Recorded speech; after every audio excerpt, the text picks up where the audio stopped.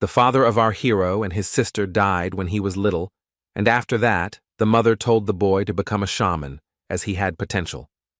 She forced her son to study the religious aspects of shamanism, poetry, magic, and various strange things previously unknown to the boy. His mother told him that trouble awaited him if he did not choose this path, but the hero was not interested in all these teachings. The boy devoted all his time to scientific research, and after 10 years, he became part of society. But the woman turned out to be right, and one day he ran into trouble. The guy was hit by a car and died. What was surprising was that the hero was reborn and realized that his mother was telling him the truth. It turned out that there is more than one life.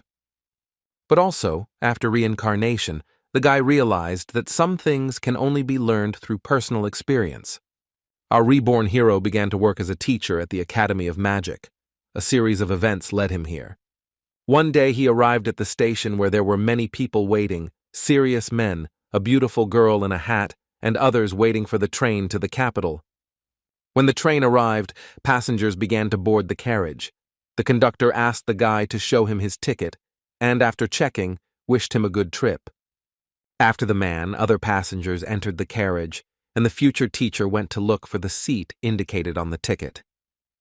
After searching, the man found his seat, 4th car, 3rd compartment, seat 403. He thought about it.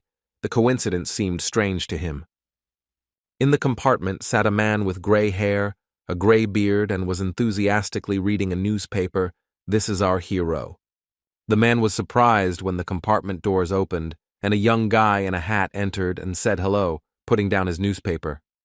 After a while, the train moved off and set off, passing snow-covered cliffs and tall trees, and the boy and his gray-haired neighbor became immersed in reading. A little time passed, and the guy looked up from the book, raised his head, and looked towards his fellow traveler, who was sitting opposite him. On the back of the newspaper was the news that the civil war in the Utah Kingdom had ended and the princess's faction had won. The guy said out loud to his fellow traveler that he was glad that the war had come to an end. Looking up, the man replied that he was also glad about it, and that he too was wondering when it would all end. The guy continued the conversation, indicating that the prince's faction had recently been recruiting soldiers, but it was good that the war did not last long. Our hero introduced himself as Roger Salici, and his fellow traveler said that the guy was apparently of noble birth, and said that his name was simply Gerard. Roger said that he was a fallen noble, meaning someone who was a noble but had their title taken away for what they did, but was still able to use magic. The boy asked Gerard where he was going, to which the man replied that he was going to Lindenbrunn, the capital of the empire. Roger replied that the Exilian Empire was famous for its advanced engineering, so there was much to see there, and added that he was heading to Leathervelk. The boy said that he was going there to join Theon Academy, which caused great surprise in the gray-haired man. Gerard told the guy that he must be an outstanding specialist, but Roger laughed and said that he was just lucky. The man said that many people dream of being in the young guy's place, so he should be proud of himself. Roger thanked his companion for his kind words and asked if he had heard about the man from the princess's faction who had won. The guy also added that it was a wandering mercenary named Machiavelli, and he had neither experience in magic nor the highest knightly rank. But Gerard wasn't particularly surprised by the guy's question and said that he considered this story gossip and nothing more. But it was true, because Machiavelli was the one who wandered the world in search of one object, and this was the name the guy used in his past life. Gerard asked the boy if he would take charge of a class at Theon's academy, to which the boy replied that he would be in charge of the second-year students. The gray-haired man looked at him sharply and said that he was more capable than he thought, thereby confusing the guy. Gerard wanted to say something, but suddenly there was a loud sound, and the carriage began to rock violently. The men couldn't understand what was happening. The guy assumed that the engine had probably exploded, but the fellow traveler said that this couldn't happen because he was protected by magic. The man told the boy that it was probably a trap, and they had set it up to rob rich merchants or nobles, and if they had set off the explosion, then there was a magician among them. The heroes decided that they needed to hide or get off the train, and Roger said that he would go first and ask the man to wait for him. The fearless guy left the compartment to see what was going on and realized that there were no passengers in the fourth carriage. Gerard was concerned about the safety of the other passengers, to which the guy said that the compartments were protected by magic. The man replied that it was still dangerous to remain in the compartment if the same magic spell had been cast on them, the protection of which had been broken. Roger and his companion could not understand why the robbers were not here yet, since the explosion occurred in the third carriage. Gerard said that if he had been in the robbers' place, he would have headed to the first carriage first, because that was where the first-class passengers were. The man suggested that the guy go out through the back door, and at that moment, behind their backs, a robber flew into the car, kicking out the window. Roger reacted quickly to this and turned to face the robber and told Gerald to stand behind him. The heroes saw the robber, a green mask half hiding his ugly face with scars and a terrible look. In an instant, the robber took out a sharp antique knife and decided to pounce on Roger and Gerald, who were standing there. The guy realized that he needed to defend himself and used a magical blow, which hit with such force that the robber flew back several meters. With the attacker lying on the floor, the men became more confident and looked down on him with disdain. Gerard was a bit worried and asked the guy if he killed the robber, but Roger said he only immobilized him. The guy decided to approach the lying robber to ask him a couple of questions, and his companion said that it was dangerous. The hero approached the villain and, pressing him lightly with his foot, asked why he climbed into the carriage, and the robber only began to laugh. Roger was angered by this and demanded more insistently that the robber answer his question. The robber looked angrily at the guy, calling him a dirty little man, and said that he would kill everyone here. After this, the villain opened his jacket with both hands, and Roger saw that there was a large bomb inside, with 2 seconds left before it exploded. The boy heard Gerard shout at him to hide, but he stood frozen in horror, unable to take his eyes off the explosives and the last elusive number on them. In an instant, there was a powerful explosion that resounded throughout the entire carriage. The gray-haired man sat on the floor, covering his head with his hands. When the smoke cleared a little, the man stood up and called Roger, asking if he was okay, but received no answer. Gerard didn't see a single living soul in the carriage. Roger was nowhere to be found, and the carriage was covered in shrapnel and smoke. The man called Roger again, but he was nowhere to be found, and he noticed that the skin on his face was damaged. He pulled the sagging skin of his face with his hand and tore it off, and it turned out to be a mask, under which was the young face of a guy with black hair. It was this same Machiavelli who took the name of a famous person from his previous life. He had to completely change his personality to avoid getting into dangerous situations, and he simply traveled around the world. One day he attracted unwanted attention to himself, but fortunately, when the princess and her soldiers were overcome with triumph, he managed to hide and board a train to Lindebruen. But despite this, the guy was disappointed that troubles were happening to him all the time. The hero stood among the destroyed train. He threw away his mask and thought about what happened, sadly remembered Roger. The guy didn't expect the bomb to explode. Ordinary robbers would hardly have pulled something like that off unless their target was the train and not the passengers. Suddenly a man with glasses appeared from behind. He saw the guy and asked what happened here and if he was okay. The guy explained to the man that the train had been attacked by armed robbers and that they were heading to the first car and that it would be advisable not to get involved. The stranger turned out to be a conductor, and he said that passengers needed to be evacuated through the last car. He wanted to suggest that the guy do the same, but he suddenly hit the man and grabbed him by the throat with his hand. The guide looked at the guy with an innocent look and seemed not to understand what was happening, but the guy said that this game would not convince him. He said that robbers don't just attack any passing train out of the blue, let alone a protective spell that wears off on its own. The man realized that he had been found out, so he wanted to take a knife out of his sleeve, but the guy noticed it in time and asked where they were so fast. But the man remained silent even when the guy put a knife to his neck, so he decided to let the man go. But suddenly, The hero heard a familiar sound and with a quick movement kicked the man in the back forward. The guy suddenly crouched down, dodging the many bullets that flew through the man's body. He couldn't figure out when the enemy had time to give the signal, because he was constantly watching him, so the guy decided that this operation was planned. The guy was seen by a gang of men with guns, who were very surprised that he was able to dodge the bullets and survive. The hero stood up and, adjusting his tie, told the men not to even dream of killing him. But the villains didn't even think about letting him go and pointed their guns at the guy, and one of them said to finish him off. Our hero looked at them intently, and with the help of magic made it so that none of the bandits could pull the trigger, which left them perplexed. A moment later, the masked men noticed that mana was being released around the guy, and they guessed that he was a mage and that he had disabled the weapon. But then the hero felt how something began to suppress the magic in his hands, and the guy felt how he began to lose strength. Then he looked at the people with weapons and saw that a magician had appeared among them, and it seemed that the guy had heard of him before. He told the young hero not to twitch, and then he would be granted a quick death because the guy was surrounded and had nowhere to go.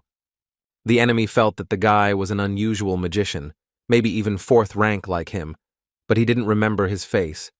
The young magician stood on the edge of the carriage with the knocked-out wall and thought that 10 minutes had already passed since the explosion, and he could no longer wait for reinforcements. And he decided that there was no other way out but to jump off the train, which he did, without waiting for these villains to finish him off here. As soon as he jumped, the bandits immediately looked out of the hole, but they did not see where the guy had disappeared to and decided that he had jumped off the train. The main man said that the guy was on the roof and most likely he used flight magic, but they did not understand how this could be done if the train was moving. The villainous magician said that his people should find the guy urgently and that several people should stay here and the rest should search in the first carriage. The hero was indeed on the roof. He was running quickly along the moving train, and a further plan was already maturing in his head. The robbers noticed that the guy ran to the back of the train and headed to the last car. But when they opened the door, they were covered by a wave of a powerful explosion. The gang of villains were surprised at how quickly the guy set a trap for them, and the leader said that the hero was different from the magicians he had encountered. He said that the efficiency and results of his work were on a completely different level, and that the guy looked more like a hunter than a magician or a mercenary. A minute later, the masked men realized that the young magician was separating the cars in order to escape, and that he had no intention of fighting them. Our hero actually separated the cars, remaining behind the departing train, on which the bad guys remained. The main enemy tried to remember his face and decided to track him down and kill him. Suddenly, the main bandit felt a huge amount of energy, but it was unclear where it came from. Turning around, the villain saw our hero, who looked at the gang with disdain and directed his magic in their direction. The guy directed a powerful stream of energy at his opponents, and the main villain shouted in horror at the men to run away, while he himself was blinded by the strong light. The entire team was defeated. The villains lay dead on the floor, and the young magician was pleased that it was finally all over. But the main enemy stood opposite. His body was heavily damaged by the inflicted energy blow, but he still remained alive. Half of the enemy's face was burnt. He directed his terrifying gaze at the guy and asked him why he needed to kill them. The enemy began to accuse the guy of killing many ordinary people who were patriots fighting for peace. To which our hero asked in bewilderment how the scoundrel dared to accuse him, since it was they who wanted to kill the young man in the first place. After this conversation, the hero informed the enemy that he would be ready to let him go, but now he cannot, because he knows him by sight. The barely alive man said that it was better to decide everything here and now, and magically, his body began to split into 2 parts like a masquerade costume. Our hero looked at what was happening in bewilderment. He did not expect this at all, and simply watched in anticipation to see what would happen next. From under the man's ugly body appeared a beautiful girl with a wonderful figure and luxurious hair. She turned to the guy and asked if he was okay and if he was too scared looking at what was happening.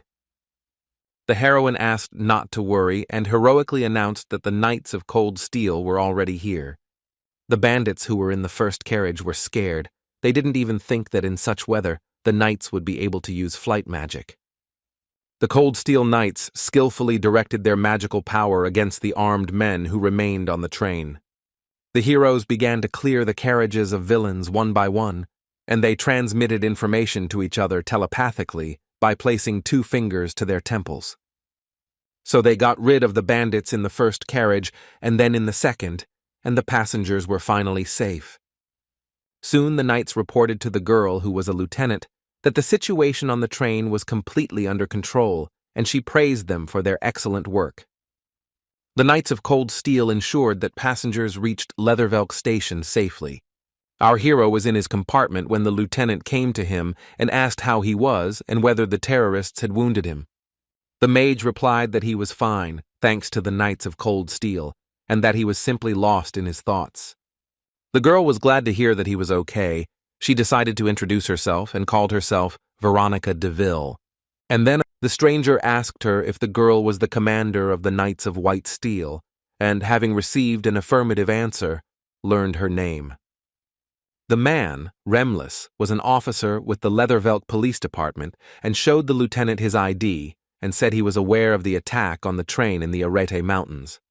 The girl said that they had eliminated all the criminals, for which the officer thanked her, but pointed out that there was something strange in the report. The man tried to figure out how the attackers had captured the train so quickly, because even using magical power, they could not have broken through the protection so easily. Our guy watched the conversation between the officer and the girl with suspicion, and the man continued that most likely there was someone on board the train who helped them. Veronica thought about this information and said that it was a sound idea but still only an assumption. The police officer then explained that they would not detain the people, but that their identities needed to be established, to which the lieutenant agreed. At the same time, she turned to the young man who was sitting behind him and, as if calming him down, said that everything would be fine. The main thing was to answer the questions honestly. The guy again plunged into familiar sensations and realized that he was in big trouble again, and he was really tired of it. There is nothing suspicious about Gerard's identity since he passed ticket control and legally boarded the train. But the problem was in the face, because now it does not at all look like the face of a 45-year-old gray-haired man. And the guy began to assume that if he was put under investigation, then sooner or later his secret would be revealed and the young man would be hanged, and if he was lucky, he would be subjected to severe torture. The hero understood that he could not escape since the street was full of police officers and Knights of Cold Steel. Besides, the lieutenant was merciless to criminals. Now she is smiling while talking, but if she suspects something, the guy will be in trouble. After a while, the officer took out a list of passengers and said that our hero had nothing to worry about. He just needed to confirm his identity. The man asked the conductor to give him a ticket corresponding to seat 403, which indicated 2 passengers, Roger Chalici, 25, and Gerard, 40 years old. The policeman looked at the guy and asked him where the second passenger was, because there should be 2 of them in the compartment. The young man told honestly how during the attack, he was caught in an explosion when they were passing the Arete Mountains, and that he then fell off a cliff. Despite the fact that the guy hid his appearance, he told the truth about his fellow traveler, although the officer sensed a catch in the young man's words. The policeman told our hero to stay put, to which the lieutenant of the Knights of Cold Steel stood up for the guy and said that the guy could not be a suspect. Veronica informed the officer that our hero was fighting terrorists when the knights arrived, and traitors do not behave like that. The officer felt uncomfortable that he suspected the guy of setting him up and asked him for forgiveness, calling the young man Mr. Roger. Our young magician sat with a confident look, and of course the problem had been resolved. He was mistaken for Roger, and he didn't even have to invent anything.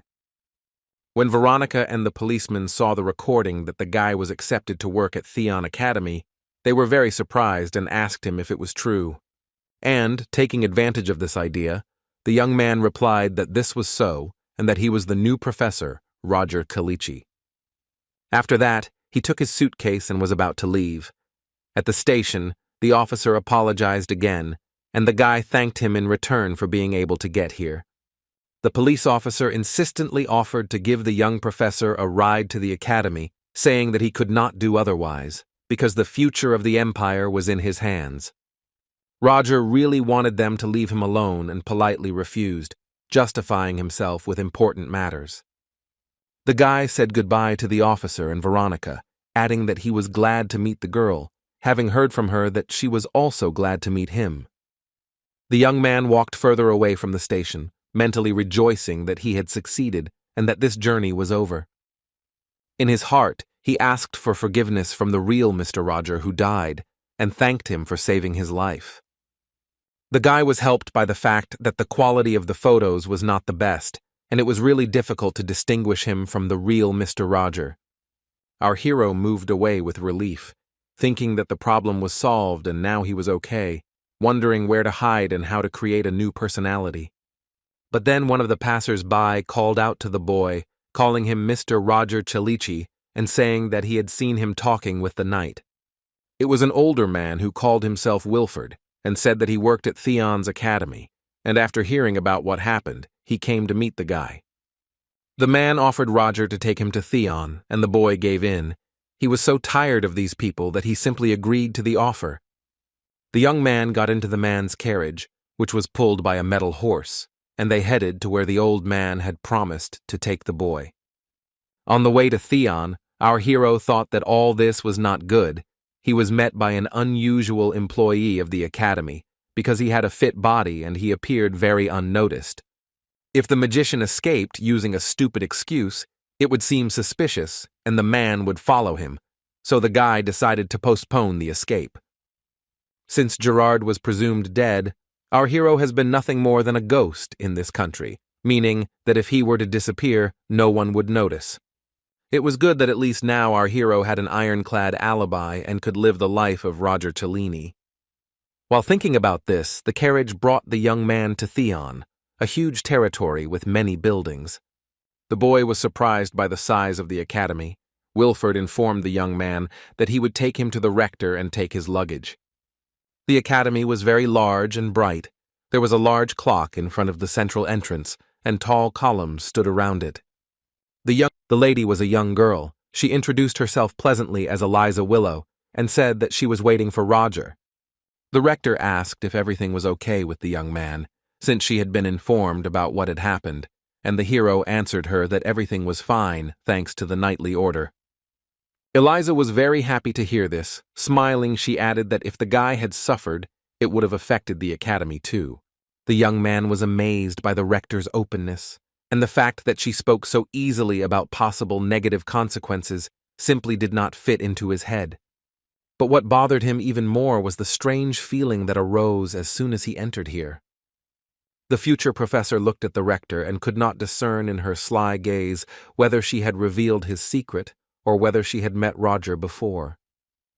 But a minute later, it became clear that it was not, because the girl happily expressed her admiration for the young man's appearance and said that she was glad to have their first personal meeting.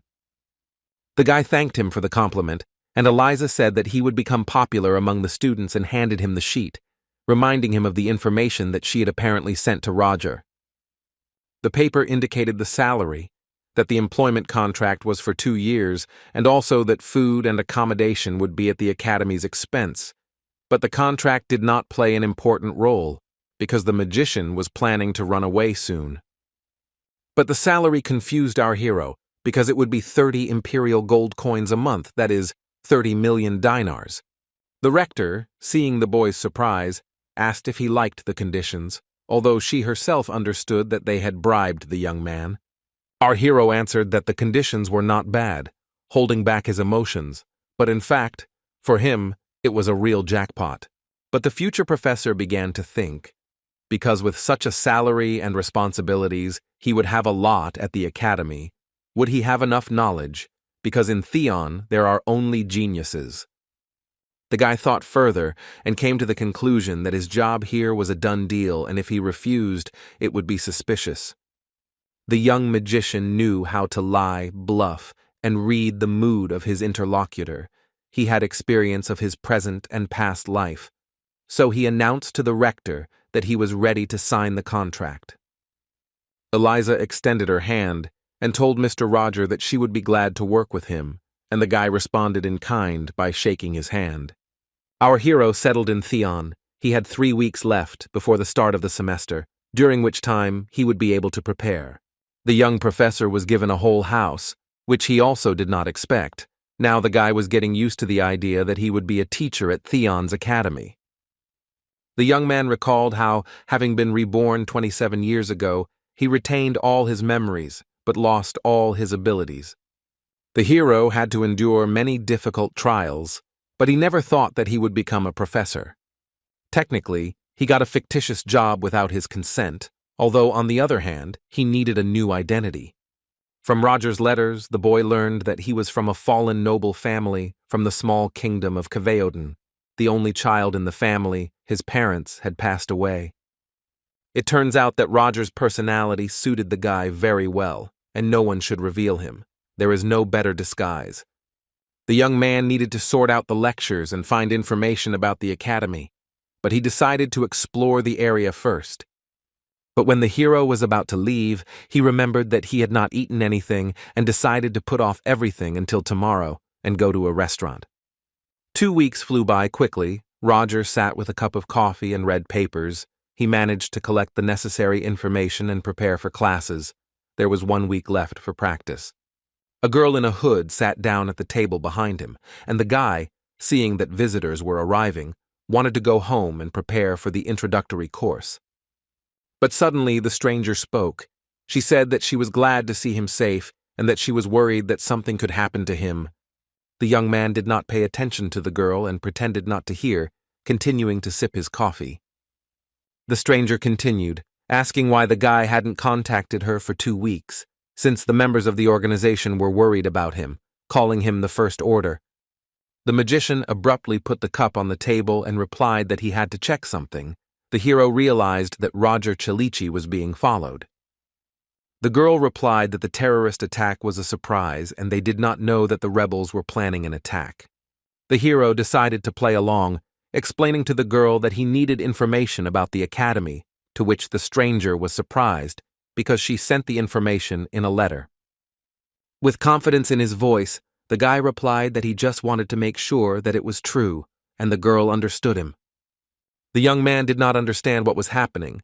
Now he had to try not to arouse any suspicion and continue to play along.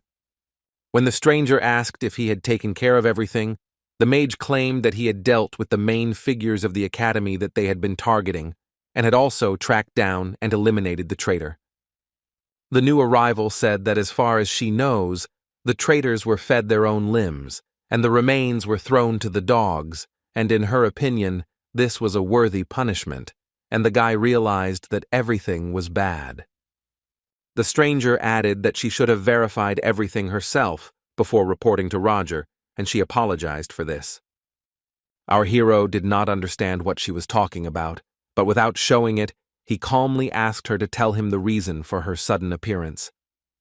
She started talking again about how Roger had been here for a month, but still hadn't contacted them, and they were worried. The guy sharply noted that her appearance attracted unnecessary attention and got on his nerves. He noticed from the conversation that the girl was afraid of Roger. Softening his voice, the young man said that he would listen to her report and asked how many people they had taken. Nervously, the stranger reported that 31 people from the Third Order and 7 from the Second had been successfully infiltrated, and other members of the First Order had already taken their positions according to plan. Roger calmly approved of the girl's words and suggested that the stranger leave if the report was finished, and she asked him to come to the previously agreed place in the future.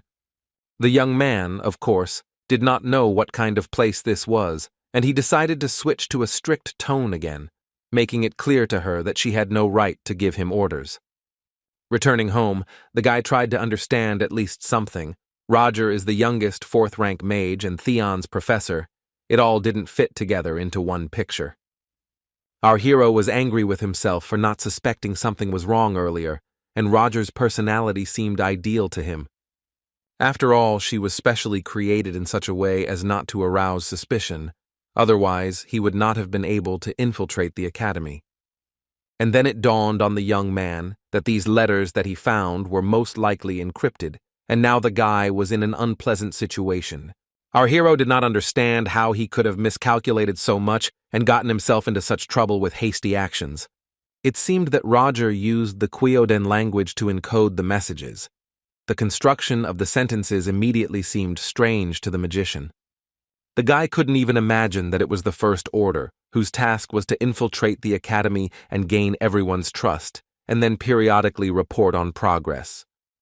But the more he thought about it, the less he believed that the head of a secret society could die in a terrorist attack. It turns out that Roger was one of the strongest members of the organization sent to spy on the academy, and such a person should have survived. Now, to the secrets of our hero, there is also this whole story between Theon's academy and the secret organization. According to that girl, the secret society consists of 4 orders: 0, 1st, 2nd, and 3rd. The guy knew nothing about the 0 order, but now he at least knew about its existence. The young man decided to find out who else the First Order had sent, because if this person was familiar with Roger, then there was a risk that he would be exposed, and now the main thing was not to get caught. The guy decided that the best option for him would be to use Theon and get rid of the secret orders, because a secret organization would not be able to resist a powerful academy. It would be necessary to obtain the necessary information without either side realizing it, and this game on 2 fronts was causing the magician a major headache. The thoughts became increasingly heavy, and they tired the professor out considerably, predicting 2 difficult years for him at the academy. The first semester has begun, and the large auditoriums are becoming lively with the many students of the academy. There was a blue-haired student sitting in the audience, listening to a conversation that had started between other students in the back seats. One student was telling the news that the subject of spell theory and visual representation of the elements would be taught by a new professor because the previous one had suddenly quit. The second guy added that their professor quit when a student embarrassed him in front of everyone by showing that she was more capable than him. They were talking about a girl with blue hair. The student's name was Flora. When her friend said that the boys were talking about her, she sheepishly expressed her misunderstanding, as if she had done nothing wrong. The students continued to discuss the new professor, one saying that he had a brilliant reputation and had written a lot of reports while being a military officer. The second student said that he was not some simpleton, but a respected person, and that this professor was also a fallen nobleman. A blue-haired girl named Flora listened thoughtfully to the conversations and thought about how stupid it was to jump to conclusions so early. A couple of minutes later, the professor himself entered the classroom, tall and important. The role of teacher suited him very well, despite his age. The conversations in the audience died down, everyone turned their attention to our hero, and he announced that he was their new professor, Roger Selici. The students froze and looked at him with wide-open eyes in surprise. There was something mysterious and incomprehensible about the professor. Roger warned the boys that while they didn't have a schedule yet, he would make a few announcements, and then they would begin the main course. The young teacher added that he would teach students spells, but the structure of the lesson would be unusual for them, and they would learn not only theory, but also develop practical skills. He also indicated that the first year would also be able to attend classes. The students began to whisper about these announcements. Apparently, this was unusual for them. Roger asked the second years to be quiet, understanding that the workload would be the same for everyone.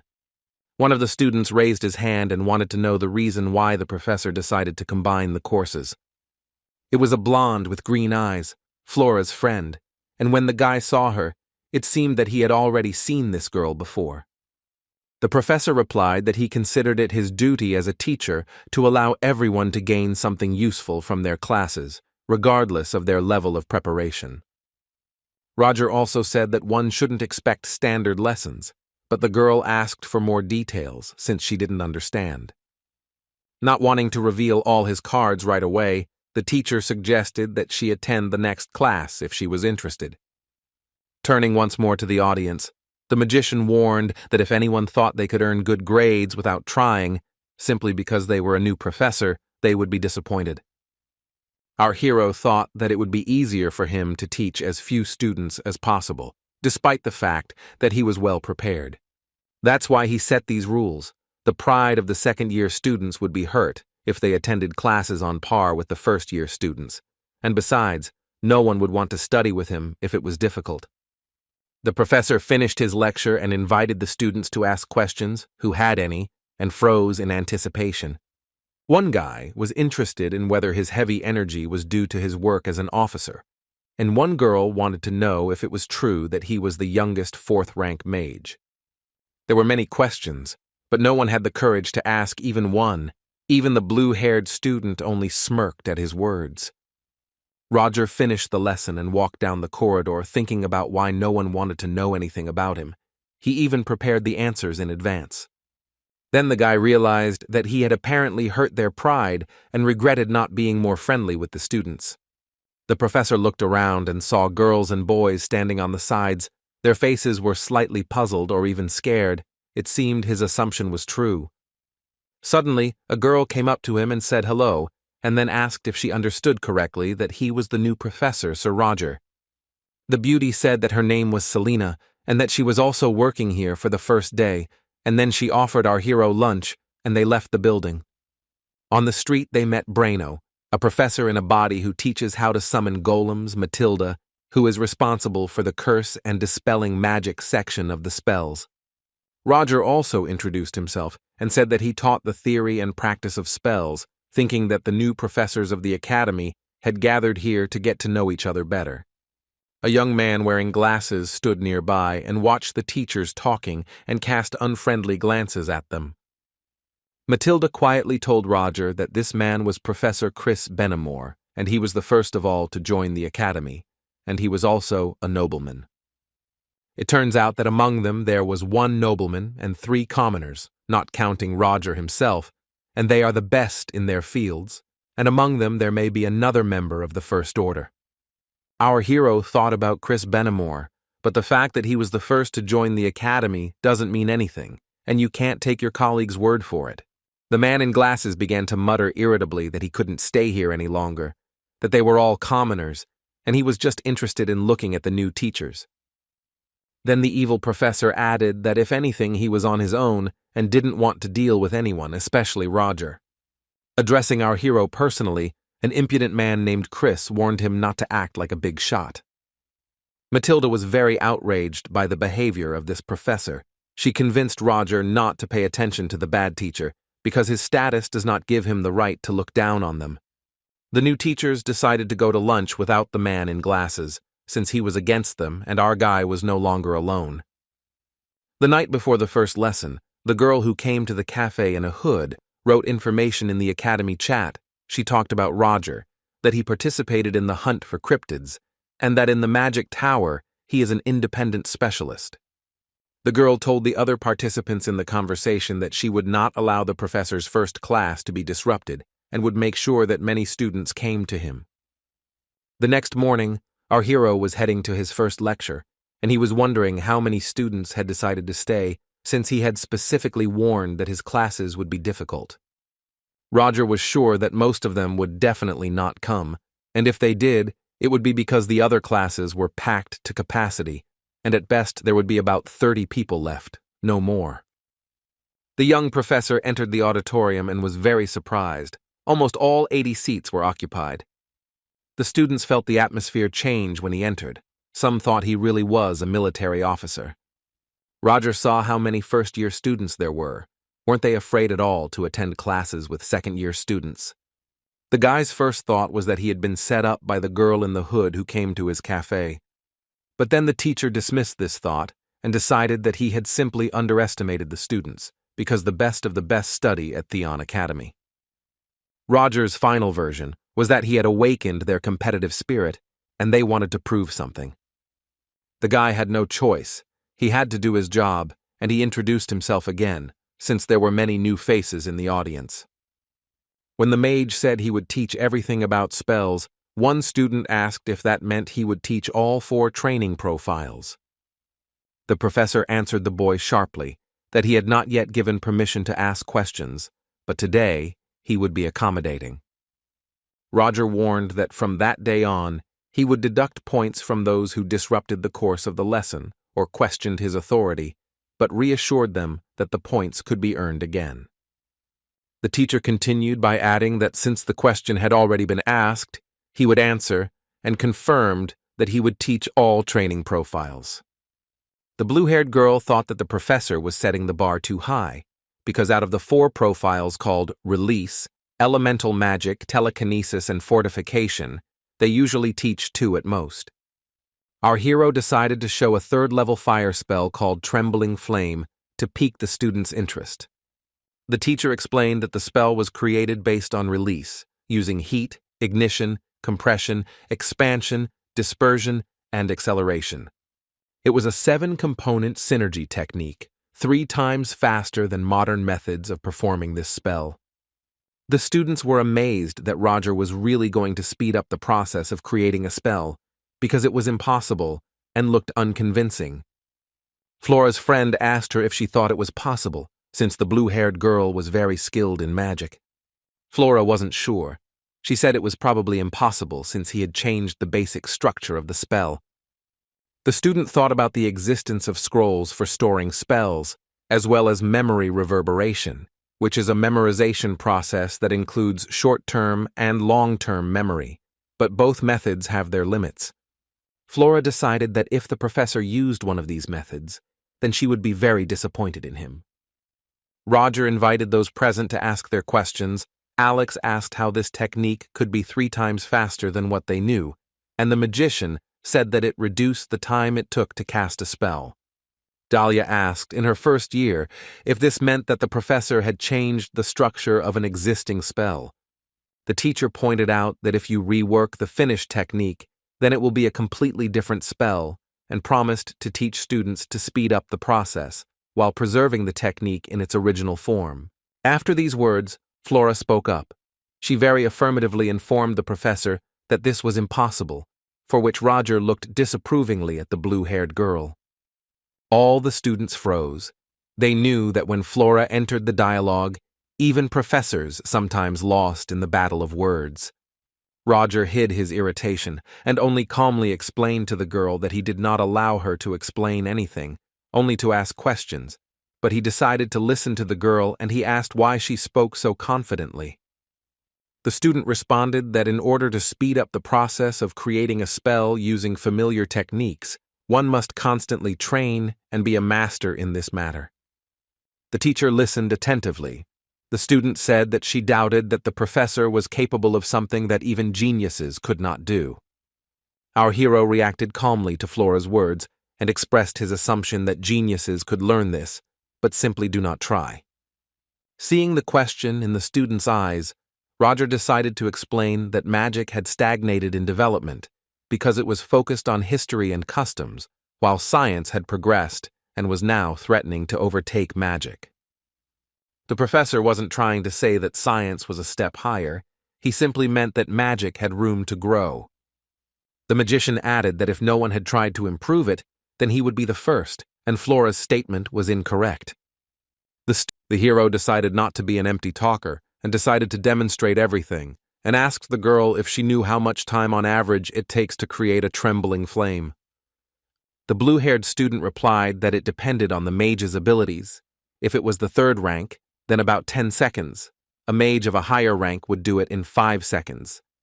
The teacher confirmed that this was true, but it was not necessary to base it on rank, and he gave students as an example. Flora guessed that it would take the students at least 5 seconds, but specified that she could do it faster. Roger asked the girl to come to the board and set an example for everyone, as her confidence was impressive. The student agreed, and found herself in front of an astonished audience and created a trembling fire as Roger had requested. Her classmates were amazed at the speed of her technique, and one guy said that it was immediately obvious that she was the daughter of the Lumos family. The professor measured the time on his stopwatch at 4 seconds, 78 milliseconds, commenting that he found it hard to believe that she was a second-year student. The magician praised Flora, calling her performance flawless, but she coldly replied that there was nothing special about it. But when our hero added that it was still too slow, the student's eyes simply widened. Roger clarified that she was a little short in time. The best time for a third-rank mage was 4:41 seconds, to which the girl replied that she would speed up if she practiced. The professor continued to tickle the student's nerves and announced that 4:41 was also not a fast enough result. The audience was stunned and could not even imagine how fast their teacher was. Roger ordered everyone to watch how to create a flickering flame and made a movement with his magic wand. The students were amazed. The process took a second or even less, and the blue-haired girl became even more convinced that the magician had completely changed the structure of the spell. The professor asked the students if they all saw the process, and said that he would repeat it again for those who did not notice. Roger did the same thing again with ease, baffling everyone present and even Flora. It took 0.24 seconds to create the flickering flame, much faster than the official record, and the mage was sure that they had now changed their minds. The teacher explained that the spell might seem strange, since it was the first time he used a different technique, but nevertheless, it remained the same. In other words, he used one technique to create another. That is, he changed the initial data and came to an already known result. The magician continued to explain that it was necessary to create a kind of program, as if the magician's body was equipment and the accumulation of magical power was data. And then the programs called techniques would activate the software, that is, magic. All this that the professor described, he called the source code, and this is where Roger's explanation ended. Flora was very puzzled. She had never heard of such magic, and now she was wondering who this man Roger Chalici was. The professor said that she interrupted the lesson without his permission, and all because she was biased towards his words. The girl was ashamed of her behavior, and she agreed with Roger's words, although she was so sure that she was right. The teacher added that the girl had acted unreasonably rudely towards him, so he promised to deduct 10 points from her grade. The blue-haired student's friend couldn't believe it. How could they find Flora, the one who was higher in knowledge in the entire second year? Clenching her fists, the student was already heading to her seat, suppressing the storm of indignation inside herself. But suddenly the professor turned to her again and clarified that she had shown the perfect technique for creating a trembling flame, so he was returning 10 points to her. He also added that he respects diligent students and praised Flora, even squeezing out the word "thank you." Overall, the students were glad that it all ended this way and that the penalty points were cancelled. The friend asked the blue-haired student how she was, but Flora looked pleased and thanked her for her concern. Cheryl was surprised at how quickly her friend let it go, but in reality, her friend hadn't been open with her. Roger took off his coat and announced to the boys that this was just an introduction and that the lesson could now begin. He went on to say that he would select students who would listen carefully and teach them the source code, so he recommended that they work hard. Of course, this inspired the students, as well as filled them with fear of what they considered an impossible task.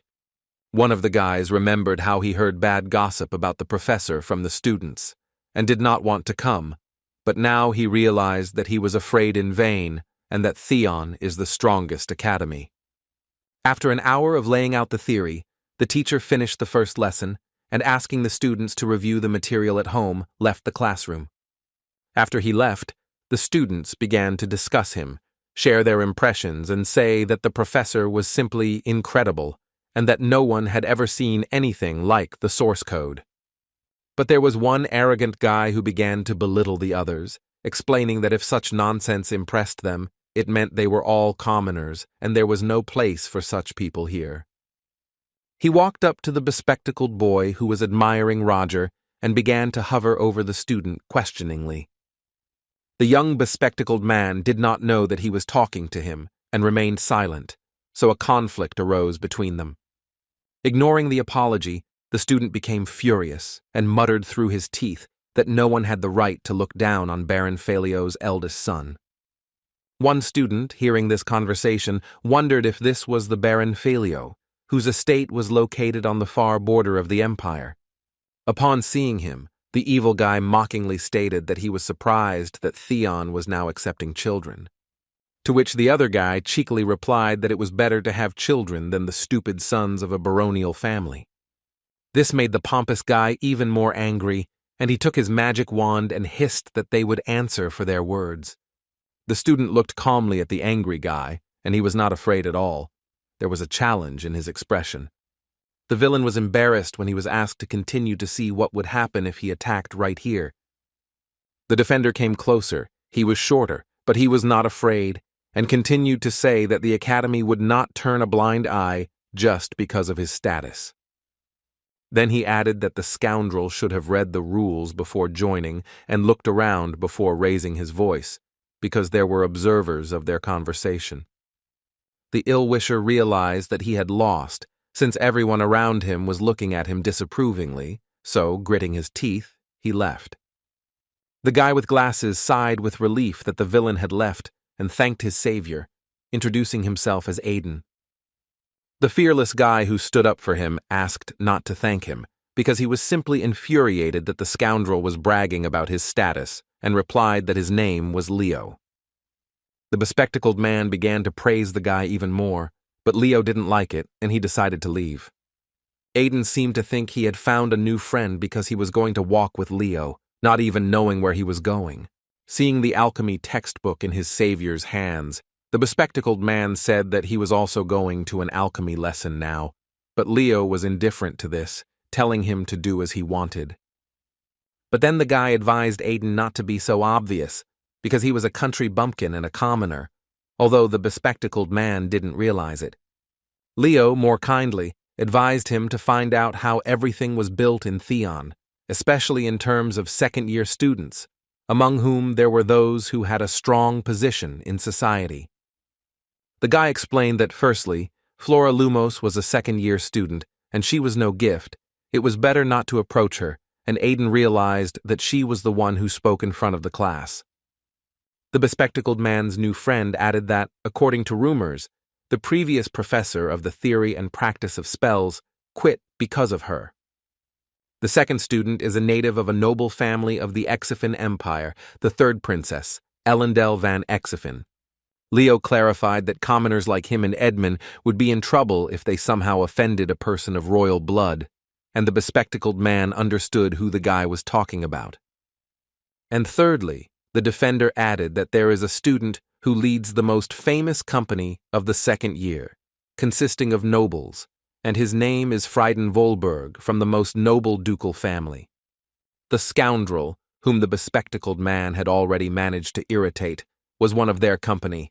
For them, commoners were just gnats. Edmund told his friend that there was nothing to be done, and asked if there was anyone else, and Leo couldn't figure out whether he was brave or stupid.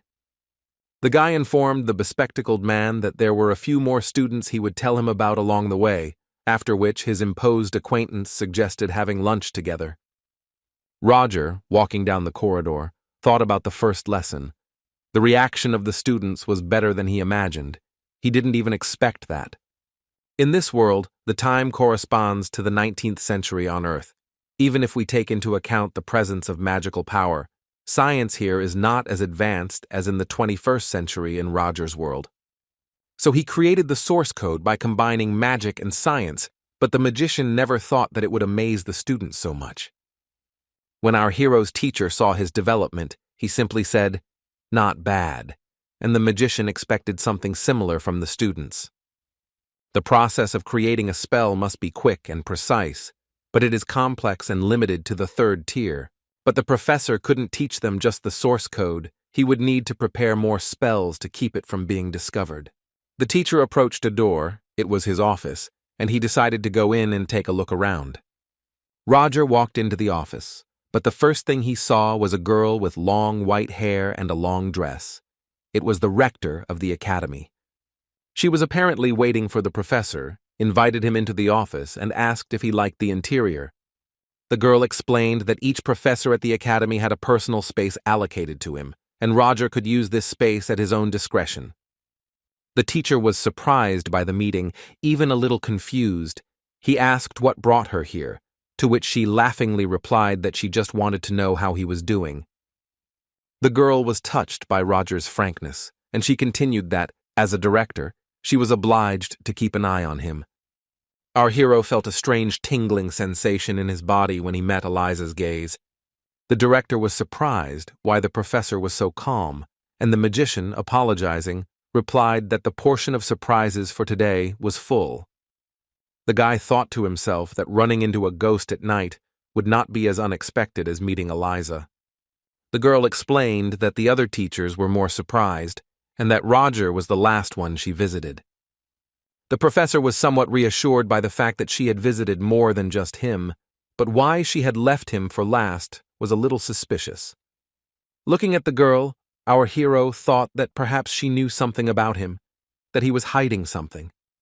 No matter how well the organization hides itself from the rector of the academy, suspicious details will not go unnoticed. Our hero was irritated by this unfair play. Even though he was the head of a secret organization, he didn't work for them. The rector noted that she had heard that Roger had invited first-year students to his lectures, and the guy confirmed that he did not divide students into courses. Eliza said that she doesn't blame the professor for anything, and in fact she agrees with his teaching methods, and that there are some really strong guys among the new students. She also noted that there were also students using unique magic, but Roger didn't know that because he only received a list of groups. The guy also learned from Eliza that a princess attends the classes, so he needs to try not to get into trouble. The rector added that she was not asking him to treat her specially. It would just be difficult to resolve the situation if something bad happened. She congratulated the magician on the successful conduct of the first lesson and said that she would not worry anymore because the students had good impressions of him. Our hero felt a bit awkward and offered the girl some tea, to which she replied that she appreciated his hospitality, but she had work to do and wished the guy good luck with his work. Eliza left the office, and there was an elderly man waiting for her, who asked her how everything went and whether she could trust Mr. Roger. The rector did not yet know the answer to this question, which she told the man, the same one who brought the boy to the academy. The girl continued that she usually watches those who arouse the most suspicion, but she could not say anything for sure about this professor. But the man was sure that if the rector had taken up the matter, then everything would soon be resolved. Eliza thought about it. She could not even imagine that Roger would not even flinch, having encountered her enchanting gaze twice. He would have given in to him if he were a fourth-rank mage, but the fact that the professor didn't react at all meant that he was holding on by sheer force of will. The girl noted that the professor was a very interesting man, but knowing that some secret group was operating in Theon, she had to be attentive to even the most insignificant details. The rector asked Wilford if he thought that the incident on the train was just a trick, and that the stranger had taken advantage of the chaos to take the place of the real Roger. The man replied that it was difficult for him to guess, but he was sure that Roger was an unusual young man. He added that his old gut was telling him this, and the girl confirmed that it never let him down. The rector wasn't sure whether she could trust Roger's words, so she decided to watch him a little longer. When Eliza left the office, our hero was left furious from the personal meeting because she was clearly interrogating him. Roger tried to reassure himself that he hadn't done anything that she could blame him for and decided to just go about his business. The professor took out the list of students and saw that the Lumos family was the most influential noble family.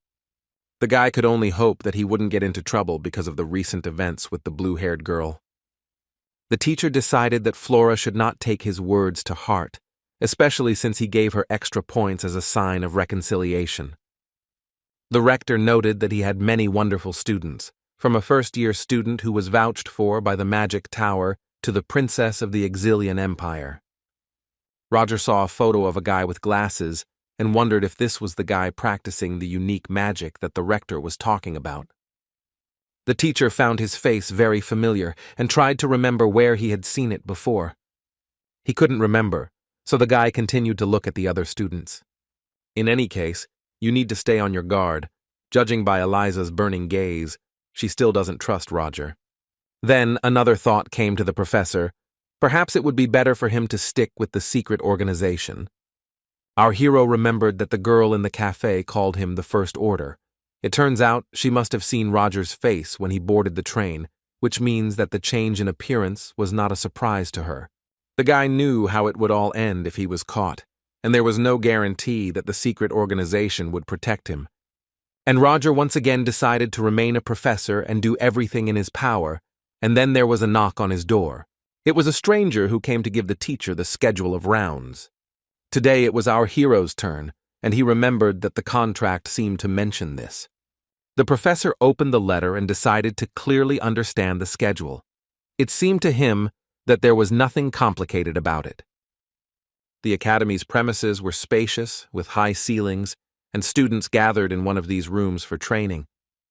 Among them were two girls between whom a conflict broke out. They argued over status. One of them proved to the other that she had the right to remain in this room, since this place was intended for public use. A student of lower status suggested to another that she should leave if she was not satisfied with something. In response, she heard from a girl who was apparently of a higher status that such an uncouth commoner did not dare to be insolent. Feeling that she was being treated unfairly, the commoner said that in Theon everyone was equal, regardless of status or origin. Lady Dynama explained to the girl that they say this so that she and others like her do not feel deprived, and another guy added that commoners are very stupid.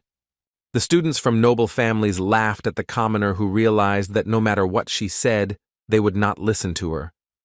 Lady Dynama turned threateningly to the poor girl and said that if she understood everything, then she should beg her forgiveness for her behavior. The students laughed at how stubbornly she stood her ground, because she knew how it would all end, and when she started to leave, Lady Dynama was very angry that her words were ignored. The angry student took out a magic wand and wanted to stop her, calling her a cur. The boys from the noble families called out to Dynama. They were afraid that something bad might happen. A stream of magical energy poured down on the commoner. She was very scared, but suddenly, someone muffled this magic and it dissipated. This enraged the angry student even more. She shouted at the whole room, asking who dared to interfere with her action. Somewhere from the upper floor, the students heard a male voice asking why they were fighting in a hall intended for training. It was Roger. He threatened the students that the school year had just begun, and they were already getting into trouble, and called it disrespect for Theon Academy. Everyone present froze in bewilderment. They never expected to see a new professor here. Our hero, using the magic of flight, descended down, explaining that he wanted to limit himself to a warning, but it was a one-sided attack. The girl from the noble family said that there was no problem, and it was necessary to protect the honor of her family. Roger addressed Lady Dynama very sternly and announced to the entire hall that all of Theon's students were equal, and that no matter how noble your lineage is, and despite the disapproval on the girl's face, the professor said that he simply could not turn a blind eye to it. After these words, our hero ordered the student to follow him immediately, after which she became even more angry. Literally losing her temper, the girl clenched her fists and called Roger an insignificant fallen nobleman. Of course, the professor, hearing this, felt a storm of indignation in his soul, and he asked the girl again what she had said, as if buying time to take control of his emotions. The teacher's voice made the students freeze in fear, and Lady Dynama herself was unable to open her mouth. One of the girls called Professor Selena, and she quickly headed towards Roger to stop him, because it was dangerous to conflict with the princess. Our hero approached the naughty student, and a threat hung in the air over them, and everyone understood that the teacher would not forgive the insult. The mage raised his hand and heard Selena call out to him from behind. Everyone thought that Roger was about to vent his aggression, but he dropped his hand on Dynama's shoulder. The magician had great willpower. He decided not to give in to emotions, and answered the girl that he was indeed a fallen nobleman. Dynama looked at the professor with surprised eyes because she expected the worst from him. The teacher looked calmly at the student and continued that she had made a correct point, but everyone was in Theon, and he was a professor, and that she was questioning his authority. Softening his voice even more, the magician said that the girl had just arrived, and it was probably not easy for her to get used to the new environment. Roger added that he would assume that she had misspoken, and said that he would let her go this time, but of course he promised her disciplinary action for her rude behavior towards her classmate. Our hero saw that Selena approached the commoner and asked the student if she was injured, to which he heard that everything was fine. Roger announced that he was leaving the students with Professor Selena, and then left, leaving behind him the astonished crowd. The commoner, whom the teacher called Renee, was delighted that he remembered her name and that she attended his lectures. The girl understood that she was an ordinary commoner, no different from the other students, which is why she was so delighted by the professor's words. Having analyzed this situation, Renee decided that he was not as bad as it seemed and as others said. Now she felt that she could trust him and follow his example, and decided that she would study even better from now on. After what happened, Roger went outside and sat down on one of the benches. His head was hurting terribly, and it seemed like he was turning into a monster. The magician felt like another minute and he would go crazy, so he took a bottle of pills out of his jacket pocket and took them. A minute later, the guy felt better, and he thought how good it was that he had these pills. Roger was puzzled as to why this was happening now, since he had almost shown me his weak side. The symptoms appeared as soon as he entered the first training ground, when he could still control it. But when he felt worse, he was about to leave, and then that girl started screaming louder and louder, so he couldn't help but intervene. The guy hoped he had done well, but he knew his face was a complete mess, and he probably didn't look very good. Looking at the last empty bottle, our hero understood that he could hold out for about 5 days, but most likely he would have to use magic, and besides, saying goodbye to the prescription for the pharmacy could be dangerous. Roger was thinking that he urgently needed to contact that guy so that something that shouldn't happen wouldn't happen. On the second day, our hero, Professor Matilda and Selena, were having lunch in the dining room. She was telling yesterday's news. She spoke about how students saw a dark figure sitting on the roof of a building in the city last night. The mage said that it sounded like an urban tale about a ghost, to which Selena replied that there were witnesses to its appearance on Theon's territory.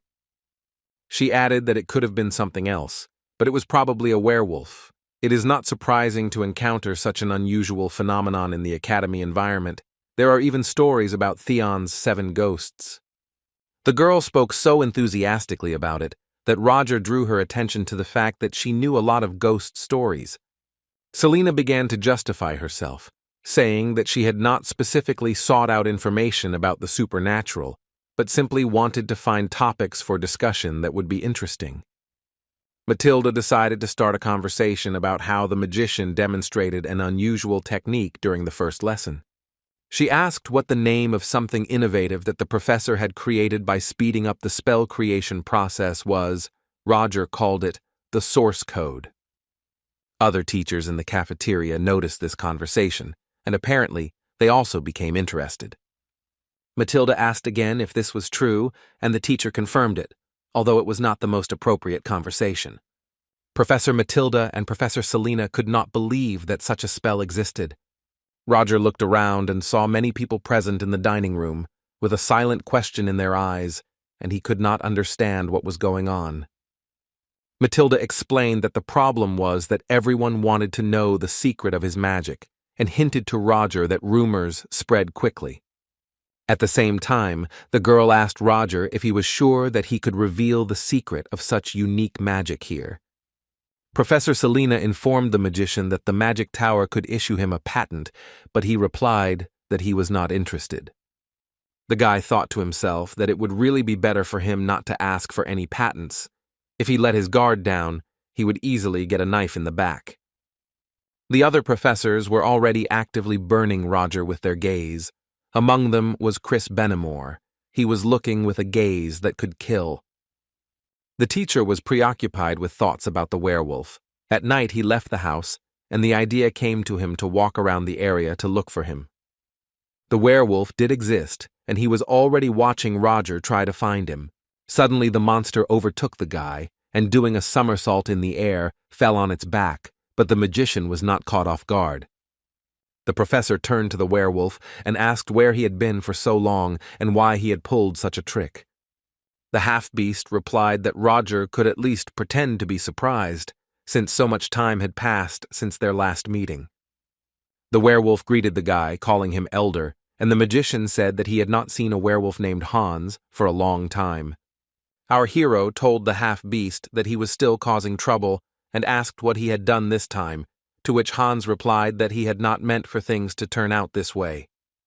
The werewolf explained that he did not expect that the dog, which had been sitting in the woman's arms a second ago, would suddenly jump off and rush at him. Roger found the situation funny, not to mention Hans, who felt as if someone had cursed him. Hans was actually a human, but he has one peculiarity. As soon as he is bitten by animals, he immediately takes over its gene and turns into that animal, whether he wants it or not. The werewolf asked Roger if he had brought the antidote, after which the guy took out a syringe with green liquid. Hans thanked the guy and gave himself an injection. He really didn't like staying like that. The antidote worked quickly, and the half-beast began to turn back into a human right before our eyes, and if it weren't for the magician, Hans would have had to suffer like this for several more days. Roger was reminded of the day they met, when he received an order to catch a cryptid animal that was not recognized by academic science. The magician was then very surprised to see an overgrown chihuahua in front of him, but then the guy sorted out the situation, and Hans, one might say, was lucky.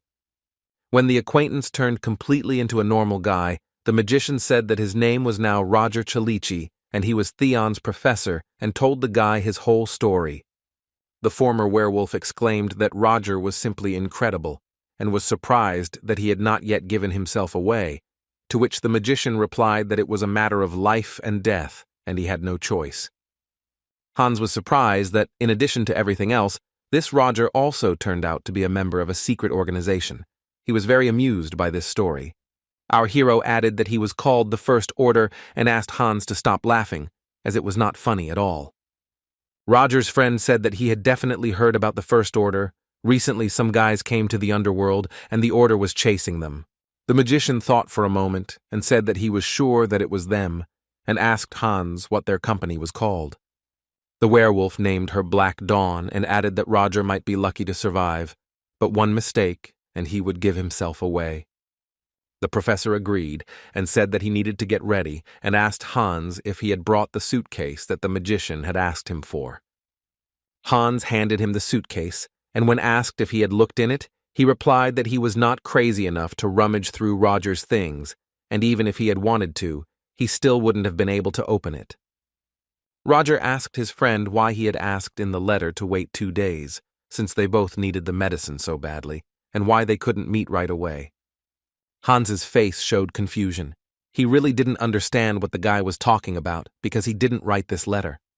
Our hero explained that the day before yesterday he had heard a rumor about the appearance of a werewolf, to which Hans, even more surprised, replied that he had only arrived in the city today and that he did not need to wait 2 whole days. There was a pause between the acquaintances. They did not understand what was going on and how to sort it out, and why there was such confusion. And suddenly, unexpectedly, everything became clear by itself, as the guys suddenly saw a real werewolf. It turns out that the beast that Selena talked about really existed, and Roger was wrong to think that it was Hans. Roger's friend suggested that they get out of here, but the magician said that if they moved, the werewolf would notice them, and he was apparently out hunting. Roger looked closely at the monster, and seeing a pendant on its neck, told his friend that he should check it out. He explained to Hans that there was something sparkling on the werewolf's neck, and that they must have put this thing on him on purpose, but it was unclear who would do something like that. The professor took a loaded pistol out of his suitcase and told his friend that now they would find out everything. The last time Hans saw Roger shoot was when he was hunting cryptids, when he had a different personality. His name was Van Helsing. The werewolf was sitting on the roof of the building, and he looked terrible. It was a big wolf with huge fangs and glowing eyes. At one point, he made a jump and found himself down next to the guy himself. Roger was right. He had a chain around his neck. Our hero had many questions, and he understood that he could get answers only by catching the monster and nothing else. The werewolf lunged to attack Roger, but he only stood imperturbably next to him, creating a magic circle around himself. The monster couldn't even reach the guy. He was writhing from side to side, making jerks, but losing the fight. Roger just stood there, and the werewolf growled, rushing around the guy, and then fell to the ground, completely exhausted. Hans looked out from behind the building and did not understand why the monster was behaving so strangely. Perhaps he ate something wrong. Roger explained to his friend that he had sent an ultrasonic signal at it that was inaudible to the human ear, and that the animal was now experiencing a splitting headache. The magician stood unwavering, taking out the injection, and was glad that the expensive silver bullet would not be needed, and he would easily deal with the monster. Roger was about to use the injection to find out where the creature came from, but suddenly he heard police approaching from the other side of the street. The magician was distracted for literally a second, but that was enough for the werewolf to jump onto the roof in one leap. The guy used flight magic to climb higher, and then threw a harpoon on a long chain in the direction of the monster, but he failed to catch it. But Roger promised himself that he couldn't let the werewolf go and rushed towards him with greater force. 2 police officers saw that there was someone on the roof, and they were going to detain anyone who aroused suspicion. Our hero gave the werewolf a real chase and, not lagging behind at all, he jumped after him from roof to roof. The monster gained a lot of speed and jumped from the building onto a stationary train, and Roger jumped after him. The magician only wanted to pacify the beast, but it left him no choice, and he decided to use a weapon. It was a sharp metal star that the guy threw at the werewolf, but he managed to dodge it, surprising the magician with his dexterity. The guy wanted to finish off the half-beast with one blow, but he failed, and a real fight broke out between them. The beast was very fast, and he deftly dodged the metal star, so Roger decided to use his stick. The werewolf grabbed the magician's stick with his sharp teeth, and the guy suddenly pulled the sword out of it, which the beast did not expect. Horror froze in the monster's eyes, because he understood what would happen next. With one blow, Roger removed the head from the shoulders of the terrible werewolf. Hans walked down the street discontentedly. He almost got caught by the police and still couldn't find his friend, who said he wanted to catch a werewolf, but then disappeared. Suddenly, right in front of him, a bloody head of a monster fell onto the road, and the guy jumped in surprise. A second later, Roger came down here, and Hans angrily blurted out that he should have warned about this, because he almost dropped his suitcase. The guys looked at the werewolf's head, and the professor's friend asked what he was going to do with it, to which he replied that he had studied what he wanted, and he no longer needed it. Hans asked why Roger had brought the head here then, and the magician admitted that he simply wanted to surprise him, and that he succeeded, unlike Hans. Our hero figured out that it was not a real cryptid and that someone had created it artificially. Roger explained to his friend that if they were to do what they had planned, they had to settle down somewhere. He suggested staying in Leathervelk. It was much better here than in the capital, and besides, they needed to stay here for some time anyway. Hans was surprised that Roger wanted to stay in a city where secret organs of the organization operate, conduct crazy experiments, and street gangs operate. The professor explained that this was precisely why this was the most suitable place, and they would get lost in all this chaos. They just needed to collect all the necessary information, and since he was being watched, it was Hans who had to do it. The magician asked his friend to keep him informed of everything, then he would make his move, and the guy agreed, because he was a professional at this. Roger couldn't wait for the situation to resolve itself, but since he didn't have the opportunity, he had to at least make allies first. It's unusual to meet a werewolf in this era.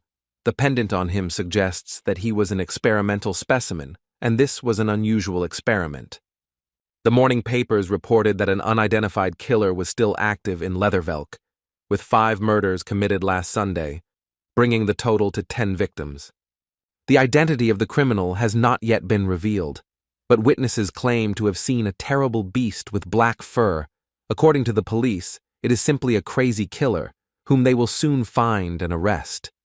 Roger was surprised why they wrote about Sunday because he got rid of the werewolf's body on Saturday. There might have been other werewolves, and this thought upset the professor, and troubles continued to haunt him. This morning there was a meeting of professors. They gathered in the large hall where Roger arrived last.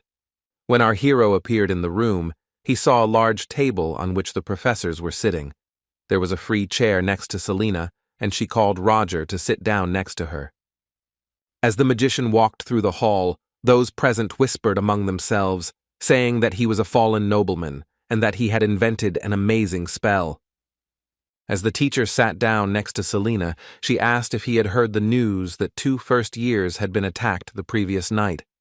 Fortunately, they remained alive, but still received serious injuries, as if left by the claws of an animal. The students who came to their senses responded that it was a terrible beast. The girl continued that, apparently, the rumors that appeared last week were true, and there were also victims in Leathervelk. After her words, one of the women in the audience announced that the rector had already arrived and asked for silence. Selena immediately explained to Roger that this woman was a professor of pharmacology, Mrs. Marisa, and she had been teaching at the academy for 20 years. A moment later, all conversation in the hall died down. Madam Rector entered and warned that she had called everyone to this urgent meeting to make an announcement. Eliza began to tell with an anxious look that a criminal had appeared at Theon's academy and that 2 students had been seriously injured last night. While she didn't know who was responsible for this, there were witnesses who claimed that it was a cryptid, namely a werewolf. One man approached the rector and said that it couldn't be a werewolf, that it was some kind of mistake. It was Professor Hugo Borutag, and Eliza said that if he had something to report, then let him continue. Professor Hugo said that Theon's academy is under the protection of the Empire, and there can't be a werewolf here, and there is no need to believe the stupid stories of the students about Theon's ghost. Eliza repeated that they had 2 victims, but this did not convince the professor that a werewolf was behind this, since both victims were from noble families. And the man suggested that it could have been done by one of Theon's students, namely commoners. The rector asked Professor Hugo again, pretending that she did not understand what she had heard, since such a statement left her in amazement. The man kept proving that this was the work of commoners, otherwise why, out of all the students, only nobles suffered. He suggested that it sounded more plausible that someone was posing as a werewolf. Roger sat silently with his arms crossed. It seemed to him that Black Dawn would be at a disadvantage. Apparently he was wrong. To stir up the people in times when they need to unite, that is how Theon, the best academy on the continent, operates. Roger's thoughts were interrupted when he noticed a small bug landing on his shoulder. When the professor took it in his palm, he saw that there were some inscriptions on it. Realizing that it was some kind of message, the guy spread it out on his palm and began to read. It said that 3 test subjects had escaped. If it is not possible to take them alive, then they must be eliminated immediately, as they are a threat to the disclosure of his identity. After reading this, our hero hung his head in disappointment. He did not understand why all these trials were sent to him. Selena was concerned about Roger's appearance and asked him if everything was okay, to which he replied that there was no need to worry.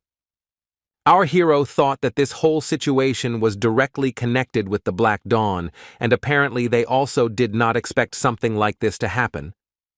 It was good that their position was weakening, but Roger could not allow his secret to be exposed. It was impossible to sit idly by.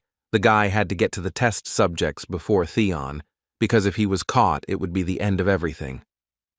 The rector turned to Professor Hugo, giving him full right to express his opinion, but drew attention to the fact that first of all he should concentrate on work. Eliza announced that she would tighten security and asked that students be told not to leave their rooms late at night and allowed demerit points to be given as punishment. The lady finished giving this order and hearing the approval of the professors and wished everyone good work. After the meeting, Roger headed into the yard, and after walking a little, he felt that someone was hiding behind a tree. The magician ordered him to show himself. It was the same girl who called Roger the First Order when they first met and who sent the message before the first lecture. She pretended to be a student, and our hero needed an explanation from her, and he asked her what was going on. The girl looked very unsure. Roger suggested that she find a quieter place and asked her to follow him. Feeling that the student was tense, the professor decided to diffuse the situation by offering her a coffee.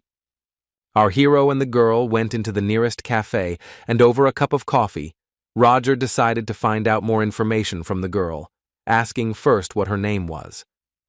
The girl said that her name was Sedina Roshen, and when the professor objected that it was most likely a pseudonym, the student said that it was her real name. The magician admitted that this could be true and suggested that the girl tell him everything she didn't know, but since there were other visitors in the room, she hesitated. Roger reassured the girl, explaining that he had cast a spell and no one would hear them outside of this magic circle. The guy asked the student not to call him First Order, but to address him as Professor, which surprised the girl because it would be disrespectful to him. Then the professor told her that this was an order and that she must understand that nothing should reach other people's ears, and the student agreed. Roger seemed very credible, despite not being a First Order, and calmly asked the girl to outline the current situation. The student reported that their daughter groups are behind the recent events related to the werewolf, who conduct experiments on cryptids using black magic and the teachings of Shamsus. The School of Shamsus is a group of scientists expelled from society for conducting forbidden experiments.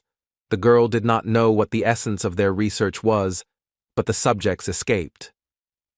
The girl added that they escaped through the sewers and became the cause of terrible murders in Theon. The professor sat and listened to her report, and the girl felt that she was talking too much, but Roger calmed her down and asked her to continue. The student clarified that she understood that the responsibility lay with Shamsus's school, but she also heard that Roger had been asked to deal with it, which was why she had come. She also seemed to remind him that another order, Victor Dreadful, allowed Roger to borrow this name, which he used, but he didn't think that everything would turn out like this. The magician told the girl that the situation was out of control, so they had to solve it as soon as possible. 2 objects needed to be eliminated. The guy held out the pendant he had taken from the werewolf to show the girl, which surprised her greatly, and she asked where he had found it. He explained that he had encountered one of the werewolves in Leathervelk 2 days ago, after which the girl had called him a delightful professor. Roger wondered why such a talented girl was still in the Third Order, since she had contacted him while maintaining her cover and not arousing anyone's suspicions. Perhaps she was left with no choice. Maybe she is from a noble family, and it is unlikely that an antisocial organization treats nobles well. Apparently she plays the role of a puppet, which, if used, will be thrown out of the organization. Roger recently realized how unstable Theon is. Now he also knows that the balance of the Black Dawn is also broken. Perhaps Gray can somehow help him in this situation. Continuing the conversation, the magician indicated that the sewer through which the werewolves escaped needed to be searched, and it turns out that Theon does not have this information. The student confirmed this, but added that she did not know how long they would remain in the dark. Roger thanked the girl for contacting him and promised to see her again if possible. And our hero also added that the student's ability to explain had improved significantly, and he was glad to listen to her. The professor left the cafe, leaving the girl alone at the table. She was still in a state of confusion after meeting Roger. She mentally said thank you to the guy, and no one could even guess what was going on in her soul. A blue-haired student happened to be walking down the street next to the cafe, and suddenly she felt the presence of magic and stopped. In the cafe window, the girl noticed a professor leaving a student at a table, and this interested her. Flora suspected that they were talking about something important, because the professor used a spell. At the next lecture, she sat thinking about what she had seen and did not listen to the teacher at all. Judging from the color of the magic field she saw back then in the cafe, she could confidently say that it was a sound blocking spell, a magical trace that was elusive to the receptors of ordinary people. But why they needed this and what they were talking about, the girl could not figure out, but she also could not think about it. At the end of the class, the lecturer announced that the rumors circulating around the academy were true and warned the students not to walk around campus too late, and if they broke the rules, they would receive penalty points. The guys began to comment on what they heard in different ways. Of course, they had all heard about the werewolf. Some suggested setting a trap for him, others did not want it because of the penalty points. Others suggested simply not to be detected. Leo, sitting next to Aiden, asked him what he thought about it, to which he replied that it was better to stay away and not risk the points. The bespectacled man saw doubt on Leo's face, and a little nervously asked what the guy thought, but his friend agreed that it was better not to take risks and leave this matter to the professionals. A girl with red hair approached the guy and, a little brazenly, rested her hands on the table. Aiden wished her good morning. But Tracy's morning was not good. She looked irritated. Apparently something unpleasant had happened the night before. Leo suggested that the girl accept the loss and calm down, to which she asked him not to interfere in the conversation, because it only concerned her and Aiden, and they had a draw. She sternly told the bespectacled boy that they needed to fight again for real right away, and this time she would not hold back.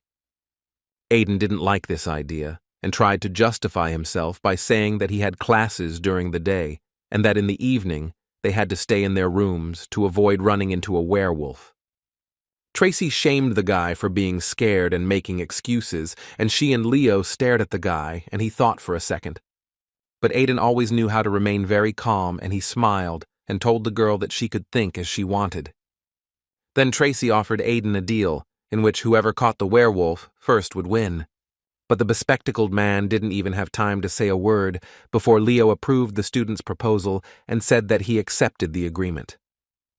The girl warned them to take the matter seriously, to which Leo replied that they would come, but that Tracy should not cry when she lost. When the red-haired girl left, Aiden asked his friend why he agreed because it was crazy. The answer was very simple. Leo wanted her to leave him alone because the teachers would take care of the werewolf before them anyway, but the bespectacled man noticed that the girl was not joking. Leo assumed that Tracy was not stupid enough to go after a werewolf alone, although Aiden was ready to argue with him because the girl was capable of much more. The guys decided to check. They got up and went to the window and saw Tracy, who was already in the yard and very confidently heading somewhere with big steps. The guys thought that Tracy was heading towards the dorm, but suddenly she turned in the other direction, and Aiden and Leo realized that the girl was up to something after all.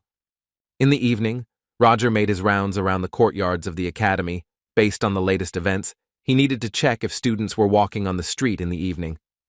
The magician remembered how Professor Hugo had approached him that day, and in exchange for restoring his family's reputation, he had offered to look after the students of noble birth and added that a little flexibility towards them would not hurt. Our hero noticed that the conversation with the fallen nobleman clearly made Hugo uncomfortable. He believed that maintaining good relations with the rector would bring him some benefit. But Roger disagreed and said that he believed that in Theon's academy there was no division between nobles and commoners, and nothing would change his opinion. After this, the magician apologized and said that he needed to return to the rounds, ignoring Hugo's attempts to negotiate. Our hero understood that he would be exposed if he agreed to the professor's proposal, but he didn't need that, and besides, he didn't want to anger the rector. After walking a little, Roger noticed 3 students hiding behind a building and counted 5 penalty points to each, ignoring the boy's excuses. In total, he had already found 20 students. Roger had heard about the reward for taking a werewolf, but he didn't think that so many people would want to get it, and the threat of penalty points had no effect. At this rate, the situation could escalate even more, and our hero must do everything to prevent this from happening. The guy decided to check the wastewater treatment plant in the vicinity of the academy, through which the monsters escaped. Sedina said that the werewolves got in through the sewers, and this is the only sewer in Leathervelk that they could get through. Roger illuminated the area with his magic and realized that the police had not checked the place. There were traces of werewolves around, from which the magician realized that there were 2 of them, one large and one smaller, the paw prints leading in one direction. Studying the tracks, Roger hoped that they would not break off halfway and that he would still be able to find the half-animals. The tracks did not disappear, but in one place they diverged. A large werewolf went towards the academy. Most likely he went hunting. At the moment, the large werewolf was the most dangerous, and the mage would not be surprised if the beast was tracking its next victim right now. Suddenly Roger heard someone shouting, but the tracks were a long way off, so he decided to run towards the voice. Our hero saw a picture of a huge werewolf trying to attack two female students. One of the girls was a princess. She was covering the other one, but she thought to herself that she wouldn't have time to defend herself. Just before the werewolf could grab the girls, Roger delivered a blinding magical blow to him and sent him flying back several meters. The students looked at the professor with admiration, not believing that he had saved them at the last minute. Roger said that Renee and Ellendale Van Exilian each received 5 penalty points. Even though the students could have died a minute ago, they were furious that the professor had fined them. They were already doubting who was more dangerous, the werewolf or Roger Salisi. Ellendale asked the professor why he had not made sure the girls were okay, to which Roger replied that she had no right to raise her voice at him. The girl told the teacher that she wanted to help Renee, but the professor explained that she had forgotten to think about her own safety and was now contradicting him. Renee stood up for the girl and told the teacher that she fell asleep while studying, and Helen Dean tried to save her and asked Roger not to punish her.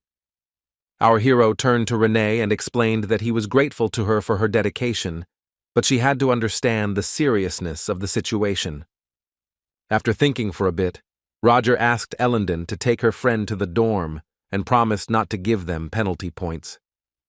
Ellendon led Renee to the dorm, calling her Hoob, a respectful term for someone of junior rank. The students went to a safe place, and Roger went towards the werewolf to finish him off.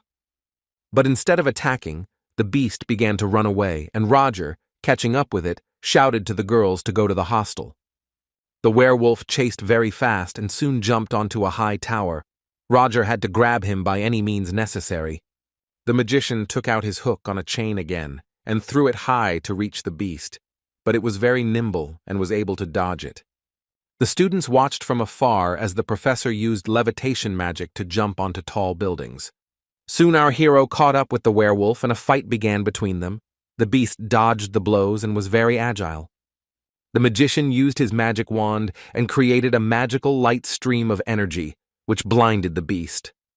Then Roger did a somersault in the air and from above delivered a powerful blow to his back. The students were simply enchanted by what they saw and understood that this is exactly what a real battle looks like.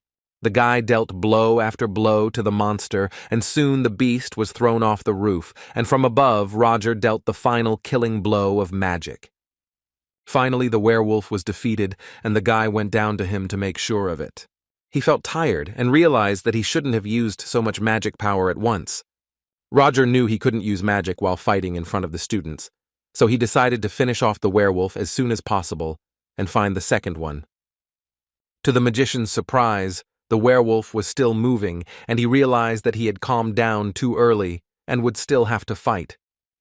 The professor realized that the werewolf was able to use foreign objects in battle and noted that the beast was very smart.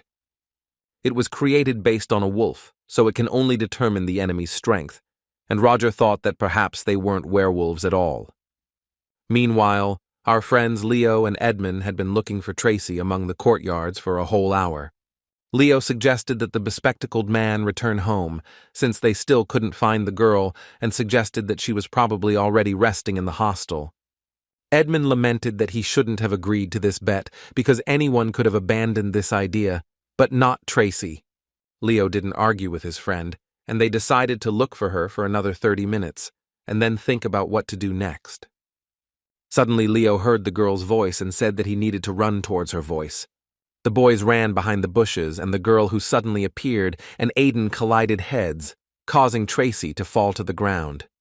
The girl was angered by this and asked what they were doing there, to which the bespectacled man replied that he heard her scream, but Tracy didn't actually scream. The guys heard that strange sound again, and the girl told the guys to follow her. The students quietly approached the place where the sound was coming from and carefully peered out from behind the bush. They saw the animal's face peeking out from a pile of branches. Apparently it was sleeping, since its eyes were closed. Could it really be a werewolf? He looked so small it was hard to believe. Tracy claimed that she had won the bet, but Leo countered that she had simply found him. But they had been betting on who would catch him, and the girl said that she would catch him now. Aiden stopped the girl and asked her to pay attention to the fact that the beast was wounded and could not move. And here he found a secluded place. His immobile state meant that he did not find this place himself, and that someone helped him. The guys remembered that, according to rumors, there were 2 werewolves walking around the area, and if one of them was lying here, then the other was somewhere.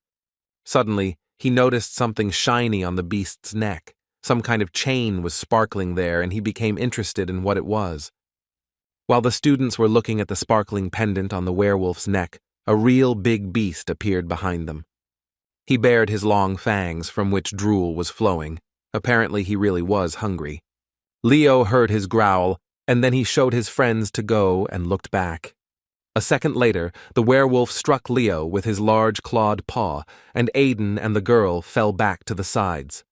Leo was lying on the ground, and the boys were very scared, because he was a real werewolf.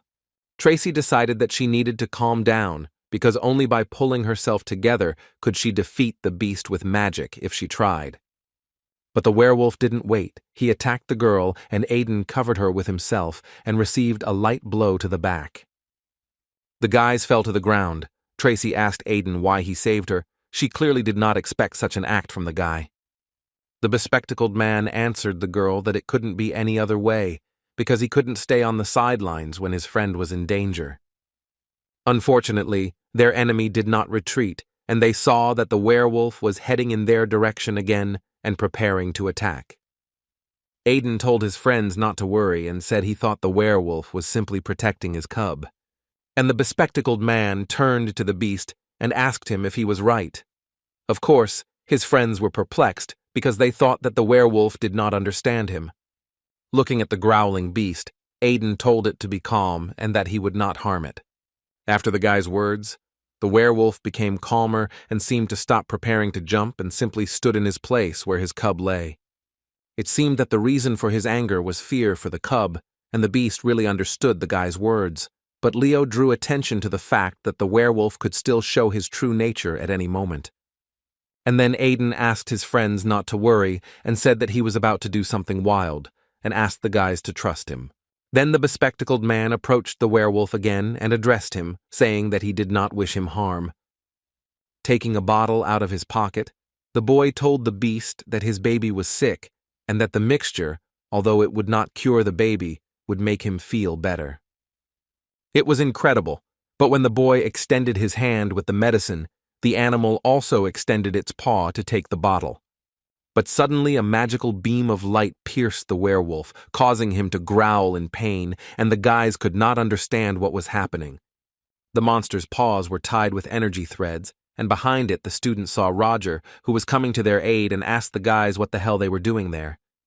Tracy and Leo tried to explain the situation to the professor, but they clearly couldn't do it, and Roger, seeing that the guys were stressed, told them to go back to the dorm and explain everything to him later. But Aiden had another task. He stood between the professor and the werewolf and covered the beast with his body, asking Roger to stop. The bespectacled man explained to the professor that he thought the werewolf understood human language and asked him to think before killing the beast. Our hero very calmly asked the boy if he understood what stupidity he had just said. The guy tried to explain to the professor that this was not nonsense, but then he saw his gaze. It was somehow strange and sinister.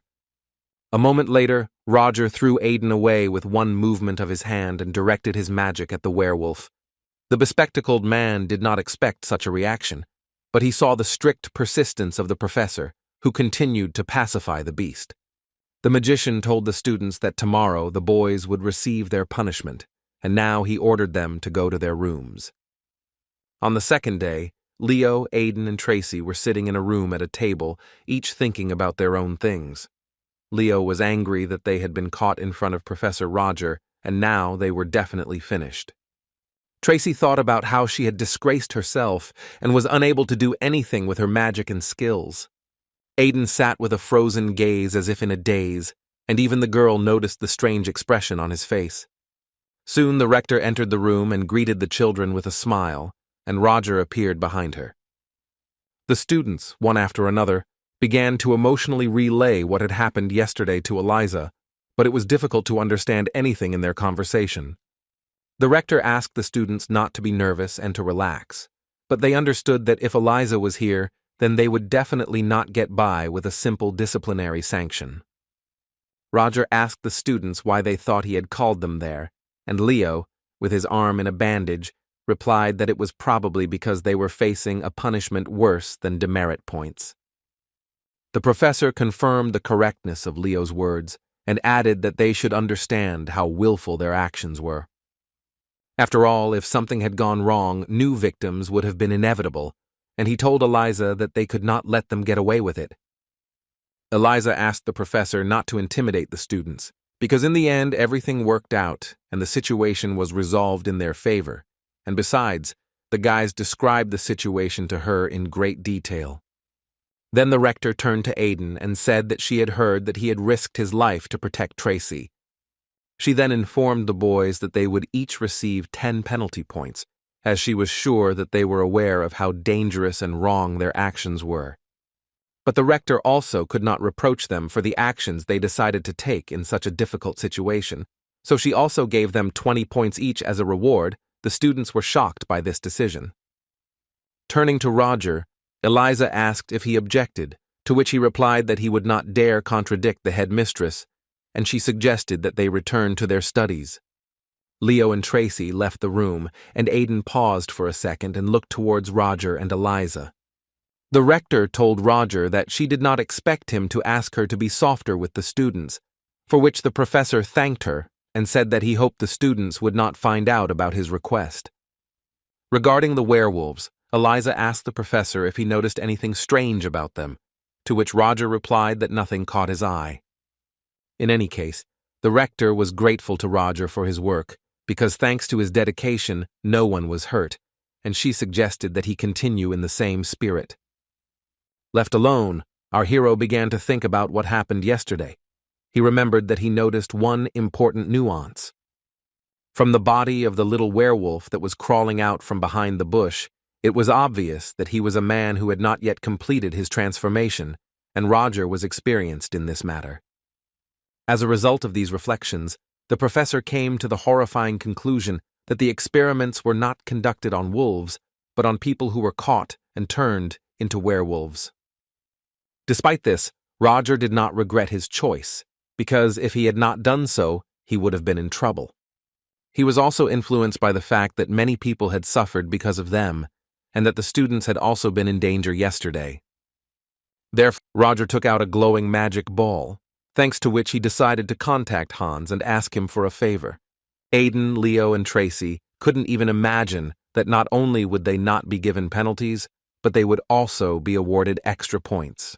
The girl asked Leo how his arm was, and he replied that he needed to wear a bandage for a few days, and looking at Aiden, she saw the same silent expression on his face. The student couldn't resist asking the guy what was bothering him, but in response she heard that everything was fine. The bespectacled man reminded his friends that they saw a collar on the werewolf cub's neck. The guy explained to his friends that this was one of the reasons why he tried to stop Professor Roger, and that if werewolves were created artificially. Leo supported Aiden's assumption and added that there was a rumor that suspicious characters were hiding in Theon, and Tracy was amazed that this could really be true. Developing the topic further, Leo said that a werewolf in a collar was very unusual, and Aiden also remembered another oddity.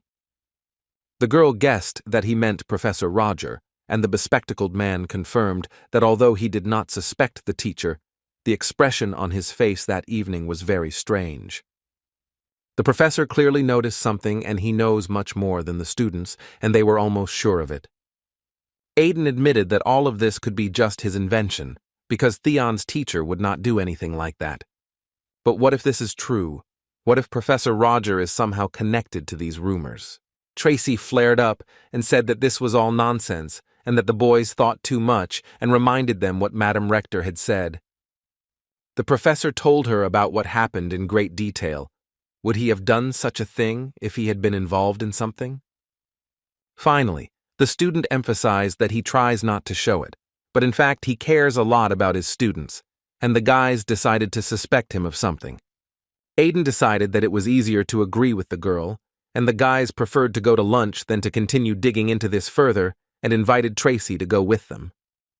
Seeing the girl's surprise, the bespectacled man explained that friends often do this, and they are friends, and although this embarrassed the student, she agreed to the proposal. Our hero studied the papers that Hans had sent him. Here was the total number of missing people from Leathervelk and a list of places of public gatherings.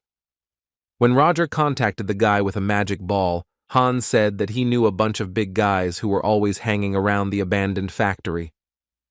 Regarding the information that Roger asked his friend to check, he said that several workers had recently disappeared outside the city. Roger asked Hans if there was a family of 3 among them, to which Hans replied that there was, and that this was the only case of an entire family disappearing, and the magician decided to check this factory. In one of the old buildings of the city, 2 men were talking. One of them was dying of boredom, and he asked the other how much longer they would have to hang around there. Another replied that it would be 2 more days since the subjects had escaped, and he could not understand how this could have been allowed to happen. In fact, the child did not receive enough of the drug. They were going to increase the dose, but he started screaming and crying, raising everyone's ears. The man said no one was prepared to confront his furious parents when they saw it. The second man was surprised that the parents had already been turned into werewolves, but were still worried about the child, so they made a fuss and disappeared. He also added that they had a trusted person who could resolve this situation, and after this was said, the men saw a light in the direction of the sewer pipes. As soon as they noticed this, a shot rang out, and 2 bullets flew through the stupid heads of 2 people. A man emerged from the darkness and fired the bullets, and it must be said that he was a very accurate shooter. It was Roger who had arranged to meet Hans here. Our hero decided to go to the factory and sort it all out. Hans said that there were about 40 people in the room. They were getting ready to leave, so there was no need to waste time. In 3 days there would be no point in this anymore. Asking about their fighting strength, Roger learned that he had to be prepared for them to be armed. 2 wizards and 3 in full combat gear. Finally, Hans said that one could get there through the sewer passage and asked Roger to be careful. As he was leaving, Roger asked Hans about the family on which the experiments were conducted and how old the child was. Without turning around, so that his friend would not notice the confusion in Roger's eyes, he heard Hans's answer. The child was 7 years old. He was very small. With these thoughts, clenching his fists, our hero headed towards the sewer passage, and God alone knew what was going on in his soul. It seemed that no one could stand in Roger's way, and he dealt with those who appeared in his path quickly, leaving no one alive. But the guy didn't know that all this time he was accompanied by a bug that was watching him, because it had a camera built into it. There were many men in the secret factory, and one of them noticed that they had a rat, to which the second responded that if he was from the security department, they should fold up and fire the people. But he saw everything through the flying insect and knew that it looked like the rat was not from the security department, and that was only to their advantage because no one would miss him if he died. The workers in the building heard someone stranger enter the building and started shooting at him, but soon saw that their bullets were not stopping the man walking towards them. But Roger, as always, was on top of things, and as soon as he entered the room, he used magic, directing it towards the men. One of them realized that this was not a man, but a magician, and ordered them to leave their weapons and arm themselves with knives. But Roger not only had magic, he was also a good shot. He took the pistol out of the holster. As soon as one of the men shouted to the magician that his weapon would not work, he immediately received a bullet in the forehead. When the villain's colleagues saw him lying on the floor, they were stunned to find that the bullets were magic. Suddenly, a man in a metal robe stepped forward with a huge weapon in his hands and pointed it at Roger, hissing that magical power would not protect him against this thing. This man fired a shot towards our hero, and it was very powerful. The man laughed, because he was sure that he would defeat the magician. But something happened that the man clearly did not expect. Elemental magic with the addition of alchemical metal protected Roger, and the man realized that electrical power would not help here. Our hero shot at the electric source of the villain's weapon, and they all died from the powerful discharge. In total, Roger already counted 20 people dead, but suddenly he fired another shot from the pistol as he heard a rustle behind him. Seeing a dead bee, our hero guessed that he was being followed, and they were doing it through insects. They were used as a means of observation. Could these really be those same insect brothers from another world? The guy felt that they had been waiting for him for a long time. But first, Roger decided to deal with these insects. He stepped on one of them with his foot and saw that other dead insects fell to the floor around him. In the next room, a man noticed that the signal coming through the insects had disappeared, and before that he had felt vibration. The sound waves were similar to those created by elementary wind magic. The man understood that if he really owned her, then they were in trouble. Small insects would not be able to cope with such powerful energy. It seemed like it was time for the bigger guys. And he ordered a large and tall man named Baron to get ready, for they guessed that Roger would come here any minute. According to his intended route, he should enter through this door, so the villains armed themselves and decided to give the magician a warm welcome. Soon, their power went out, and the men rushed to turn on the backup generator, and one of the men told Hen, who was standing nearby, that this was another trick of their bastard. Hen did not answer, and the man, looking in his direction, saw that he had no head on his shoulders. The man jumped up from his seat and cursed at what he saw. He couldn't understand when the enemy had managed to get in here, since not much time had passed since the power went out. Our hero's enemy thought that he had to strike before their guest did, and a large centipede crawled out of his sleeve. But he wouldn't have had time to do anything because Roger was already near him and struck him with his hand.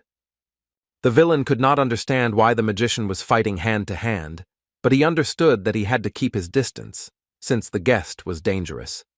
And then Roger used the technique of trembling fire and directed it at the man, who stood in horror in front of the flamethrower and did not understand how the magician made it so quickly.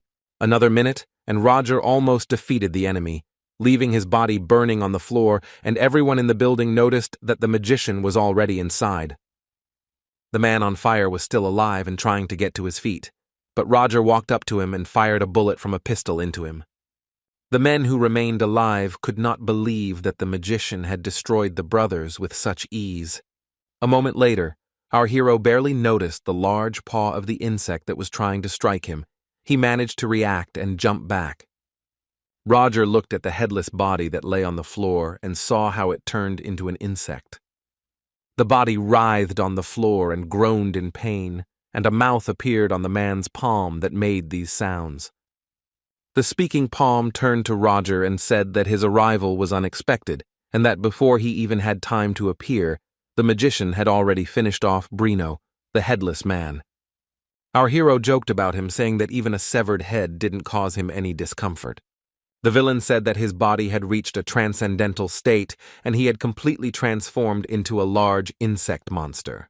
The monster said that he did not grieve for his dead brother, but Roger would still pay when he tore him into little pieces. The people who were in this building became frightened and began to run in different directions, screaming. The monster didn't care that his people might get hurt, and Roger first decided to shoot him with a pistol, but the bullets didn't affect him. Then Roger used magic and directed fire at the monster, realizing that it was much stronger than he thought. The guy thought about how, with such a body mass, the monster managed to dodge his attacks, and how he could withstand such a powerful blow of magical power. Laughing, the insect told Roger to use at least a 4th-level spell if he wanted to fry him. After that, the monster noticed that the guy had disappeared. He hit the place where Roger stood, but only broke the wall, and the guy was not there. The magician found himself behind the monster in a second, and the monster said that with his quick movements he reminded him of a winged insect. Our hero thought, the gun and 3rd-level magic are powerless against him, and there is no hope of using a 4th-level spell either.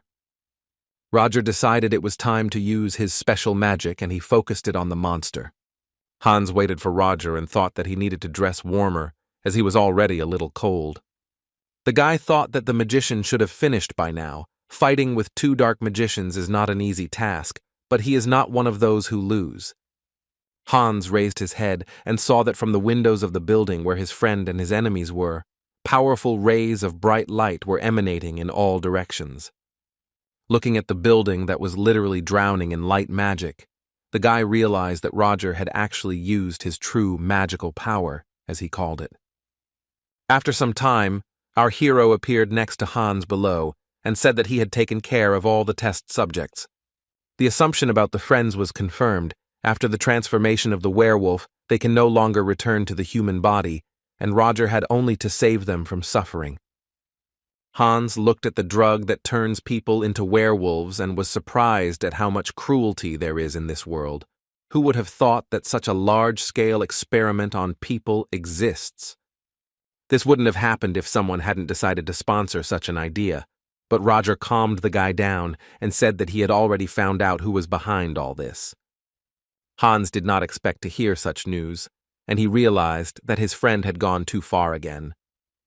In any case, the guy understood that he would not be able to stop our hero no matter what he decided to do, and on that note, they parted ways. There were shouts in Belfort Rixon's house. He was again scolding his servants. He was shouting that they only wanted to fill their bellies at his expense, and that none of those present were capable of doing their job properly. He called his maids scum, idiots, worthless creatures who didn't deserve a penny. Belfort quickly headed to his office and cursed under his breath because one idiot and the other, and whoever you take, no one knows their duties.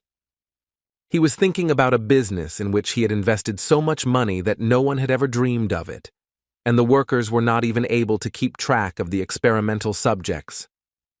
Belfort thought about how soon he would receive the results of the study and be able to proceed to the next stage, the production of a drug with which he could restore his youth. But in addition to giving the appearance of previous years, it will make a man stronger and more perfect. Suddenly, Belfort heard someone whisper his name on the balcony and felt someone standing behind him. The old man asked who was speaking, and at that moment Roger abruptly laid him on the floor and pinned him down with his hand so that he wouldn't break free.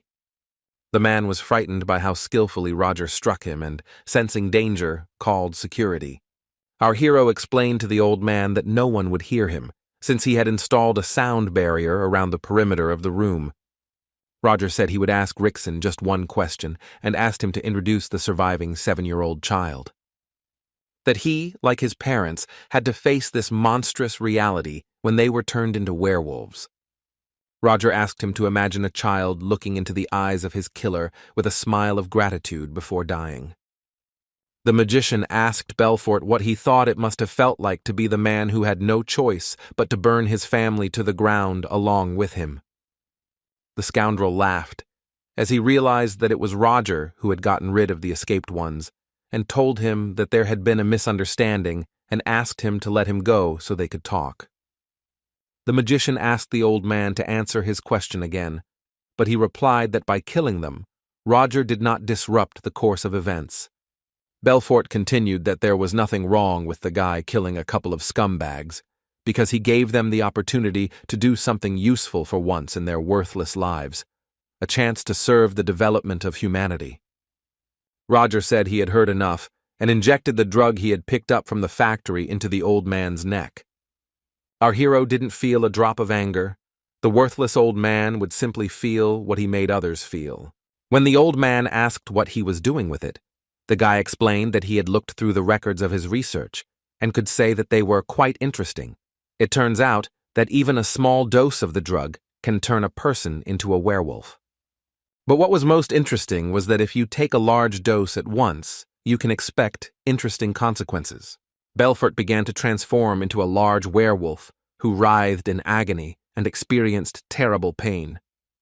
No matter how hard Roger tried to convey his feelings to him, he still wouldn't understand, so instead, he made him experience what they were experiencing. The mage removed the magic that was blocking the sound, and Belfort's guards heard that the sound was coming from Mr. Frixon's room, and they ran to check. Running into the office, they saw a large monster and tried to understand where it came from. One man shouted that the monster needed to be pacified and waved his magic wand, ordering those who did not have magic to look for Mr. Rixon.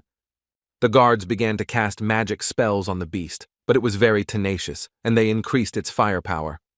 Meanwhile, Roger came to the room where the drugs were kept in the safe. Hans was surprised at how much of it there was, and the magician suggested that he take a little for work and hide the rest. Our hero went somewhere, and his friend suggested that he first look around, since it took him so long to get to that place, but the magician simply left. Roger said that next time he would need a more suitable cover person, and Hans advised him to have a good rest in that case. On the second day, reporters gathered near Belfort Rixon's house, and one of his courtiers told them that their master had been eaten by a monster. According to the guards, when they arrived there was no trace of Rixon left, and a monster was raging in the room, and perhaps the rumors about his involvement in dark magic were true. The reporters learned that the magicians dealt with the monster. It took them an hour to burn the beast. Suddenly, the National Security Agency appeared near Rixon's estate, and with them, the Knightly Order of the Night Serpents, led by Protector and Grand Master Terrina Lionhall. The correspondents were surprised. Is the situation really so serious that it requires the presence of the NSA? It seems the news is worthy of a sensation. With the NSA and the Order of Night Snakes, the events are taking a completely different turn. Terrina Lionhall approached the guard at Belfort Rixon's estate and ordered the gates to be opened. The guard replied that he had been ordered not to let anyone in, but the woman's look was frightening, and he forced him to obey. Terrina and her assistants entered the house, her businesslike manner indicating that she was determined to figure out what had happened. Grandmaster Lionhall was met at the house by Chief Inspector Tavorin, who saluted her and said he was pleased to meet her. Terrina thanked him for his work and announced that from that moment on, the case would come under the jurisdiction of the National Security Agency and ordered him to provide all the evidence and information they had collected and leave the crime scene. Tavorin ordered his employees to leave the building and handed over the job to the National Security Agency. When the investigators left, the assistant complained that it was difficult for her to remain serious all the time, but the guy next to her reminded her that there was no point in whining because it was her job. But the girl did not agree with this and said that since there was no one around, she could forget about her image a little. Lloyd protested, because they were night snakes and always had to save face, and it seemed like he was the best at it. In turn, Terrina asked her assistants not to forget why they came here and simply try to maintain a confident appearance under any circumstances. In the middle of the room, the night snakes saw a terrible monster lying on the floor, which the magicians had defeated yesterday. Lloyd read the witness statements, and they all agreed. Everyone said that the monster had appeared and Rixon had been killed. Terrina's second ward noted that the monster's body had burned down to the charred bones, and it would be impossible to find any traces. The monster, which had turned into a large piece of coal, lay in the center of the room, and the night snakes decided to inspect the room. Terrina noticed that the painting that was hanging on the wall had been moved, but the wall was clean. The girl found a niche in the wall behind the moved painting, but it was empty inside. Based on the width and location, the Grandmaster assumed that there was a safe here. Lloyd clarified that Belfort Rixon was called a sinister businessman, and perhaps he hid his dirty money in the safe, and Terrina agreed that someone like him could keep his secret reserve fund there. At least until yesterday evening, the safe was still inside, which is indicated by the absence of dust, and Terrina tried to put everything together into one picture: the sudden death of a multimillionaire, a monster, and a missing safe. There were too many components to call it a coincidence, and from all this, the girl concluded that there was someone else who took part in the murder of Belfort. The question was how he left without leaving fingerprints. Terrina knew only one person out of all the people she knew who could pull off such a thing. She remembered the man who had fallen into suspicion. His name was Arsène Lupin. Terrina asked the assistant if he recalled any unusual events in Leathervelk recently, and Lloyd remembered one, namely the explosion at the abandoned factory. It happened just shortly before Belfort's death. The chief of the Night Snakes said that she was sure that they would definitely find clues there, and they gathered at the abandoned factory. Roger woke up with a headache. The side effects were tormenting him. True magical power required too much energy expenditure. If it weren't for the pills that help save magic, the guy would have been much worse. so the magician took them and he finally felt better. Our hero was pleased that he had burned all the werewolves in the lab, getting rid of the evidence, and could now forget about this situation. Although no, there is still someone the mage needs to deal with, and it was Aiden. He did not retreat until the very end, blocking Roger's path. The magician was worried, because he must have been holding back his emotions poorly, and Aiden could have noticed something, since he was standing closest. The professor immediately set the werewolves on fire, but it only took a second for the student to see something he shouldn't have. Roger hoped that everything would work out, but it was not a fact that Aiden would remain silent, and then our hero would have only one thing left to do: kill the bespectacled man. Professor Chelichi recalled how his student bravely stood before the werewolf and wanted to give him the medicine. In the end, our hero decisively came to the conclusion that he could not kill the student Theon. It was too risky. Besides, Aiden is not an easy student. He is under the supervision of the Rector. If something happens to him, the teacher will immediately fall under suspicion. Roger's head was spinning with these thoughts, but right now he had to focus on resting and healing his wounds. But suddenly, the guy remembered that the bespectacled man had written that in his childhood, a wandering magician had taught him a special magical technique, and Roger wondered if he should perceive this as a strange coincidence. Grandmaster Lionhall and 2 assistants came to the site of an old abandoned factory, and everything was as they thought. Everything was burned to the ground, and it would not be easy to find anything. It was interesting to see where the fire came from in the abandoned factory, especially just before Belfort's death. Lloyd suggested that it was only officially considered abandoned, but in fact it continued to be used, and Terrina agreed with him, because otherwise there would not have been a fire. The assistant said that if dark magicians or cryptids were conducting their research here, but when they were caught, they got rid of the evidence, and Terrina called this a logical assumption. Now it remains to understand who interfered with them. The Grandmaster knew about this incident, but she didn't think that it would concern their case. Maybe the arsonist didn't just want to start a fire, but did everything to get rid of the evidence, although too many factors indicated that this was a simple coincidence.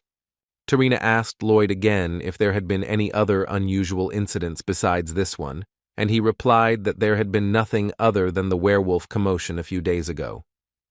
And the guy said that he was found in Theon's academy, according to reports he got out through the sewers. The girl was not surprised, because the security there was weak, but she was interested in what happened to the students, whether anyone was hurt, and what happened to the werewolf. Lloyd reported that the werewolf had injured 3 students, but one of the professors dealt with him, although the body was not identified, since no remains were found. When Terrina heard that all the remains were burned, she became suspicious because there were fires at all the murder scenes. Seeing that the Grandmaster was deep in thought, the assistant suggested that she check the academy, but she decided to stay here and try to find evidence. A burned factory and a burned werewolf. The similarities alone are not enough to connect the 2 cases, but if the girl finds out that the same person is behind them, she will regard it as a threat to the Empire. On her way to the lecture, Renee thought about Professor Roger. Was it true that he hunted a werewolf after all? He was a military officer, and also participated in catching cryptids. He immediately seemed like an incredible person to the girl. The student was looking for a free seat, and there was none on the edge. There were only ones in the middle, but she was sure that no one would want to move, and noticed that everyone began to avoid her. Soon the girl noticed a free place at the entrance, and then Ellendel greeted her, asking her if everything was okay. Renee also wished the princess good morning with a smile, but thought that she was very unlucky, since now other students paid attention to her. Now every nobleman wondered how this plebeian dared to sit next to the princess, and even pretended that they were close, and why they communicated so well. After all, no one knew what situation they found themselves in, and how they worried together about Professor Roger. When the girls met the night before, the princess asked Renee what she was doing there at such a late hour, and she told her that she had fallen asleep while studying. Ellendil wanted to go and tell the librarian everything she thought about him, since he did not wake Renee, but the commoner told the princess that it was her own fault for dozing off. The noblewoman asked to be called older sister, because in Theon everyone is equal, and said that she decided to simply make sure that all the students returned to their rooms. At that moment, she could not even imagine that the princess was making her evening rounds alone, and then, without hesitation, she approached an ordinary commoner. The girl's thoughts were interrupted as soon as Professor Roger entered the classroom and announced the start of the class. Today, the teacher was going to talk about the features of manifestation and the basics and principles of elemental magic.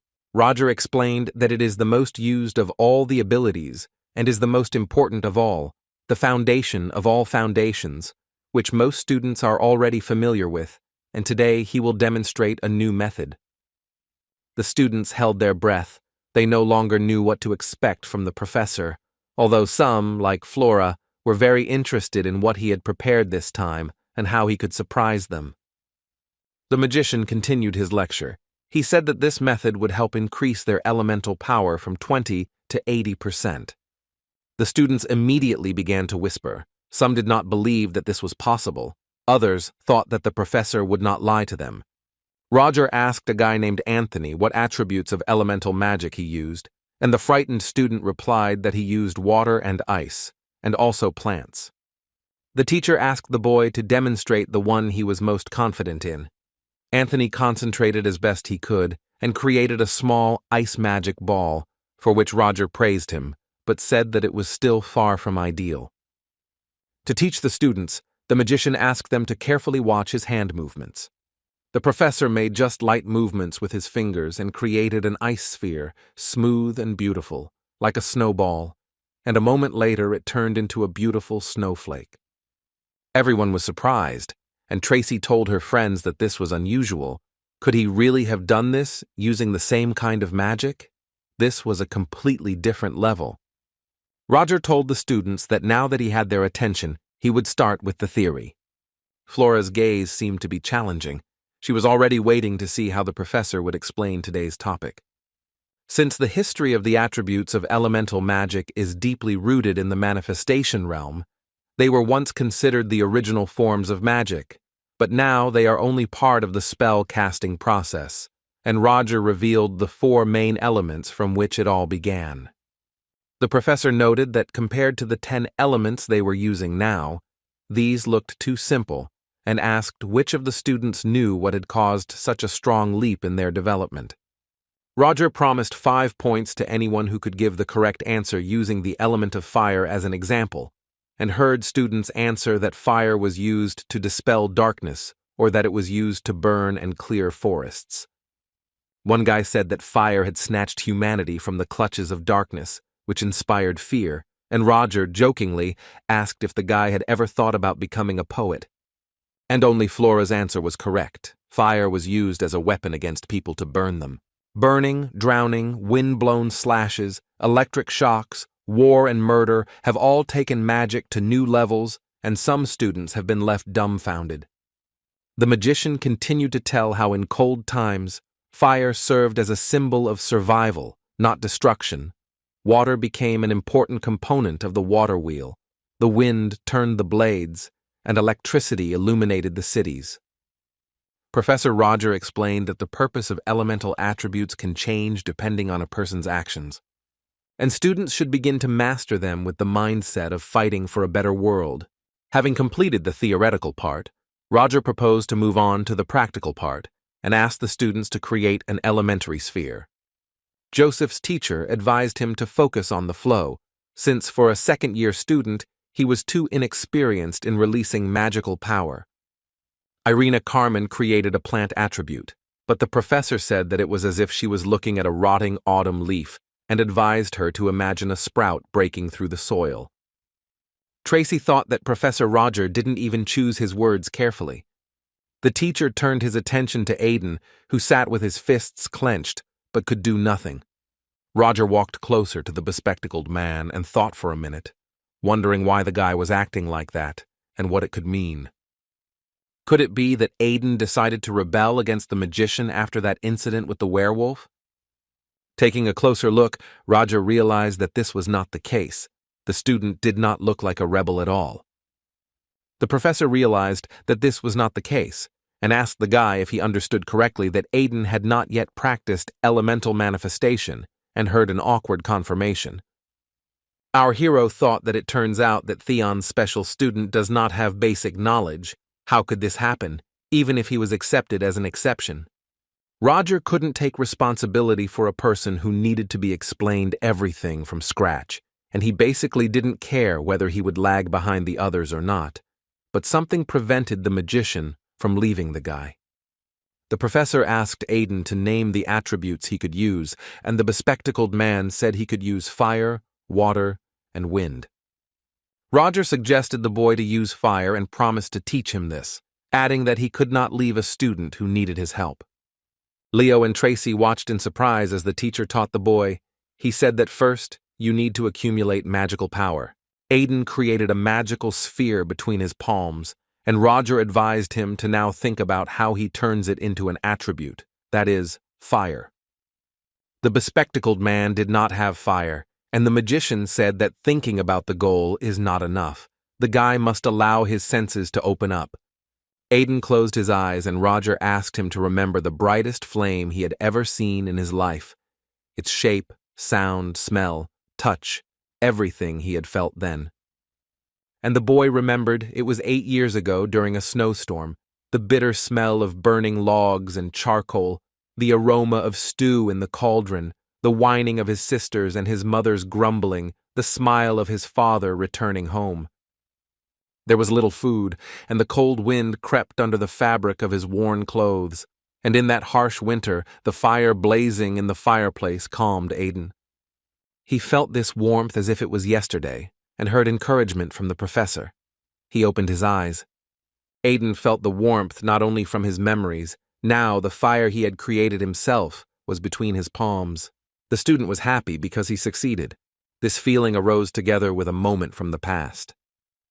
Roger smiled and praised the guy, noting that his flame warmed but did not burn, his heat was not capable of causing harm, and added that he thought he knew what Aiden was thinking. The students were very surprised by what they saw.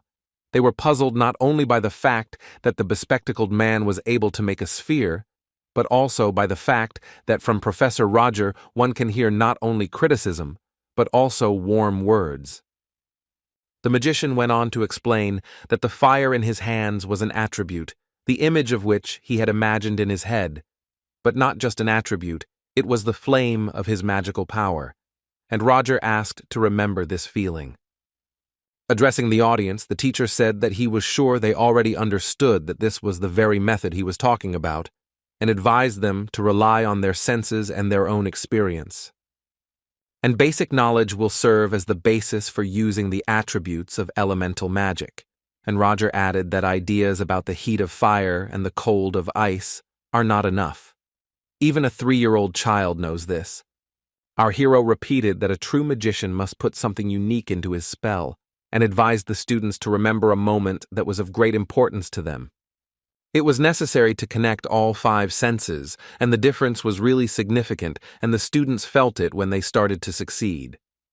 Flora sat there lost in thought, because she had already mastered all of this a long time ago, and thought that today she would learn something new, but it seemed she was wrong, and besides, she became interested in why the professor devoted so much time to some first-year student.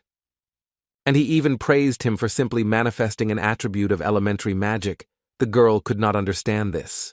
Flora wondered where that man had gone, who had disgraced her in front of the entire audience on the very first day and decided to show real magic. The girl decided to see how Professor Roger would compliment her and made an attribute overlay. She added the wind magic technique, created a whirlpool, and she got a very bright sphere that illuminated everything around, and Flora's friend asked her to stop because it was dangerous. Flora thought that she had to stop this, otherwise the explosion would be unavoidable, and she needed to set up a barrier so that no one would get hurt. It was really dangerous, and the students started running in different directions as the huge sphere was about to explode. The girl decided that she was not in control of the situation, and an explosion was inevitable, but then Roger came up and held back the energy with his hand, telling Flora to concentrate and not give up, controlling the flow of her magical power. Professor Roger was very calm and seemed to instill calm in others. He told the girl that he would help her. Suddenly, the student saw that the large sphere from which the energy flow was pouring out was gradually stabilizing. The magician asked Flora not to stop, because if she stopped now, her magic would simply dissipate, and she didn't want that.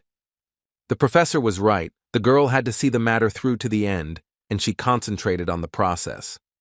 Since childhood, the glances directed at Flora Lumos always expressed only envy and jealousy. But she didn't pay attention, continuing to walk forward, but there was something that the girl couldn't bear. It was her father's cold gaze. He looked at her as if the girl did not exist. And then, at the first lecture, when the professor penalized the student 10 points, following the humiliation, she was overcome for the first time by a feeling of defeat, and it affected her so much that these childhood memories returned to Flora. Even though the student couldn't see his expression, she knew he looked exactly the same way her father had once looked. Lumos never forget their offenders, and the girl decided that one day she would definitely fight Roger and win. At least she thought so. A little time passed and the student succeeded. She stabilized the situation.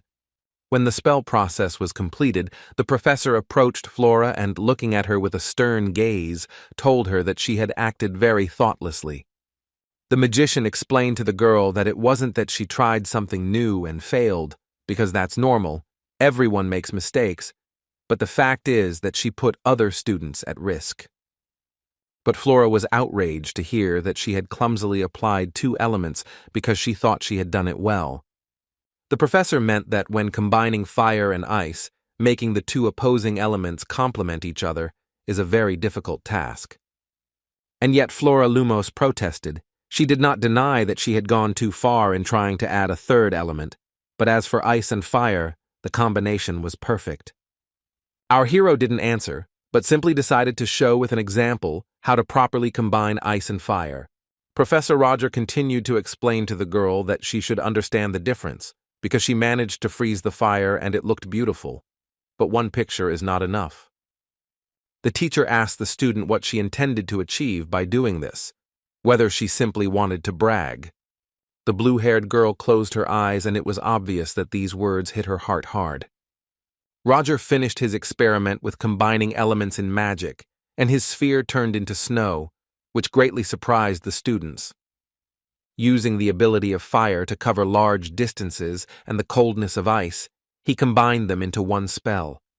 Using the same elements, he reworked them into something more practical, and Flora Lumos realized that she had failed completely. But suddenly, the desperate student heard words she did not expect to hear. Roger said that he did not blame her for her lack of skill. He noted that the girl had a unique talent. Among the kids her age, the professor had never met such a technically savvy wizard. The magician continued by adding that this is not what we are talking about now, but something more important. In his opinion, the girl was simply playing to the crowd. Professor Roger, placing a friendly hand on Flora's shoulder, said that he had no right to tell her what to do, but he still advised her to choose a different goal. And Roger called the other students to come back and take their seats in the auditorium. The professor returned to his teaching position, and Flora was left to ponder what had just happened.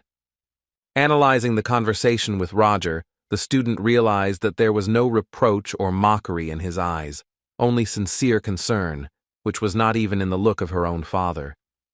Flora's friend was very worried about her, and immediately ran up to the girl and asked how she was feeling. The blue-haired student replied that she simply had a headache from using a large amount of mana, and it felt like she was about to faint. Flora became interested in how Professor Roger was feeling, since he had spent much more energy than she had. And our hero was thinking about the fact that he shouldn't have taken a pill before class. His head was splitting terribly. He also thought about how Flora was able to not only combine the elements, but also complete a top-level spell from the 3 elements. He remembered how the teacher had once scolded him harshly after a similar prank, and wondered if he had been too strict, hoping that his words had not hurt her. But even if that was the case, the magician was confident that she would definitely cope with this and would listen to his advice. These were not empty words. Walking through the auditorium, the magician noticed one peculiarity. There were no weaklings at all among Theon's students. The rector mentioned that this year many talented children, the so-called golden generation, entered the academy. The professor noticed that Renee was unable to manifest an elemental attribute, or rather, it did not exist in principle. Our hero announced to the students that classes were over for today, and as an assignment, asked them to review everything they had covered today. And then the magician turned to Renee and asked her to follow him into his office, which surprised the girl very much. In the office, the professor asked the girl to wait, and at that time the student was puzzled as to why he called her. Did he really want to conduct a personal interview, or maybe he was going to kick her out? She was almost certain of it, because how could a student who couldn't demonstrate elemental magic have the right to attend classes on the theory and practice of spells? But the girl really wanted to continue attending the professor's lectures. The student saw Professor Roger pick up some papers, and the thought immediately occurred to her that this could be an application for a transfer to another teacher, which she really did not want. As soon as the teacher said her name, the girl immediately blurted out in one breath that she would try and do everything he asked, just so that he would not forbid her to go to classes. Confused, Roger asked what she was talking about, and when she said that she thought it was a transfer application, the teacher asked her to stop talking nonsense and take the book, as he was already tired of holding it. Renee took the book that Roger gave her for independent study and told her to study it, and a new path into the world of magic would open up for the girl.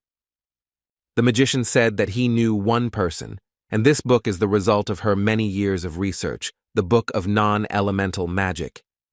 Renee said with surprise that it turns out there are other wizards who control non-elemental magic, and asked what this person is doing now. Professor Roger reported that she had already left this world, and the girl noticed sadness in the teacher's eyes. It turns out that now Renee will not be able to study other types of magic except elemental, but she really wanted to master elemental magic, and the magician asked her what she thought about a person who can only work with one element. The girl replied that such a person was probably untalented, but Roger said that this was not so. Magicians who were able to practice only one element were incredibly talented in the area of that particular element. They are professionals in their field and can influence natural phenomena. Roger poured the student a cup of tea and asked her what she thought about non-elemental magic. Renee replied that this magic does not involve the use of elements. The teacher calmly sipped his tea and told the girl that in fact this has not yet been proven. The 10th element of metal is considered part of the element of earth. Therefore, Professor Roger assured Renee that there was no need to worry. The world and magic were constantly changing, and first advised the girl to read a book. This would be her homework. It was a surprise for our hero to meet a student practicing non-elemental magic. He had the opportunity to look into the eyes of a man who could distinguish good from evil. Professor Roger understood that she was still at the very beginning of the journey and did not realize it. The magician looked thoughtfully out the window, realizing that the book had found its next owner after all. It seemed to be fate. Aiden trained in the elemental magic technique that Professor Roger showed him, and it turned out to be very useful. The magician remembered the moment when the guy used magic, kindness, and wisdom could be seen in his gaze, and perhaps he doubted him in vain. After class, the students spent their time in different ways, talking, practicing their abilities, and Aiden noticed a group of guys, among whom one guy looked unfriendly. Tracy was talking to Leo, practicing the technique, and Aiden was thinking about that guy. How could it be that a person who loved magic turned out to be a villain? The bespectacled man became interested in who it was, and why so many guys were crowding around him. This guy must be popular with Theon. Suddenly, the student who had once pestered the bespectacled boy noticed Aiden and addressed him in an impudent tone. He began to mock Aiden for not being able to materialize his own element, and that he was rather arrogant for still hanging around here. This time Leo stood up for the bespectacled man, but he asked him to calm down and said that he would talk to him himself. Turning to the scoundrel named Jivan, Aiden said that he had no idea what it was about him that irritated him so much, but asked for forgiveness and suggested that they just forget about it. Laughing, Jivan agreed to forget about everything, but only after the bespectacled man got on his knees. Tracy couldn't stand it and flared up, telling Jivan that he himself should be ashamed because he was a nobleman. Continuing to mock, the scoundrel answered the girl that the fallen were not given the right to vote, although what can you expect from an uneducated bungler? After these words, Aiden came right up to Jivan Falio and sternly said that he could say whatever he wanted about him, but he didn't dare touch his friends. The villain told the guy that he wouldn't do anything to him, so Aiden had no choice but to challenge him to a magical duel. The bespectacled man's friends tried to stop him, but it was too late, and Jivan accepted the challenge. Fearless Aiden announced the condition that if he won, the villain would have to apologize to Leo and Tracy, although he did not intend to lose. The students were already preparing for the fight, but suddenly a figure of a man appeared from behind. It was Professor Roger, who demanded an explanation. The magician seemed very calm as always, but inside he was raging, because Aiden had gotten himself into something again, as if he were the main character from some manhwa. Jivan deceived the professor by saying that he had challenged his opponent to a duel, and he agreed. The maid but a few observations and the professor understood what was going on, looking at the student, who had gathered a whole team around him, which Aiden had noticed at first. Jivan did everything to impress that student who had a very intense gaze. Our hero told the boys that he would not punish them for something that did not happen and ordered them to return to their rooms despite Jivan's displeasure. They had hardly left before they were joined by the unfriendly professor, who had said on the first day of class that he would stay away from commoner professors and told Roger that he was overstepping his authority. He explained that the teacher had no right to interfere in a duel that was being arranged on a mutual basis, and some students supported him. Roger Kelechi realized that whatever this professor was trying to achieve, he had succeeded. Our hero replied that in any case, he could not allow the students to harm each other and suggested that his colleagues sit in on the duel, asking the opponents if they would mind. Aiden and Jivan were not against the idea, and Roger confirmed that the duel would take place. But the enemy also offered Professor Roger to make a bet, although he considered it stupid to bet on a duel, the result of which was already known, hinting at Aiden's loss. Our magician agreed, although his colleague did not expect him to accept his offer so easily. He asked Roger who he thought would be the winner.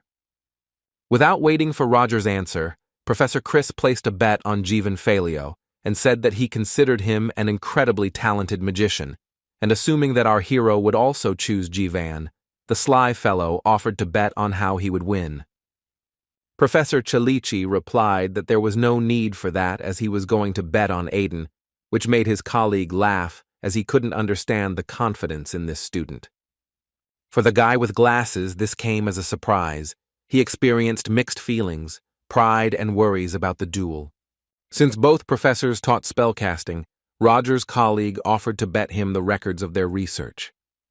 Our hero sincerely answered that he did not know that his colleague also teaches students about manifestation. And although he really didn't know it, the second professor became very angry and thought to himself that this fallen nobleman did not dare to disgrace him in front of the students, and decided that he would not get away with it. Our magician suggested that they have a duel in 4 days, and that's where they parted ways. Aiden immediately decided to apologize to Professor Roger, because if it weren't for him, then nothing would have happened. But the magician said that it would be better for him to think about how to win. The teacher added that Jivan had the advantage, but it was too late to back out. Professor Roger also noted that in battles there is always room for unexpected variables, and Aiden already has this variable, he just needs to use it at the right moment. The bespectacled man told the teacher that he wanted to defeat Jivan using only his skills, and with great inspiration asked Professor Roger to prepare him. Once upon a time in his childhood, Aiden was taught skills by a girl. She said that you can't casually show off your skills, otherwise trouble will not keep you waiting. Moreover, this is how she earned her living, and the guy didn't want her to die of hunger on the street. This did not mean that the girl forbade the use of these techniques. She said that as soon as Aiden felt that he needed them, let him act.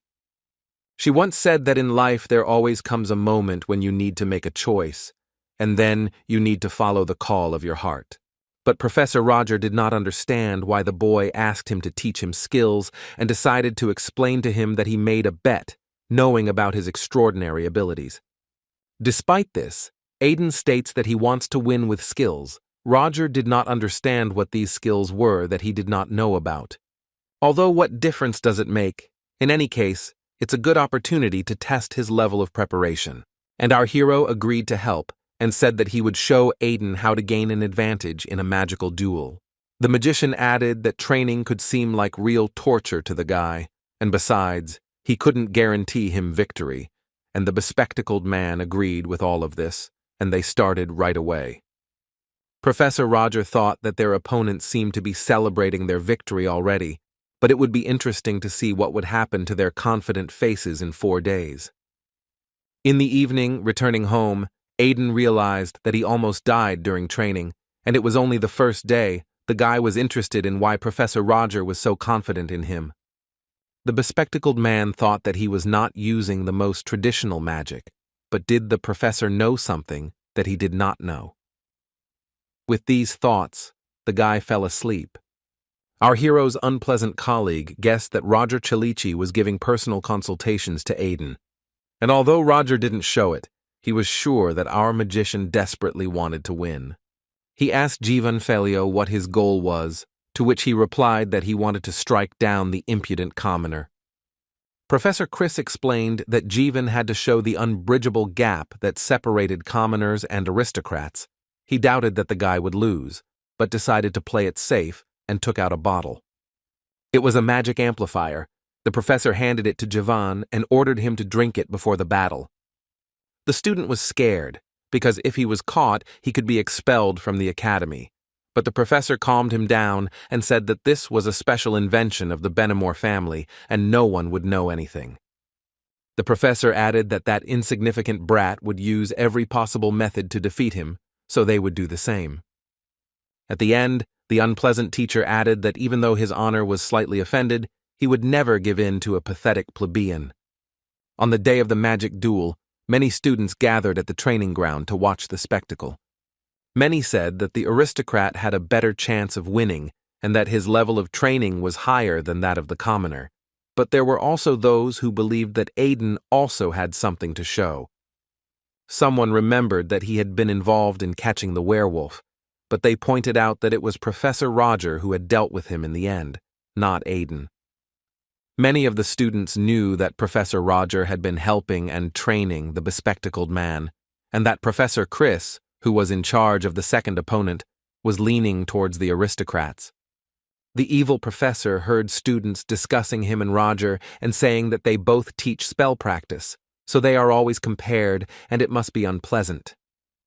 Chris thought that today he would knock Roger's arrogance down a peg or two and all these people would witness his defeat. Suddenly the professor heard his name and saw that other teachers and the rector had come to them.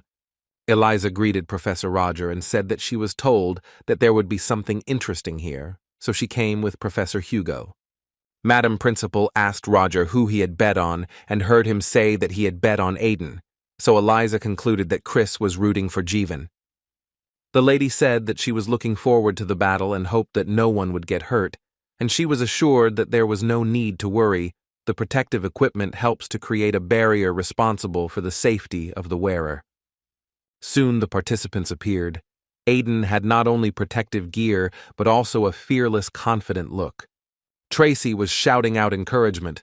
Leo was yelling at the boy to crush the pompous aristocrat, and the other commoner students were cheering for the bespectacled boy. The nobles, of course, were rooting for Jivan and wanted him to show his true strength. The referee approached the opponents and said that before they could begin, the guys had to go through a little testing. Aiden turned to Jivan and reminded him not to forget to keep his promise when he lost, but his opponent told him not to dream because victory would be his. The judge checked Jivan, and when it was the bespectacled man's turn, he asked what kind of weapon he had. Aiden replied that it was his combat weapon, and it was shaped like a sword, but it was not him. The guy thought it was illegal, but the judge noted that it was a completely safe blunt blade, so everything was fine. The judge explained the rules. The first one whose magical barrier falls from the protective equipment loses, and ordered to get ready. After the command to begin, the boys began to use their magical powers against each other. Leo noticed that the guys were moving at the same pace, and Tracy was surprised because some of them were very fast.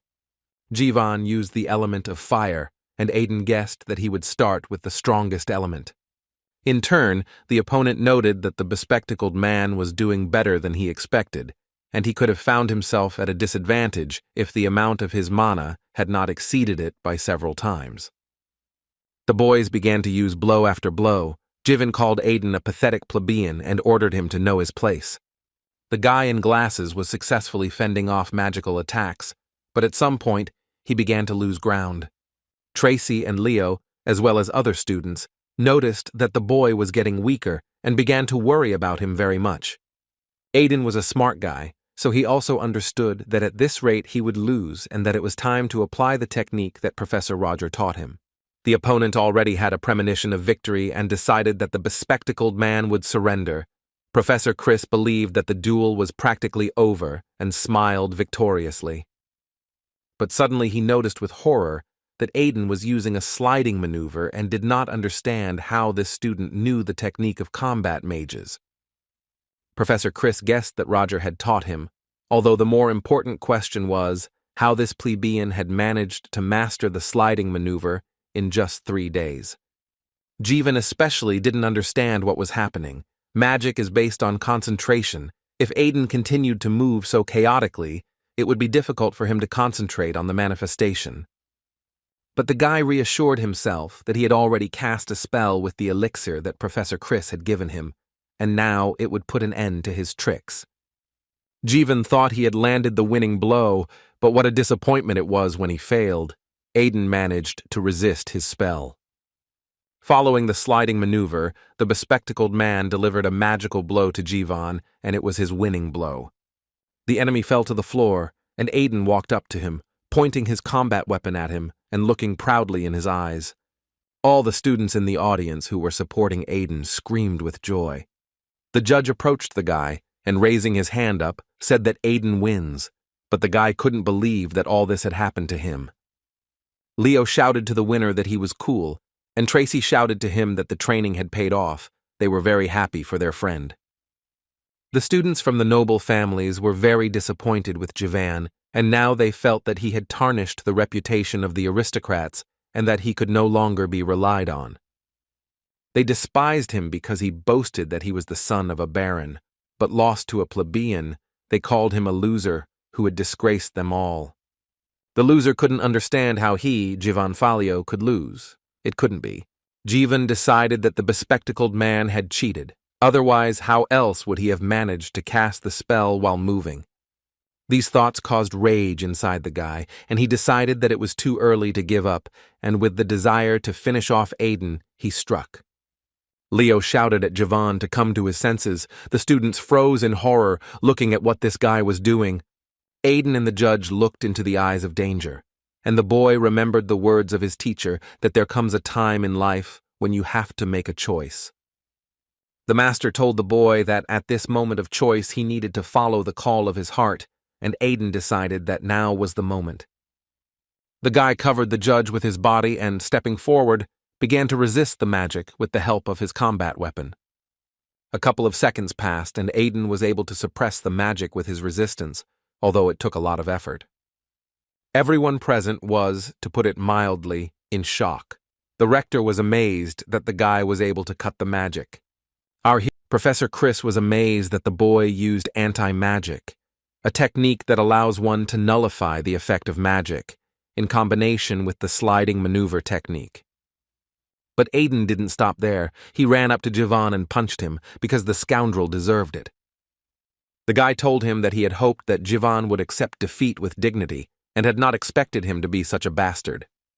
One student approached second-year student Frieden Volberg, the sharp-eyed boy who Jivan had been showing off to, saying that Falio didn't even know how to lose. But Frieden replied that he didn't care, and that he hadn't had any interest in him to begin with. But the guy decided that he needed to keep an eye on Aiden, as this was not the first time he had proven his superiority over the aristocrats. Frieden and the girl left the classroom, and Professor Roger noticed this moment. Professor Chris asked our hero if he knew that this student had anti-magic skills. Roger replied that he knew, and he didn't understand the reason for Chris's irritation. After all, he was responsible for the first-year students. Hadn't he bothered to get acquainted with their personal files?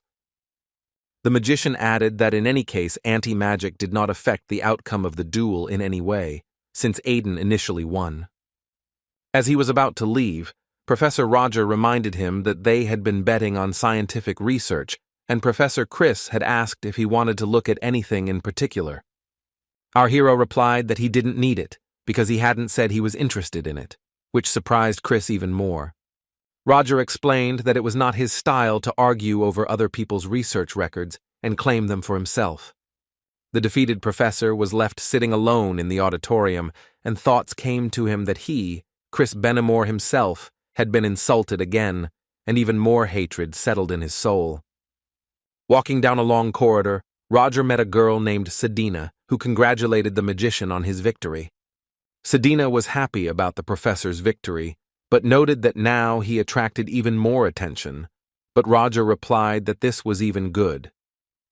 The magician explained to the girl that Madame Rector was suspicious of him. She knew that they had infiltrated Theon, and despite his status, it would not be easy for Roger to gain her trust. Sedina was surprised, because having become a professor, Roger should have been out of danger, and the magician clarified that this was why he decided to make a good impression on the rector with the help of a duel. Our hero said that he needed help from the girl, but their meetings would be conspicuous until she became a model student, so he asked her to make an effort to reduce the level of suspicion. Impressed that Mr. First Order had given the girl a personal mission, she declared that she would do everything possible, even if it cost her life. When Roger said that there was no need to die, Sedina enthusiastically blurted out that she would not die even if this mission killed her. The recent event allowed him to convince everyone that he was acting in the interests of the rector, and also to make it clear to Black Dawn that he cannot act rashly. But this cannot last forever, and Roger must create his own organization. This is the conclusion he eventually came to. The mage's thoughts were interrupted by a call from Hans, who said that he had checked the nearby areas as Roger had requested. The friend also learned how things are in the criminal world and understood how to act in order to maintain his position, but it looks like it's time to use force. Roger said that Hans had made a good point. It was time for the heavy artillery and that he was moving out. Our hero's friend said that it would take a long time, but Roger replied that he would try to make sure that everything ended as quickly as possible. The main villains gathered in a large house. They discussed what to do next based on the latest events. Henham was furious. All Belfort had to do was invest the money they had invested into the project, and the bastard just went and died, leaving them with nothing. One of the men asked Henham if they should find another fund, and he replied that this was exactly what he wanted to discuss with the guys and think through the next steps to scale their business. Suddenly, the man heard someone strange enter the room, and from the doorway offer to figure out what to do with the idiots from the Black Rose. Those present looked around and, seeing how the stranger was confidently heading towards them, pointed him towards the exit. The stranger approached Henham, who rudely suggested that the guest get out of here. But when the newcomer called the man Dotry, the leader of the Scarlet Group, he realized that this was not a random passerby whom he did not know, and he decided to ask how he knew him. It was Roger. He replied that they had not met before. It was just that the man was quite famous. Our hero apologized for forgetting to introduce himself and said that his name was James Moriarty. It was the name of the villainous consultant who ran the Delika Kingdom's criminal system. He had been hiding his identity for years, and Henham wondered what he was doing here. The man replied that he was glad Moriarty had come, but he could not take his word for it. His appearance in such a place was too unexpected. Roger was considered an impostor and told those present that their suspicions were justified. The magician felt pistols pointed at him from behind his back and, raising his hand, asked them to refrain and not shoot in vain. Our hero Henham signaled to one of the men to shoot him in the shoulder, but when he wanted to shoot, he realized that his pistol wouldn't fire, just like all the other scoundrels. Roger turned to face them, and performing silent fire magic, said that he had warned them. The magician performed a magic trick, showing the power of energy to scare away bad people. Immediately, the monster stood next to Roger, as if ready to protect him, and the villains, thinking that Moriarty had tamed the beast, decided that the recent incident was also his doing. In fact, the werewolf was Hans. The day before he told Roger that the criminal area in which their hideout was located was divided between 4 criminal organizations. The largest of them is called the Scarlet Group. They do the dirtiest work and essentially control the entire area. Roger indicated that they were their target. Hans agreed and said that it would be nice to deal with them, but it would not be easy. Their power was too colossal. A friend suggested not to go straight ahead, but to start with the pawns. But Roger said that they would only waste time that way. A frontal attack would be much faster. They would deal with the leaders, and the rest would fall on their own. Hans objected that now was not the best time for this. Not long ago they began to form gangs. This happened just after the death of Belfort Rickson. Roger noticed some connection between the Scarlet faction and Belfort Rickson. Perhaps all these incidents and victims that Rickson was behind were the fault of the Scarlet faction. Hans suggested that maybe they were doing Belfort's dirty work. Probably the death of the moneybags had really pissed them off, and the magician clarified that since this situation had united the crazy bastards, maybe they had come for their souls just in time. The friend couldn't convince Roger that this wasn't just some lousy gang. They were real mercenaries. There were even half-knights among them. But no one could argue with our hero, and he replied that there was nothing wrong with that. They were still far from being a knightly order, although that didn't mean they were weaklings. After this dialogue, Roger told Hans that he needed his help. His friend clearly did not think that he would take part in this. The magician's friend realized that Roger wanted to use him to instill fear in the villains, and sarcastically replied that he loved playing the role of a target. Hans once again reminded his friend that when a fight broke out, he would not count on him. He would immediately run away, to which Roger asked his friend to simply pretend that he was a formidable werewolf. Henham looked at them and wondered if he was the real James Moriarty or not. He couldn't underestimate him. He certainly assumed that he used magic, but he never expected to see a werewolf's pet. The man decided to pretend and smilingly told Roger that he was now sure that he was the real Moriarty, and asked for forgiveness for not admitting it right away. Our hero suggested moving on to the main purpose of his visit and said that he was going to build a business in this city. Henham replied that they would be happy to help him with this and asked what kind of business. Roger immediately decided to make it clear that he despised vile organizations like them and said that today he would put an end to the existence of the Scarlet faction. After these words, the scoundrel froze for a minute and then shouted to his comrades to take the best and finish them off. The villains flashed their knives. The werewolf told Roger that it didn't look like these guys were running away with their heels flashing, and the magician ordered him to prepare for retreat. Hans quietly left when our hero, having hit the floor with a stick, used magic to bring darkness around, and the villains panicked. Using darkness and shadow to instill fear into a weakened enemy, a spell that places a curse on them is called bonding magic. The bandits tried to attack Roger and kill him in pitch darkness, and Henham kept waiting for the fight to end and for the uninvited guest to be defeated. But when the battle stopped and the magic dissipated, the man saw among the corpses that lay on the floor, the magician stood there, safe and sound. When the villains attacked Roger, the aura was able to cut his magic. The magician thought that perhaps these were those same knights. Despite the gang's persistence, our hero did not think that he would lose to them. He decided to use poison. When the men saw Roger throwing a vial of poison at them, they were scared, but then decided that if the body was covered with magic, then it would not be harmed. Our hero knew that his opponents were powerless against direct contact and poisoned them with a dagger. Once the poison took effect, it left the man powerless, and the magician could easily defeat them. Roger Tilici could easily deal with any villain. It seemed he had no equal. One of the men, who was still alive, told the magician that apparently he was not Professor Moriarty, since he never had any fighting skills.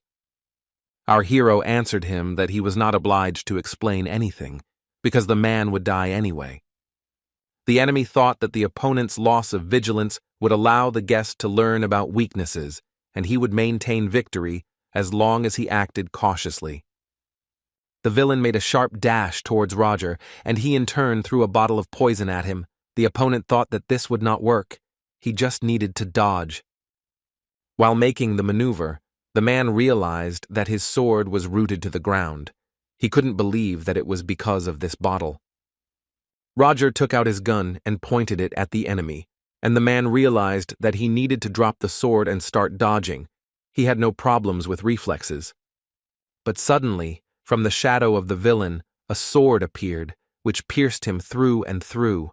The enemy did not even think that this was possible, because magic can only be used near the caster's body. To be on the safe side, the magician fired a bullet into the villain and left him lying dead on the floor. This was as if nothing had happened. Our hero politely invited the bandit to continue their conversation. When Roger had learned all the information he needed, he finished off the villain and decided to have a drink at the bar. Hans came to him in his usual form. He took off his disguise because he could not stand it anymore when he smelled blood. Seeing Henham on the floor, he joked that he was scared to death. Roger replied that not yet, but now that he had the information he needed, he planned to pass it on to the rest of the organizations. Hans asked what he was drinking, and Roger said it was 38-year-old Gorgonian and wanted to try it too, and started looking for a glass. Despite the fact that he felt sick, he decided to drink it even if he threw up. Satisfying his friend's interest, Roger said that he would find a couple of useful people from the Scarlet Group and say goodbye to the rest. Barely alive, Henham told the guys that there were documents and an account book on the second floor of the office and that they would help. Hans said that it looked like he had a lot of work ahead of him and asked Roger if he thought it was too much.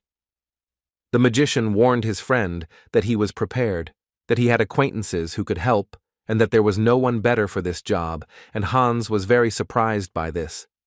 He didn't really believe that they would come to help their friend, but Roger replied that they said they would come as soon as they finished their work and asked Hans why he hated them so much. The guy called them all crazy, but added, seeing the expression on Roger's face, that of course it was not for him to judge. Hans understood that even if he was against it, they would still follow Roger's plans and asked if he was afraid to act so frivolously, since the Rector suspected him. Our hero reassured his friend, as he believed that they would not be followed. Those magicians would not take risks, especially while spying on the Rector, and it won't cause a response, and Hans said that it sounds plausible. The guy asked Roger what he planned to name the organization, because if he planned to take control of Leathervelk, he would at least need a name. The magician thought about it. They had about 10 people in their team, including the two of them, and he came up with a great idea. Roger came up with the name of the organization Unknown, which translates as unknown. Hans began to say the name out loud, as if testing the word, and eventually said that he liked it. The friends drank another glass to the creation of the new organization, and Roger began to joke that God forbid Hans would start biting if they drank any more. At breakfast in the cafeteria, Professor Selina asked Roger why he didn't have an assistant, since his lectures were attended by 80 students, a number that was difficult to manage. Roger replied that he didn't need an assistant and that he had no difficulties giving lectures.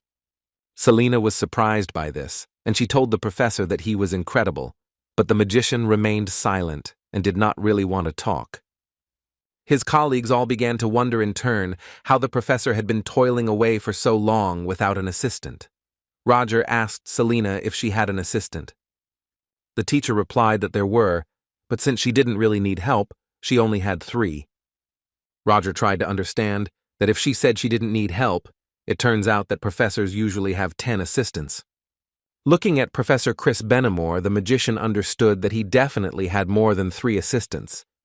The colleagues at the table began to give Roger advice that he also needed to take on several assistants, at least 5, otherwise it would become harder and harder with each passing day, and they even offered to help with the list of good students.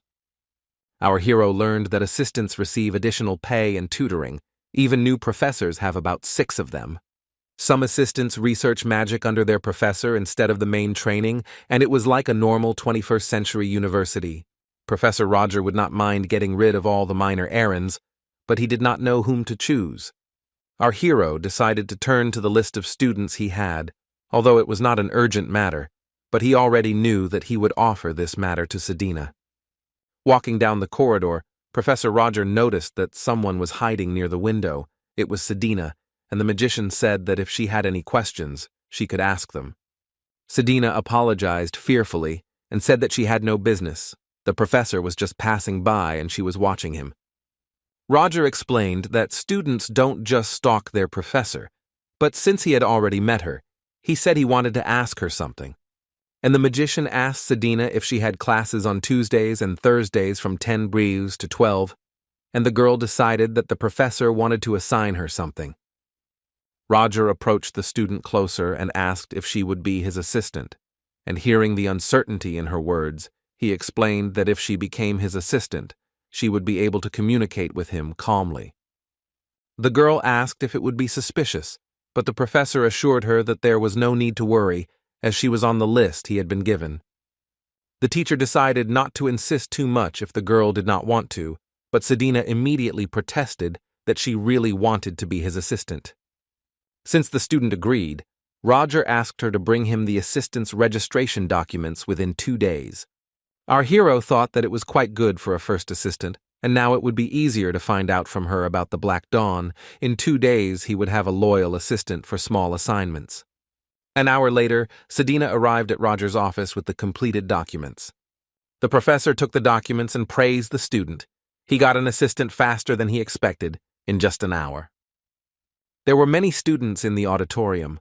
Renee noticed that it was very noisy, and the princess reported that there was a strange rumor going around among the students. And a friend told her that Professor Roger was looking for assistants, and Renee found this a tempting offer. Elendil said that the most interesting thing was that he had never taken anyone before, and everyone thought that he didn't even know about their existence. But Renee was surprised how the professor could not know this. But the most interesting rumor was about the universal stone, which fulfills the wish of anyone. They say it is hidden somewhere in Theon. Renee wondered if such a thing could exist, to which Elendil replied that there were still many unsolved mysteries. The princess explained that Theon is the heart of magic. Maybe she is exaggerating, but there is probably even an artifact for this. Flora also thought about the universal stone and thought that it was so childish. The authorities would have appropriated it for themselves long ago. The girl was more interested in the fact that the Superman was recruiting assistants for himself, students who were paid by the professor. Naturally, Flora believed that only talented people like her were suitable for this, and she would definitely be able to pass if she was highly recommended. Someone announced that the students should be quiet because the professor was coming into the classroom, but how surprised everyone was when it was not Roger who entered, but Sedina, and she had the material for the lesson in her hands. Flora was the most surprised of all. She couldn't believe that the professor had already chosen an assistant. A couple of minutes later, Professor Roger appeared in the audience. He praised Sedina for her good work and said that she could go. Our hero noticed that the students' facial expressions were very strange. He did not understand why they perceived his assistant that way and announced the beginning of the lesson. Roger gave a lecture and reminded the students that today's material would be on the exam and asked them to review it at home. A student named Julia Plumhart said she wanted to ask the professor a question and sarcastically expressed surprise that Roger remembered her name when he said it. Our hero knew that she had won first place at the reception ceremony, and he also heard that the magic tower was supporting her. Julia asked the teacher how he chose his assistant, and Roger tried to understand why she was interested. When the professor said that he had chosen her himself, the student asked, smiling slyly, if there were any conditions, such as the highest magical skills or perhaps a recognizable personality. The magician realized that this was not a question out of pure curiosity, and announced to the girl and the other guys that he looked at only one thing when choosing an assistant, and that was character. And continuing, the professor clarified that if she had the right character, then she would pass the interview, but after her question, Julia might not attend it. Roger added that she would not be able to become his assistant, and looked at her with a sharp gaze, and without hearing any more questions, he left the classroom, saying at the end that the students should not forget about the exam. When the professor came out, he saw Sedina in the corridor. He told her that next time she should wait for him in the assistant's office. Roger noticed that the girl wanted to say something, and the student noted that they had worked well today. The professor handed her a stack of papers and pointed out that these were the assignments given for today and asked Sedina to take care of them by the end of the day. As Roger was leaving, he heard someone speaking to him behind him, and looking back, he saw Flora, who said that she had heard that he had chosen an assistant. The magician confirmed that this was the case and asked if Flora wanted it too, and if he asked, she replied that she didn't need it. The girl said that she wanted to thank the teacher for saving her last time and giving her good advice then. Roger replied that he had only done what a professor should do, and that it was enough for him that she had taken his words seriously. Flora noted that he must have been feeling bad then, since he had used more magical power than she had, but the magician replied that he was completely fine, and he himself remembered that he had almost died. The student asked how many elements he could control, since she had seen 5 in class. The professor answered the girl that those 5 were the only ones he could control. In fact, Roger could use all 10 elements, but there is nothing to be happy about here, unlike mages who focus on one element. Unable to use any element until he reached a certain level, he considered himself mediocre. But if they found out about this, the magician would be in trouble, so Roger decided to just say 5, but Flora already thought that was a lot. The teacher said that if the girl had no more questions, he would go, adding that if she changed her mind, she could apply to be his assistant, she would definitely succeed. Roger left, and Flora remained standing, not having finished her expression. Something in the professor's behavior irritated her. After some time, our hero came to the rector, as she asked him to come in. Eliza greeted Roger, and asked if he had heard about the recent rumors.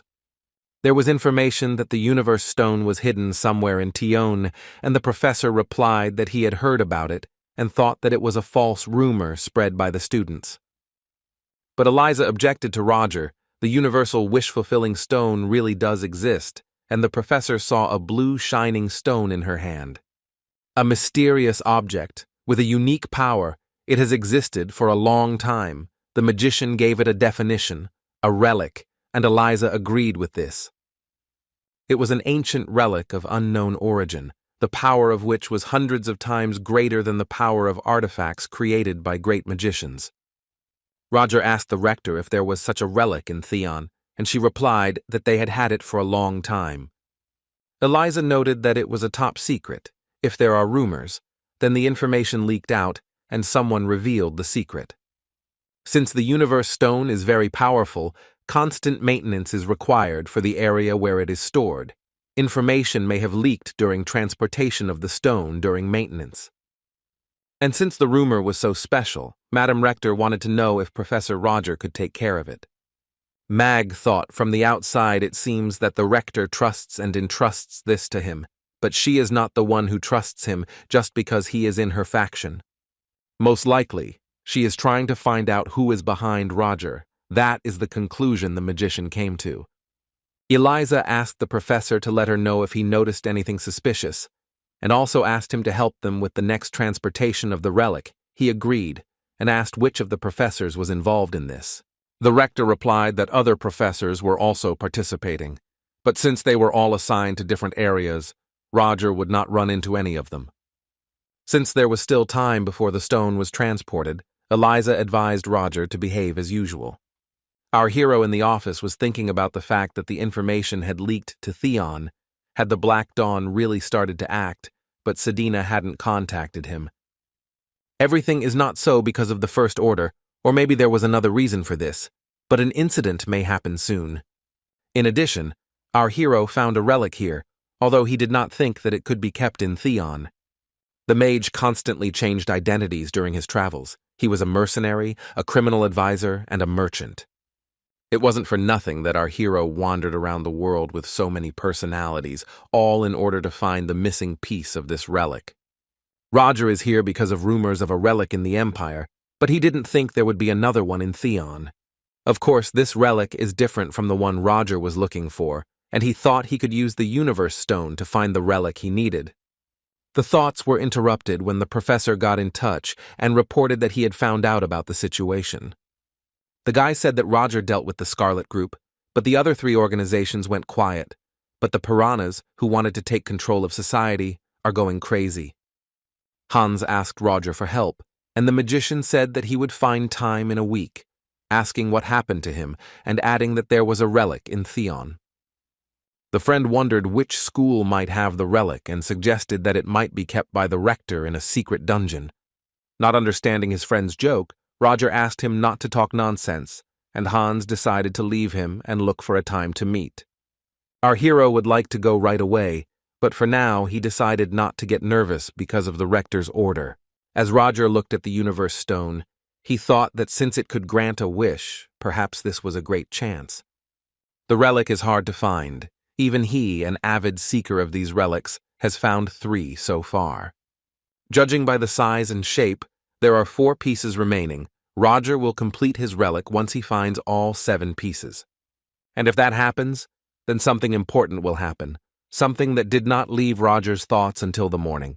Elendil sat in her room, having sent away the servants, and thought about how tired she was. They could not leave her alone even for an hour. Her status is to blame for everything. No one could have guessed how much she wanted to live a normal student life.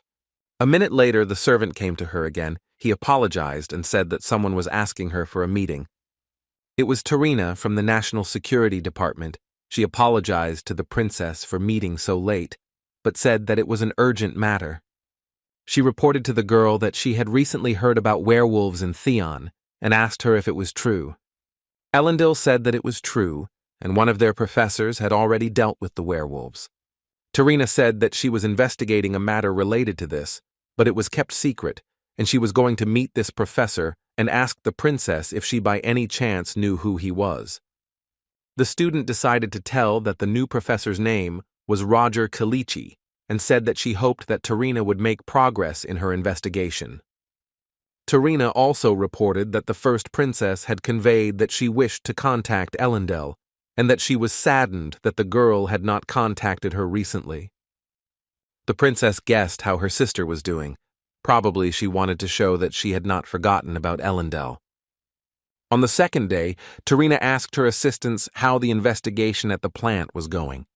Enya's assistant reported that she looked through some pieces of documents that were not completely burned. It looks like they were developing or researching something there, but it is impossible to find out the details. The main one said that they can't continue to work with just this. More information is needed. The assistant remembered another point, that Black Dawn, the Scarlet Group, had recently disappeared in Leathervelk. Enya clarified that it was irrelevant, but they had to take it into account since it was unknown where they might find a clue. Advising not to worry about it too much, Terrina ordered her to focus on her own investigation, asking her assistant to check Leathervelk some more and then head to Theon. While giving his lecture, Roger thought about how many rumors had been spreading in the academy in the past few days. Students might be moving around like during the werewolf incident. This would cause even more trouble. The professor looked back at the students and noticed that they were bored and decided to show them something fun. The magician released a flame from his index finger and said that magicians always manifest magic using themselves as the core. This is because the magic power comes from the caster. After these words, Professor Roger grabbed the light in his fist. He saw that in the audience, one guy fell asleep at the table. A second later, Roger redirected the fire towards the guy and he woke up in surprise, as it was blazing right under his nose. The teacher said that if they touched, they could do something similar. Roger reminded that magic manifests itself using the caster as the core, but in reality, there is a small space between them. Usually about 1 meter is the limit, but if you realize that the consumption of magical power can increase, you can go even further. The formula for assigning coordinates, as Roger called it, none of the students knew about this technique until now. Flora thought about it. She had never heard of the coordinate assignment formula, and she didn't understand where the hell he had mastered such magic. The professor asked the students if they were interested in this information, and added that it was just a small modification to manifest magic. The teacher clarified that one inspired magician invented it, but he was not going to teach it to them. The students were amazed and started whispering to each other about why he didn't want to teach them, and why he showed them this technique at all. The magician explained that he wanted them to understand something. All magic develops from a solid foundation, and full manifestation comes only after that. In order to use magic properly, they must learn everything step by step. Even if they are bored or think that he is saying obvious things, they must first focus on learning for their future. At this point, Roger decided to end the lesson for the day and told the students that if they figured out this magic, they could come to his office at any time. He would appreciate their efforts. Entering his office, the professor found Sedina there. He asked her to wait outside the door, as they were trying to contact him. Eliza informed Roger that the matter was urgent. The universe stone had been stolen.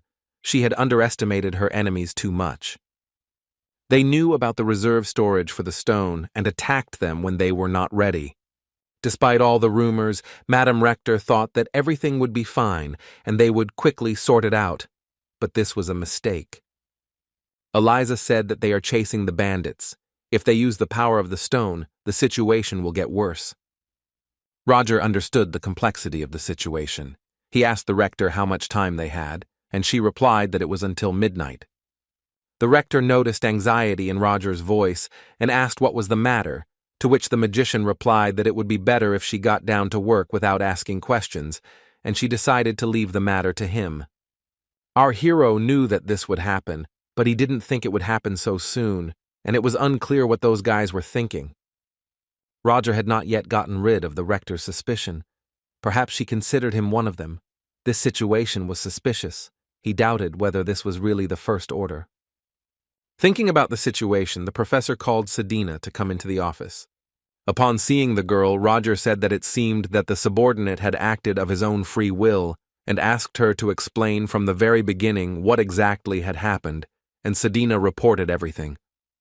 According to the investigation, it all started with the Third Order requesting information. While researching information about Theon, they found a document related to the Universe Stone. Coincidentally, rumors about the stone began to spread among the students. He believed the rumors, as he had already seen the information, and after that he learned about the existence and location of the stone. The Third Order immediately told the Second, but the Second Order decided not to inform. They began to act independently. Sedina said that his name was Demiles. He had connections with the government, and was also responsible for all affairs in the Second Order.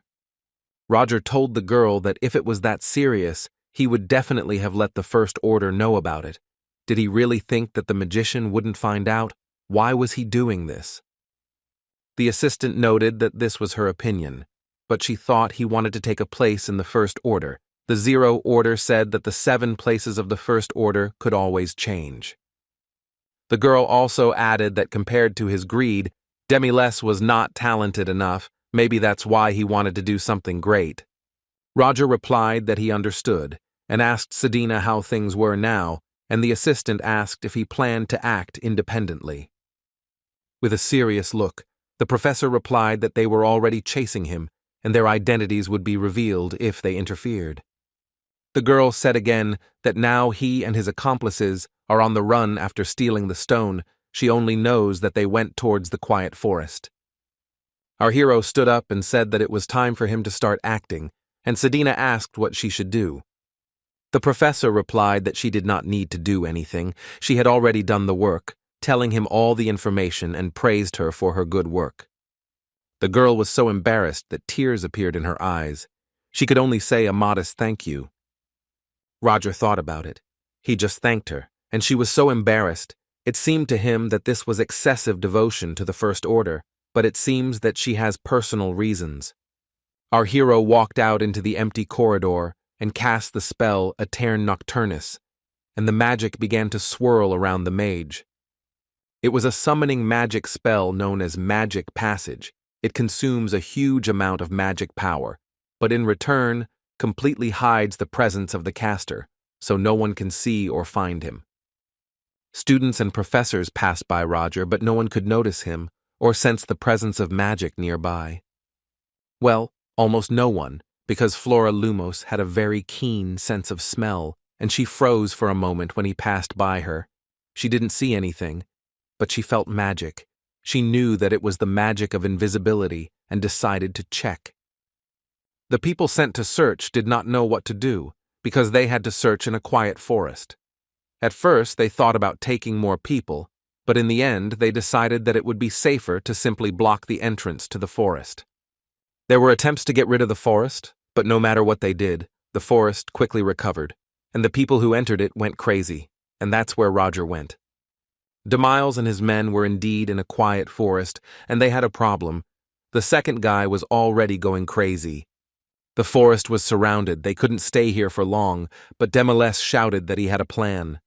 The man was told that he had stolen the Universe Stone, but as he held it in his hand, he realized that the stone was absolutely useless. The scoundrel could not understand why it did not work and did not react to anything. This is real power.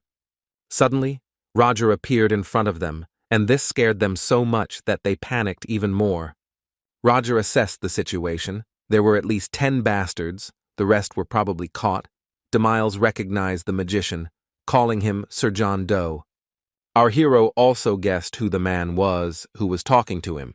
It was DeMiles from the Second Order, and Roger asked him why he thought he personally came here. The Second Order was thinking about how unlucky he was. Was it possible that the famously ruthless Sir John Doe had come and that he would die like this? The boys bowed before Roger, and the leader presented him with a stone and said that it was a relic called the Universe Stone, and said that he wanted to offer it to the First Order. Our hero took the stone from DeMiles' hand and told him that the job was well done, and said goodbye. Sharp magical thorns emerged from the ground and pierced the bodies of the villains. Before he died, the Second Order wanted to know why he killed them, but Roger didn't want to waste time explaining. Roger took the Universe Stone and examined it carefully, and realized to his horror that it was not a relic. It contained an incredible amount of magical power, but nothing more. The magician could not understand what was happening because the Rector told him the opposite, and suddenly Roger saw a bright, blinding light above his head. A huge, bright beam of light struck with great force at the place where the professor stood. It was Eliza. She picked up the stone and was surprised that she hit it with such force, but there was not a scratch on it. Now she had a fake Universe Stone. She had to work hard for this bait, and she hoped that it would bear fruit. Eliza wondered if Professor Roger was nearby. She knew he was supposed to come here. Our hero understood the danger he was in and what threatened him. The blow was strong and damn close. When the mage saw a beam of light above his head, he used the spell Aether Nocturnus and teleported to another location nearby. Roger thought that magic would give him away when he used a spell. There was no teleportation-type magic in this world, but nothing was impossible when you used the coordinate assignment formula and the characteristics of this magic. Moreover, the stolen Universe Stone turned out to be a fake. Perhaps she revealed his identity by setting a trap. Roger felt very bad. This teleportation magic had sucked out all his magical power. And yet our hero believed that Eliza would not use such problematic methods. So, from the very beginning, she planned to do everything herself. For maximum efficiency, she hid the truth from her own allies, a truly extraordinary person. Suddenly, Roger heard a rustling sound behind him, and looking back, he was ready to strike, but he saw that it was Flora, and he stopped in time. The professor asked the girl why she was here, because she knew that this was a dangerous forest. But Flora attacked the teacher, saying that she wanted to ask him first why he was here and what kind of spell it was. As always, Roger sternly replied that it was none of her business, adding that this forest was a dangerous place for students and ordered them to go back. But the student wanted to argue and replied that she was not that weak. It seemed that Flora didn't suspect anything, but the magician didn't understand how she found another way to get around the people guarding the passage. The girl was thinking about how to explain to him that she came here, feeling something strange, without even knowing that Professor Roger would be here. Suddenly someone called Flora, and from the voice she and the professor realized that it was her friend who was looking for her. She screamed that she was very scared, called her friend throughout the forest, and cried bitterly. Roger ordered Flora and her friend to follow him and promised that he would lead them to the exit. When the student just approached Roger from behind, she saw that he was taking some pills, and she became very interested in what kind of medicine he took and what illness he had. Coming out of the forest, Roger saw the rector's lady standing with other people, smiling sweetly as if nothing had happened. Eliza was very surprised when she saw two students next to the professor, and the magician explained that they were wandering through a quiet forest. When the rector asked why the students were wandering around the quiet forest, Flora immediately replied that it was all because of her. She went on to explain that she had gone into the silent forest herself, and her friend Cheryl had run after her, and some time later Professor Roger had found them.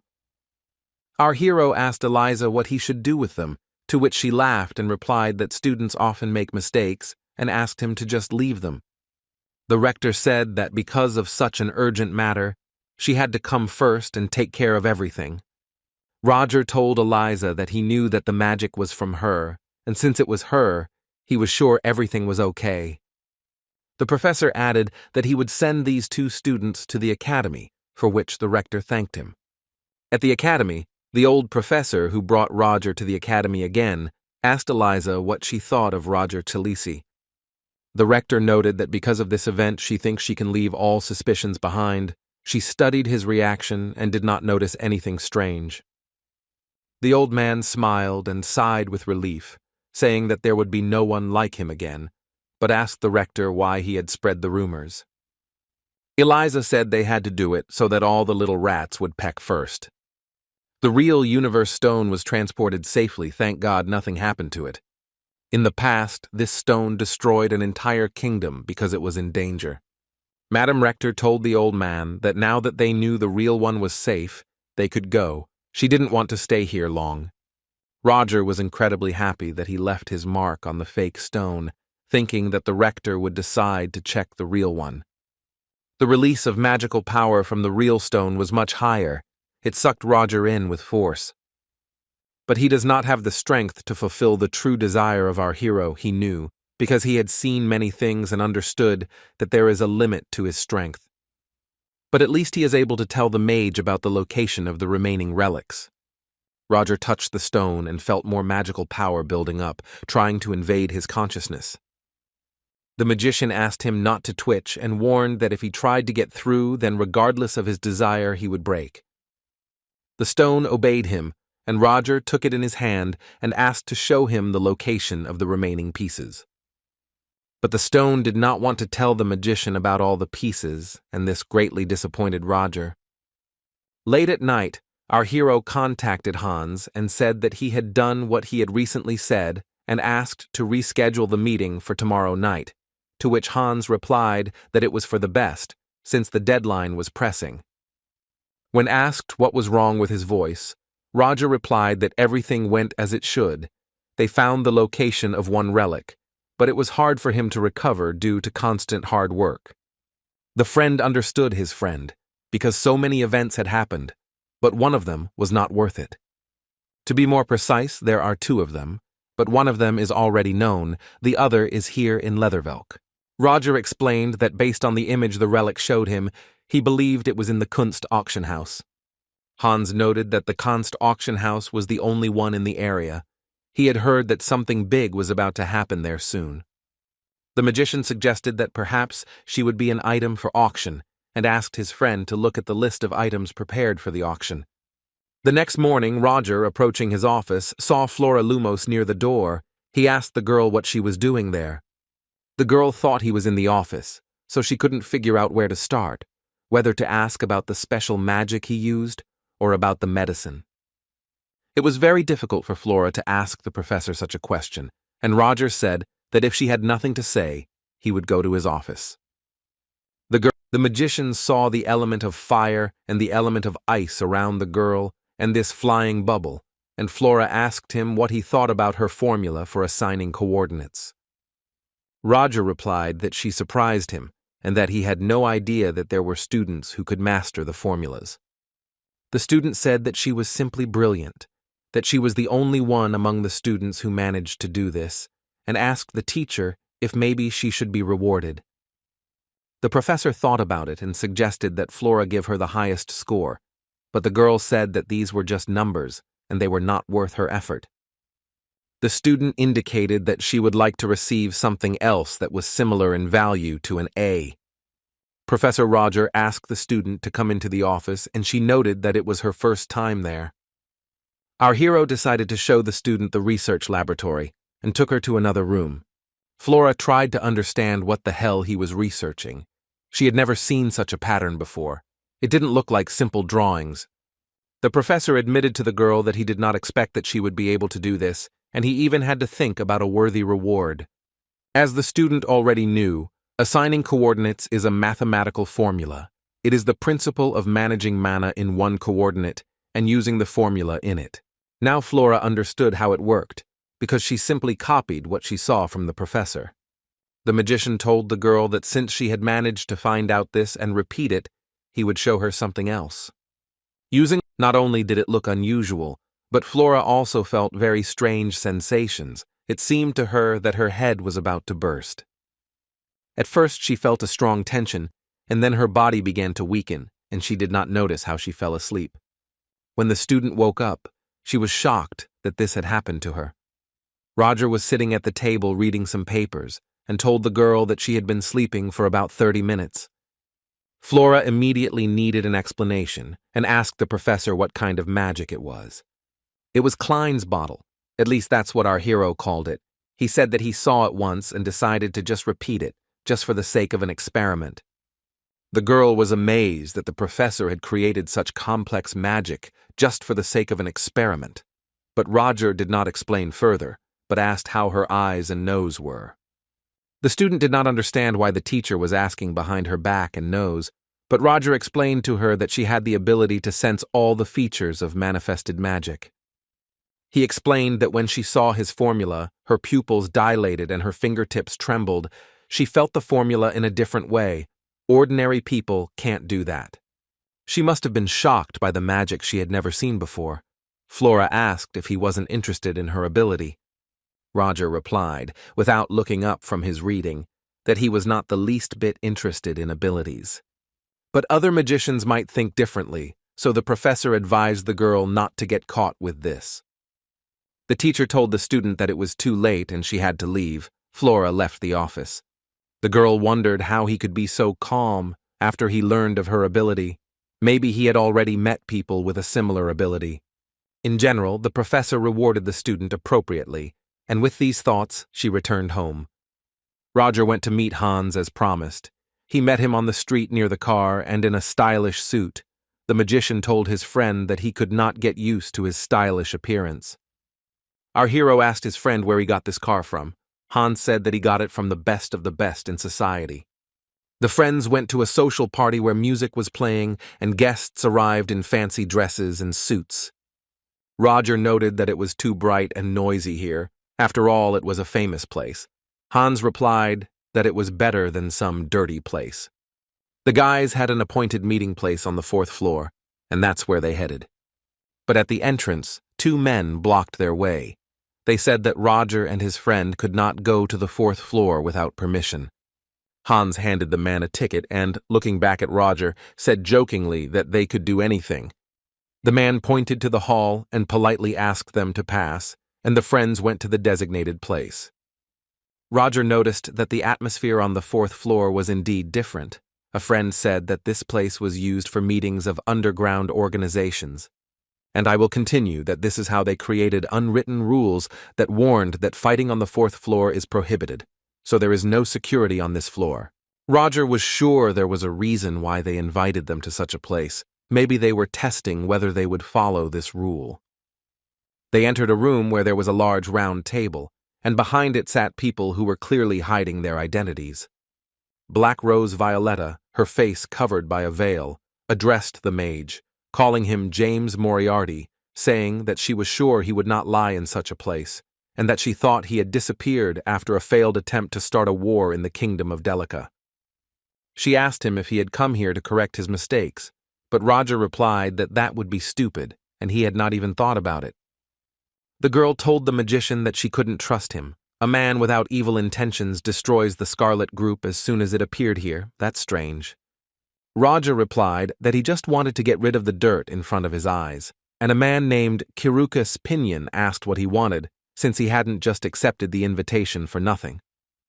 Our hero noted that the man was quick-witted, and said that he was planning to increase his strength, and the interlocutor asked whether Moriarty wanted to create a second Scarlet Group. The old children of Theon were also sitting at the table. They were suspiciously waiting for an answer from their guest. Roger said that he didn't want to create a second Scarlet Group, and he understood why it had become so stuffy here. He decided to clarify all the misunderstandings. A bearded man from Theon's old children asked him what misunderstandings he was talking about. Roger said that he wanted to talk in person, but the old man seemed not to understand him, and the girl sitting next to him calmed him down. A girl from Mastella's old children explained that she was usually looked down upon because she was a child, and Moriarty seemed to understand. Our hero replied that he was not so stupid as to look down on her because she was a child, and repeated that he had no desire to create a second Scarlet Group, but was planning to create his own business. Roger decided to offer it to the people who sat at the table with him. He gives them work, and they rake in huge amounts of money. Hans did not intervene in the conversation, but what Roger said caused him misunderstanding and irritation. Violetta noted that it was no different from the Scarlet faction, as he would force them to obey his orders. Our hero replied that this was just a suggestion. If he wanted to, he would have started doing it a long time ago. Roger added that he would hand over part of the Scarlet Group's business area to them, even if they refused his offer, leaving his interlocutors puzzled. A girl from Mastella's old children decided that Moriarty was up to something if he agreed to give it to them, even if they refused. Clearing up the misunderstanding, Roger explained that it was dangerous for him to act openly now, and they knew it.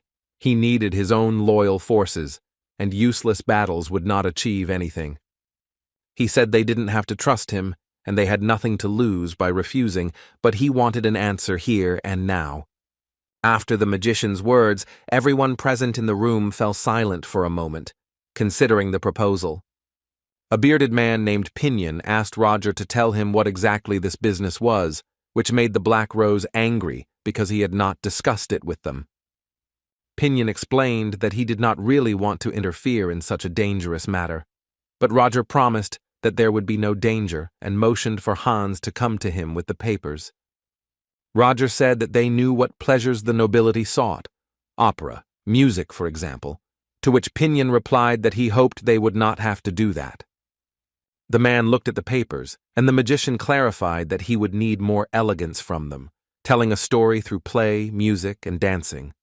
Pinion exclaimed that he was sure Moriarty saw a future in this and agreed to take on the job. Black Rose Violet asked what Moriarty wanted in the end, to which Roger replied that he wanted change. Our hero told us about a forgotten region, which, despite the local industry and forges, only awaits gray skies and a gloomy future. Roger wanted to change this dark and gloomy alley into a place where people could live and see only a bright future. He had also pitched this business idea to other organizations, so he asked them to review it before making a decision. Walking back down the dark street, Hans praised Roger for the fact that his ideas were incredible, and he had received the approval of all three organizations. But the magician replied that he had merely brought other people's ideas to life. Violetta called out to them from behind. She was unaccompanied and asked Roger to speak to her personally. Our hero asked his friend to go ahead and said that he would catch up. Hans assured him that he could take his time. Black Rose asked if Moriarty really thought the business he proposed would go well, to which Roger responded by asking if she thought otherwise. Violetta said that the current clothing market was controlled by the nobility and rich merchants. She wondered if she had a chance. Roger responded in a reserved manner that their target audience was not them. Light and comfortable clothes that people could use in everyday life, if people liked this idea, then everyone would turn away from fashion. And yet the girl insisted that they would not be able to evade attempts to interfere with them, to which the magician replied that she needed to overcome this, because she could not hide forever. Roger said that she no longer had to worry about protecting her sisters, and if she accepted his offer, he would take responsibility for their protection, and once business was up and running, she could work her magic on fashion as well. Violetta didn't think he would recognize it, but Roger explained that mages can recognize other mages. It's not something complicated. Since the girl had agreed to work with the magician, she decided that she could no longer hide her face and took off her veil. Black Rose had a pretty face, but she had a burn on one cheek caused by magic, and Violetta said that it was the work of a mage who thought she was his property. She noticed it too late, so even the healers, the apostles of Lumensis, were powerless. Having shown her disgusting appearance, Violetta decided to put the veil back, but Roger grabbed her hand and asked her to wait. The magician touched her face with his hand and said that since she had trusted him and shown him her secret, it would be right for him to reveal his secret as well. There was no trace of the burn left on her face. Roger told her to look in the mirror. Black Rose looked in the mirror and her eyes opened wide in surprise, because there was not a millimeter of damaged skin left on her face. This is what Roger called real magic. Our hero said only one thing, that Violetta was too beautiful to hide her face because of this burn. The girl became embarrassed and said that it was dangerous to put something like that on display now, and Roger had no choice but to agree. Violetta said that it was time for her to get to work, as he had ordered, and added that their meeting today had been significant. Suddenly, the magician called out to the girl and grabbed her with his hand, sharply pulling her towards himself, as he noticed that they were trying to kill her. Violetta saw an arrow fly past her head and hit the wall. She was very lucky that Roger saved her. The guy asked if Black Rose was okay. She replied that everything was fine. He wondered who had set up the ambush, although Roger had his suspicions. Roger didn't expect a whole gang, but they saw several people with guns approaching them. One man told him how a big shot like James Moriarty could wander around here without guards. Our hero recognized these people as the remnants of the Scarlet Group and asked them if they had forgotten how their group had fallen apart. Roger remembered this, so he prepared himself, but then he smelled the scent of dispersal and asked Violetta not to use magic, since it would be difficult to control, and the girl was surprised that he even knew this. One of the villains recognized the voice of the Black Rose and was glad that he had not waited in vain. He had not thought that they would grab two big shots at once. Roger asked Violetta if she was going to fight, and the girl replied that they had already been caught and there was nowhere to run. The magician said that they would have to dance, hinting at a battle, and the girl noted that she could dance well enough not to feel jealous of other people. The villains surrounded them from all sides, and Roger and Violetta stood with their backs to each other, and the guy asked the girl to back him up. A fight broke out. Our heroes fought back with dignity, but they were unable to defeat the gang. One of the villains shouted that even with magic they were no match for them, but the other man replied that they were already tired. There was not much left. Violetta complained to Roger that she no longer had strength, that she was no longer the same as she was in her youth, and the magician advised her to increase her endurance when they ran out of this shit. Our hero tried to find the guy who shot among the villains. Could he have hidden somewhere after the ambush? He used the hard to get scent of dispersal and easily controlled his murderous aura. It seems like there is a professional hiding among these guys. A moment later, Roger grabbed the girl sharply and, using a magical sliding maneuver, rushed away from the bandits. The main villain began to shout at the men for letting the couple escape and ordered them to chase after them. Black Rose asked Roger in confusion what he was doing, and the guy explained to her that there was a professional killer among the bandits, and if they continued the battle, the advantage would be on their side. Violetta said that she heard that there was a group of killers who came from the southern desert, people who kill others for money. Roger realized that these were Calisarp's killers. He asked the girl to be careful and not to bite her tongue, because he planned to climb onto the roof with the girl using a hook on a chain. Our heroes flew high up, but the bandits also seemed to have mastered such magic, and lagging a little behind, chased after them. On the roof of the house, the villains finally caught up with the heroes and they had no choice but to fight off the blows again. Violetta protected herself from the blow with her umbrella, but to her disappointment, she saw that it had practically turned to dust. Roger explained to the girl that this was a special poison that the Calisarp bastards used, and it corroded absolutely everything, and she asked in horror what they should do now. The magician suggested that she either wait until they ran out of throwing knives or get out of there. Violetta liked the second option better, so Roger told her to hold on tight, picked her up, and jumped off the roof. The villains rushed down after them, but when they landed, they did not see our hero there, but only one girl. Violetta stood there and simply complained that Roger had abandoned her here and run away like a coward, lamenting that she hadn't thought he was that kind of person. The bandits thought that he had left her and run away, although they didn't really believe it. It looked more like a trap, and he was using her as bait. The killers realized that he was hiding somewhere nearby and began to look out for his location. Suddenly, one of the villains saw a shadow and hit that place, but upon closer inspection, he saw that there was no one there.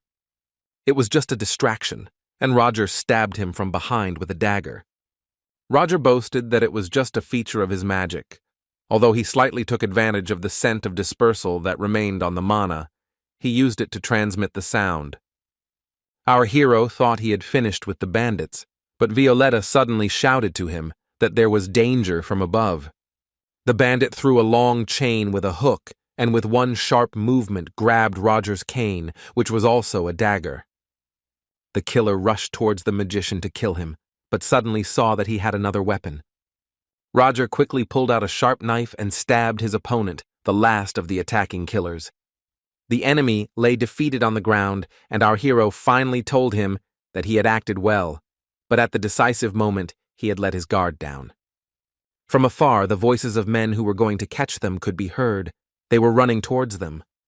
The scent of dissipation had almost disappeared, and Roger asked if he could leave the rest to Violet, and she said it wouldn't be difficult. The bandits caught up with the couple, but suddenly saw a large wave of magical power flare up, and in an instant, they were destroyed. Black Rose noted that there seemed to be no more minions left. She didn't think that they would set up an ambush after the group disappeared. Roger informed her that they were forced, most likely paid by the killers. It was definitely not Belfort Rickson, because he killed him. Violetta heard about Belfort's death, but she couldn't even imagine that it was the work of Moriarty, that is, our hero. The magician explained that Rickson had done dirty work while he was financing Dutry. At one time, he had humiliated the honor and respect of other people, and he would not want to exist under his sky with such people. Roger was going to hand over the Dutry recruits to Violetta, and in exchange for her finding the one behind it, but she reminded him that she would be busy with the business he proposed. When our hero asked if she could handle all this, he hurt her pride, and Black Rose said that she could handle everything better than he expected. Roger was fine with it. They said goodbye, and the guy wished Violetta good luck. When he returned home, he heard noise in the house from the street, and when he entered, he saw Sheridan beating Hans for not coming to her when she called him. Sheridan Ionfid was Roger's colleague. The dwarf developer greeted the mage, and Hans asked his friend to save him from a petty bully. The magician told the girl to look at something better than to make fun of the guy.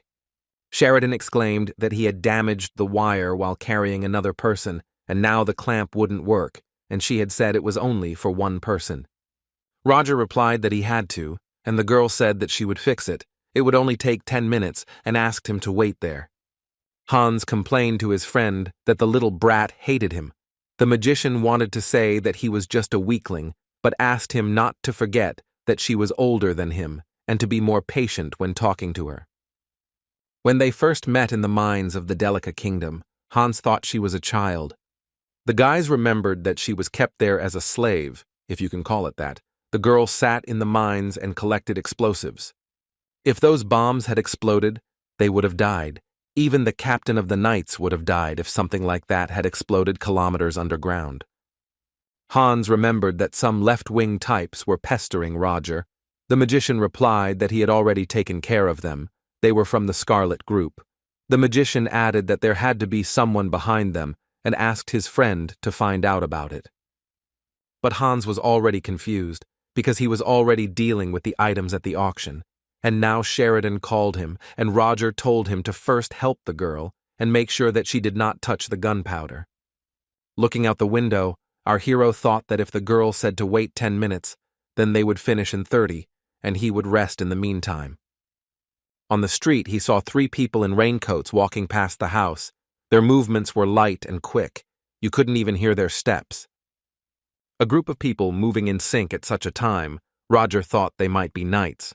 One of them looked back and almost saw Roger in the window, but he managed to quickly dodge. From the conversation of these people, the magician realized that she did not see him. At first, it seemed to him that they were knights, but this silver hair reminded him of someone. It was the patron of the Knights of the Night Serpent, Terrina Lionhall. Roger wondered why she was in Leathervelk. He heard that she was assigned to investigate the murder of Belfort Rickson. Did she really think that this murder was connected to the recent incident? It was good that Roger got rid of the evidence. He didn't want to cross paths with this terrible man anymore. Sheridan came into the room and fixed the device. It took a little longer because she decided to tidy up the rest of the parts. Roger noticed that it had become smaller and thinner, and the girl suggested that he try it out. Our hero threw a hook on a chain from the bracelet, and they saw how the hook went completely into the wall and caught on it. Sheridan made it twice as powerful. Now the mage will be able to use it on multiple people. The girl also added a new feature and suggested that Roger try to clench his hand into a fist and bend his wrist. When the guy repeated what the girl asked, a sharp knife came out of the bracelet. Sheridan did this because she remembered what Roger told her, and it would disappear if she relaxed her hand. She also showed a small hole on the left side and told Roger that he could shoot needles from it to paralyze the enemy. The magician really liked it and thanked the girl for her work. Sheridan said the guy had excellent taste, but her cowardly assistant, referring to Hans, kept saying it was dangerous. From a distance, Hans could hear that this was expected from a professor at Theon Academy. It sounded a little strange, but Roger decided not to pay attention to it. The girl added that Roger looks great in these fashionable clothes. Just one look is enough to understand that he is a gentleman, just like an aristocrat. The guy thanked her for the kind words. Our hero said he wanted to go for a walk, and, to Sheridan's disappointment, he said goodbye and left. The night snakes came to where Roger had recently fought, but it was clear that the wounds on their bodies were caused by magic. Perhaps some kind of fight had taken place between the groups. Terrina, she picked up the bloody knife and smelled a sour smell. She recognized the special poison that Calsap's killers use. Terrina's assistant suggested that there was a conflict between Calsap and the Scarlet faction. But the main one answered that most likely they were on the same side. They did not die from poison. One was killed with one blow, the second one too, and it looks like his heart was pierced from the back. The assassin switched to a short-range battle. Most likely they thought that their opponent was an ordinary mage and died because of their own mistake. Terrina realized that the one who dealt with the killers was a mage who knew how to handle a sword, and he was the one who finished off the Scarlet group. The collapsed organization went so far as to hire someone to kill Calsap, which meant they had a huge grudge. If you think about it, Belfort's finances at some point went to the Scarlet faction, and the one who got rid of Belfort and the Scarlet faction, the burned-down factory, and Professor Theon, who burned the werewolf to the ground. Terrina had the general picture and told her assistants that the investigation was almost complete and they could leave. Lloyd was surprised because they were not even one step closer to completing the case, to which the main one replied that she had a guess. There was a place where there could be a clue. In the morning, Selina knocked on Roger's door. She heard that he hadn't come to work today, and as she was passing by, she decided to drop in. The professor confirmed that he had no classes today and asked his colleague what brought her here. Selina told Roger that a knight from the State Security Service was looking for him, and she decided to go in and tell him. The guy realized that new troubles had overtaken him, but without showing it, he said that he would meet with him. Our hero went to the academy, and entering the office, he saw that a young guy was waiting for him. The professor invited the guest to sit down, and the guy introduced himself as a state security officer named Lloyd. Roger offered the guest some tea, but the guy refused and said that he doesn't eat while working, and decided to get down to business right away, asking the professor how he dealt with the werewolf that appeared on the academy's territory. Lloyd asked for more details about the incident and asked Roger not to worry and to imagine that he was talking to a friend.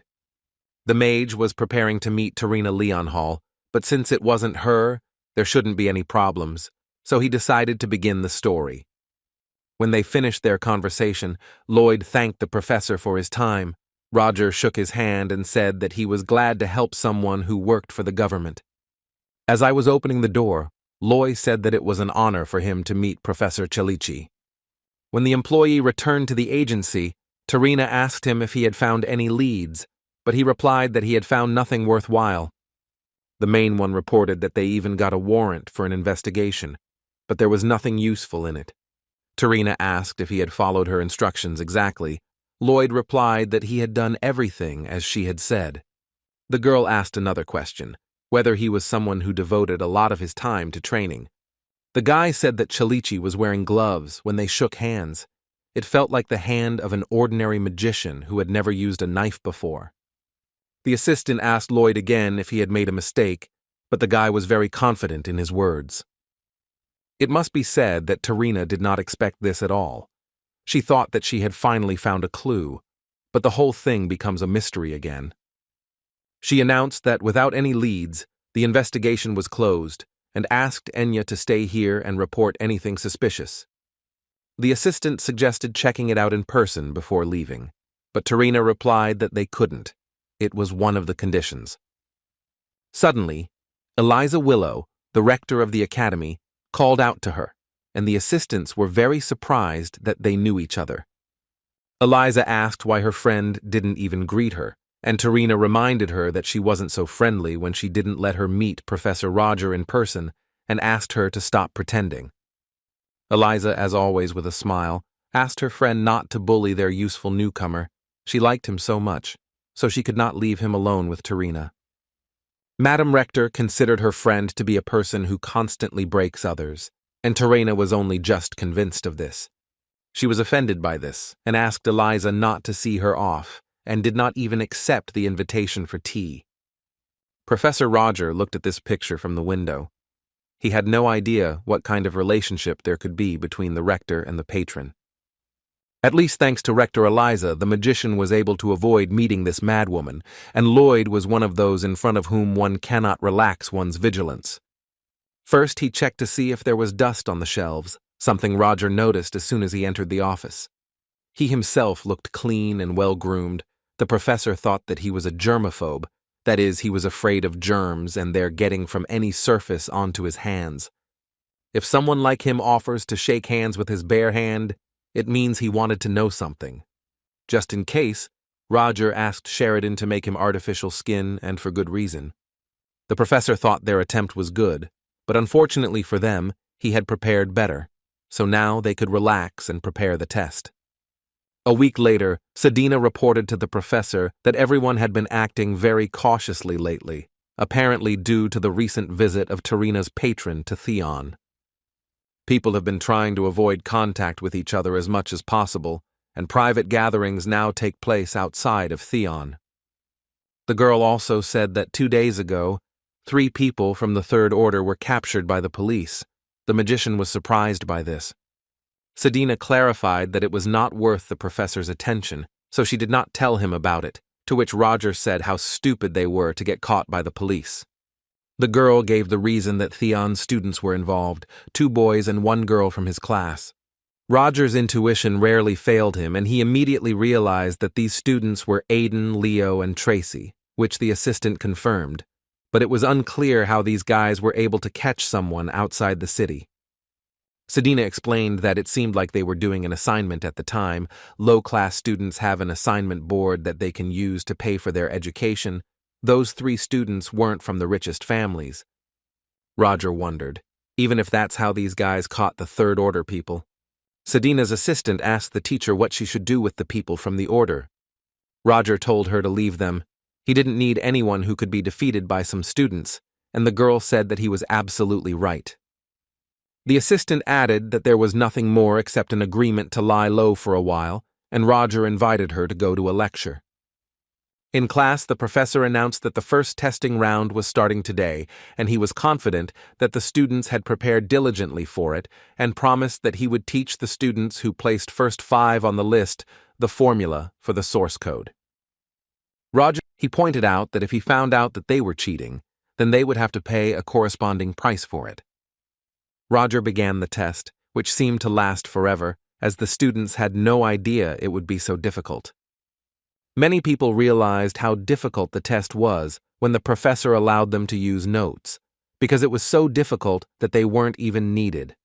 After all the students had left, Renee approached Roger and he thought she had questions about the test.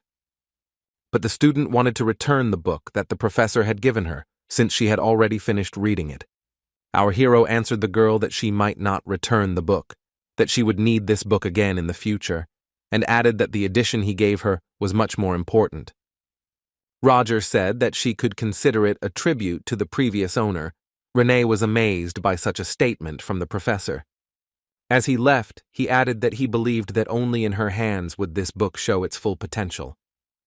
Ellen, the student's relative, asked how she wrote the test, and the girl answered that it was not so difficult, not at all as she imagined it. Seeing that the princess was embarrassed, her friend consoled her, saying that she was probably very tired and could not get herself together at all. This happens, and Ellendale agreed. She had a lot on her mind, and she could not prepare properly. The rector looked at the test and was surprised. Just think, Professor Roger could make up such questions. For this you need a strong foundation and knowledge of the basics, with the right placement of tricks and the complexity of the test. She did not expect much from this stern guy, but he really surprised her. The old professor asked her how she would compare Roger to Professor Chris, since they were both embodiment professors, and he was sure the sections on the test were similar. Eliza replied that it would be cruel to compare them. Professor Chris only puts difficult questions on the exam to show off his knowledge, and she is sure he has already looked at this test. The rector was interested to see the expression on his face now. Professor Chris really did read the test, and it made him so angry that he tore it to shreds. Of course, the rector asked him to take note of the questions from Professor Roger's exam, and for him it was sheer humiliation. Chris couldn't forget the look on Eliza's face when she brought him Roger's test, saying it might be useful to him when writing his next exam. Just thinking that he, a nobleman, was compared to some fallen one, made Chris's soul filled with even more hatred and desire to avenge this shame. Renee had prepared for other exams, so she could now have lunch in peace, and taking her lunch, went out into the yard. Ellendale returned immediately because she was shocked by this exam. Her friend was worried about her with the hope that she would get better. On the way, Renee saw some guys who were not very famous at the academy and realized that they had noticed her. One of them, similar to the main one, told his friends to look at the girl and said that she was a proud and noble commoner, mocking her. Not wanting to get into trouble, Renee politely asked him to move away so she could continue walking, but he didn't seem to hear her mumbling. Renee told him that he was probably angry because she rejected him and added that he should be ashamed of himself for being noble. The guy, who was really angry, called the girl pathetic and a commoner and ordered her to know her place. The villain grabbed Renee by the hand and told her to follow him, but she began to resist and demand that he let her go. He hit her in the face with all his might, and the girl fell to the ground, and her lunch fell out of her hands and spilled onto the ground. Renee was taken aback and looked at the scoundrel, and he sarcastically said that she did not dare look him in the eyes. And he added that that is why it is necessary to teach common people. And he looked down at her proudly, as if he were a hero. Suddenly the students heard a guy with a sharp look approaching them. They looked around and froze, and he asked the scoundrel what he was doing. It was Frieden Volberg, the guy Jivan had been showing off in front of, the guy Aiden had noticed, and about whom there were generally some not very good rumors. Seeing him, Renee remembered that there were rumors that he was cruel and merciless to commoners, and now she wondered why he came here. The girl was still sitting on the ground, and the guy who had bullied her explained to Frieden that he was raising an impudent commoner because he was noble. Frieden clarified that he was not educating her, but mocking her, but the guy began to justify himself, saying that a commoner dared to look down on a nobleman. The new arrival ordered the guy to be silent and, without even blinking an eye, used magic to put him on the ground. Looking at him with disdain, he said that he was trash that had tarnished the name of a noble man, and added that he could no longer tolerate scum who had nothing better to do. The scoundrel stood up and began to leave quickly, and the guy who stood up for Renee asked if he was angry that he was being scolded. The scoundrel replied that he was not angry as long as he left. Frieden stood his ground and repeated that he should leave and that he would not repeat it twice. Renee didn't expect such actions from this guy and thanked him from the bottom of her heart for helping her. The guy was either surprised or embarrassed. Strange feelings arose inside him when he looked at the girl. Renee noticed the confusion on the guy's face and looked at him questioningly, but he turned away and pretended that nothing had happened. Frieden saw the girl's scattered lunch and said that she couldn't eat it anymore, but Renee replied that everything was fine and she would clean it from dirt, but the guy offered to treat her to his lunch. He couldn't eat something that touched the ground. They came to a place that Renee had never noticed, and the guy explained that this was his personal space and even his bodyguards didn't know about it. Frieden said that if she kept it a secret from the other students, she could come here whenever she wanted, and the girl said that of course she wouldn't tell anyone. When the guy opened the food box, Renee asked if it was really his lunch. Frieden replied that he just got carried away and made too much of it. The student was surprised that he made the lunch himself. He offered her to try it and Renee couldn't stop. It was so delicious the guy was glad that she liked it and asked her not to rush. The girl ate and thought, looking at the guy. They said that he hated commoners, but he did not look like such a person at all. This was further proof that you should never trust rumors. Professor Selina was in the courtyard of the academy. She turned to Roger, who was passing by. She asked the professor if his exams were over, and he replied that they were over and he was already on his way to check them. Roger realized that Selina would have a practical exam, and she confirmed this, clarifying that practical exercises are more useful for summoners. She asked if Professor Roger wanted to watch, and he agreed, because it was clear from looking at her that she was nervous about her first exam. Selina looked at the professor so pleadingly that he firmly decided to watch the exam, and she invited him to follow her into the garden. The teacher explained to the students that during the exam they would communicate with spirits and ask them to use their magical powers to communicate and make friends with them. At first, Selina decided to demonstrate how this happens. She used magic and a glowing ball appeared in her hands. Roger watched this from the side. Then the teacher, squinting her eyes, greeted the glowing ball, which was a spirit, and it vibrated slightly. The students were surprised by this and watched what was happening in fascination, observing the power of the spiritual professor. Professor Selina noted that it was not difficult, and if the students followed what she showed, they would succeed and asked them to get to work. Students began to practice working with spirits and many succeeded with ease. Selina asked Roger if he wanted to try, since it was easy, but the mage refused, saying that he was not the kind of person the spirits liked. The colleague, laughing, said that this couldn't be because the spirits were very kind, and decided to prove it to the professor. She summoned the spirit, and was surprised to see that the glowing ball in her hands began to tremble. In her practice, there was nothing like this. She noticed that even other spirits did not approach Professor Roger. Our hero calmly explained to her that he had warned her that the spirits did not like him. The magician remembered his mother's words that he had the qualities of a shaman and that divine spirits protected him. Selina said that there are cases when spirits are not interested, but she has never seen them scared, and yet only spirits of lower ranks were afraid of him. Spirits of middle rank were calm. The teacher said that it was unfortunate.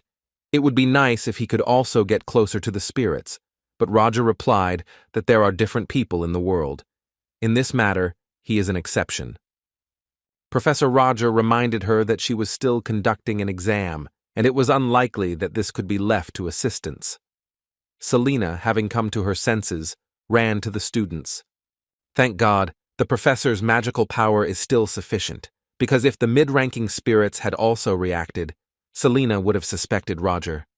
The spirits were not afraid of Roger, they were afraid of what was behind him. They were hiding between the trees. This is the energy of two fires and of a high level. Looking at the others, Roger wondered if the others hadn't sensed him. Even Professor Selena, who was sensitive to spirits, didn't react. A presence that cannot be felt by a spiritual professor who controls mid-level spirits. So this guy is not a spirit that exists in nature. He is a spirit controlled by someone. And if they were so clearly following Roger, then there is only one answer. There is another First Order hiding in Theon. The magician wondered why they suddenly decided to appear right now and why they were just watching him, doing nothing. If they knew he was fake, then they wouldn't watch him, but would act immediately. Perhaps they were sending a signal to Roger. These thoughts made the magician feel hot. His temperature rose. The spirits reacted to his words. Professor Selena and the students were nearby, and our hero decided to move to another place to be unnoticed. Roger was curious what the spirits would do now. Even if they didn't react, he would at least know who he was dealing with. Now was a good opportunity to find out, and our hero could not miss it. Soon Professor Roger saw how two lights were connecting with him near one of the trees. The tongues of flame lined up into fiery letters, and the letters into words, and the magician realized that this letter was for him. It contained an invitation to this evening, after classes, at this place. Roger was used to clarifying unclear situations, so in the evening he came to this place even earlier than expected. A spirit of fire appeared before him, who said in surprise that he did not expect the magician to come earlier than expected. Roger had a premonition that the meeting would take place without a physical body, but it was not to say that he was not surprised. Our hero decided to get down to business without delay, and with a serious look, asked the flame what it wanted from it. The spirit of fire said that he needs the help of a magician. He is going to cause chaos in Theon, because his role is destruction, but those magicians put out the fires that he causes. Roger guessed that they were planning a terrorist attack and asked if the fire spirit wanted him to help him in his fire games. The spirit replied that he did not want to do anything like that, but after his subordinates, the Second Order disappeared. Unlike other members of the First Order, Roger does not work with anyone. With his skills to hide his identity, and help should not be a problem. Of course, the flame did not ask for free work, but promised to compensate if the magician helped him. He called it a mutual contract, but Roger asked between whom exactly the contract was.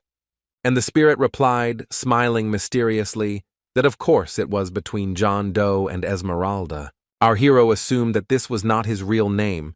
It must be a code name like his. The spirit of fire asked again whether Roger agreed to his proposal, but the magician replied that he refused. He explained to the spirit that in his current situation he could do nothing, but Esmeralda was surprised. She had told him everything. Was he really refusing? The spirit thought that perhaps Roger was just too lazy to do it, but the magician explained that in a normal situation he would agree, but now everything is different. Our hero openly said that the Rector still suspects him and he cannot make rash decisions.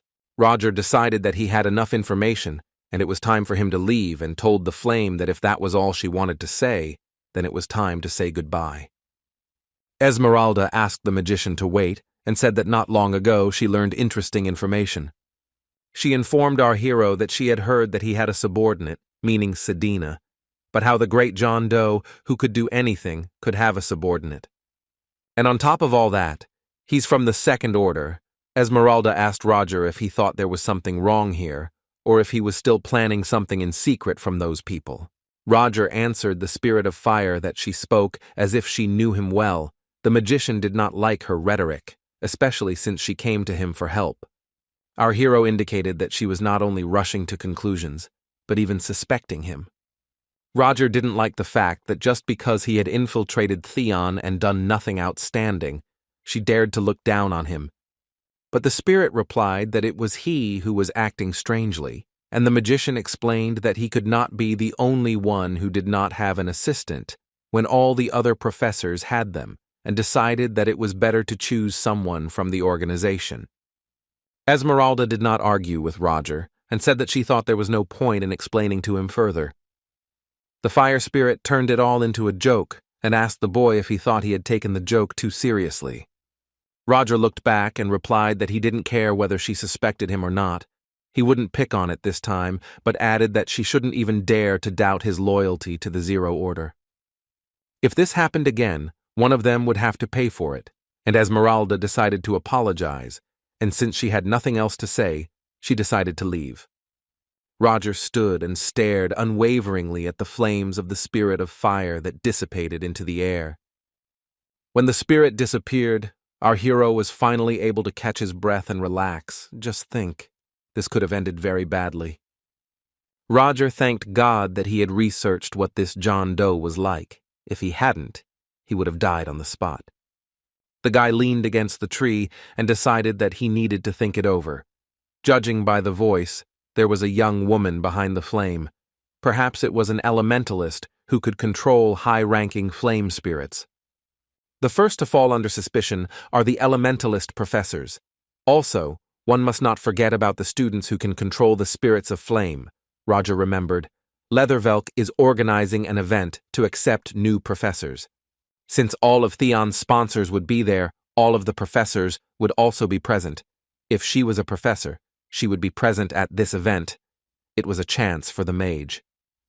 Roger was returning home when it was already dark, and the same girl who had communicated with the magician through the spirit of fire was looking at him from the window. Our hero did not notice that there was a light on in one window, and could not imagine that he was being watched. Esmeralda thought that he was so focused on his work that she wondered if something had happened. It seemed like she was worrying for nothing. What worried her was that he didn't feel any fear from her flame. Perhaps he was much stronger than she expected, and all her efforts were in vain. Walking down the corridor, the girl suddenly remembered that the event that Roger had also remembered would soon take place. Esmeralda didn't want to go to that event, but she was reassured by the fact that the main role would not be hers, but someone else's. Renee was walking home from lunch that afternoon. She didn't expect to be able to have lunch with Freuden again. It seemed he had no bad intentions. Since childhood, she could determine who had evil intent or ill intentions towards her. The only people around her who don't have any ill intent against her are Elendel and Freuden. Professor Roger was also one of those people who treated Renee well. No, the professor did not have any good intentions towards her, rather sadness or guilt, but the girl did not know why. The girl met a guy whom she greeted. He knew that her name was Renee and that she was a first-year student. The guy introduced himself as Freud's friend, Henry Presto, and said he knew she had just been with Freud. When asked how he knew this, Henry replied that he had his own methods, and he was also interested in what Freuden had been doing lately. While talking to the guy, Renee felt that he had no evil intentions towards her, but he was dangerous. Henry saw that the girl was looking at him strangely. He asked what he had done wrong and assured her that there was no need to be so afraid of him. The guy raised his index finger as if remembering something and offered his help as a way to settle their relationship. He said he had a part-time job that paid well and was fairly safe, and he was sure the girl knew that Theon's students were mostly commoners with no money. Renee asked the guy why he was telling her this since they had just met, and he explained that he was shocked to see Freuden spending time with a commoner like her. The girl didn't understand what was so surprising about it. She just thought he was a good person. Henry laughed at the girl's words that Freuden was a good man, but she did not understand why he was laughing. The guy said he hadn't laughed like that in a long time, and added that he thought the same thing even after all the time he spent around him. Henry stated that in any case, he was just curious to see the two of them together, and that Renee could decide if she wanted to accept the offer after she learned all the details. The day of the event came, where all the professors, Theona and Roger among them, were supposed to come. All the main characters of the party were already here in beautiful evening dresses. The new professors had a good reputation at the party. When Roger entered the hall, he attracted the attention of those who were talking about the merits of the new professors, and everyone realized that it was because of him that such rumors were circulating. Roger Talici looked confident and majestic. He managed to delight all the noble people in the city. Professor Chris Benamor was approached by a stranger who told him that he was as irresistible as the rumors said. Roger watched as everyone searched for connections. He decided to study the situation first and then go in search of Esmeralda. A certain Count Deckers approached the professor with a glass of wine, but the magician immediately made it clear that he was not in the mood for conversation. The Count was understanding of Roger and respectfully replied that he would not take up his time. Our hero rejoiced, because since he had attacked the Count, no flies would bother him, and he would take advantage of this to find Esmeralda. But Roger heard Selena's voice. Some unpleasant guy was pestering her, and she couldn't get rid of him. The enemy asked her why she wanted to avoid him so much, and did not give her the opportunity to leave. The professor stood between them, blocking Selena from the man with his hand, and ordered him to stop, and that the girl had plans for him. The enemy did not know who Roger was, but his subordinate whispered in his ear. And he proudly sang that he was the director of the Luke Company, Evan Luke, and he was sure that the professor had heard of the Luke Company, ordering him to get out of the way. Our hero felt how Selena lightly grabbed the edge of his jacket with her fingers. She was probably worried. Professor Roger calmly repeated that he already had plans with this woman, but the scoundrel impudently pointed his finger at the magician and ordered him not to think about joking with him, and that he would not leave him alone just because he was Theon's professor. Roger could not tolerate Evan's stupid remarks any longer and grabbed his enemy by the wrist. Since he spoke in such a tone, the magician decided to speak to him in the same way and said that he would not leave him alone and asked how long he would go on babbling about being the director of Luke's company. Luke was screaming at the professor to let him go, or he would be fired from his job. It was amazing how hard Roger was squeezing his hand. But Evan's intimidation did not stop Professor Roger, and he only proved more strongly that he would not give up.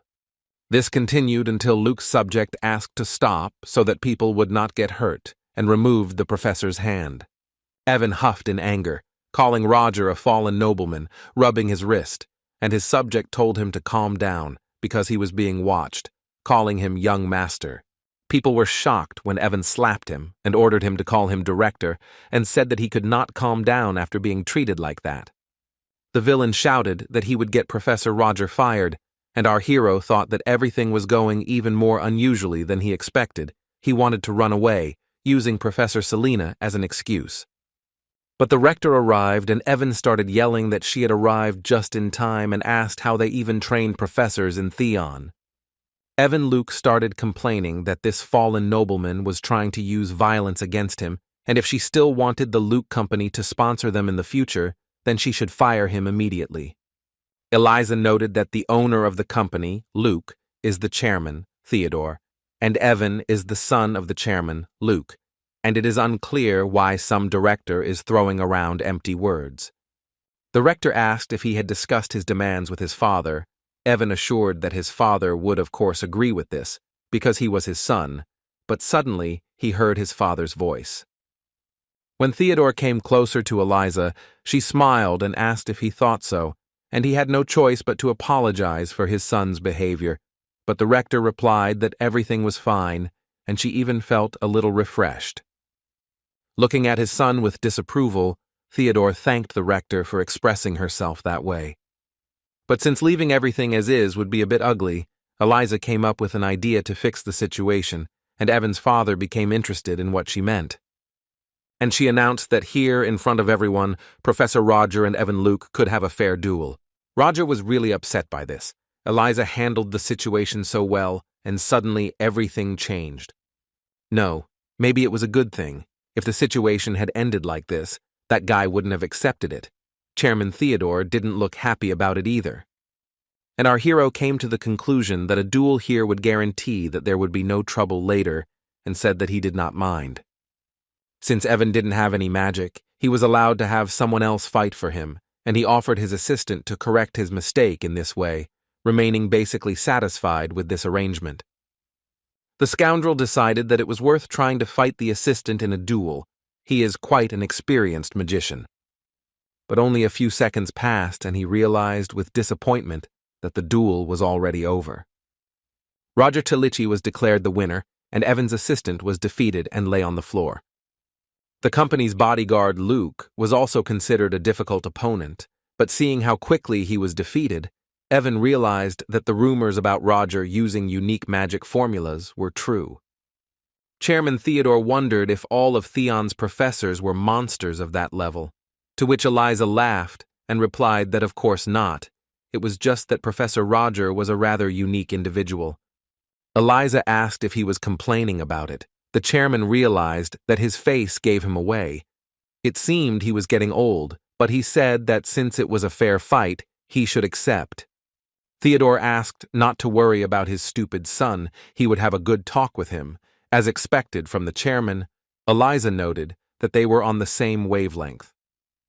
The chairman said that he wanted to ask the rector for something, to which she immediately answered no. He was surprised because he had not said anything yet. Eliza guessed that he was going to ask her to introduce him to Professor Roger, and asked him to refrain from addressing one of their professors. Our hero went outside. He was glad that it was all finally over, and now he could focus on his goal. But it was not to be. From behind, he heard Professor Selena calling him, and he stopped. Roger asked if she was okay, and the girl replied that everything was fine. She received an apology personally from the company's chairman, Luke, and thanked Roger for his help. Having learned that the magician had no further plans, Selena invited him to go with her to a meeting with professors of animism, who believe in the existence of the soul and spirits and the animation of all nature. To say that Roger was lucky is to say nothing, because it was a great opportunity to find Esmeralda, and they went to a meeting. There were 4 professors sitting at a round table. Professor Sosluna greeted the guests and asked Selena who had come with her. She introduced Professor Roger, and one of the girls said that she heard that he was appointed to the 2nd year as a new professor, but the magician noticed that no one was really reacting to him. The professor replied that someone like him did not deserve to teach the 2nd year, and he was considered a very modest person. They talked in this spirit for some time, and Roger became upset. It was useless. He apparently came here in vain. The magician watched the 3 professors closely, but none of them showed any particular reaction. In a recent conversation, Roger noted that Esmeralda was difficult and hot-tempered, not the type to keep her composure in a situation like this. So she wasn't one of the professors, although since Roger lacked information, he had to consider all the options. Passing by the waiter, the professor took a glass of alcohol and decided to wet his throat, and heard someone calling him. Roger didn't even notice when he took the glass that Renee was in the waiter's place. Seeing her, the teacher asked what she was doing there. The student told the professor that she had been recommended to work here part-time, and drew the teacher's attention to the fact that several of her classmates were also here. Roger thought about it and advised the girl not to overwork herself and go home before it was too late. Renee thanked the professor and left. Professor Selena walked up to Roger. She was also surprised when she saw Renee as a waitress. The colleague said that she knew the girl before, and then she saw another student who worked here, and the magician asked who she meant. Selena pointed to the girl and noted that she was a new student, but already well-versed in animism. It was Joanna Lovett. She was just serving a glass to one of the guests, and Roger noticed her. Come to think of it, he had completely forgotten about the students. Since Esmeralda was a high-level animist, he thought that she would definitely be a professor. But there could also be professionals among the students, so the magician took a closer look at the girl and noticed that she was heading somewhere. Having given the last glasses from the tray to the guests, the student purposefully headed somewhere. Joanna walked over to the table where the trays were and put hers down, as it was empty. After that, she turned around, leaning against the table and simply looking into the hall at the visitors. Roger was surprised that she had really left only to put down the tray. Our hero thought that he was probably paying attention to the wrong things, and at this rate he would miss important details. Roger overheard the conversation from the side and looked towards the conversation. One man was talking about guys who wanted to start a business. According to him, they bought fabric. It seems they are going to start producing clothes. The interlocutor noted what the lower-class people are thinking about. The magician realized that this was about Violetta. She was acting even faster than he thought, although she was trying to hide it. But apparently she was already in despair, which meant she could be relied upon. The guests said how dare they not know their place and conduct the affairs of commoners on the territory of the imperial family, and it was obvious that they would soon go bankrupt, and decided to simply watch them over a glass of wine. Roger took a sip and thought what idiots they were. Their inaction would eventually turn into a huge wave that would change the course of the future. Soon these people will understand this, and these conversationalists and all the others whom the magician knew here. Thinking about this, Roger felt something happening to him. His body began to tremble and weaken. Our hero dropped the glass from his hand and it fell, smashing on the floor, and the crash attracted the attention of some people. Professor Selena was worried about Roger and supported him, asking if everything was okay. The magician pretended that everything was fine. It was just that the floor was slippery. The professor said he would be back soon, just going out for some fresh air, leaving Selena confused. Professor Chris noticed that something was happening to Chalichi and he was very interested. As he stepped outside, Roger tried to drown out the voices in his head that demanded he accept them, their power, calling the mage the chosen one. The guy took the pills out of his pocket and took them. Thank God that their effect was very fast, and he felt better. Roger realized that by focusing on the quick duel, he had used up too much magic power. He had been too careless, and he hadn't even noticed it. But he didn't notice not only this, but also that Professor Chris was hiding around the corner and spying on him. He could smell the medicine. Returning to the party, our hero heard cries for help and immediately tried to find out what was happening in the room. In the hall, he noticed a blazing flame, and people were shouting about a monster and running in different directions. But Roger couldn't understand what the hell it was. He saw a monster that was all on fire. The first thought that came to the professor's mind, looking at what was happening, was that it was Esmeralda. People couldn't understand where this monster came from, but they didn't think about it for long, because the priority was to evacuate the visitors. One woman shouted for people to run to safety and pointed with her hand towards the exit. Suddenly, spirits appeared in the air. People were screaming. They were scared, because they did not understand what was happening. It was Angela Anderson, Tiona's fifth-year animism professor, and Viorano Dentis, Tiona's fourth-year animism professor. They called upon the spirits to help them defeat the fire monster. But to their amazement, none of the attacks worked. Someone noticed that something similar to fire was falling from the ceiling. When it got on clothes, it was impossible to extinguish it, and the person could simply catch fire. One man warned the others not to touch the falling flames. If the black flame touched their clothes, they should take them off immediately. Roger noticed that it was different from normal fire. It was closer to magma, and its destructive power was, too. In that case, it is not just a high-level spirit, it is a spirit of the highest level that has already reached the 6th rank. But suddenly the magician wondered why the spirit was in humanoid form. Usually they take natural forms, for example, animals or plants. Our hero felt that something was wrong, and he decided to take a closer look at the monster. If you think about it, this bastard doesn't have a normal lower body, which means he was incarnated with the help of a medium. The biggest advantage of using a medium for summoning is that the identity of the summoner can be hidden. Roger remembered that there was a very suspicious silver tray in the center of the table. Everything is as our hero thought. Joanna Leve is Esmeralda. It's a pity that he drove these thoughts away from himself then. It was impossible to follow her now, although Roger had found a way to break through the fire and he could take care of something else.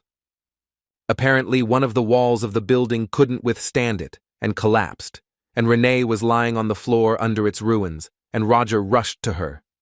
Looking at the monster, the girl understood that she needed to get out of here, but she couldn't cope with her legs.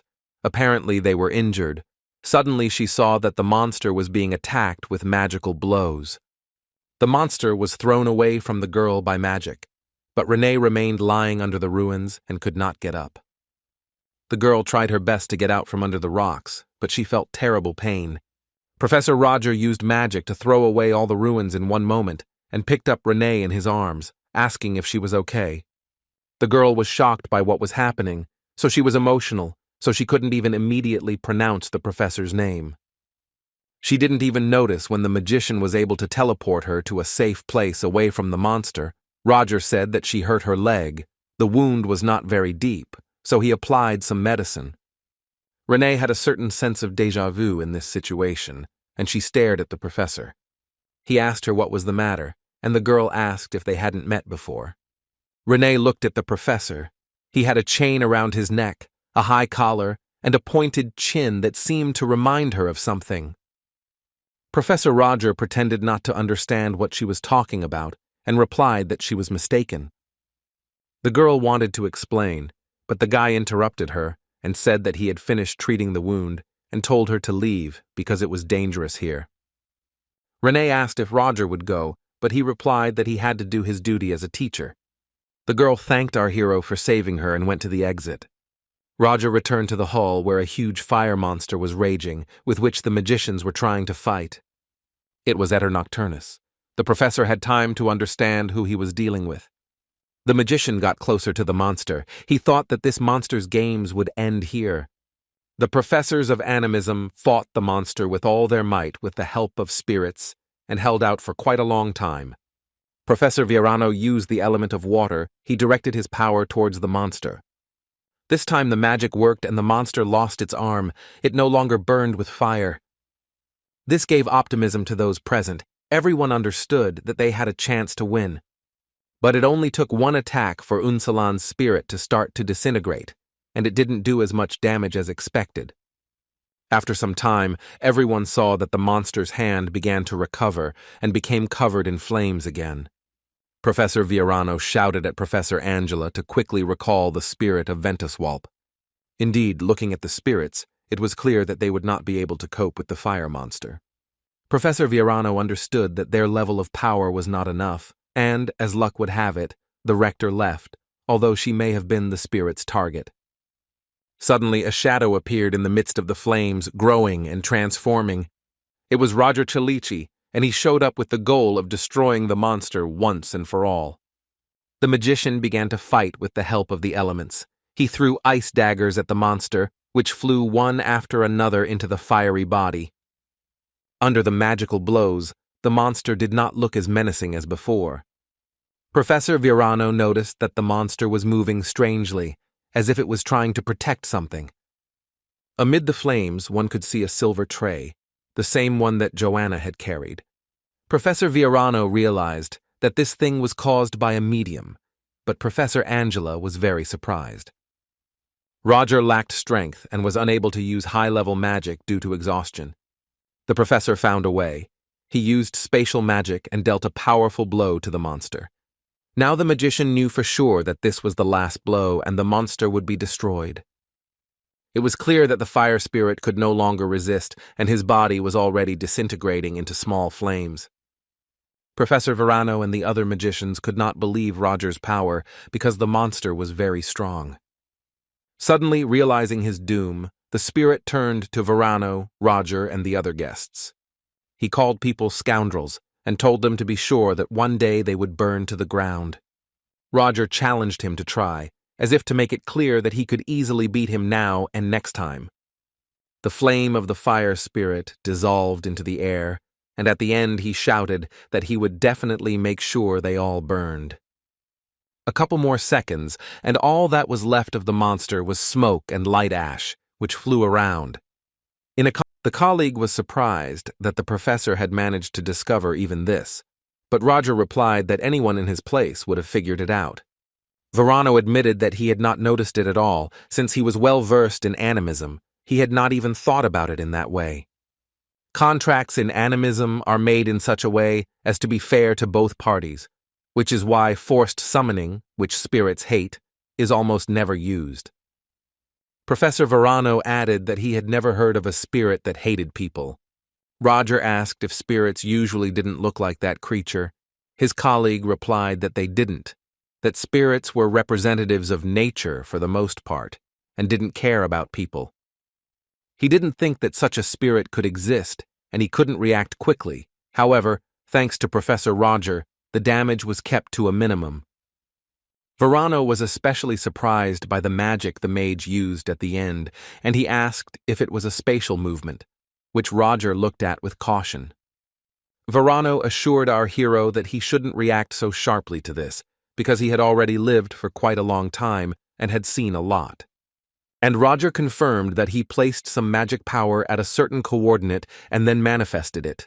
Verano didn't even know it was possible, and the magician explained that it was difficult at first, but once you got used to it, it became easy. But Roger's colleague knew that even when people got used to it, they couldn't easily control it unless they had innate spatial abilities or something. Professor Verano asked Roger how he was feeling, and our hero suspiciously asked what he meant. A colleague asked if Roger had experienced any strange symptoms when he used magic while not in the best condition. For example, did he hear strange sounds? This phrase aroused the interest of our hero, since the voices in his head did not give him peace. The guy added that perhaps he was worrying in vain. It's just that sometimes you meet people with a more developed mindset than others. The world classifies them as geniuses, but doing so is a little wrong. If geniuses are people who, in order to reveal their talent, break some of the barriers of human capabilities, then these people have no barriers at all. At first, this may seem like a blessing, but it is not. People do not realize that the barrier that suppresses them is actually a reliable wall protecting them from the outside. That's why the guy asked Roger again if he had ever heard strange sounds. The magician replied that the concept he was speaking of was incredibly interesting, but unfortunately, it had nothing to do with him. But Roger added that he was still very interested in whether there was anything else that could be added to it. The elf replied that unfortunately that was all he was told in his youth, and our hero noted that for people back then, it was most likely just a legend. Professor Verano thought Roger was a very unusual person, but as for his theory, he was probably imagining things. Roger closed his eyes and thought that no ordinary person could have handled this in their right mind. The professor decided to ask the elf Verano again if there was anything else. A colleague told the magician that they were hearing voices from outside, but he wanted to know if there was anything other than sounds. Professor Verano replied that as far as he knew, these were only voices, and that ordinary people would not be able to perceive these voices. Roger asked to imagine what they were capable of, and a colleague suggested that this might be the start of the next stage, such as worsening symptoms. By the next stage, Verano assumed that a person would begin to see certain things. The elf continued that this was just a guess, and if something followed after this, then most likely they would be able to make contact personally with them. That is, the gods. The next morning, Roger was reading the local newspaper, which wrote about the terrorist who attacked the banquet hall and tried to find out the identity of the perpetrator. They wrote that the damage was significant and most of the victims were the cream of society. The magician thought that if this was Esmeralda's goal, then she had half succeeded. Roger thought it was good for them too, since they had discovered Esmeralda's identity, but he didn't know if he should pass on the information about her to Theon. Although Esmeralda has only just begun to act, if her identity is revealed immediately, Black Dawn will suspect him, since he destroyed that spirit. So it was not time yet, and Roger decided to watch and wait for the right moment. The newspaper also wrote about Evan Luke, the guy Roger had a row with at the party yesterday. He was the head of the auction house Kunst. Because of yesterday's incident, Evan increased the auction's security. The mage thought it was a shame. Violetta approached Roger's table and coquettishly asked how he could invite a lady at such an early hour. The magician asked her for a meeting, but was slightly surprised that she came anyway. The girl invited him to go with her, because he was interested in how the slums had changed. She took him to a street that had recently been reconstructed and asked him to look around. The street was much cleaner than before. They used about 80% of the budget to widen the road. As Roger said earlier, soon this street will be filled with artisans. Other groups also followed his suggestions. Kirukas is working on a musical that will replace the circus, and their elders were preparing the magazine that our hero mentioned. Violetta said that they plan to collect fairy tales and stories by unknown writers. Even though they told the kids to spread rumors, The girl told Roger that it might not work, but the magician reassured her that it was okay if they didn't succeed, they just needed to be told to do everything they could for publicity. Any business requires initial investment, but the girl noted that there were not many people willing to invest in them and showed a recently opened studio. Violetta said that they planned to start with affordable clothes and then gradually invest in luxury brands. Roger noticed that she was beaming with joy, of course, because she always dreamed about this. After they had looked at everything, the professor invited the girl to go with him and meet some people. She asked who he meant. Roger clarified that he wanted to introduce Violetta to the people they would be working with. Walking down the street, they noticed that some guy was trying to charm a girl and was forcing himself on a date with her. It was one of those people. Roger took the guy by the elbow and apologized to the stranger, saying that he would have to steal it from the girl since he had a meeting with him. The girl, of course, had nothing against it because she had no intention of meeting the guy. Roger's acquaintance noted that they were supposed to meet later and watched his stranger leave, but the magician replied that he thought he would be late if left alone. The guy convincingly said that he would never be late and asked who this beautiful lady was with him. You could say that Violetta didn't like this man at all, and she asked Roger if he was serious about working with them. Roger explained that he might not look like it, but his skills spoke for themselves, and the guy named Alex laughed, and the girl thought that maybe there was more to him that she wasn't seeing. The new acquaintance suggested getting down to business, and asked Roger what treasures and what girls they were looking for. These manners disgusted Violetta, and she asked again if Roger was sure that he could be trusted. The guy apologized to the girl for not introducing himself right away and said that he was a nobleman from the southern kingdom of Fatima and was very glad to do business with her. Violetta hesitated for a moment. But our hero warned her that he was actually a fraud, and the girl was offended by the fact that he had just tried to deceive her. Alex pretended to be done with the jokes and asked why they had called him, and Roger promised to explain everything in detail when they returned to the shelter. A new acquaintance asked Roger what would happen if he came to the shelter and was disappointed. Our hero asked not to worry about it. As always, he was confident in what he was doing. Our hero, together with Violetta and his new friend Alex, came to the house that was called a shelter. Other people were supposed to come here too. Hans opened the door for them, and even from the threshold it was noticeable that he was very exhausted and was apparently waiting for Roger to return. The magician asked his friend how the investigation had gone and added that he looked tired, to which Hans replied that everything was fine, but he couldn't do it anymore. An elf girl ran up to the guy from behind. Her name was Bellaluna Fatana. She asked Hans where he had gone, and seeing Roger, greeted him. After that, she immediately dragged Hans away with her to continue her business, and Violetta and Alex were amazed by what they saw, especially the fact that the girl was an elf. Roger told his friends that Bellaluna was an elf, and that she was responsible for the production of medicine and gunpowder, which surprised them, because they thought that elves hated things made by people. The mage explained that it was just a stereotype about elves.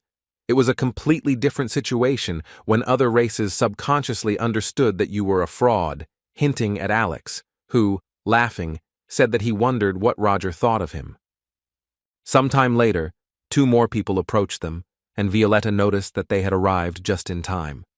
These were also members of Unwanted, which meant their new friends Phantos and Arfa, and now that they were all here, they went into the house and decided to talk. They sat down at the table, and Alex was the first to introduce himself, and when he finished, Roger offered to tell the big guy about himself. He was a man of few words and only said that his name was Phantos. Alex asked in surprise if that was all he wanted to say about himself. The boy who came with Phantos said that his name was Arfa and that he had no last name, and explained that Phantos was still a quiet one, and he hoped that they would understand him. Hans said the boy didn't look special and asked how they met the leader, as they called Roger, and Harp replied that in short, Mr. Roger was his father. The friends were shocked, to put it mildly, but the magician explained that this was a special case, and he was not his real son. The boy said that when he was born, he knew little about the world and calls him his father because he taught him a lot. Roger decided to introduce Phantos himself, but before doing so, he asked him to take off his hat. When he took off his hat, everyone saw that he was a beastman. Roger explained that among beastmen he was physically developed, he worked a lot where his strength was needed, for example, hunting whales. Hans was simply amazed, because firstly he did not expect to see such a thing, and secondly he thought that beastmen were afraid of water. Roger said that wasn't the point. Phantos' strength and skills could lead his men, and the big guy said that he lost to Roger anyway, which is why he decided to work for him. One way or another, the mage appointed Phantos as their main combat agent. He should be the second most powerful in the group. Finally, it was Violetta's turn. Our hero announced that he hoped she would continue working with them, but the girl replied that she just wanted to show him the street and that she was already busy. Roger said that since she was talking about business, it meant she was ready to work. The girl became embarrassed and said that she was not sure whether she should join, because everyone has something they are good at, but she does not. The mage interrupted her, saying that if he thought she didn't have enough skills to join them, he wouldn't have brought her here. He added that there was only one reason why he brought her here, and introduced everyone, because she was more than qualified to join. Roger turned to the girl, holding out his hand, and said that he wanted to hear her decision whether she would work with them. Violetta thought for a moment, then took the guy's hand and agreed to cooperate. They sealed it with a friendly handshake. And so Roger's team was assembled. Now all the necessary members were there. He did not regret for a second that he chose these people. Our hero looked at the assembled guys and understood that he had chosen the best of those he knew. They were even better than he imagined. They were reliable people, in whom he did not doubt. Overall, Roger was pleased. Before starting, he decided to introduce their goal. The mage announced that they would soon raid the upcoming Canst auction. Violetta immediately flared up in surprise, and our hero explained that they had what he needed. Roger also added that once they get it, they'll be able to grab a few gifts on the way out. Alex asked the leader, as he called the magician, to let him clarify something. The guy said that as far as he remembers, no one has ever managed to rob the Canst auction. There have been hundreds of attempts over the past 20 years. Additionally, due to recent events, security has been tightened, and there are rumors of an artifact that allows them to constantly monitor the vault. Alex replied that, looking at Mr. Rogers' confidence, he dared to believe that he had a plan, and looked questioningly at the magician. Roger confirmed that he naturally had a plan and asked Hans to bring it to show the others. The leader asked for attention by placing the plan on the table and explained to the team that it was a drawing of a building. Then Roger laid out the drawing on the table and pointed his finger at one place, saying that their target was in that place. The next morning, the professor was walking through the courtyard of the academy and noticed something. He saw Professor Selina with Joanna Lovett. They were talking to some man. Our hero decided to approach them. Selina saw him and greeted the teacher. Roger said they hadn't seen each other for a long time, and the colleague confirmed that a lot of time had passed since the incident at the banquet. The unfamiliar man looked displeased and suspicious, apparently because the magician intervened in the conversation. Noticing this, Roger noted that they were apparently talking about something important, but Selina countered that he was simply worried about what happened at the banquet. The professor apologized for asking her so late how she was feeling. The girl replied that she was fine, and it seemed like he had handled everything himself. The teacher said that thanks to him, all the students were safe, and then asked the assistant if she thanked the professor. Roger looked at the girl. He realized that it was Esmeralda and was surprised that she chose the option of pretending not to know anything. Professor Selina expressed her regret that she did not have the skills to help Roger and could only evacuate people. Our hero realized that the girl was worried about the fact that she had done little that evening, and she was even a little ashamed. Roger told her that, unlike her, he did not know how to smile brightly and be kind to others. He explained to her that her attitude had helped calm people during the evacuation, and that she had done the best she could in the role she had been given. Teacher Selina was upset. She didn't even know if she had the right to hear such kind words about herself. The colleague said that classes had already started, and she apologized to the professor for wasting his time. Selena thanked Roger for listening to her concerns and promised to treat him to something tasty next time. The girl and her assistant went to class, and Roger watched them go, an incomprehensible feeling left in his soul. Sedina quietly approached from behind and said that Professor Selena looked pathetic, and in general, how dare she shift her worries onto the master of the First Order. Roger looked at the girl and advised her to learn to control her emotions. The assistant said that she would keep this in mind. The professor got straight to the point and asked the girl to find out about one person for him, to which she replied that if he entrusted her with this, she would even check his entire family and friends.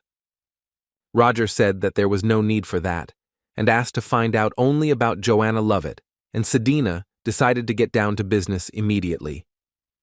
The Const auction site was very large and contained many buildings and a large courtyard. The auction owner, with whom Roger had quarreled at the party, told his subject that they would come, but it was unclear how long he would have to wait for them. This is a great opportunity for the Luke Corporation to displace Lotion and expand its business, and it is also his only chance to regain his father's trust. Finally, those who the auction owner was waiting for drove up to the central entrance by car. As the guests exited the car, Evan Luke immediately introduced himself as the manager of this auction site and greeted Lord Arguar Muzel with joy. It was actually Alex, who had dressed up as a lord to carry out the operation Roger had planned, and he said it was an honor to see someone abandoned by their family still warmly welcomed. Evan offered to take care of them, gesturing towards the entrance, but the guest replied that there was no need to be so formal. Lord Arguara Musla offered Evan to become friends since they were the same age. The guy agreed, and immediately offered to go where they agreed. Alex suggested taking things slow and said he was thinking about asking Luke for a favor. He said that on the way here he was given a valuable item, but he cannot find a suitable place to store it. When Evan asked what was there, Alex said that his family currently uses magical liquids to produce high-quality magical stones. It was a prototype for a business, so Alex wanted a good place to store it, and the owner suggested a suitable place in the basement. He invited the guy to follow him. He was glad to make friends with the guest and ultimately get his benefit. On the way, Roger said that he was impressed by how the guy was able to find an exact copy of the clothes of the southern aristocrats. Violetta helped him with this. Alex was to play the role of a young nobleman whose father was engaged in business in the market of magic stones. Roger told Phantos that he would just have to keep quiet and act as the guest's bodyguard. The magician said that recently the Luke Corporation has been trying to expand its influence through magical tools and artifacts, as a result of which magical liquids have become a necessary ingredient for their creation. Alex asked if that was why he chose this identity as a disguise, and Roger replied that it was. He was using this opportunity to establish a connection with Evan. When they were almost there, the leader gave the guy a mobile communication device that Sheridan made and asked Alex to put it in his ear. Heading to the basement, the guy announced into the earpiece that they were heading to their destination. Evan heard something, but the guy said he was just admiring the interior design. They approached the elevator. There were 2 guards standing in front of the entrance, and the door was closed with a metal cage. The elevator entrance was opened with 1 key, which was in Evan's possession. The guest tried to remember all the nuances. As Hans said when preparing for the mission, the basement is guarded by armored knights. The team's goal is the basement of the Kanst building. It's not easy. All the auction items are stored 30 meters underground. Also, there was an artifact there that was watching their every move, but that didn't mean it was impossible. Roger told Alex and Phantos that they would need to inspect the interior of the vault. After some time, the guy told the leader that the reconnaissance was successful, and looking at the model, he was now absolutely sure that everything would work out, and Roger sighed with relief. Alex was going to continue with the plan, and Roger approved of this, only reminding him of what they had discussed earlier. Our hero asked to finish quickly and come back, and Alex said that he would just say goodbye and leave. The guy was wondering why the leader didn't want him to stay here, but suddenly he heard a familiar female voice. He looked into the room and saw that they had a problem, which he immediately reported to Roger. Alex said that Enya Joyner, whom the guy used to date, was present. Roger couldn't figure out what the authorities were forgetting at this event and ordered the guy to run away as soon as he had the opportunity. The magician added that it would not end well if he caught her eye, especially for Alex, but he knew it himself and was going to leave when the chance came. For a moment, the guy admired the girl.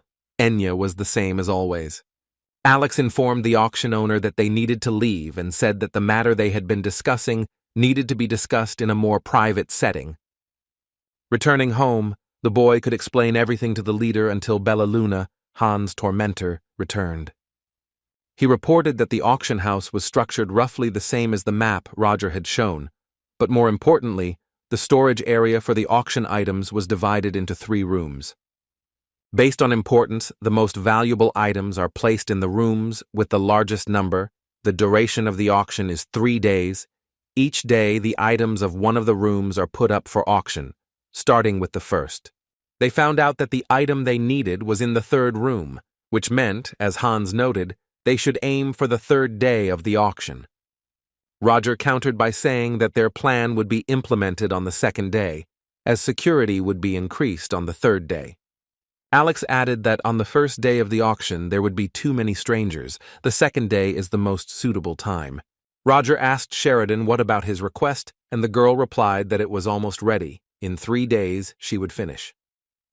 The magician asked Violetta to look for a specialist in construction or interior decoration, and she had one in mind, Mr. Oldkiss.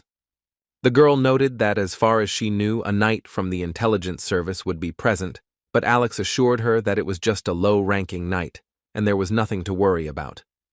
Violetta objected, because when their plan goes into action, there might be more than one of them. Alex said that he knew this knight, and his friends asked him what if they met during the operation.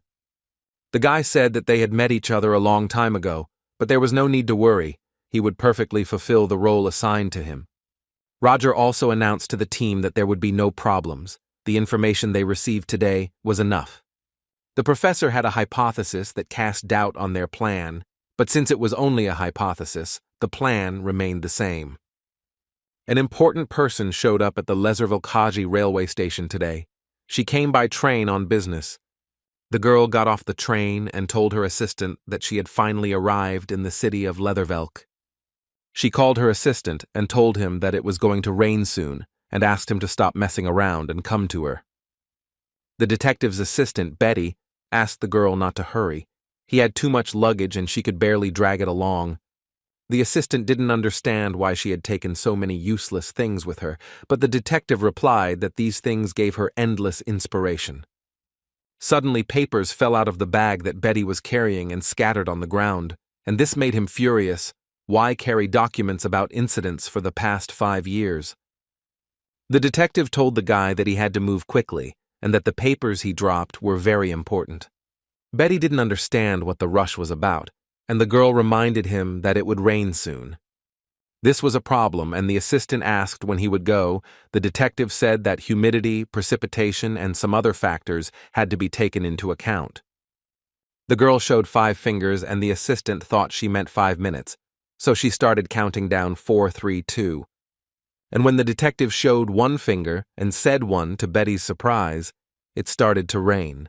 The assistant shouted that it was raining, but the girl was not at all surprised, because she knew about it. Moreover, she had calculated it. The detectives opened the umbrella, and Betty said that they needed to take cover, because all the pages would get wet. The papers could not get wet, and the assistant began frantically collecting the pages in a panic. On one of the pieces of paper that the assistant was collecting was a photograph of Roger Chelici. Looking around, the young man noticed that a magical dome had appeared above them, preventing the rain from falling on them. Betty wondered if this was the detective's plan. Why didn't she do it from the beginning?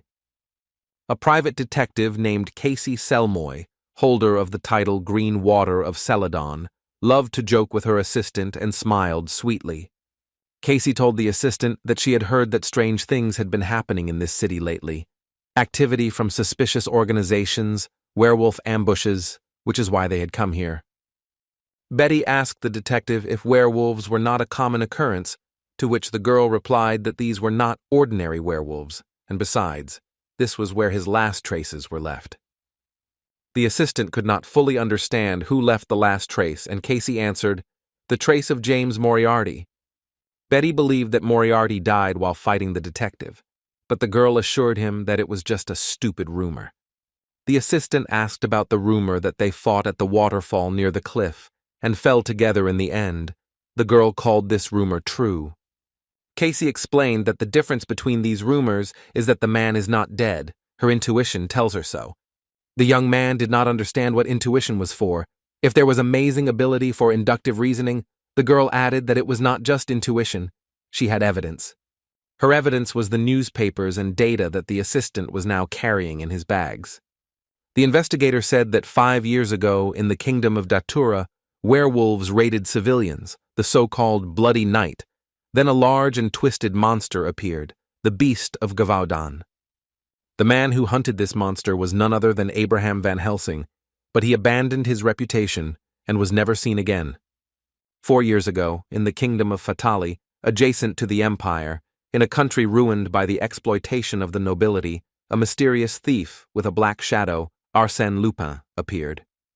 He operated for about a year and stole a lot of treasure, then disappeared and never appeared again.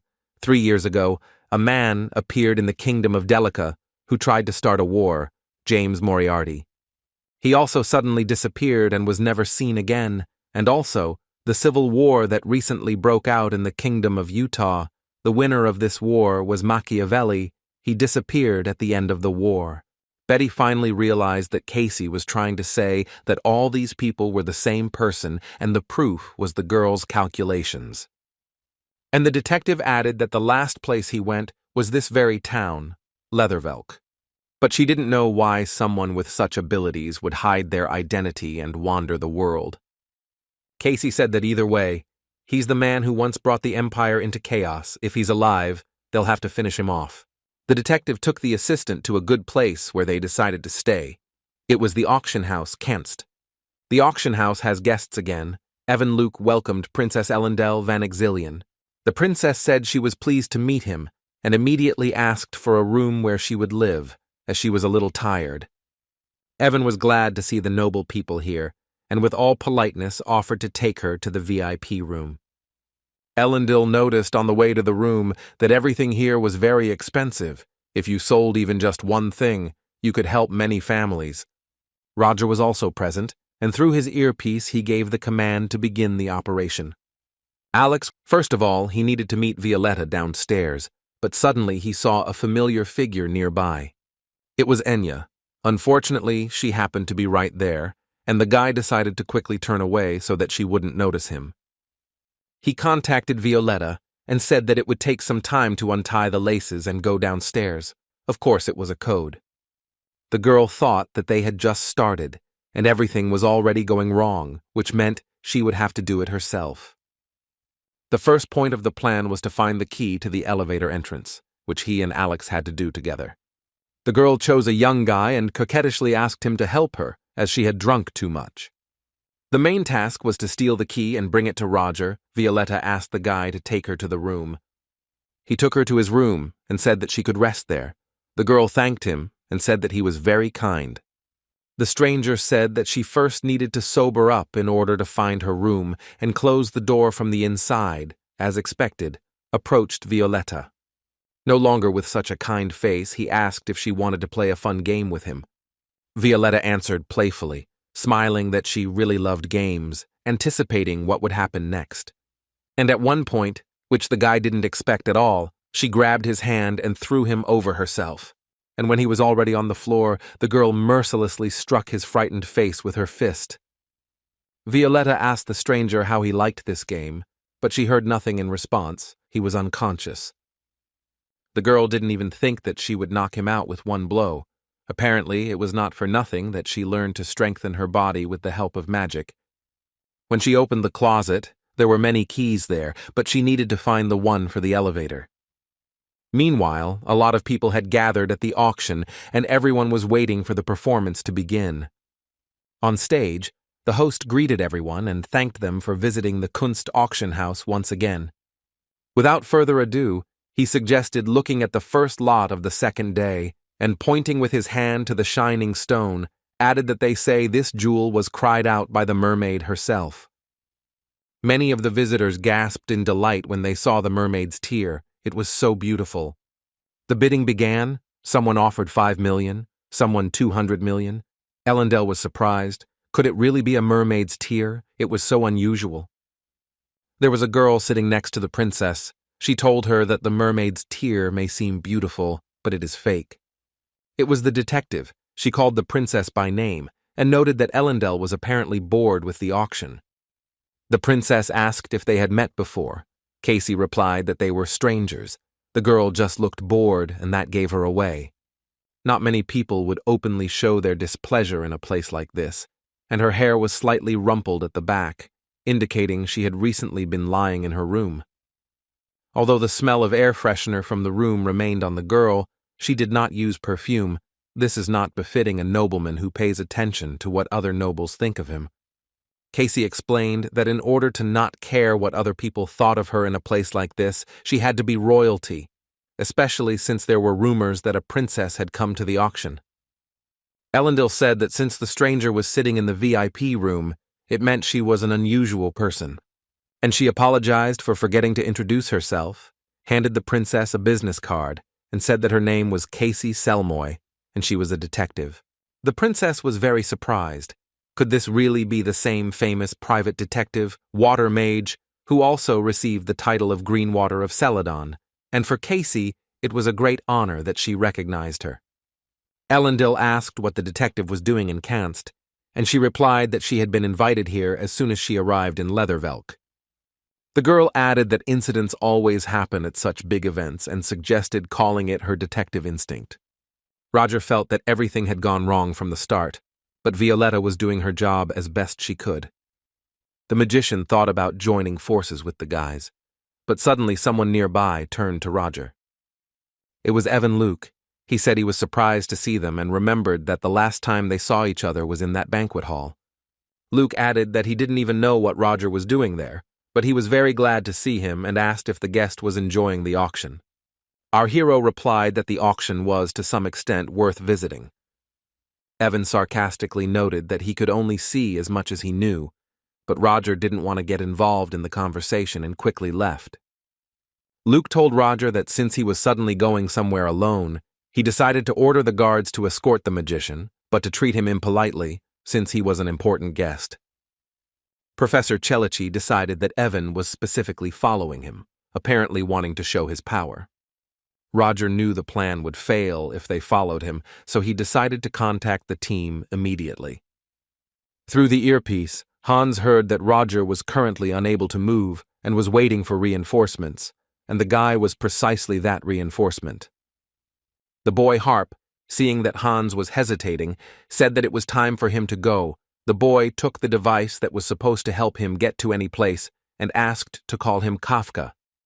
In turn, Arfa asked to be called Dumas, to which Hans replied that he was going to call him that anyway. Hans realized that they would be a little late, in which case he had no choice but to go with Arfa. The device for some reason blinked red, but still did not work. The guys were figuring out the device and didn't even notice that someone was watching them from the side. Suddenly, the man with the flashlight rushed towards the boys and shouted suspiciously at them what they were doing there. Hans realized that they were caught. He didn't even think that they would patrol this alley. Confused by the sudden situation, the boy told the young man Arfa to do something. The boy turned to the patrol, who shone a flashlight, and saw that it was a child and was a little confused. The guard wanted to ask where the guy came from, but before he could say a word, Arfa pounced on him with a powerful blow. Watching this picture, Hans could not understand how the boy knocked out this man with one blow and who the hell he was. The boy asked the young man if he was a knight, but when Arfa said the knight's designation, Hans realized that he was not and simply praised him for his good work.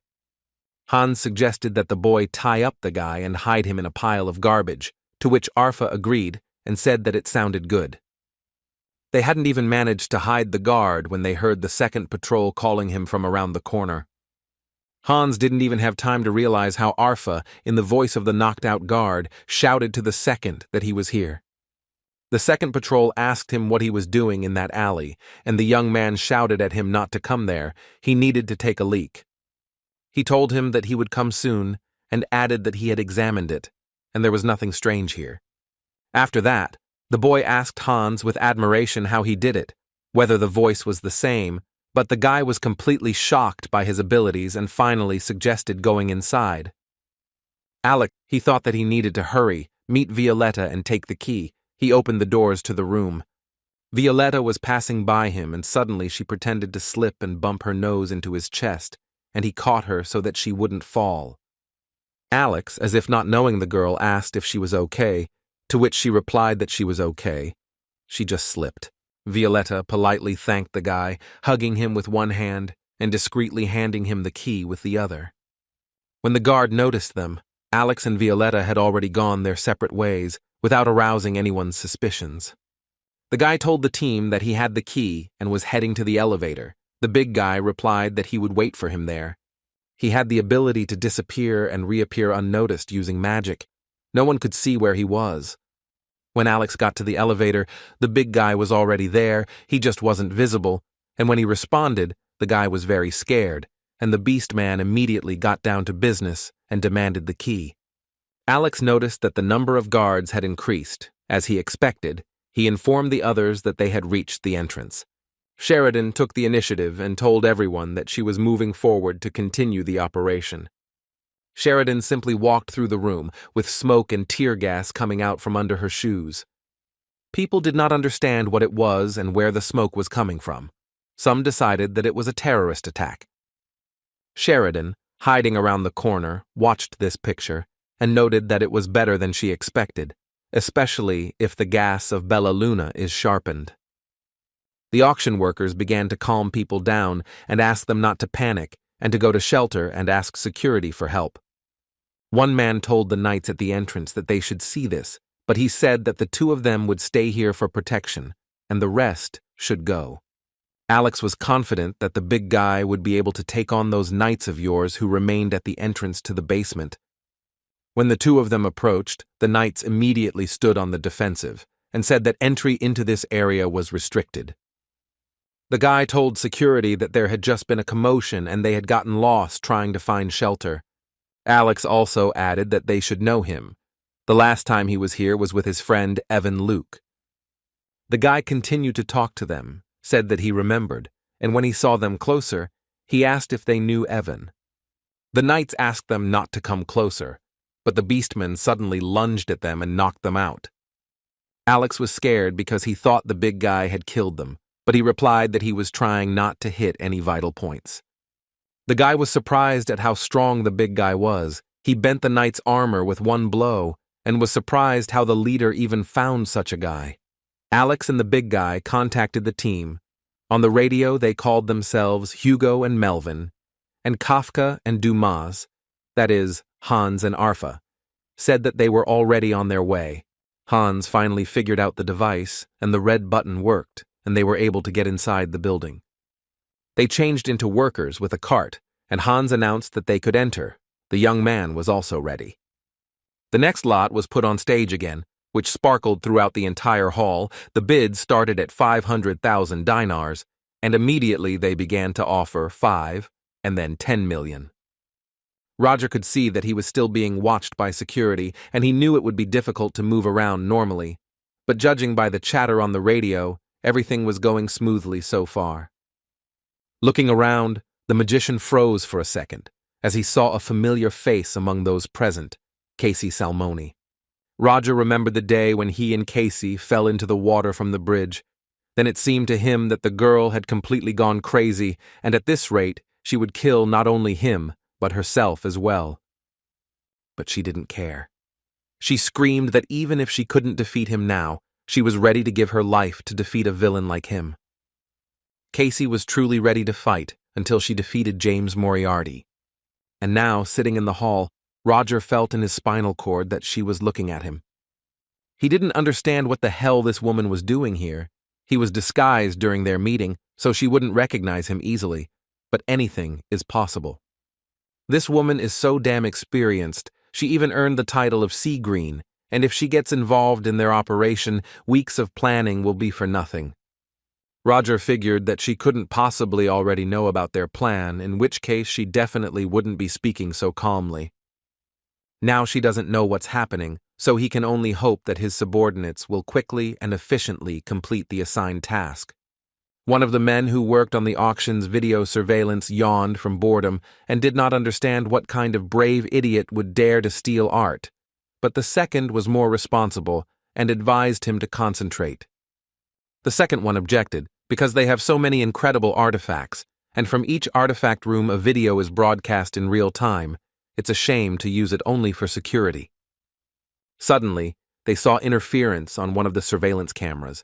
The video of the second room glitched for a second and then recovered. The man thought that his eyes were simply tired of looking at the same picture. But he wasn't imagining it, and he pointed his finger at the screen, not believing his eyes, which frightened his colleague. On the screen, they saw an intruder who had dug a tunnel in the wall. But how, if this place was so deep underground? The guard immediately reported the break-in to Evan, who immediately blamed the guards at the entrance. The guards said that it was not their fault, since the bandits had dug a tunnel, but Luke called this nonsense and ordered that all security be called. When all the guards were assembled, they were informed that the intruder had entered through a tunnel he had dug, and some of them were sent to inspect the sewer pipes. The rest were divided into transmission and attack groups and sent to the storage facility with the commander. The soldiers headed towards the elevator, while Evan and his assistant watched the events through the camera. Luke thought that these artifacts were so valuable that he couldn't sit and watch them take them away from him. He briefed everyone on the procedure, and that their top priority was to move the items in the third vault to a safer location. The attack team was to go to the second vault and take the hostages. The move team immediately took care of the items in the third vault, and the attack team took care of the invaders. The attack team immediately burst into the vault and immediately shouted at the intruders to stay in their places. But what was their surprise when they found no one in the vault? Moreover, there was not even a trace of a tunnel on the wall. Evan was told that there were no signs of forced entry, and that all items were intact, and he was simply furious because the situation was so unclear. On the screen, he saw invaders looting treasures, and he shouted to the soldiers that they must have mixed up the vaults. But after a couple of seconds, the picture changed, and Evan saw guards in the storage room, where there were no signs of intrusion. Luke and his ward watched as the recording changed, and it was now clear that it was simply a fake.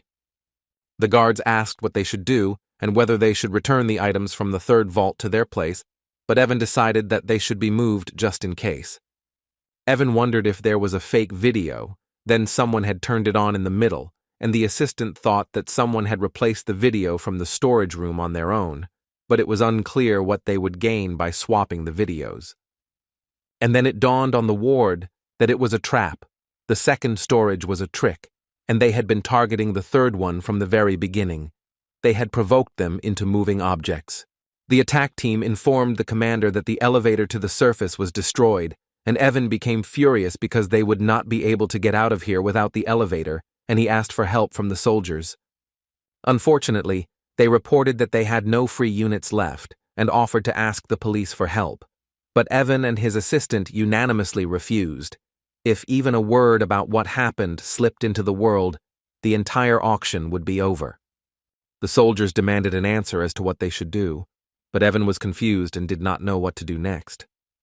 The assistant took the initiative, shouting that they would personally go and stop them, and ordered the attack team to gather all the remaining guards. But when the commander pulled the door handle, he realized that it was locked from the other side. And on the other side of the door stood Sheridan, smiling slyly, as she thought about how they were all gathered in one place, as if asking to be caught. She thought Roger had come up with an incredible plan when she first heard about the artifact vault. She didn't know what to do. The mage told her that he wanted to replace the video storage with an artifact and asked for a transmission hacking device. And Sheridan, who called herself Wells, promised that the mission would be accomplished. And now the matter was finished. The artifacts were in the hands of our team. Everything worked out very cleverly. 30 minutes earlier, Hans and Arfa, dressed as workers, put two guards, who had been knocked out by the big guy, in a cart and hid them, having tied them up first. They themselves put on iron suits. The young Arfa found them very comfortable, but Hans found them a bit tight around his stomach. All because Phantos had badly dented the armor when he hit it. They patched it up, but couldn't fix it completely. And looking at the big guy's fist, Hans decided that he was very comfortable in it. Dressed in iron suits, they said they would be ready and would see each other downstairs later. Alex told Phantos that it was good that they hadn't encountered the security group, and the big guy remembered that he needed to check the location of the guards. Phantos used magic, which even Alex was slightly envious of, since he could use the manifestation of the spirit in this way. The beastmen saw that there were 8 guards in total, all of them scattered around different rooms. Fortunately for them, there were 2 guards nearby who had gotten separated from the rest. Phantos couldn't believe that they were just wandering around the storage room, but thanks to that, they easily took care of them, tying them up and getting their armor. The beastman felt the worst in the armor, and Alex advised him to just endure it. Not everyone is as big as him. Soon it all started when the fake video was turned on. The main commander began to distribute soldiers into teams. The porter group was ordered to move the items to the 3rd storage room, and the assault team was ordered to proceed to the 2nd storage room and eliminate the enemies. One soldier complained that the commander was again forcing his subordinates to work for his achievements and merits, while the second noted that he was doing this because there were not many opportunities to stand out in Kanst. Hans and the harp heard this conversation, but then the soldiers decided not to be distracted and just take their duties seriously, because they would be punished if they did not work at their best. Alex and the big guy, dressed as soldiers, were also carrying a box with important artifacts. The porter group announced that they had successfully entered the elevator with the items, and the assault team handed over to the porter group to carry all the items to a safe place above, as instructed. There were now 8 soldiers in the elevator, 4 enemies and 4 guys from Roger's team. It took them only a few seconds to take down 4 security guards working in Kanst. Alex told his friends that there was one last step left, and he had damaged the lift so that the guys below could not climb up. Now they could safely leave the building. When everything was loaded into the car, the team was about to leave. Hans reported that the plan had changed, so he needed the boss to check something, meaning the item Roger was looking for. He knew the real one was in the auction room, but he couldn't tell the difference between it and the fake, and if it was a fake, then they would have to look for it again. Sheridan replied that if the leader was with him, then everything would be fine. The team waited for Violetta and got ready to leave, and strange thoughts came into Hans's head. Come to think of it, all these guys are pretty good at fighting, and it looks like that's not the only thing they're good at, while all Hans could do was gather information. The guy looked at the team with annoyance and wondered if they would just leave him behind. But then the guy decided that if that were the case, the leader would have abandoned him long ago and tried to focus on handing him the relic fragment intact. Hans knew that Roger would not be able to answer anything over the radio, so he simply reported that everyone had managed to escape safely, and he would take the item and bring it to him. The guy realized that it looked like the battery for the communication device was almost dead, so he just added that he would wait for Roger in the central hall and they would meet there. At this time, the guards who were watching Roger learned of the situation and left the leader, and now he will be able to leave and meet Hans outside. Entering the room, Hans noticed that there was no one in it, and he thought that it was because of the sleeping powder that the little one had sprayed. But then the guy noticed men standing nearby, and this made him suspicious. And it was not for nothing that when the man looked back, he pointed some kind of weapon that created electrical discharges. Hans froze in surprise. He stood under this blow and could do nothing. There was a huge explosion, and Roger was shocked that this could happen, because Hans reported that everything was fine. Suddenly, a gang of killers ran out of the smoke screen. They ordered not to move, and whoever disobeyed would die. One elderly man stood up and asked who they were and how they dared to come here. The bandit repeated that he ordered him not to move and shot the man straight in the head. After this, the visitors began to shout and call for security and began to run away, each believing that their safety should be a priority. The main bandit ordered to kill all these people, and they will be able to take the valuables from the corpses. Roger realized that they were robbers, and that they were able to get into the auction room because of them. Suddenly, our hero saw a man running into the hall and shouting that he wanted all the greedy nobles to die. When the man opened his jacket, Roger saw the explosives that were strapped to him. Our hero realized that this was a dynamite vest used by the Liberation Army.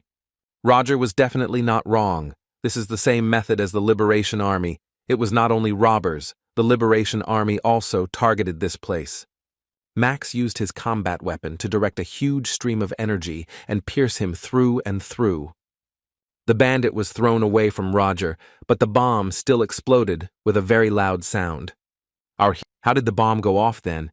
Maybe it was custom-made gunpowder, but Roger got rid of it when he played Moriarty.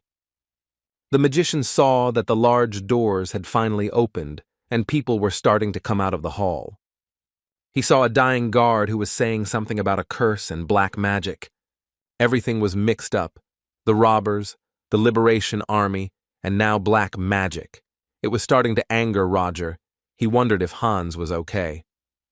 The princess managed to get out of there unharmed. She also couldn't understand where the robbers came from in Const. She also became worried about Casey. Bandits were running towards Ellendale. Apparently they were looking for her, as they were shouting that they would show the strength of the Liberation Army to the royal family. The girl knew that she shouldn't have come here. It would have been better to stay in Theon.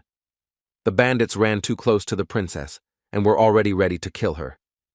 But suddenly bubbles appeared above them. They flew in the air and slowly descended on the villains. The bandits watched in bewilderment as the bubbles enveloped their bodies and lifted the air. They couldn't get out of them. Even the bombs they wanted to detonate didn't work, despite the fact that special gunpowder could bypass the fiery silence. These bubbles were created by Casey, who managed to save the princess in time, and she offered the bandits to surrender. The detective told the scoundrel that no matter how special he was, gunpowder was still gunpowder. All she had to do was wet him. From the hallway, Betty dragged two villains in a half-dead state, and Casey praised her assistant for a good job, and said that she had just finished too. The detective asked Princess Ellendale if she was okay, but suddenly they heard someone nearby kill another bandit. The princess recognized this person. It was the girl who came with Terrina. Enya introduced herself, said that she was from the Order of the Night Serpent, and that she was flattered that the princess remembered her. Casey happily announced that it looked like everything was clear, and suggested that everyone join forces and get out of this place. But the girls couldn't understand where these guys came from, how they got past Const's security. They noticed that they didn't see a single guard nearby. The detective thought that for some reason all the guards had left, and all sorts of organizations had decided to take advantage of the opportunity while this was happening. It was dangerous here anyway, so Casey suggested they discuss everything once they got out of here. Suddenly there was a loud roar from everywhere, stones flew, and the girls screamed. It felt like the building was collapsing. When Roger and Hans were sitting at the bar after dealing with the villains, Hans asked the boss why he accepted such a coward like him. The magician was surprised why he was asking such a question. The guy said that the boss knows that he is a coward and leaves all the fighting to him, even though he has abilities that others do not have. Roger replied that he accepted it because he was a coward, but this answer did not satisfy his friend and did not explain anything. The magician explained that he knew very well about its power, how dangerous it was, and what responsibility it carried. The words that Hans had hurt someone with his power touched him deeply, and he tried to explain himself. He told the magician that he was an orphan and spent his youth in an orphanage. He did not get along with others. But there was one girl he got along with. She was like a sister to him. She was such a smart and sweet child, and he was nothing compared to her. Hans remembered how she once found and returned a puppy. It was so cute, and he petted it, and then he bit it lightly. Roger sensed the annoyance in the boy's voice and said he didn't have to continue. But Hans, clenching his fists, continued to tell that this was his first transformation in life and his first murder. If the dog had not bitten his hand, if he had known about his condition in advance, perhaps everything would not have ended this way. Hans added that he shouldn't have accepted the girl's kindness in the first place, and then everything would have been different. Roger felt sorry for the guy. He told him that it was time to face the reality that was so disgusting and showed him one thing. Hans asked what it was and what kind of creatures this thing was made of. It even scared him a little. It was a very wonderful knife. Our hero said that when the time comes and Hans eventually runs away, the magician will not blame him. But if he still wants to fight back instead of running away, he can use it as a last resort, and Roger will respect his decision. Now, after the explosion, Hans was lying on the floor. He had a large bloody wound in his side, and he did not immediately understand what had happened. The villains rejoiced that today was apparently their lucky day, and whoever it was, they had weakened Kanst's guard well, and had such luck. One bandit told the other to hurry up and take Hans's bag because the building had just shaken, and other people already realized what was happening. The scoundrel took the pouch and said to the boy, "Did he really think he could hide the relic's mana in a pouch like this?" Hans grabbed the scoundrel's leg with his hand, but he had practically no strength left. He was badly wounded. He hissed at the bandit to give it back. He needed to give it to his boss. The villain looked at the boy mockingly and said that it seemed the curse had worked as planned and kicked him hard with his foot. The bandit was surprised that Hans couldn't even move, and yet he demanded that he give him the bag. The poor guy was writhing in pain. The bandit noted that he held on for a long time with the help of his willpower, and this is amazing, but he will not live long. As he was leaving, the scoundrel added that he would show him mercy and leave him to die and let him try to survive it if he could. Hans's body seemed too heavy to him, and he barely managed to say to the bandits that this thing was not for them, the bastards. The boy thought that if someone had been here instead of him, they would not have allowed the relic to be taken so easily, that he could just lose his job. He was a coward from the start who would be nothing without the help of his boss, and the guy tried to stand up. The guy heard a strange sound, as if something fell on the floor, and he saw a knife lying on the ground, the one that his boss gave him. Hans decided that if this was the end, then this was the last time he could use it. The guy asked to burn everything he had and drove the knife into his hand with all his might. The boy had flashbacks of the day he was bitten by a small dog, and it led to the murder of a little girl.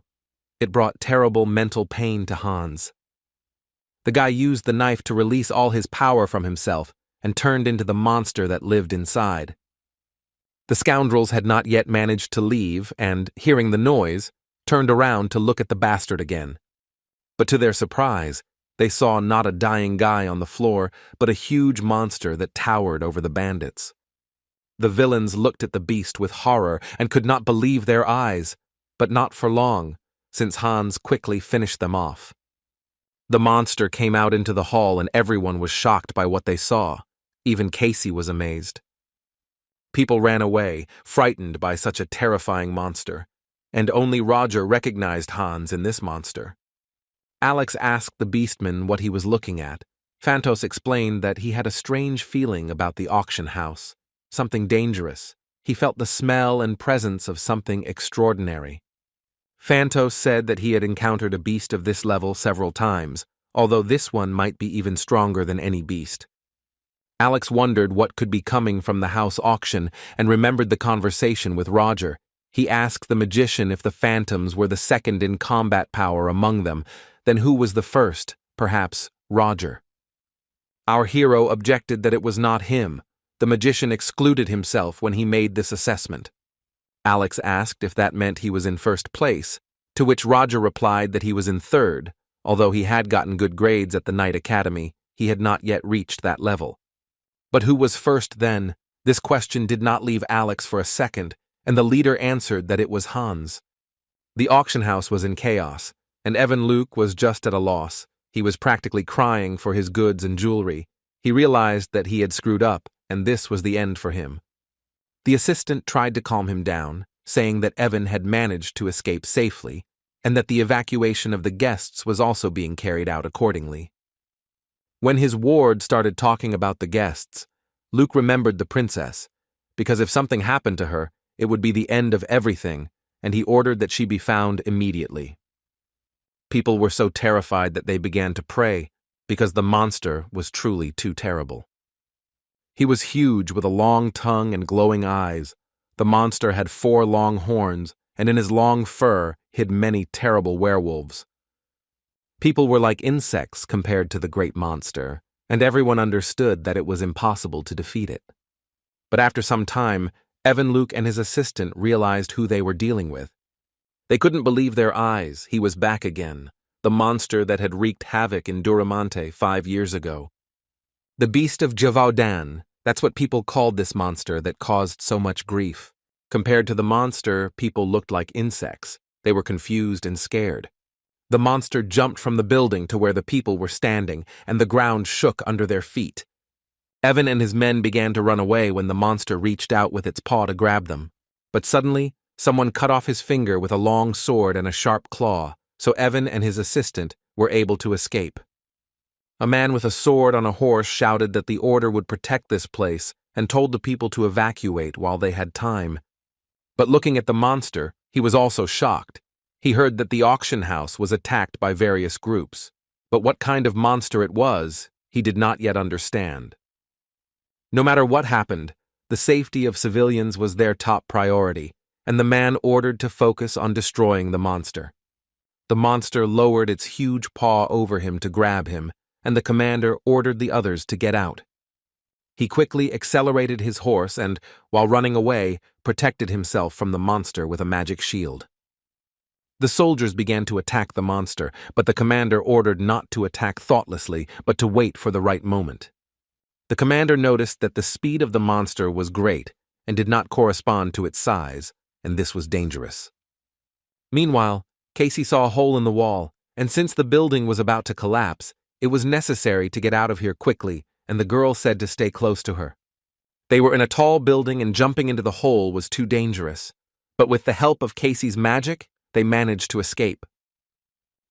Casey asked Betty, Enya, and Ellendel if everyone was okay, and they replied that they were, thanks to her. But when the girls went down, they did not feel safe, as a huge monster was raging not far from them. Betty said it was the beast from Gévaudan, and Enya asked if he meant the monster that appeared in the kingdom of Duramang 5 years ago. Enya said she thought he was already dead, but Casey was sure because his dead body was kept in the Duramang Royal Museum, and she saw it. The order commander noticed that someone had slowed down the monster, and if it was an ally, then they had a chance, and he commanded to attack. Casey used water magic to hold back the monster, and was partially successful. She was able to slow it down a little, but it was too strong to hold back. The detective could physically feel how powerful the monster was. It was very difficult for her to restrain it. Suddenly, the monster's red eyes flashed. He became furious, and the girl noticed that her magic had dissipated. Casey couldn't gather her mana. His howl affected the mana consumption, and this was very unusual for an experienced detective. She panicked a little. The girl knew that if she let something like this confuse her, then she didn't deserve her title, so she concentrated even more. Casey created a knightly order out of water. It was supposed to have more power to fight. The commander of the order was very happy about this, and he had hope for a chance to defeat the monster. Both the order and the Knights of Water rushed to attack the monster, and it roared in rage throughout the area. Roger ran through the building and saw dead people around where the monster had recently passed. Among this, he noticed ominous mana and traces of black magic, as well as the mark of an animal bite. Our hero approached the hole in the wall, and looking down, wondered if Hans had actually used it after all. Looking down at the monster being attacked by the knights, Roger thought that Hans had no other choice. He was sure of it. The magician quietly said towards the monster that he could not stop him in this state, and that he would return when he was properly prepared. Roger silently begged that Hans could be patient until then. He would come back and save his friend. Soon the knights began to notice that their attacks were working, as the monsters' heads began to fall to the ground, and they decided not to stop. Casey noticed that the eye sockets of the skulls on the monster's shoulders were glowing, just like last time. And the girl decided that this was the same magic that was then, and she needed to prepare for it. The detective also noticed that her magic had not dissipated, and she also felt some kind of vibration. Something strange was happening, and Ellendale shouted for everyone to pay attention to the other side of the street. From around the corner, where noise was heard and vibrations were felt, something was approaching. But in the dust, it was impossible to make out what exactly. Soon, as it got closer, it became clear that it was a horde of rats. It seemed like there were thousands of them. It seemed like the monster was controlling them. Casey was really angry about this. Why rats? She is most afraid of rats. The detective used magic to block the passage for the rats with water, preventing them from getting any closer. The girl saw that the rats were climbing the walls very efficiently. It seemed as if there were no barriers for them. Casey was literally cringing with disgust and lost her composure a little. Noticing this, Betty and Ellendale decided to help. The knights noticed that hordes of rats were approaching from all sides, and they decided to stick together. But the rats didn't just come here. They got to the severed heads of the werewolves and formed a body to revive the monsters. The knight commander noticed that the severed head and the rats had turned into a werewolf, meaning that it could reproduce. And suddenly the thought occurred to him that perhaps he was the reason for the sudden appearance of werewolves on that bloody night. Could it be that they were once again confronted with the same monster that had destroyed so many lives? The commander asked his soldiers to concentrate, as they had to get rid of them before more appeared. They had to stop them no matter what. Because if they can't stop them, the nightmare of Gavaudan will repeat itself, and that can't be allowed. Casey noticed that they were recreating too quickly. She couldn't even focus on the beast of Gavaudan right now.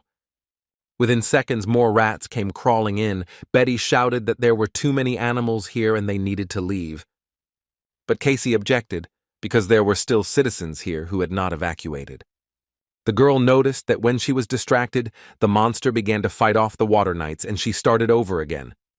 Rats were crawling on her legs, and it was very disgusting, but the safety of civilians was the main priority, and she had to somehow buy time until everyone evacuated. Enya said that at this rate they wouldn't make it in time, and the detective asked her and the princess to evacuate first, and she didn't care what happened to her. Suddenly, everyone around noticed that the monster froze, and the other werewolves also stopped moving and looked somewhere up. In the sky, under the light of the moon, they saw a black shadow that was slowly descending. How amazed Casey was when in that black shadow she soon saw none other than James Moriarty.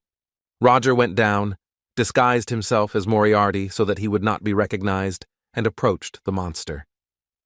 Betty asked the detective if she was sure it was Moriarty, but she was sure, and that mask covering his face, and his imperturbability in front of the monsters. And this frightening aura that the girl felt, she was sure, it was definitely James Moriarty. This man is the most dangerous creature here. Even the monsters understood this and froze before his arrival. Roger told the monster that he hoped he would recognize him, but it seems he was wrong, although he understands that it is very difficult to resist the madness of the beast. But our hero still felt that Hans was still alive, and saving a subordinate was the leader's duty. Roger took out his sword and made a big jump, ending up on the monster's head and plunging the iron into the monster's eye. Casey noticed that Moriarty was moving quickly, or rather, he disappeared and appeared in the blink of an eye. He teleported. Roger quickly jumped and cut off the werewolf's head that was on the monster. The detective watched this and thought that there was no point in cutting off his limbs. The heads would just become new werewolves. But to Casey's surprise, the head that flew off the monster suddenly disappeared instead of falling to the ground. The girl was amazed. It turns out that this is a sword made of a special material or some kind of magic. But still, Casey decided that now was not the time to watch, but to continue fighting using her abilities, and she used water magic again. The detective shouted to Annie that they might get caught, so they needed to get out of here. She suggested trusting him for now. It seems his goal is to get rid of the beast. It's a little offensive to admit, but he is incredibly experienced. Roger, Casey, Betty, and the girls ran away and tried to figure out what Moriarty had planned. All the werewolf heads that were on the monster instantly fell off. It looked like he threw them off himself. Roger realized that he was discarding the damaged heads to grow new ones, and noted that the monster was smarter than the original. However, the monster himself knew that he had weakened after molting, and now it would be difficult to resist the magician's blows. Roger advised the monster not to get distracted and began to use more and more magic. Using a black shadow, the magician created metal swords that grew out of the ground and pierced the monster, and he managed to injure its paw. But the monster was cunning and was not going to give up, and it created new werewolves. Roger pulled out 2 pistols and shouted at the werewolves to attack. He was ready to deal with them. But the werewolves didn't even have time to attack. Our hero shot magic bullets through their bodies.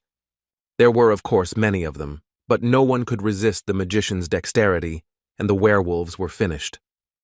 The monster stood motionless, its paws pierced by large spikes, and Roger told it that no one would protect it anymore, and it was time to finish. Blood was flowing from the monster's hands. He was in great pain, but he made a great effort, and the thorns that pierced his hands began to crack. A couple of seconds and the spikes just flew into pieces, and the monster freed his hands. Roger realized that he wanted to fight to the end. Our hero asked Hans to stop making a fuss and get out of there. Roger pointed his gun at the monster and said that this body was not his. He still hoped that Hans would be able to overcome this. But he didn't fire the bullet, but saw how the monster opened its mouth and began to growl in pain. The magician saw a sharp harpoon, to which a syringe with green liquid was attached, crash into the monster's back. A man in a suit similar to Roger's jumped onto the monster's back and squeezed the drug into the monster's body. Strange things started happening to the monster. His eyes started to glow and sparkle very brightly. Our hero watched as the monster's body gradually disintegrated into pieces that fell, scattering like ash. The masked man wasn't alone. There were 3 of them.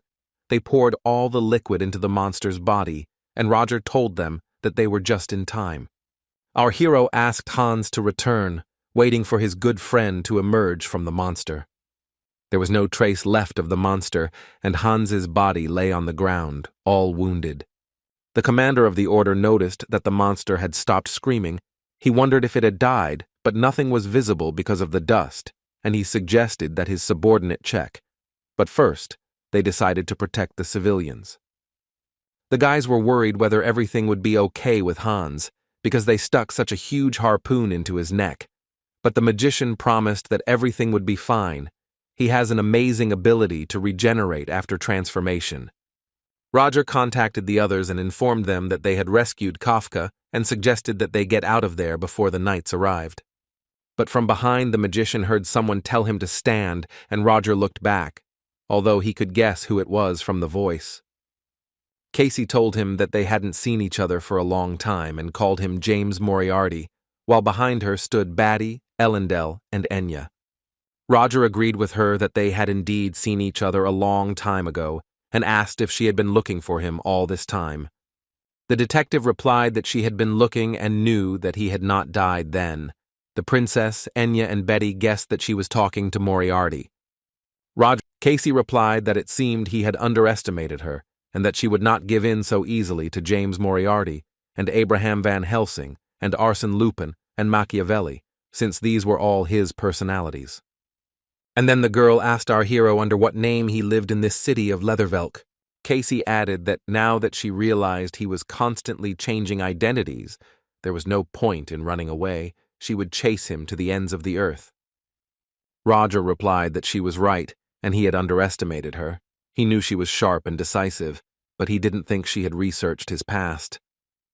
The magician thought that if he ran away now, she would still continue to pursue him, and he would not be able to hide if his identity became known.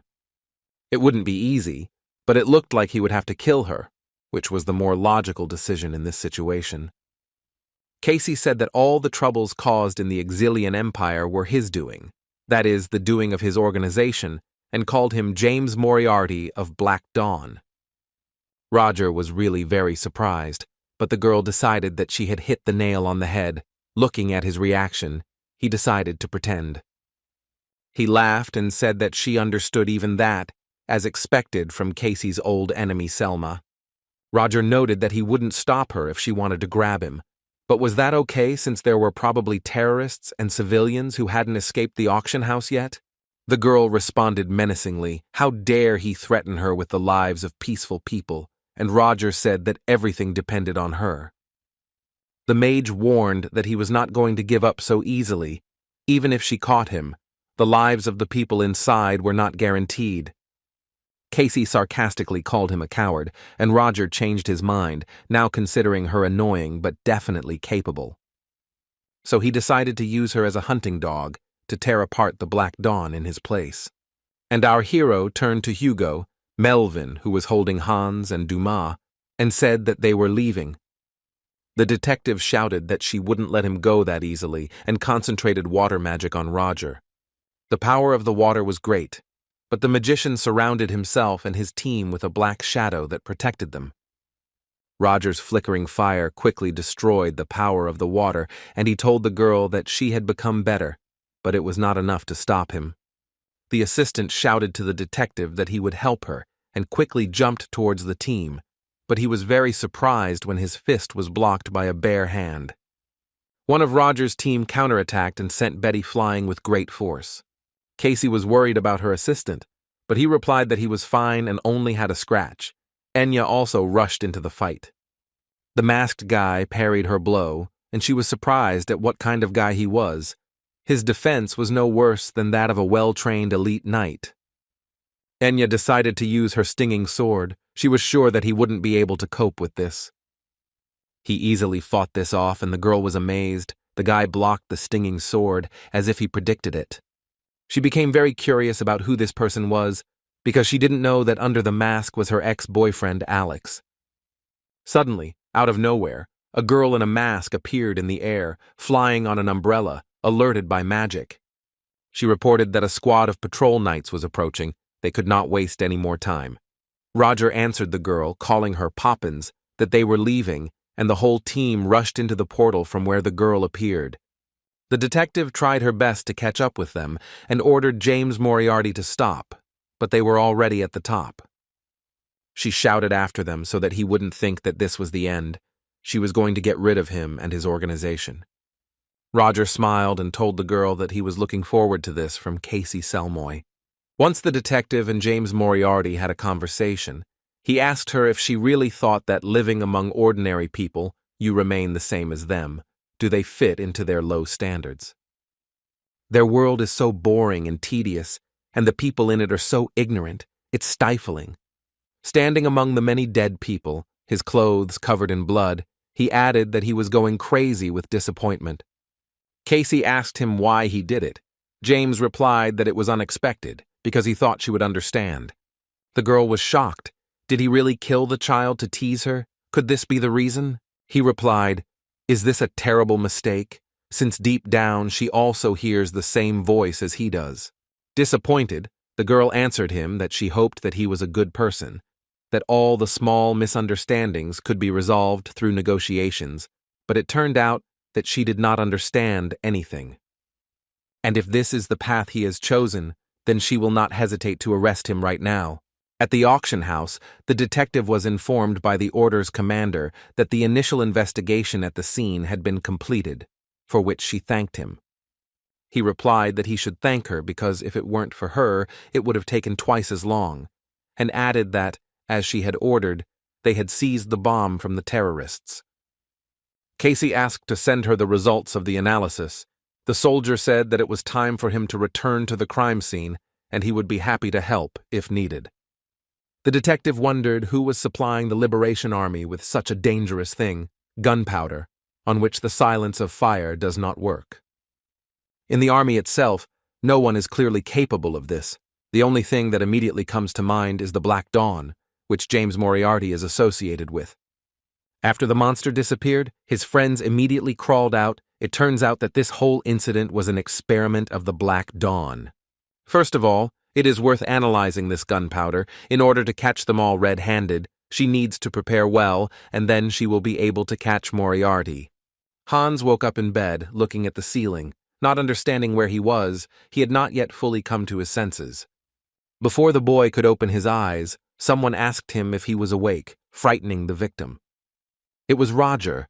He was sitting next to him and reading a book. He asked the guy how he felt, if he felt any pain or discomfort anywhere. Hans was in a state of shock. He asked our hero what happened. He could not remember anything. Roger calmly asked if the boy didn't remember how he turned into a monster, and his memory began to return. The guy remembered what happened the day before and was surprised that he did not die. The magician slammed the book shut and now asked to give him what Hans had found. The guy got nervous and started mumbling and asking Roger not to be surprised and to listen to him until the end. The leader replied that it was enough to beat around the bush and told him to simply give him what was in his right hand. Hans opened his fist and saw a shining stone there, and this surprised him no end. It was unclear where the artifact came from in his hand. Roger explained that the boy had been squeezing it ever since he transformed back, but Hans didn't realize it and was very surprised. The magician added that no matter how hard he tried to get him out, the guy wouldn't let go, so he had to wait until he woke up. Hans looked at the precious stone in his hand and its light reflected in the boy's eyes. He himself did not know that he was capable of such a feat. He handed the artifact over to Roger, and our hero thanked the guy for his excellent work. Then the leader said that since Hans was awake, he should put something on and go downstairs. He was going to tell everyone something. When everyone was gathered at the table, Roger announced that even taking into account the unpleasant surprises, everyone had done a great job, so their mission had been a success and everyone had done well. They won't be exposed because Const failed, but it takes time to take care of the valuables. Everyone was happy with this news. Roger continued that after working together, everyone probably already realized how unique their colleagues are. Alex added that he was amazed. Who would have thought that a person could turn into such a huge monster? He saw something like this for the first time. Phantos noticed that Alex wielded his sword in an unusual way and asked if he was a knight, to which the boy replied that he was a graduate student. The beastman was surprised, as the boy fought on equal terms with the Night Wanderer.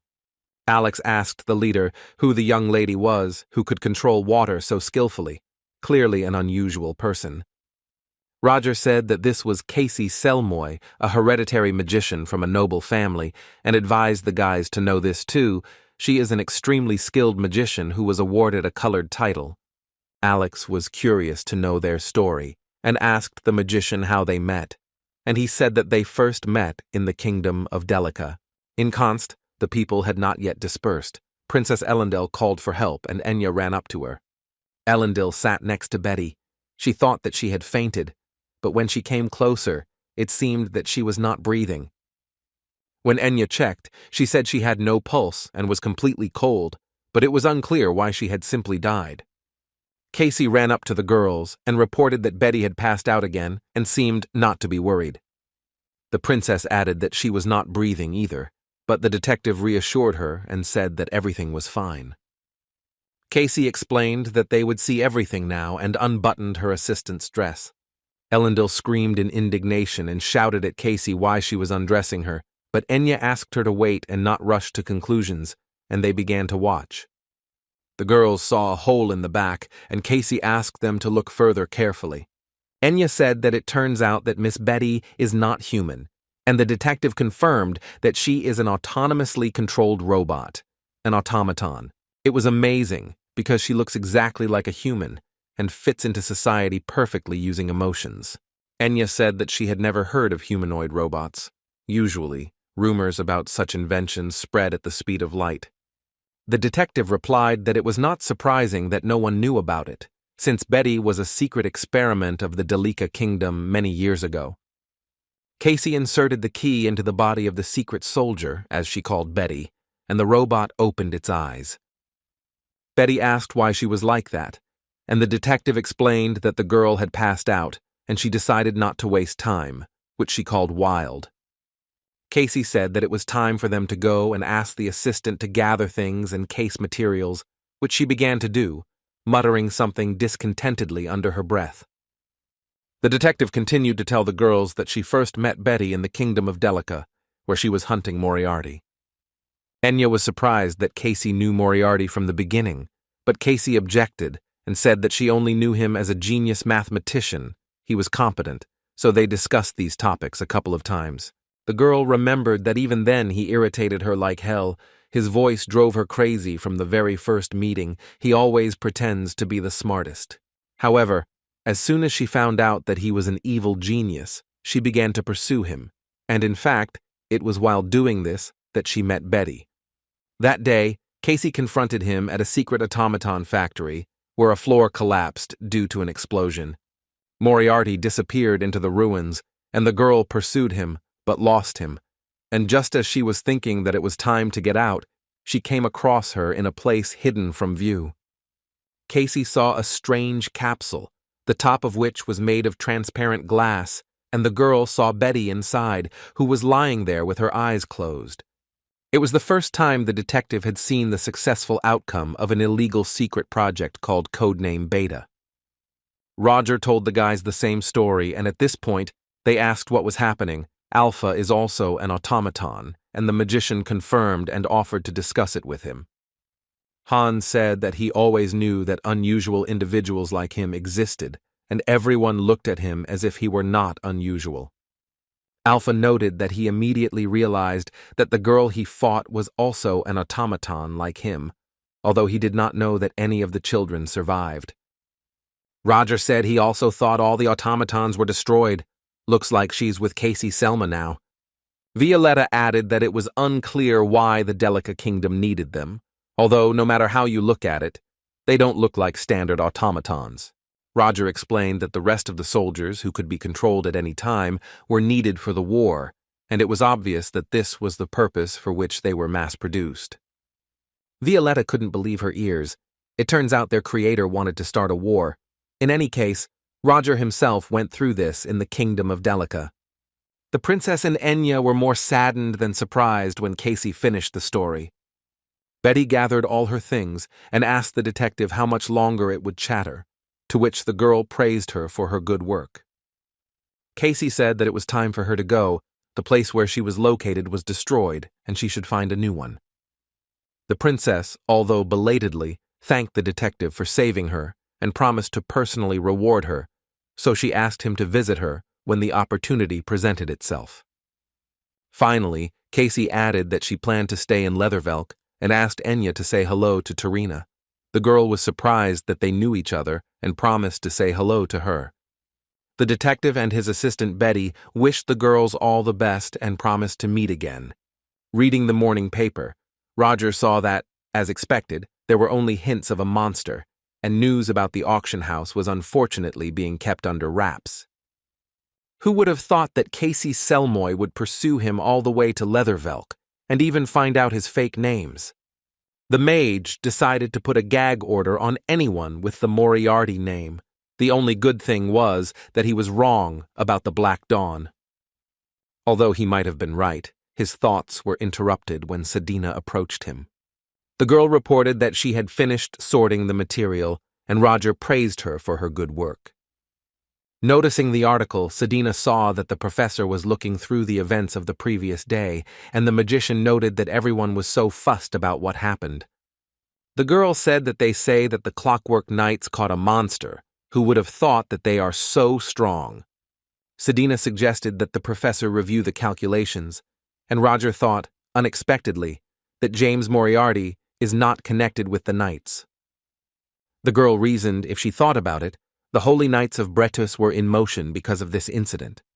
On an island separated from the continent, the religious order Lumensis is based, professing the religion of the Radiant God. For hundreds of years they have been hunting pagans and cryptids, conducting purification ceremonies, justifying this with a mission to save humanity. They labeled all non-humans as pagans in order to legally persecute them. This organization is no longer as popular as it used to be due to corruption and constantly changing dogmas of the teaching. The magician said that the Holy Knights, the annoying bastards, they had been inactive for 20 years, but now that they realized it, they immediately crawled out. Sedina noted that this was very suspicious. 5 years ago they did nothing on that bloody night, but now, for some reason, they decided to intervene. Roger suggested that the people's brains had apparently been completely washed, but the girl was surprised. Such news had never reached her. The professor asked his assistant how things were going with his request regarding a girl named Joanna. She reported that Joanna Lovett was a student who was considered to be of the second order. Lovett was not her real name. The magician understood how she hid her essence. Roger wondered if this could be the same fire spirit that this student was controlling. The professor asked the girl how many survivors were registered, to which she replied that, including the second organ, Joanna, there were 3. One of them is an art minister, Piero, but they don't know anything about the third one yet. Roger thanked Sedina for the information, and they began preparing for the lesson. At the beginning of the lecture, Roger decided to announce the results of the exams and display the full table, compiled in descending order of success, on the notice board after the lesson.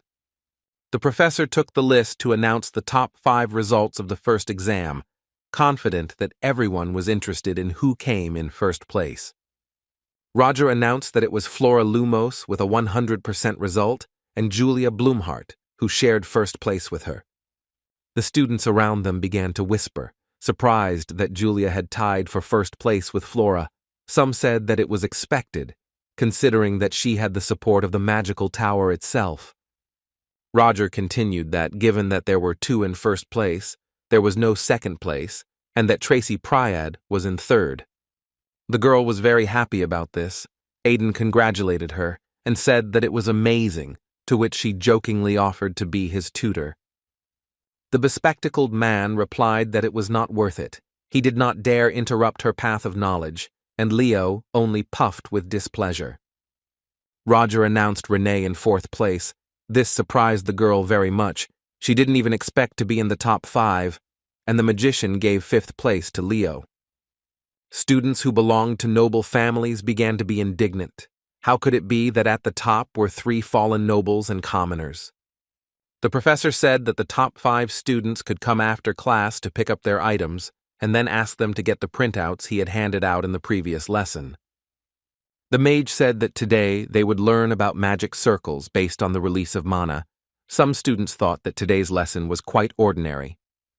The professor explained that magic circles are more stable than spells, and are also ideal for use with talismans and artifacts, which is why they are still relevant today. Besides this, most magic circles are exactly in the shape of a circle even today. This is a consequence of tradition, and the belief that somehow this way the caster is better protected from the influence of external forces. Roger drew a picture on the board and warned that they would be looking at some unconventional circles, as expected from a professor. Flora, as always, was the first to notice that the magic Roger was telling was very unusual. Roger turned to the students and pointed to the board, asking them to study carefully what he had drawn. But what was drawn on the board was not a circle at all, but a square, divided into cells, and in each of them some kind of sign was written. The professor, as always, left the students perplexed, and all they could do was wait for an explanation from the magician. But they were also interested in what Flora Lumos, the one who loved to debate with the teachers, would say about this. The girl was really tired of everyone staring at her. They made her the leader of the student resistance because of what happened in the first semester. But she herself was interested in what all this meant. It was unlikely that the professor had decided to make up stories, but if he had, she would be very disappointed in him. Roger continued that many people don't believe that it is really a magic circle and told the students to watch carefully. The professor waved his hand, and the drawn square sparkled with magic, and energy swirled around it.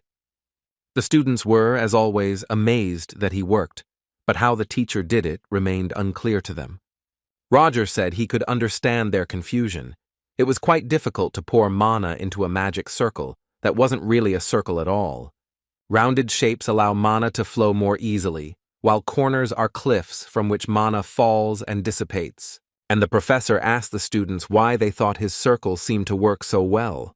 Flora raised her hand first, and Roger decided to let her speak. Renee also wanted to answer. Lumos replied that all the power was in the symbols. The ones inside the squares, they attracted mana, helping to maintain the flow.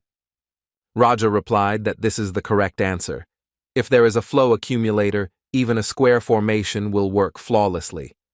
The magician explained that he had used a universal magic square, which had a certain order of symbols that allowed the same phrase to be read in both directions. In other words, a palindrome.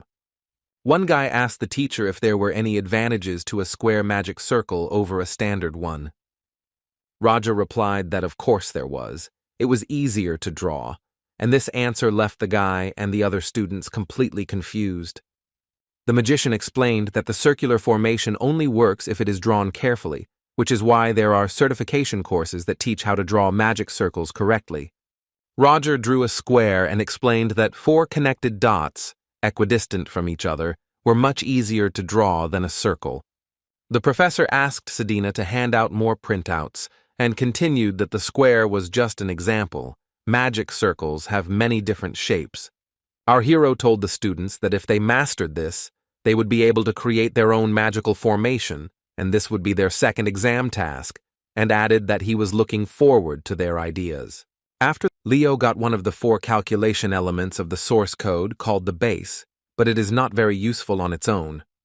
The guy realized that he needed to take the remaining top 5 places before the end of the semester, and the magician advised him to work hard on himself. Walking down the corridor, Leo thought, he only had a part. You can't just get anything out of him. It can't be calculated or analyzed. The guy was surprised that Professor Roger taught such magic to ordinary students. He was such a strange and unusual person. In Theon's courtyard, the aristocrats crowded around Jonah Ovelli, and it was clear from the outside that the atmosphere there was not very friendly. The aristocrats ordered the girl, who appeared to be a beastman, to know her place and behave as befits a parasite like her. But the girl was not a coward. She interrupted the guys and asked what they would do if she didn't want to, and looked at them provocatively. Leo watched this picture, and when he saw the girl's appearance, he was very surprised.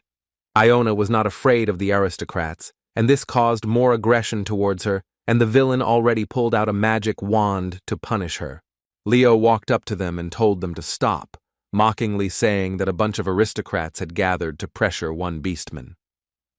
The boy asked the aristocrats if the professor hadn't warned them and reminded them that Javan Pelio had recently left the school.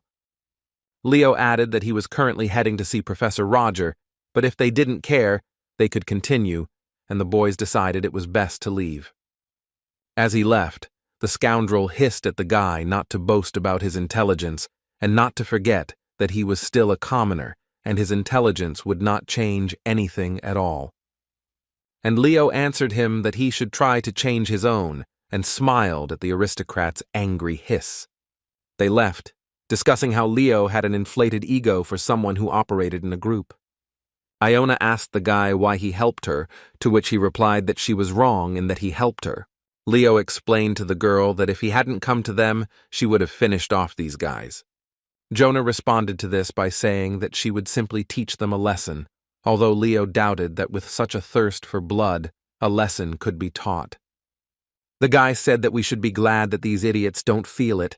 The girl was surprised that he wasn't afraid of her, and Leo said that only idiots like them should be afraid. The guy asked Iona if since she entered the academy knowing how ordinary people treat beastmen, it means she is interested in expanding her horizons. Leo added that he had simply heard about the leader of the beastmen, who was kind to other people's lives.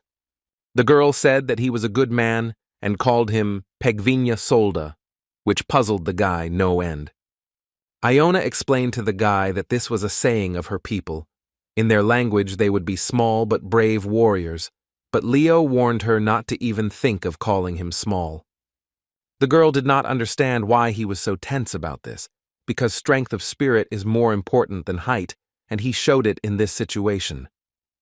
The guy asked the student to just call him Leo, although he wouldn't mind if she added the word warrior. While the guys were talking in the yard, Aiden approached them. Apparently, he had been looking for Leo for a long time. Glasses told them that he had accompanied Tracy when she went to get her element and asked Leo if he had received it. Aiden noticed that they were talking and decided to get to know the girl. She introduced herself, and the guy smiled back at her and offered to have a bite to eat together, despite the resistance of Tracy and Leo. Returning from the teacher's room, she was even disappointed that everything was done so simply. She had imagined some kind of complicated procedure. The girl didn't even have a chance to ask Professor Roger the questions that had been bothering her for a long time. Unexpectedly, in the corridor, Renee met Princess Elendel and she invited the girl to have lunch together. The student felt uncomfortable. She apologized to the princess and said that she had already made arrangements with other people. This was unexpected for the princess, since she was rarely refused. But Elendel laughed and wished them a pleasant time, and Renee apologized again and said that they could arrange it for tomorrow. Renee thought it was good that the princess had understood everything correctly because she was worried that she might be upset. The girl went into the yard and thought about how understanding Elendel was, perhaps because she was a princess. Elendel wondered who her friend had decided to dine with and why she had gone so far. The princess hid behind a tree and watched. She was very upset. She wondered if Renee really had a boyfriend. Elendil wanted to see the impudent face of the idiot who dared to seduce her innocent Renee. Suddenly, someone spoke behind the student, and she became so scared that she jumped up on the spot. She was sitting on the ground, and when she looked back, there was a guy standing next to her. He asked the girl what she was doing here. The princess said that if she heard correctly, he was going to have lunch here with Renee, and asked the guy if this field and flowers were his doing. Frieden Wohlberg looked down on Elendel and did not bow down to her at all. He did not like her claims. The boys sat down on the blanket. Renee felt uncomfortable, and the princess asked if decorating everything with flowers was really their cold wolf cub's hobby. Freuden told her that instead of reproaching him for his hobby, it would be better if she started a couple of her own. Renee decided to calm them down and asked her friend what brought her here. Elendel answered that she began to worry because she went far into the forest. The guy thought this was a lame excuse, and because of this obsession of hers, she has no friends. While the princess was indignant, Renee felt sorry for her and asked if this was really true. Elendil, of course, denied everything, but her friend noted that she herself had recently noticed this, because she always walks alone. Frieden said that Renee understood everything correctly. The princess has no friends at all, and sarcastically called her a poor thing. It was hard for my friend to believe this, even though it is difficult to make friends with a girl because of her social status, but she is so good. The guy said that besides social status, there are many other things. For example, the first princess Eileen von Exilion and her status. Since the girl didn't understand anything, he informed about the clashes between the heirs of the Yuta kingdom fighting for the place of the head of the family.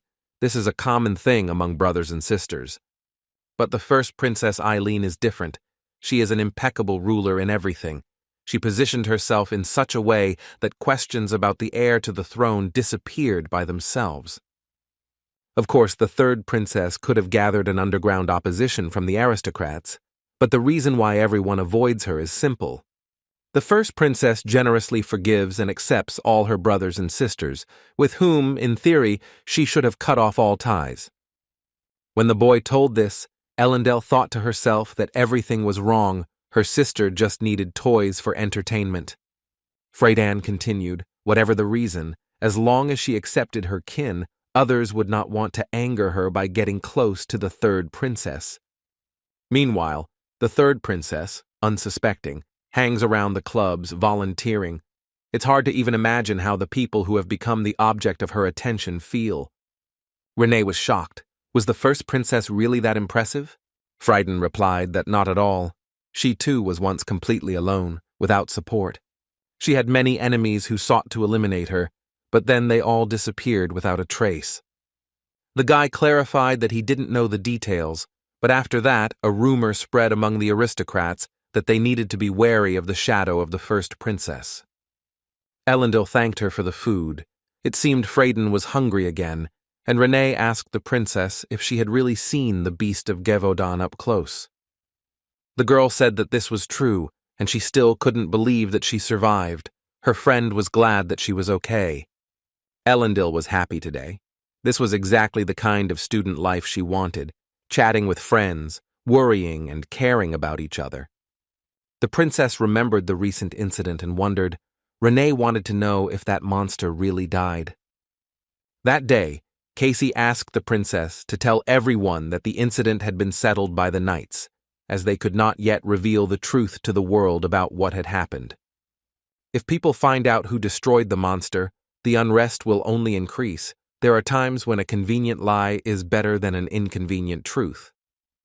So Elendel replied that of course the monster died, the pride of Leathervelk, the clockwork knights dealt with him, and the girl sighed with relief. The princess also shared that she saw Professor Roger at the auction that day. At least that's what she thought. She added that she only saw him briefly, but she thought it was him. Renee noted that he did not look like a collector of expensive jewelry. After talking with the girls, Frieden became thoughtful. It seemed to him that he had already seen Roger Chalici somewhere. In the rector's office, the professors were having a discussion. Professor Hugo was trying to prove to Eliza that it was wrong to postpone the magic festival without prior discussion. He accused her of not caring about the magic festival at all, even though it was a historical event that many people celebrated. And for Theon's students, it's an opportunity to show their status. In other words, it's a matter of Theon's honor. Professor Hugo told Eliza that even though she was the rector, this was still an abuse of power. Eliza didn't understand what was wrong with postponing the festival, or if they were just trying to find a way to pick on her. She apologized to the professors for finding out about it this way, but she simply didn't have the choice or time to discuss it with them. Given current events, the atmosphere is not quite right for a celebration. The second exam test is coming up, and organizing a festival after it is a sensible decision. One of the professors asked Hugo what he was proposing, but he had no options. The woman told him that if he had nothing to offer, his objections were empty words. Professor Chris, who was on his side, asked Vice Rector Hugo what he would do. He replied that nothing could be done, since the rector had already made a decision, the deed was done, and all they could do was accept the result. However, Hugo noted that it would be right if they were allowed to make changes to the course of the festival, and Eliza agreed. He added that since the rector was changing the plan at his own discretion, it would be fair for them to also introduce some event of their own, and suggested adding something to the opening ceremony of the magic festival. In his office, Professor Roger read the announcement about the postponement of the opening ceremony of the magical festival. He thought it was a good idea, given the recent turmoil and the mood of the people in Leathervelk. Our hero realized one thing from the incident in the banquet hall: Esmeralda would definitely attack a crowd like that at a festival. And Roger decided to try to find a way to make her reveal herself, and then Theon would take care of her. It's strange, but when thinking about this, the great fires of Lothan somehow come to mind in the mage's memory. Not only Esmeralda survived them, but also 2 other people. This is a very interesting fact, and Roger thought that he should visit Lothan as soon as possible. The professor's thoughts about Esmeralda were interrupted when someone knocked on the door of his office and he invited them in. Flora entered the office, and Roger assumed that she had come for her element and noted that she was late. The girl replied that she was busy and asked not to refuse to give it to her just because she was a little late. The magician asked the girl to come over and handed her the element, and congratulated her for first place, although Flora was no longer so pleased because she had shared it with another student. The professor told her that this was only one of 4 fragments separated by magic, something the girl already knew. Flora asked the mage to tell her about the magic she saw in his personal laboratory that time. He decided that she was referring to Klein's disease. But the student said that she was talking about the cube drawn on the board, and the teacher grinned that she had peeked after all. The girl objected, because how could she not notice him if he was so conspicuous, and the professor said that she could pretend that she had not seen him. Apparently, she had forgotten her manners. In any case, Flora demanded that Roger share information about the cube with her, and he agreed and decided to tell her after all. He explained that the cube was called a tesseract or a supercube, and the girl asked what kind of magic it belonged to. As research has shown, mana is capable of overcoming space and time, creating a 4th dimension. Roger said that he himself found this out, but he will not tell the students about it. It is spatial magic for reconnaissance of territories. Flora said that if he didn't want to tell, then there was no need. She already got what she wanted, so she would go. But then she seemed to remember something and asked the professor how his body was. Roger told the student that he didn't understand what she meant, and Flora replied that it was nothing special and asked her to pretend that he hadn't heard. The girl left his office, and our hero sat and wondered what the student was talking about and what she knew. The train arrived at the station of Lotan village in the kingdom of Durman. Hans complained that the journey alone was terribly tiring.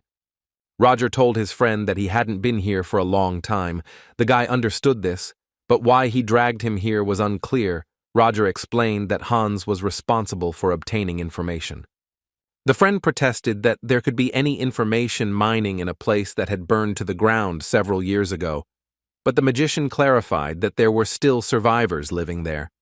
Roger could of course find them himself, but he found it boring to do it alone, so Hans was indignant about it. The boys saw that there was a village below, and the magician asked his friend to grumble less and hurry up before it got dark. Everywhere he looked in the village, there were grass-covered ruins of buildings, and Hans wondered, for that matter, why this survivor hadn't moved away. But this man was here. Roger asked his friend to look at the hill. Apparently it was him. There was a very hilly area here, and on one of the hills near a tree, a man was sitting drawing. He painted local landscapes, and it must be noted, the picture turned out to be very realistic. As the boys approached the artist, Roger was already sure that they had come to the right place. It was incredible. The man who painted the picture was blind and had a bandage over his eyes, but he heard that guests had come to visit him. Roger said hello and apologized for disturbing him, but the man replied that he was just finishing up, so it was okay. When the magician looked at the painting, he realized that the man was sighted, because the landscape exactly matched the surroundings, and he asked the man why he needed the blindfold. The artist, collecting his tools, to the surprise of the guests, replied that he did not see, but felt. Our hero concluded that there was magic in the picture. He didn't think that a magician would choose to live in such a place. The man replied that he was not proud of being a magician. To tell the truth, he was not that good at magic, and he had been drawing for a very long time, so it was a natural skill, and asked Roger what such a presentable gentleman was doing in this wilderness. The magician asked if the artist knew him, but he replied that he did not know, but due to his lack of sight, he had a very developed sense of smell. And he added that the aura he senses from him is very powerful, nature tells him. It whispers that a hero has appeared, who long ago saved the earth from a terrible event. Roger realized that the man had a connection with the spirits, which meant he could speak openly, and said that he would talk about the fires of Lothan. Our hero openly declared that he would like the artist to tell him about the people who survived those terrible times. As the boys were returning from the hill, the man said his name was Piero, and the magician introduced himself as Roger Celici.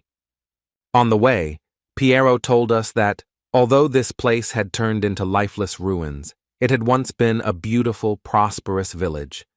Roger said he knew about it, and the artist went on to say that when he first arrived here, he was quite talented in magic, so his noble-blooded mentor brought him with him.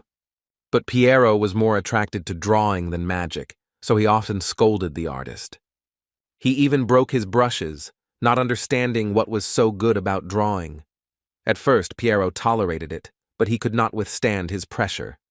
Eventually, he escaped and chose the path of an artist. Wandering around the area, he decided to settle in Lothane. The man explained that it was not easy to get used to the unfamiliar environment. He would not have been able to do it without her help. The magician asked who he meant. Piero replied to Roger that he would show everything now and opened his toolbox. He took out a brush and waved it in the air, and the boys watched as everything around was painted in bright colors. The brush itself painted what was around, and a most beautiful picture appeared before our heroes. Hans was even a little scared, because the world became drawn, and Roger explained to him that this is artistic magic, which involves drawing for work. Piero asked the guests to follow him and pointed with his hand that the center of the village was right there. Roger and Hans saw a painted world of a village that had been here many years ago, with beautiful buildings and cheerful people all around. The artist said that Lothane was always full of tourists, a windswept village, That was what Lothain was. And the pride of this settlement was she, the girl whom the boys saw on the road with a basket in her hands. But they did not see her face. It was smeared, and Pierrot explained that he could not convey her beauty with his skills. She was kind and cheerful, always communicated with others with a smile on her face, and she also had an innate similarity with spirits. They also loved her, and their name was Esmeralda. She also survived those fires. It was she who helped Pierrot settle in Lotana. Thanks to her, the village always had a friendly, warm atmosphere, and it was peaceful here. But that world was destroyed with the arrival of one family of aristocrats who believed that they could do anything. One of the aristocratic guys told the girl that he fell in love with her at first sight and that she would go with him. The innocent girl did not even doubt his words. It was an honor for her to accept the offer from an aristocrat. Roger said that of course there was no sign of love here, and Pierrot agreed with him. The aristocrat craved her power, which came from a high affinity with spirits. The artist explained that she had a kind and innocent nature, which made her doomed to fall for obvious tricks. Of course, the villagers were not indifferent when they learned of the proposal. They did not wish her an unhappy life in the cold world of aristocrats. Roger realized that no one was in a hurry to intervene, and the artist confirmed it because her partner was a nobleman. The magician explained that if we are talking about the citizens of Durman of those times, then everything is obvious. When you go against the will of the aristocrats, you will definitely end up in jail for treason. But were they really just watching what was happening? The artist said that eventually someone intervened. One person plucked up courage, and then everyone else spoke out against the wedding. It was then that a terrible tragedy happened. People shouted at Esmeralda not to believe him, that he was deceiving people with his cunning speeches. They shouted that even aristocrats had no right to drag away a young girl and ordered him to get away from Esmeralda and get out of their village. The girl was then perplexed. The aristocrat called people pathetic serfs and did not allow them to contradict him. He ordered his warriors to kill all these people, and the girl realized what a mistake she had made. The soldiers started a real massacre, then decided to set the houses on fire, and the girl watched all this horror. The whole village was ablaze, houses and people who were in them were burning. This fire went down in history. Looking at this, Hans was scared. Roger also could not believe his eyes that such a thing could happen. Pero said that everything was not as others thought, and that the fire was not caused by a natural phenomenon. This was the bitter truth about the great fires of Lothan. Esmeralda asked to stop, because the villagers were not guilty of anything. She agreed to everything, just to stop it. But the groom answered her that it was too late and ordered her to watch carefully the burning village. This is what happens when commoners go against the will of the aristocrats. Esmeralda could do nothing about it. She only cried, bending over the ground. The aristocrat said that it was even better that she despaired. He ordered the soldiers to bring the girl to him when they were finished here. His head was already hurting from the stench of burning smurds. Esmeralda sat on the ground in despair and could not believe that all this had happened. Just yesterday, this place was full of smiles. In just one day, all of this turned to ashes, and she reproached herself for it. Her tear, shining like a small flame, fell to the ground, and small fire spirits appeared here. The soldiers came for the girl and wanted to take her away, but they saw lights rising into the air. These spirits began to circle around the soldiers, which irritated them because they were low-ranking spirits. But the small spirits began to turn into one large spirit of fire, and the soldiers were terrified. They realized that it was the girl who was calling these spirits, and they asked her why she was doing this and what was happening. But this was no longer the same Esmeralda as before. This was the very embodiment of fiery energy. She said that she hated them all and ordered them to burn in hell. With her hatred, she created a very powerful fiery creature that was impossible to defeat and announced to everyone that she would burn everything they had. Esmeralda told the spirit of fire, who was ready to serve her, that it was up to him and named him Quasimodo. The girl shouted imperiously that she hated them all and asked Quasimodo to burn everything to the ground. The artist added that she thus burned all the soldiers who were there, and Hans assumed that she then left the village. Piero told the boys that it was that day that he lost his sight as a result of a fire. Roger noted that he was well preserved for someone who lost his sight in a fire, but the artist said he would have died if not for the help of one child. It was a girl of about 9 years old. She miraculously escaped from the fire and helped the man get out of the fire. The man thanked the girl for saving his life, but she said not to thank him. She just did what she had to. The girl told him that she was the only one who could save him, while the others died in the fire. The savior told him that she knew he was a recently arrived artist. She remembered how he wandered aimlessly around the area, and Piero answered her that she remembered everything correctly. The girl noticed the man's serious burns. She assumed that he would go blind and that it would be a serious loss for the artist, but even so, he was grateful to her for remaining alive. But the girl didn't feel gratitude. These creatures killed all the villagers just because they objected to them. She would never be able to forgive them. With these words, the little girl left. The artist was interested to know her name, but he did not dare to ask. Piero was never able to leave the village after that, even though all that was left of it were nightmares. After all, this was the first place where he was accepted. It seems he became very attached to it, and he has a strong sense of duty. He wants to protect the village. As the years passed, he learned to put magic into his brushes, which was the only way he could continue painting after losing his sight, and that's the whole story. Roger thanked the artist and asked if he were a bad man. Would Piero tell him such details? The man replied that, of course not, he was careful. But he added that in his drawn world, he sees all their emotions, empathy, compassion, rage. If Roger were a bad person, the artist would not have felt them. That's how he knew he could be trusted. The magician thanked Piero for sharing his past, which was full of pain. The man was grateful too, because for the first time he was able to speak out. It had been hard for him all this time because of his blindness, but now he even felt better. Finally, Piero said that although he knew it was impudent, he urged them to help those girls overcome this tragedy. After all, they were wandering somewhere alone with their despair. That was the last thing the man said to them. At dawn, Rogers and Hans were returning from Lotang, impressed by what they had heard from the artist. Roger thought that the decline of the kingdom of Durman was inevitable. They took pains to hide the truth about the fires in Lothana, so that rumors would not spread. But you can't hide something like that from the people. Add to this social conflict and class inequality, and you get a revolution due to the accumulated anger of the common people. Even despite the failure of the government, there are still plenty of reasons why the kingdom fell after the Bloody Night, so it is understandable why most of the nobles fled abroad.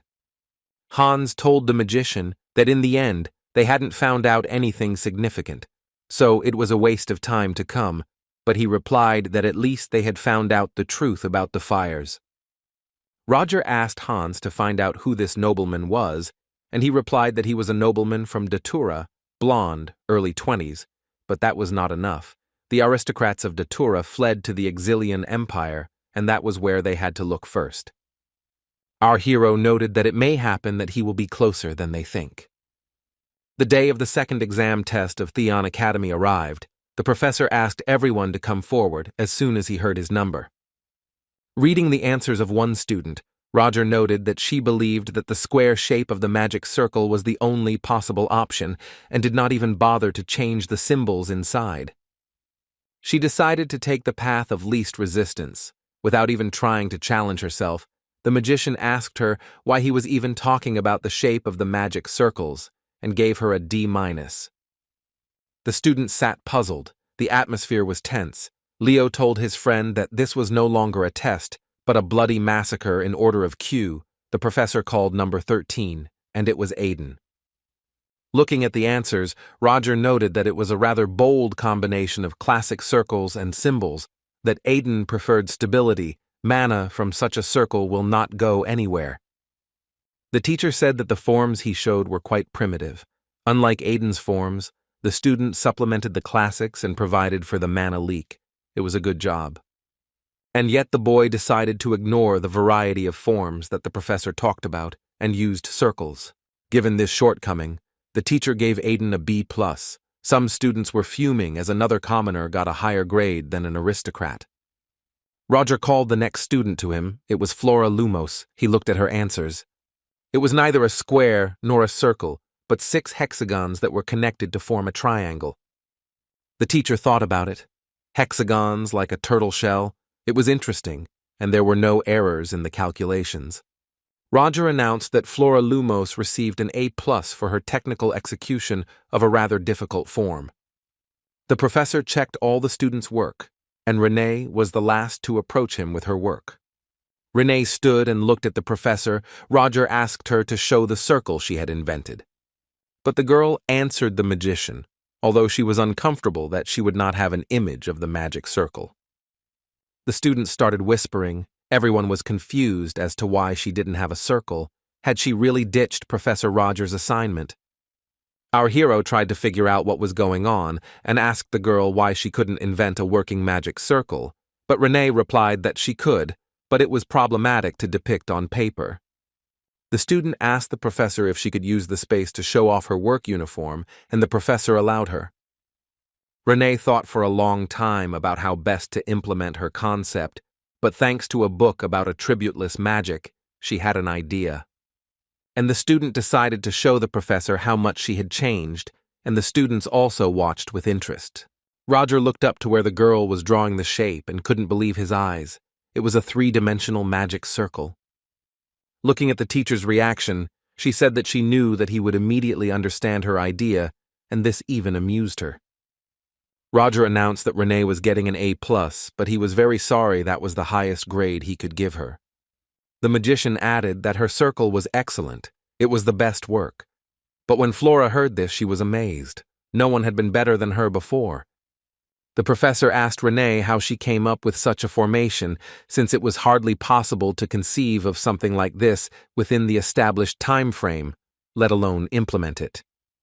The girl started babbling that she was simply adjusting the magic circle to her own mana flows, and suddenly everything coincided in an amazing way. She didn't really control anything, when suddenly her mana outlined this figure itself, and the girl herself was surprised. Roger thought. In his practice, he had never encountered mana that moved without the owner's command. Maybe she did it instinctively.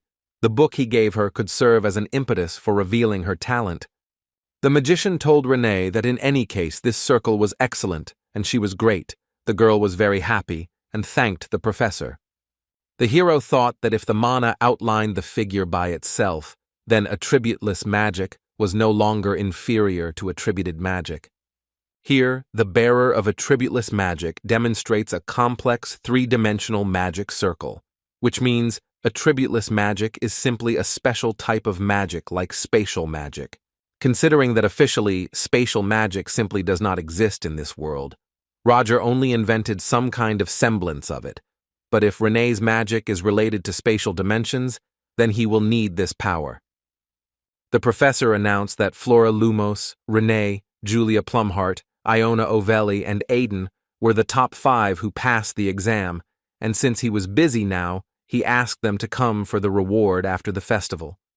After the lecture, students from noble families complained to each other that this time there were only 2 aristocrats at the top, and the commoner Renee irritated some people. It was the first time they had seen a professor praise someone so much. The aristocrats also noted that even Flora Lumos was not given such an honor, although they had always considered her to be the first among the students. Renee noticed that Lady Flora kept her eyes on her, which gave her goosebumps. Princess Ellendel noticed that Flora was looking at Renee with a pretentious look and asked her what she wanted from them. But Flora passed by without answering the girls, but it was obvious from her appearance that she was unhappy with today's situation. Flora's friend walked behind her and smiled, as if smoothing over the situation, and asked the girls to forgive them. It's just that Flora was in a bad mood today, but Ellendel didn't like it at all, that Lumos didn't even deign to answer them. During the lecture, a friend asked Flora why she was acting so strange and not like herself, because usually she didn't care about other students, apparently because she got the same grade. But the student didn't even listen to her friend. She was infuriated by the fact that Renee had received so much praise, and it was unclear what kind of formation this was. She told her friend that she should have taken better care of herself and at least tried to study for the exam. Cheryl didn't expect Flora to be so rude to her. Flora added that Professor Marisa said that if the student does not perform well in the exams, he will be held back a year. Cheryl burst into tears and began to beg Flora to help her, because if this continued, she would never get a passing grade, and Flora advised her to just remember what was written here, then she would not fail, and her friend calmed down. Professor Marisa came into the classroom and greeted all the students, and said that she hoped everyone was well prepared. Cheryl was pleased because she had just received notes from Flora and was confident of her success. But when the exam was over, Flora's friend again fell on the table in tears. Her notes didn't help her. Flora realized that her friend had screwed up, and Cheryl said that she had barely managed to answer all the questions. Professor Marisa announced that since the exam was over, they could touch on an exciting topic that they had never discussed in class, and Flora told her friend that she thought they had something interesting in store for them. Marisa said that as the students already know, the transfer of mana is done between two people, but if the transferer is not experienced enough in this, the process becomes dangerous. As a result, a mystical phenomenon may occur, complete amnesia, or, to use the scientific language of the magic tower, a breakdown of memory. One student asked another if this really happened, and she replied that apparently it did. She had heard about it before. Professor Marisa said that a former student had just given her talismans that could partially recreate a memory loss so that you could feel it. This is the latest development. The teacher asked if any of the students wanted to try it out, and Flora thought to herself, only if it was on someone else. The professor was asked if this phenomenon was dangerous. She replied that if you are unlucky, gaps and confusion of memories will form in your consciousness. But she said not to worry, since this product has an extremely weak effect. There will be no consequences, but you need to be careful. A memory lapse can only be recreated by working in pairs, and the last memory you wish to conceal may appear to your partner during the lapse. Elendil suggested that Renee try. She thought the idea was interesting and she was not against it, because the princess wanted it. Renee was worried that she might see something the princess wanted to keep hidden, like some secret of the royal family, but Elendil laughed and said not to worry. Nothing like that would happen. It was just nonsense. She added that everything she wanted to hide had already been spilled by that bastard Frighten, and Renee agreed to try. Professor Marisa handed out talismans to the students, and Princess Elendil took one for herself. Flora also took the talisman and thought, it turns out that the couple needs to pour some mana into this scroll and they will lose their memory. So cute that you don't even want to use it right away. Cheryl noticed that Flora was looking at her strangely, and she asked if she really wanted to try it on her. A friend asked her if she was against it. Cheryl replied that she was not, but that she was not yet mentally ready for such a feat.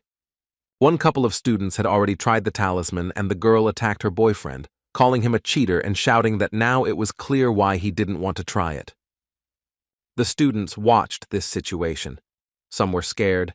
Some were amused. Elendil decided that it was time for them to try it too. The princess and Renee took hold of the talisman and began to pour some of their mana into it. Suddenly magic began to happen. The girls' pupils dilated and they felt very strange sensations. It was cool to see the memories during the mana exchange. It felt like a lot of time had passed even though it hadn't. When the experiment was over, Princess Elendil asked Renee what she had seen, and she cheerfully said that even on a birthday, inviting students you barely knew to a party was unnecessary. The princess was embarrassed, because now her friend knew about her dark past from her first year of study. Renee added that she could understand the lady, and she thanked her, and then her friend asked the princess what she saw from her past. Princess Elendil told her that she had seen something very long ago. Renee was surprised and became interested herself. In the memory, she was little, about 10 years younger than she is now. The princess expected to see the memories through the eyes of an eyewitness, but she watched from the side. Perhaps Elendil saw what was happening through her mother's eyes. There was a hut in the meadow, in which, except for her and her mother, there was no one, and the princess asked if they lived in the hut with their mother. The princess added that they looked so happy, apparently Mom loved Renee very much. But the girl looked at the princess with wide eyes, not understanding anything, and asked her what she was talking about, because Renee grew up without parents. The princess couldn't believe it. She asked the girl again if she really didn't remember anything about her parents. While resting in the forest over lunch, Renee asked Elendel if she was sure of what she had seen. The princess was sure, because the storm of memory is based on the magical power of a person. Through her, the princess saw Renee's past and was sure that it was real, and the fact that she saw it from her mother's perspective seemed even stranger. Renee said the phenomenon isn't well studied, so there may be exceptions. The princess asked the girl if she really didn't remember anything about her parents, and her friend said that she only remembered growing up with her teacher. Although he was an ordinary elderly grandfather, and despite his stubbornness, he was quite frivolous. Elendil asked her friend how far back she could go, and she replied that she met the teacher when she was about 10 years old. It turns out that she didn't remember anything until she was 10 years old, which was a big surprise for Renee herself. The princess said that she thought that teacher Renee had something to do with it, because she didn't remember anything before she met the teacher. Despite how well he treated her, the princess advised her not to trust him, and Renee wondered if the teacher was really connected to the loss of memories. The girl became very sad, because she had just realized that she didn't remember her mother or anything else. Elendil noticed that her friend was sad and asked her not to worry, because she was sure that the girl would be able to regain her memories and her parents could be alive. Renee wasn't too sure about this, and the princess promised that she would help her regain her memories. Elendil thought if it was possible, she wanted Renee to remember everything, because Renee was her first real friend at Theon Academy. Frieden, approaching the girls, said that he did not remember inviting the third princess here. The guy asked Renee why she looked so sad, but the princess replied that it was just between them, so there was no need to worry. Another guy came up to them from behind. He laughed and said what a strange combination, the third princess and the youngest Renee, and Elendel asked what brought Henry Presto here. He laughed and asked her not to be so angry, and said that she probably still thinks that it was he who spread rumors about invitations to her birthday party back in her first year. The princess asked Renee how Henry knew her name. Was he making fun of her? To which he laughed again and said that it was painful to hear from a princess. Renee replied that the elder Henry had provided her with a part-time job. But since the girl had almost died in a terrorist attack, Elendel decided that he could not be trusted. Frieden asked to stop there, because the girls themselves knew that Henry was doing all this without any bad intent. The guy said that he was sorry in general, and as an apology, he offered another part-time job where they would pay 3 times more.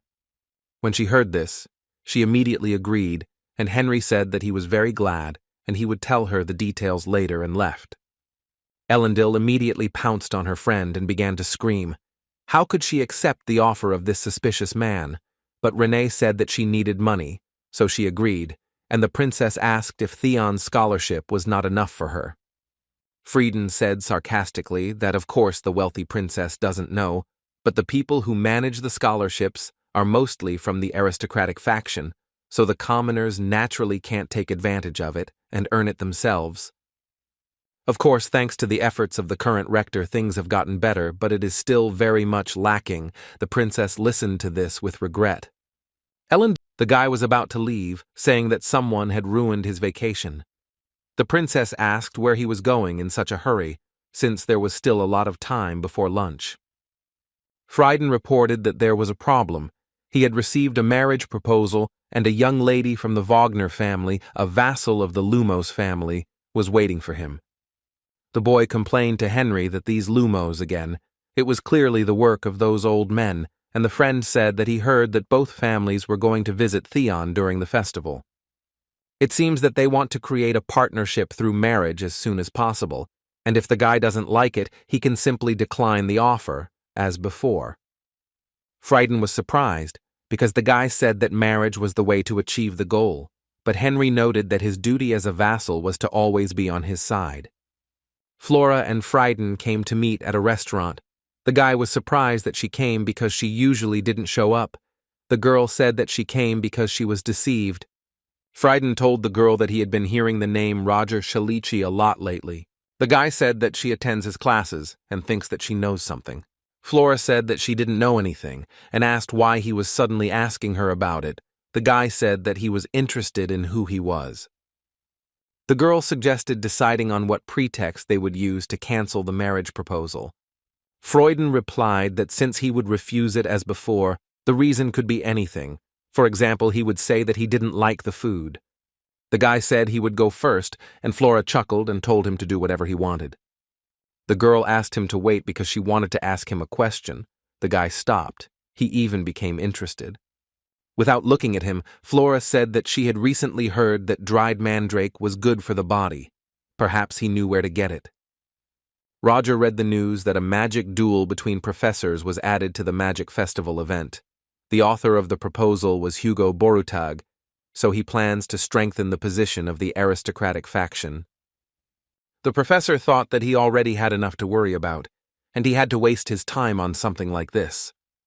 Although he doesn't necessarily need to win, he can just merge at the beginning and that's it. This option is still more or less suitable. More importantly, after the banquet incident, Black Dawn has not made any moves, and Sedina also reported that nothing is happening. One nagging thought wouldn't leave our hero, what Esmeralda was planning to do. Suddenly, Roger received a signal. Someone was trying to contact him. Apparently, it was Hans. The magician asked his friend what had happened, and Hans happily informed him that he had finally found him. He said that there was one family that met all the conditions. This was the first good news in recent times for Roger. 2 hours later, Roger Kalichi was already in front of the mansion of the man Hans had spoken of. He knocked on the door. The magician looked around and noticed that there was no mail, and the area around the house was well maintained, so he concluded that he lived here. Roger had no choice but to confirm this personally and tried to open the door. But suddenly, the professor felt a powerful blow that threw him back, and he saw a guy in the doorway. Roger didn't expect to be greeted like this, but he was even more surprised that magic was used against him. After a few seconds, the magician reacted and began to fight off the enemy's influence. And then he made a sharp lunge towards the guy, grabbed him and put him on the floor. Roger held the boy tightly and ordered him to be quiet, because he didn't want everyone in the area to find out. The guy hissed through his teeth, asking Roger who he was and why he was hanging around his house. He must be the same bastard that the devil sent to kill him. Our hero calmly replied that it didn't matter who sent him. If he wanted to kill him, he would have done it already, and offered to talk to him. Roger asked if he should be called Professor Crollo Phoebius, or the killer who caused the Great Fire in Lothana.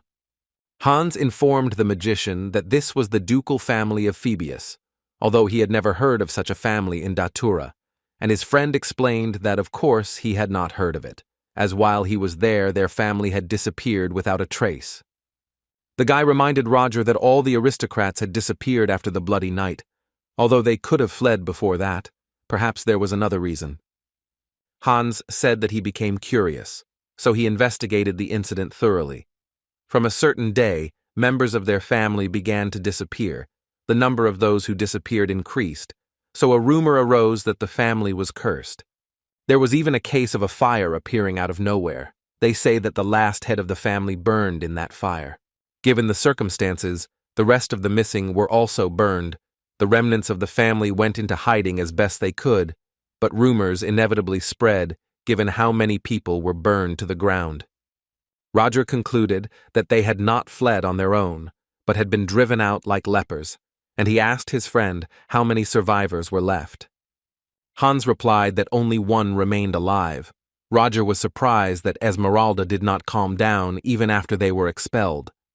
This last survivor was Crollo Phoebius, and he just happened to live in Theon, where the magician headed. While talking to Crollo, Roger placed a token on the table and told him that he was sure he knew what it was. It was a token that the secret military squad used. Crollo wondered why he was asking him about this. Did he really want to help? The guy was familiar with the mage's face. Crollo remembered that this was the same man who had cornered that monster at the banquet. Roger had told him that it would be great if he told him everything honestly. Our hero thought about how good it was that his operative token came in handy in this situation. He couldn't even imagine that it would come in handy. Roger thought that this guy wouldn't recognize him, but he immediately recognized this token. Maybe he was from a family of mages, even though he was exiled. He wasn't sure if this thing was still valid these days, but he was glad that it would help to get Krallo to talk. The magician said that at the moment he was investigating something and had just come across the trail of an extremely dangerous person.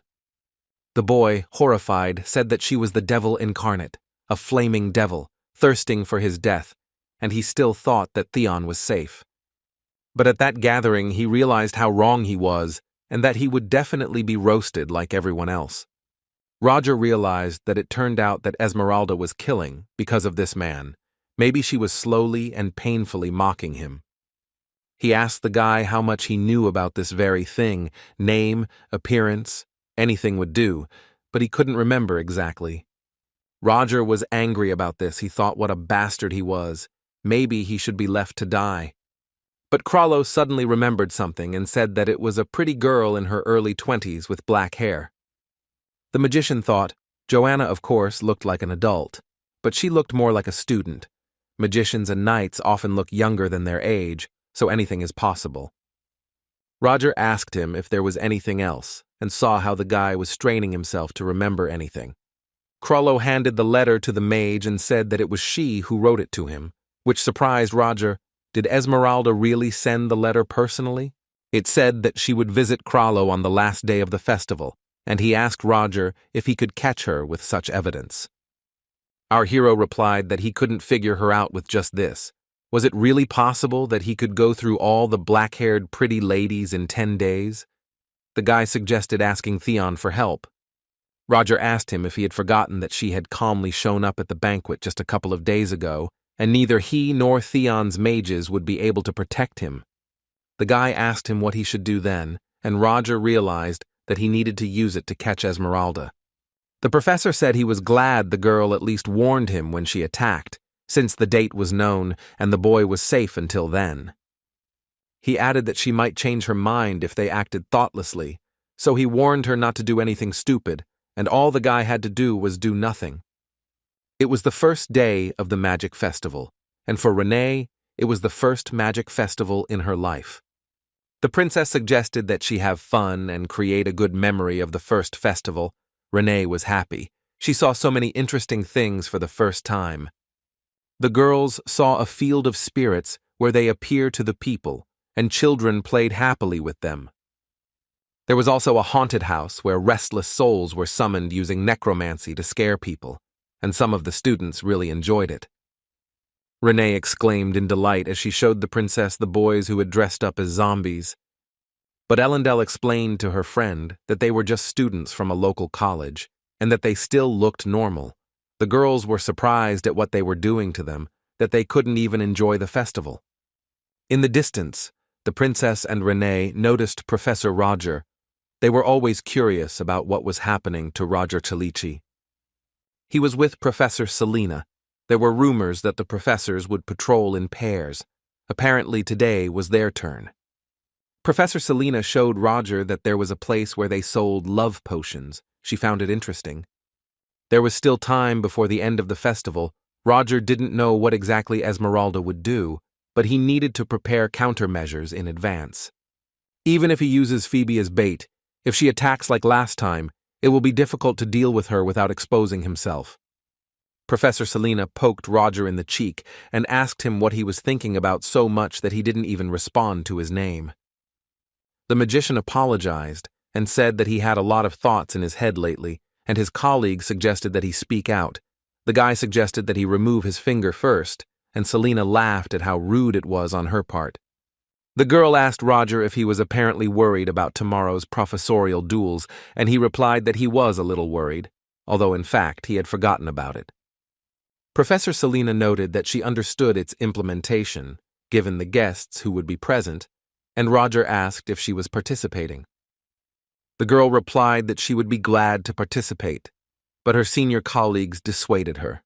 Our hero thought that battles really didn't fit with her image. Duels are dangerous in themselves, and if you are also dissuaded, of course you shouldn't participate. But why doesn't anyone dissuade him? No one thinks about him at all. he would gladly refuse. Selina was worried about the magician because he could get hurt. Roger replied that this would not happen. After all, it was just a spectacle. Safety would be taken care of. Aiden was standing nearby. He was upset because he couldn't hit the ball, and Roger shouted at him not to be upset because the target was too far away. Next to Aiden was Tracy, Leo, and the Beast Girl. They were trying to play games. Aiden was shooting at balls. They said hello to the professor. Roger noticed that the guy had a new company. He asked why they decided to shoot at the shooting range. The professor came closer to them, and the man working at the shooting range provocatively announced that a new participant had appeared, although apparently he didn't know how to shoot. He looked like a dandy who had never held a gun in his hands. Aiden stood up for the professor and ordered the man to take back his words. Even if he looked like a dandy, Professor Roger served in the army, to which the man asked where his muscles were then. And the guy asked the professor to prove to this guy that he could do it, and they handed him a gun. Roger felt like he was being forced to do something again. The magician began to destroy the balls correctly, and the students admired him out loud. Even Selina was pleasantly surprised. The worker was amazed. He didn't think that the professor would cope on the first try. The man admitted that it seemed that his eyes had deceived him this time, and that since the professor had broken the record, he deserved a prize.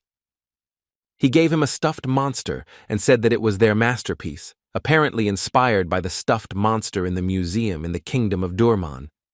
Roger gave the toy to the children, for which they thanked him, and he told them that the children needed it more.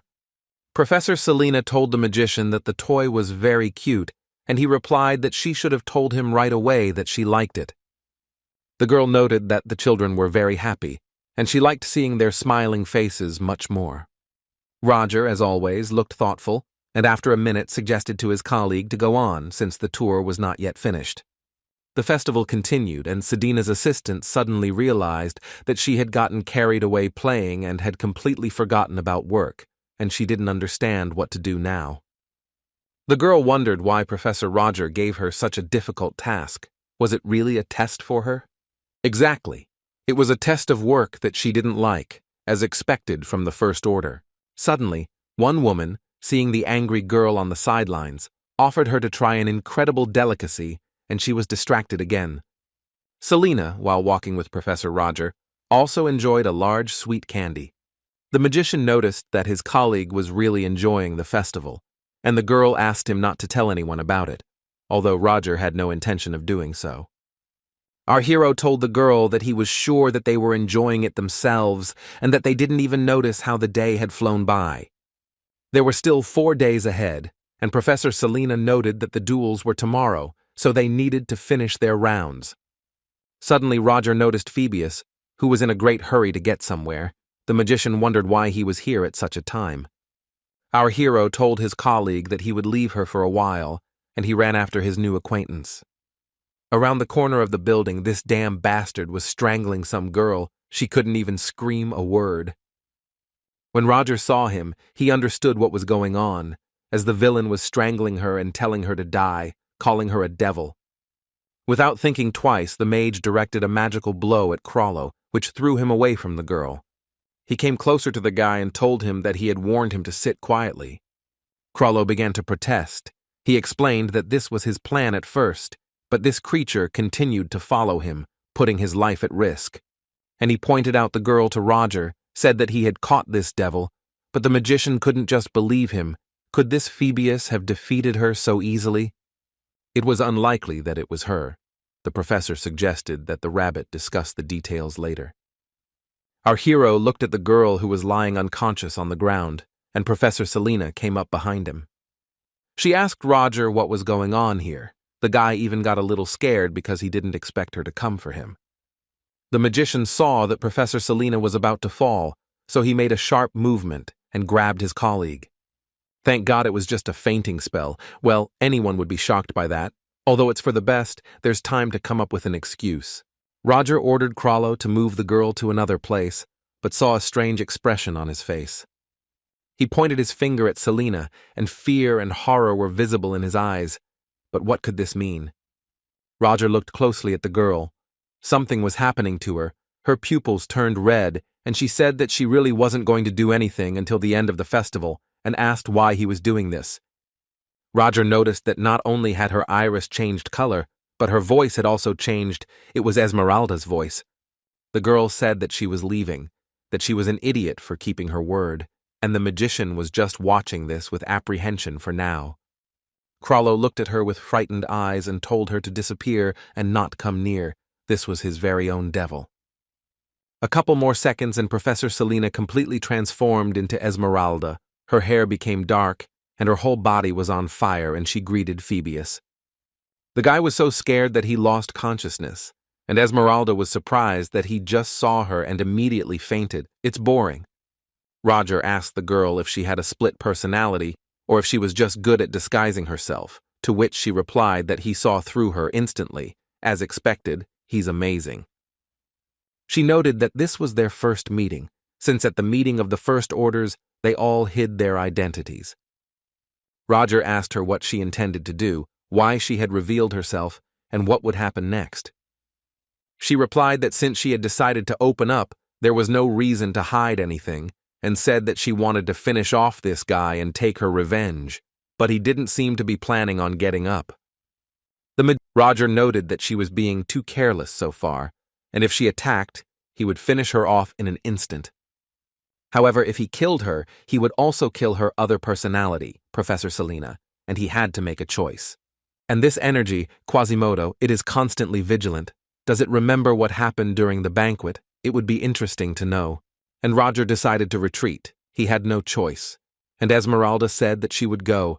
She couldn't kill him while he was unconscious. Esmeralda came closer to the magician and ran her hand over his cheek and asked him to keep an eye on Selena, especially since she really liked him. After these words, she began to transform into Professor Selena and regain her appearance. The real Selena and her energy returned. Even seeing it with his own eyes, Roger still didn't believe it. The professor connected with Sedina and said that he would now tell her the location. She needed to come here as soon as possible. Roger covered both girls with his coat and, while waiting for Sedina, thought that he had made a mistake after all. Just think, he hadn't acknowledged her right there. Joanna, there was no point in making exceptions. He was obliged to suspect Selena as well, although it wouldn't be surprising to be mistaken, since there was nothing suspicious about her at all. However, even after the magician learned the whole truth, how can he kill Selena, because she is such a good person? Would it be right to kill her, considering that she knows nothing about her evil nature? After a while, Sedina appeared, holding cotton candy in one hand and a candy in the other, and the magician said that she seemed to be enjoying the festival to the fullest, and asked her to take care of the girls.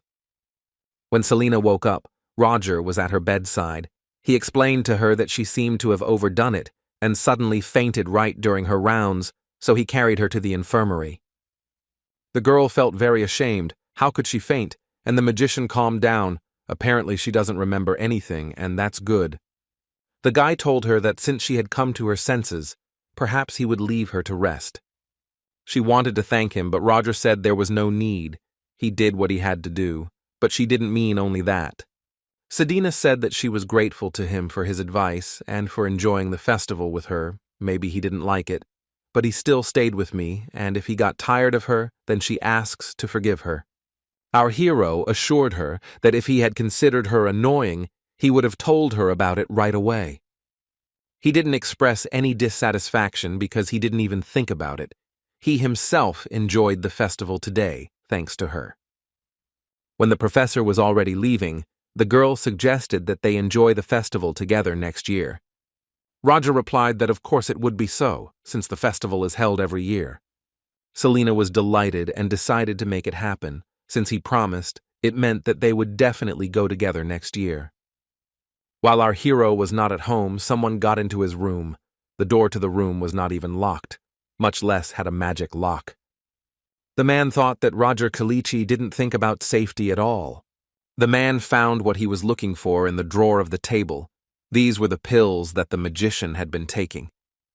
The masked man took this magic medicine. He was sure that it was a cure for mana deficiency.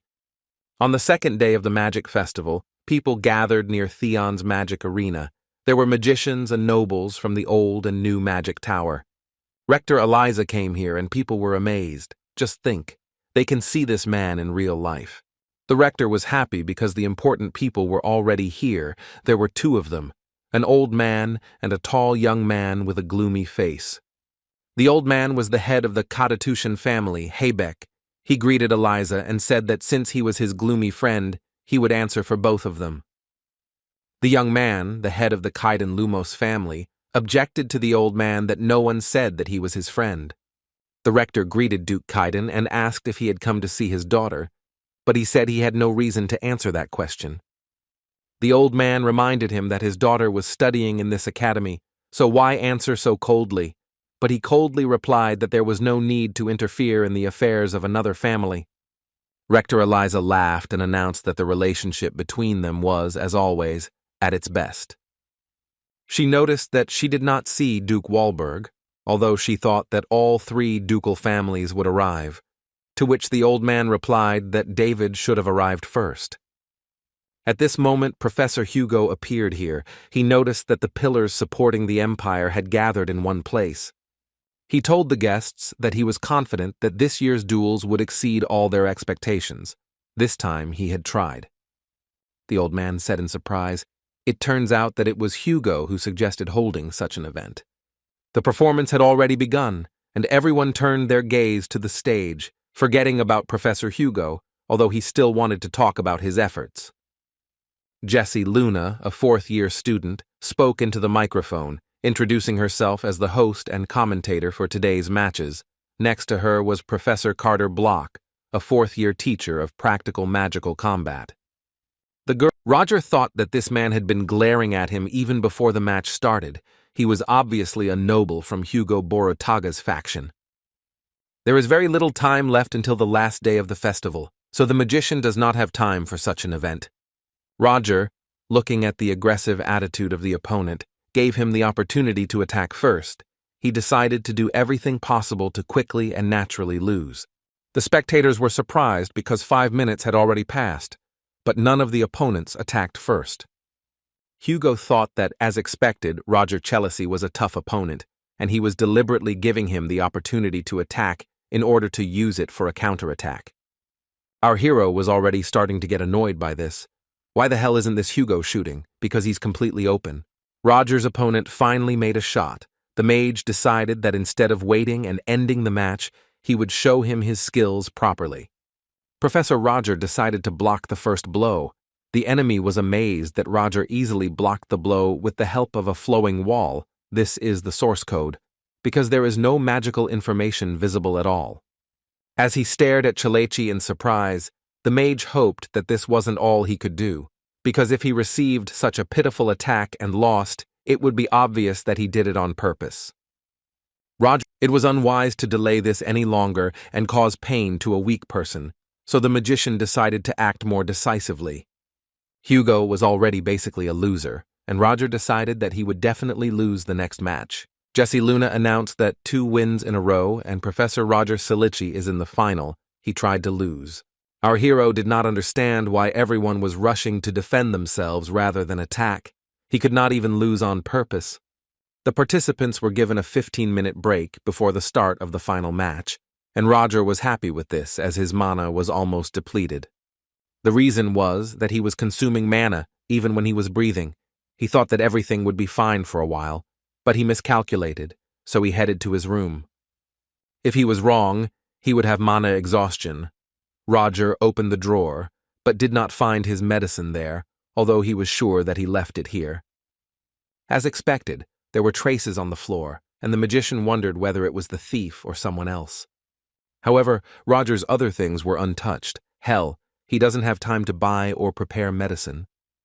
And our hero returned to the arena. This was the last match that everyone was really looking forward to.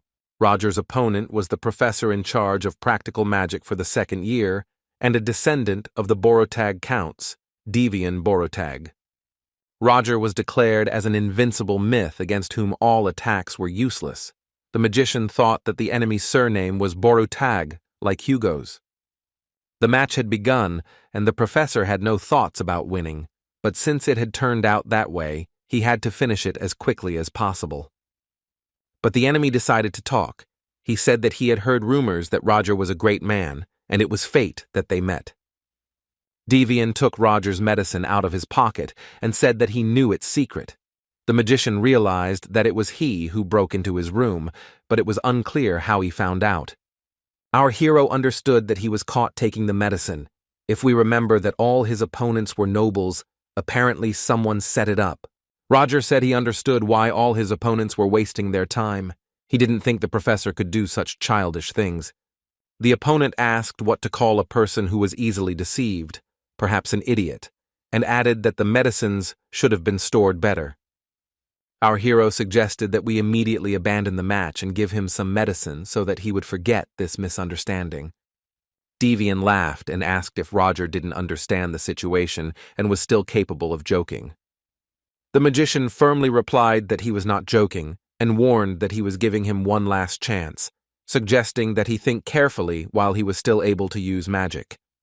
Jessie Luna announced that the two were in a psychological battle and finally began to move, the opponent telling Roger that he was bluffing and that he would not be scared. Devian drank that today he must show you his skills properly and stretched out in a funny pose. Jessie commented that Professor Devian had chosen a 4th-tier magic spell, Magic Defense. Roger noted that he was fast, but he had prepared Memory Echo in advance. Magic Defense is a specialized defensive magic that blocks most magical attacks. However, he will not be able to attack during the match. Roger couldn't believe that this one, like the others, was trying to waste time. But to his surprise, Devian used attack magic while maintaining his magic defense. Roger barely managed to dodge. The opponent told the magician that he was surprised that he dodged. Apparently his reflexes are really unusual, and he really is a former military man. The magic was used by Professor Devian's magical beast, Gran Slanger, and Roger realized that it was a magical beast that used magic instead of its master. The enemy was under protection and attacking at the same time. The mage knew that he did not have enough mana for Ader Nocturnus, so he would have to use homing magic. When Roger fired a shot of homing magic, the enemy beast extinguished it. Devil smiled slyly and noted that he knew all of Roger's magic. He was prepared, and his beast didn't just use attack magic. The enemy asked the magician what it was like when all his great magic became useless. The Rector could not understand why Professor Roger was only defending himself, why he was not attacking, as in the beginning. Eliza noticed that Professor Roger's condition was somewhat strange, and she wanted to stop the match, but Hugo objected because it was the final. He added that they could do nothing about what happened during the match, and the participants knew it. Devil asked our hero what he was doing and offered to attack, and then laughed that he ran out of mana. He kept teasing Roger, seeing that he was not feeling well, and then he was surprised and noticed some kind of hole above the professor. Our hero hissed through his teeth at his opponent to shut up, he was too loud. At first, everything around Roger went dark, and then everything exploded in a bright flash, and no one could understand what had happened. The festival guests were blinded by the light. No one saw anything. It was the magic of light. He had used this element before. The black hole above Roger grew larger and larger, and Devial watched it, but did not know what to do. This black spot made a strange crunching sound, and our hero stood there helplessly. His head ached, because he had warned his enemy that things would get worse. Black clots of energy began to crawl out of the black spot, and Roger could do nothing about it. These clots took the form of hands and reached out to Devian, but he only sent them away, doing nothing. Roger asked the creature, this black substance, to stop, because if this magician was injured, others would take advantage of it, and he asked if he was okay with that and offered him a choice. After a couple of minutes, the guests' eyes moved away from the flash, and they could see everyone staring at the arena. Luna announced that the light had cleared, and now the winner was visible, and it was Roger Chalici. He was standing, and he had his pills in his hands. The audience wondered what happened under that light. Professor Devian Boratag did not look very good. Looking at this, Professor Hugo shouted to urgently call a doctor to the rent, and the doctors immediately ran to Devian. The doctors brought him to the medical center, but Hugo was panicking since the loser had still not woken up, and the doctors did not know the reason. Roger came into the room. The doctor said that he was physically healthy. To find out the details, he needed to do tests. The doctor said that the cause of his condition was severe shock, and that he should wake up in time, and Hugo looked at Roger with hatred. He asked our hero how he dared to come here, even if it was a duel. He went too far. The magician replied that it was strange that Hugo was telling him this. The assistant asked the vice-rector to wait. Their family infirmary had a restorative medicine at its disposal and offered to go get it. As he left, Hugo promised Roger that he would make sure that he was held accountable for this, as he was certain that he had intentionally inflicted such injuries on his opponent. Suddenly, Rector Eliza came in and said that what happened during the duel was not their concern, since Hugo had told her so in the arena. Duke Haybeck came in after her, laughed and added that he had heard it too, because he was not so old as not to hear it. Hugo became embarrassed and replied that it seemed that all these events had made him forget about it. The Duke walked up to Roger, took him by the hand and said it was a great match, and introduced himself to him. They decided to talk elsewhere. The Duke admitted that he was surprised by such a talented magician. He was especially surprised by his fire magic. He was quite fast. Roger didn't notice when all these people had gathered here, and watching the way Eliza looked at him, he realized that she was talking to those who had come to meet him. The Duke noted that it was a bit noisy here, but they were all only here because of Roger, so he asked him to be understanding. The old man thanked him and the rector for holding back the crowd, and seeing that the magician had guessed, he said that he knew he was special. The old man apologized for wasting Roger's time, and finally said that if he needed his help, he could contact him at any time, and the guy replied that he couldn't wait for their meeting. Roger thought that even though he was lying, he would be able to tell when he was trying to take advantage of him. However, in this short period of time, the magician figured out his motive.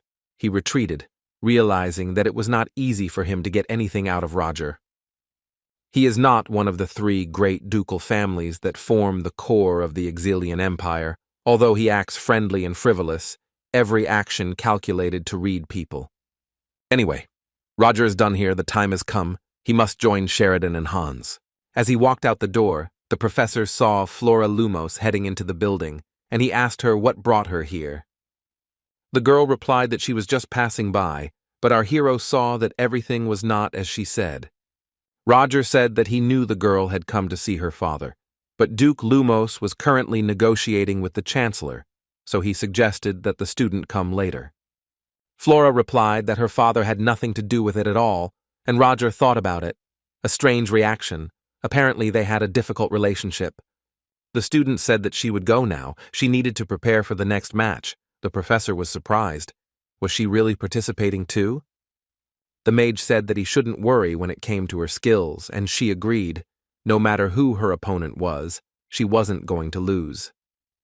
Flora left, muttering under her breath that if the professor was busy, then there was no need to come and all that. This only caused the magician to smirk. Looking sometime later, in front of the fountain, our hero met Hans and Sheridan. Roger told him it felt a little strange to stand and talk, so he suggested they walk. Sherry announced that she had a place she wanted to see and suggested going there. In turn, the magician noted that he also had an idea of where to go. The friends attended a demonstration of the golem, which was conducted by Tiona's first-year professor, Brino. He pointed to the new golem developed in Theon, the DT-3000. Hans was surprised that he brought a piece of metal, but Roger said that this was probably not all. Brino said that everyone had a strange reaction, but they had not yet seen the actual form of this new golem, and he inserted a crystal into the center of the device and explained that when the source of this golem, the mana stone, is equipped, the form changes. People saw how an incomprehensible piece of metal turned into a robot, a little clumsy, but it could move heavy objects or destroy them. Sheridan assumed that it would then be sent to places like mines. In its current form, it could be easily moved by simply rolling it around. Brino was pleased with the reaction of the visitors, but it was not over yet. The golem can also transform into a horse form. Roger thought it was like the transforming robots in the movies. I wonder if it turns into a car. Sheridan asked Roger if she could take a closer look at him. The magician, of course, allowed it, but asked not to go too far. Looking at the girl, Hans said that people might think that she was here to play, but the professor asked not to be so strict with her, because everyone needs fasting days. Roger heard a girl next to him turn to him and ask for advice on something. It was Casey Selmoy, asking the boys if they knew where the arena was where the magic duels took place. Roger became nervous when he heard her voice, but then decided to calm down. She didn't recognize him yet. He decided that at such moments it was better to cover his face with light magic. People were bad at recognizing those who had changed even a little. Covering himself in this way, Roger turned and said that the arena was that way. The magician was worried whether it would work on her. The girl thanked him for his help and was about to leave, but suddenly froze. She turned to Roger and asked if they had met before, as he seemed familiar to her. The magician replied that he didn't know, but he was definitely seeing her for the first time, and said goodbye, saying that he needed to run, and his friends began to catch up with him. But Casey stopped him, and our hero had already decided that he was caught, but the detective said that she had taken a good look and realized that he was that very professor, and Roger sighed with relief. Roger would like to leave, ignoring her, but she might start to suspect something if he continues to avoid her. He needs to act naturally. The professor could think of nothing better to do than ask why she decided that he was that very professor. Casey replied that firstly, it was clear from his clothes that they were made of high-quality materials. Common people usually don't wear things like that. But he had no goods to sell and a purse with money, so he is clearly not a merchant, but not an aristocrat either, since she does not see a family crest on him. If he chose to hide it, then he is one of the fallen nobles. But would a fallen nobleman dress up like that for some festival after putting it all together? The detective came to the conclusion that he was somehow connected to the festival organizers, perhaps a teacher. Casey asked if he really was the same Roger Schlesy and added that they were right. He made a strong impression, and Roger noted to himself that she had learned too much just from his clothes. The professor said that the girl was right about everything, but apologized because he really was in a hurry. Casey was surprised by this reaction. Usually her interlocutors are a little more impressed. Roger added from afar, was it really so unusual if she had nothing else to say? Then he left, and the girl could not understand what was wrong with him, why he was so indifferent. She had never met anyone like him before. Although no, there was one person, James Moriarty, but her thoughts stopped there. Her assistant Betty called her. She shouted at her what she was doing there because the fights would start soon, and the detective realized that she had wasted a lot of time. Casey sent Roger a bottle of water, and through it told him that if he suddenly needed her, he should just contact her. She was a little upset when she was ignored and handed him a business card. Hans was surprised that they got her business card in this way, and the professor called it another annoying thing. It would have been much worse if she had recognized him. Maybe she just wanted to be friends. But Roger had caught her attention, and it was pissing him off. He felt a faint trace of magic. She would know if he pulled this off. The magician told his friend that it would be a good idea to lie low for now and asked him to get rid of the clothes he was currently wearing, but Hans objected, because she had just glanced at him and that was it, and he liked his clothes. Roger answered him that he himself heard her and should understand his friend. Just one clue would help her figure out the truth. Our hero reminded his friend that this woman should not be underestimated, and it was impossible not to agree with him. Hans looked at Sheridan and was surprised. This child was still chatting there. She even got the students involved, and he suggested Roger to go and pick her up. But the professor replied that he should leave her when she could still freely discuss her interests with other people. Hans shared that looking at Roger now, he begins to think that his sudden becoming a professor is simply a calling. The magician smiles as if he is happy for his protégé.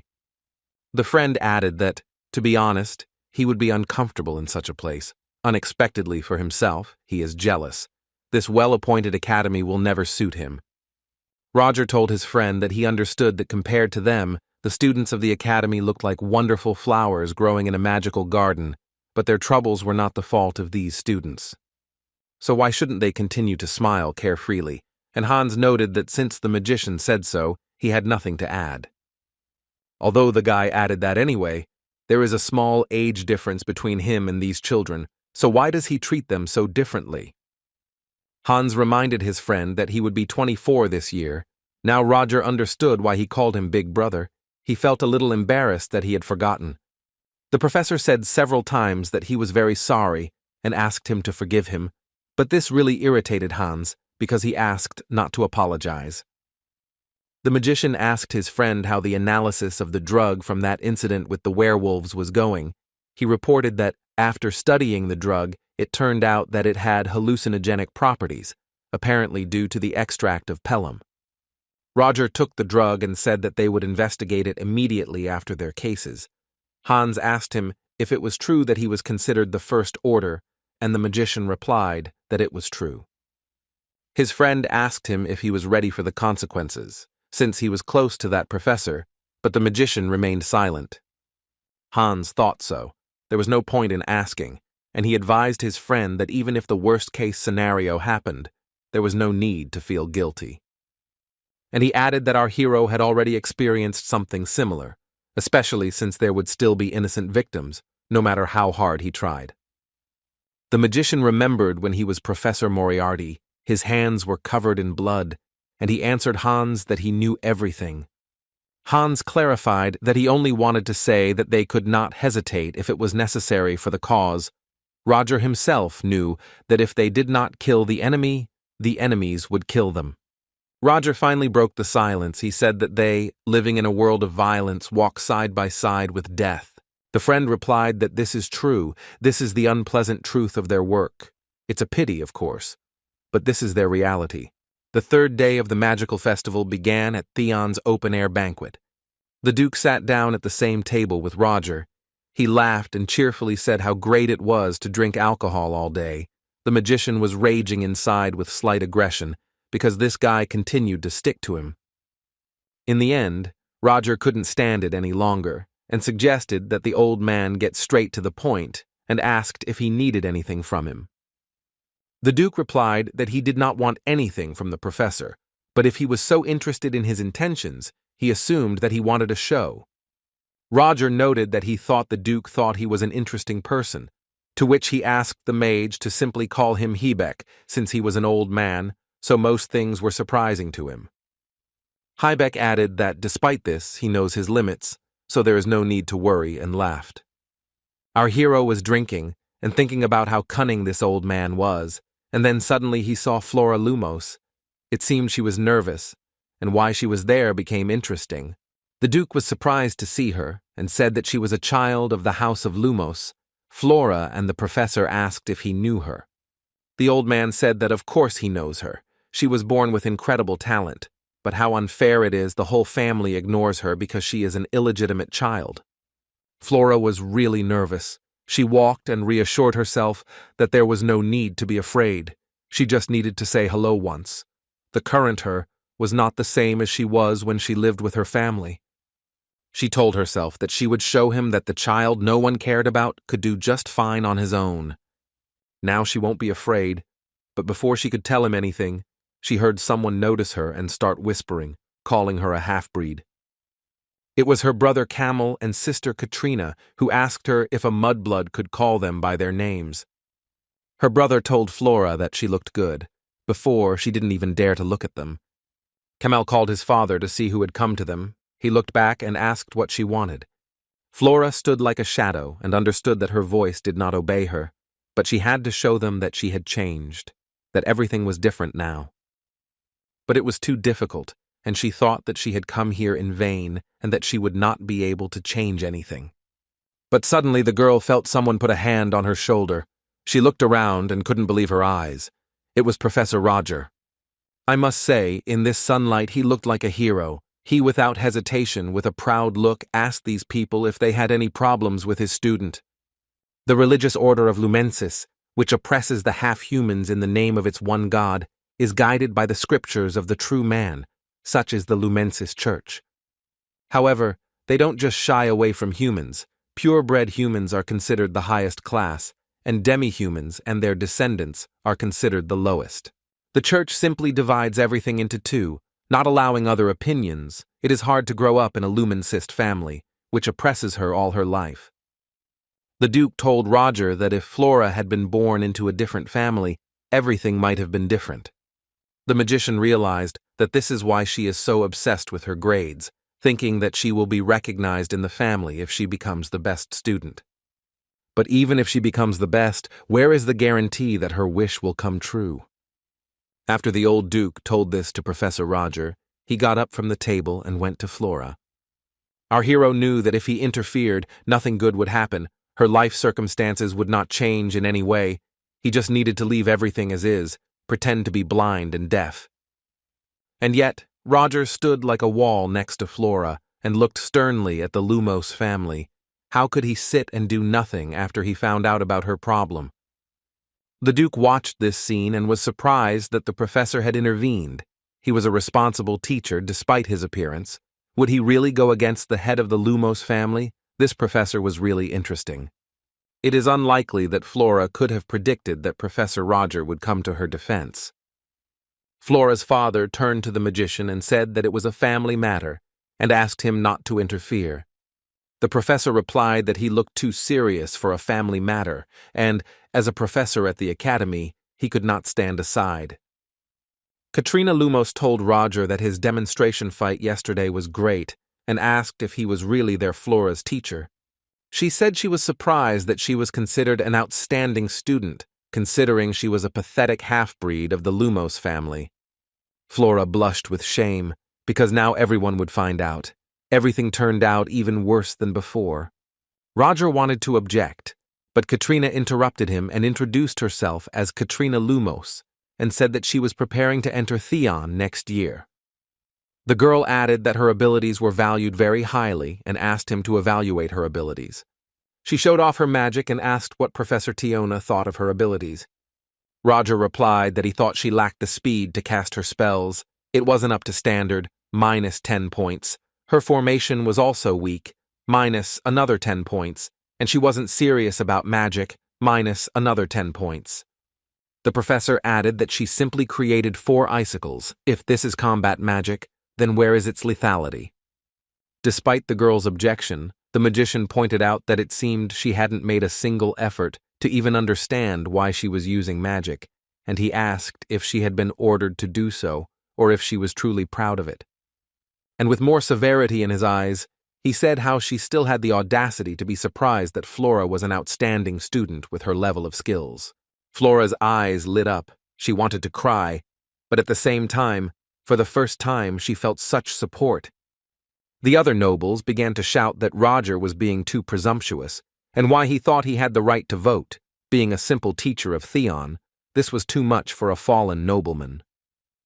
The old Duke asked everyone to calm down, and although a conflict of interest was inevitable, there was no need to be too upset about it, pointing out to Roger that he had also gone too far.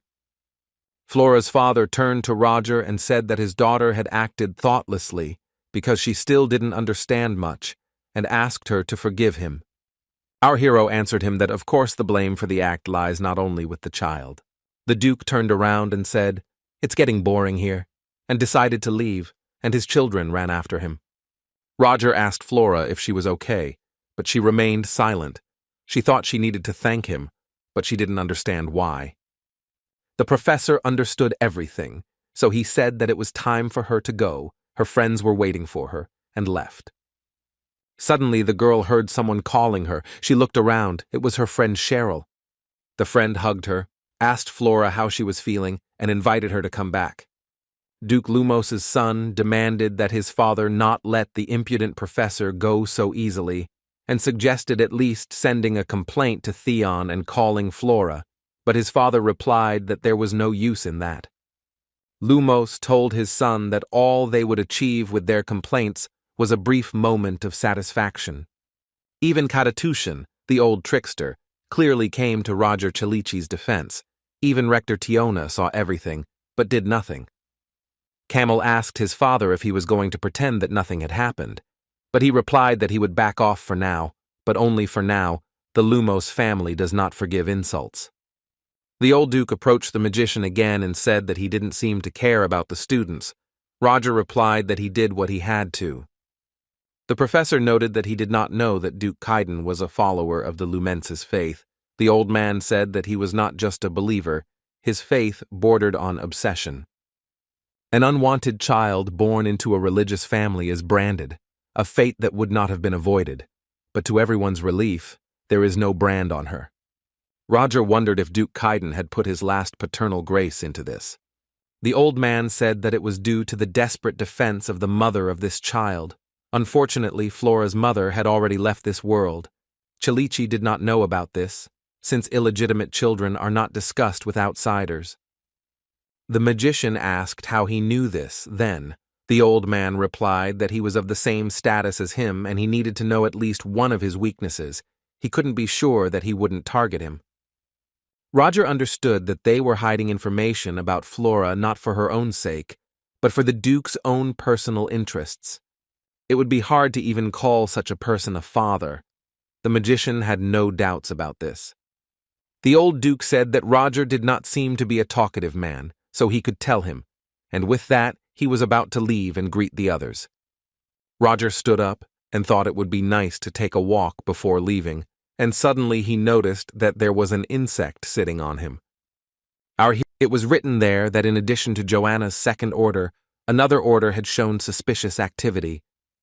The mage remembered that the letter said that Esmeralda would make a move on the last day of the festival, and given Esmeralda's words when her identity was revealed, the letter spoke the truth.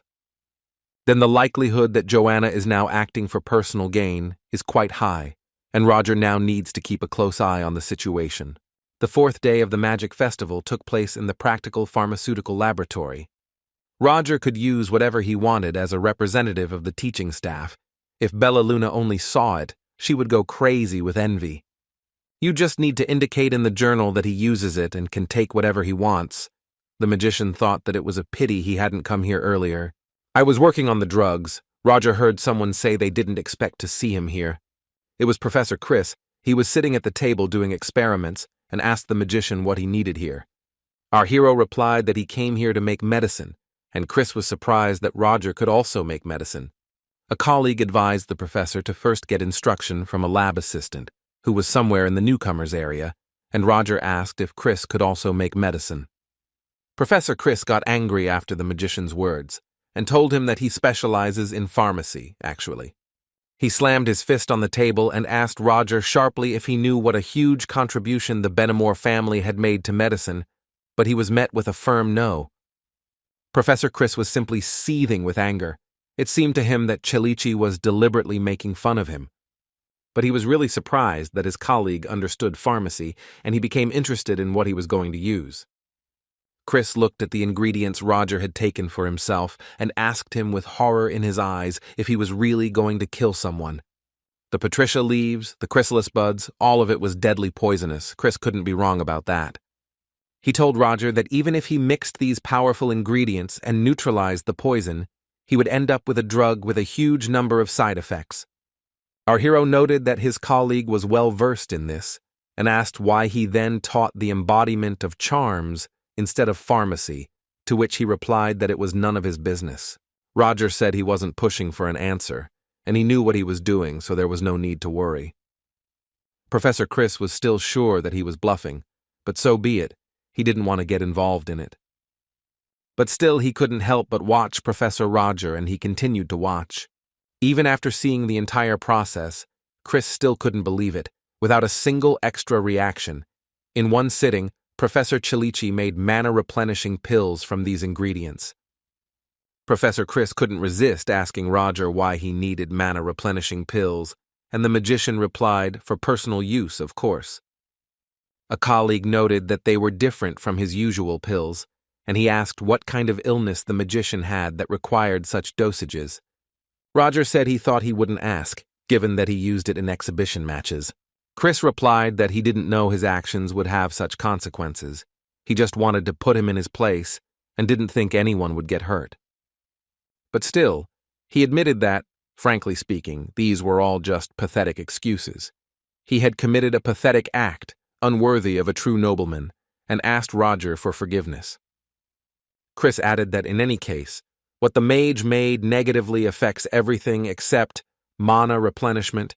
It can't even be called a cure. His mana conduction system could be seriously damaged or even completely destroyed. Chris put the drug on Roger's table and advised him to use it together with his remedy. It is a special mano-regulating drug of his family. Our hero was surprised. Would he really give it to him so easily? The colleague explained that he was not guided by personal motives when it came to the patient. After all, he was a representative of the Benamor family. The magician shared that this was unexpected for him, and to be honest, he didn't think that Chris was such a person, considering everything that had happened. In the end, Professor Chilichi decided to take the drug, since it was given to him, and began to finish what he had started. Chris asked if this was by any chance the powder of a magical plant that absorbs poison.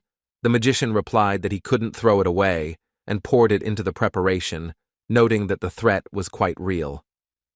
Once outside, Roger contacted Hans and asked how Krolophobius was doing, and replied that he was sitting obediently in the room. The magician asked him to continue to keep an eye on him. The professor had to take care of Joanna Lovett.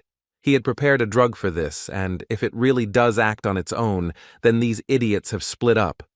Our hero thought he could deal with Esmeralda, but he needed someone to take care of Joanna. Sedina follows his orders, but only as long as they clearly correspond to Black Dawn's plans. Professor Roger thought about it, because Joanna is a student, so he could try to connect a couple of people. 30 minutes later, our hero was already near Theon's student dormitory. It was already evening. Aiden found a small paper letter near the door and became very curious about what it was. Roger was standing below. He knew the message was delivered when the guy picked it up. He didn't want to involve the students, but this was the only way he could keep an eye on Joanna so she wouldn't suspect anything. Roger thought that Aiden would take the contents of the note seriously and take up the matter. Even if he had to fight, Aiden would not lose. But alone he can act rashly, so he needs insurance. With friends he will not take unnecessary risks. No matter what he did, whether he asked other professors for help or took care of Joanna himself, Roger would be satisfied with everything. There was only one thing left, and the magician asked Hans to check out one more place. Now all the preparations were complete.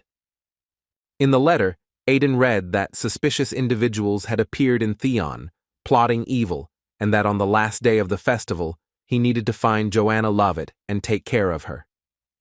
The guy didn't know what all this meant, but he was sure that it wasn't a joke, and he had to do as the letter said. Aiden and his friends discussed these messages on a park bench. It didn't look like a joke. The information was quite accurate. When Leo received this letter, he was scared. Who sent it to him? Was he caught? And was this a tip for the Liberation Army? Whoever sent this clearly threatened him. If he doesn't want everyone to know about his secrets, he needs to do as it says here. Leo didn't want to join the Liberation Army at all, but no matter how much he racked his brain, nothing changed. For now, the boy could only do what he was told, so he decided to follow the instructions. It was a better option than trying to fix it all on his own, and besides, Aiden, Tracy, and Jonah came running to him with the same news. They told their friend that they found notes near their rooms and read them, and it said that bad people were planning to do something bad on the last day of the festival, and Leo realized that he was not the only one. Esmeralda was still tormented by nightmares. She screamed in her sleep, begged and pleaded to spare at least the child. The people who died in the fire then came to her at night and said that it was all because of her. They should not have protected her. They repeated over and over again that nothing would have happened if she had simply quietly left the village, and that it was all her fault. Esmeralda woke up, convincing herself that it was just a dream. It was terribly unpleasant for her to hear criticism, even from the lips of the nanny who raised her. But soon it will all be over, and she will take revenge on Krollo by killing him tomorrow, but how can she be sure that this will be enough? The girl did not know what would happen after her. If she continued to take revenge, she would completely destroy her soul. And then, to be honest, Esmeralda would like to continue being her, laughing innocently and enjoying life with everyone else. The girl didn't know what to do. Maybe she should stop right now. But Quasimodo heard her thoughts, and he asked why she was thinking about it. He asked her if she was really going to spare the one for whom they were all killed. This fiery monster, who was the embodiment of the hatred of all these dead people, demanded that Esmeralda take revenge for everyone. He manipulated the girl and told her that she was a good girl and she should take revenge. It was the 5th day of the festival, the last night of the holiday.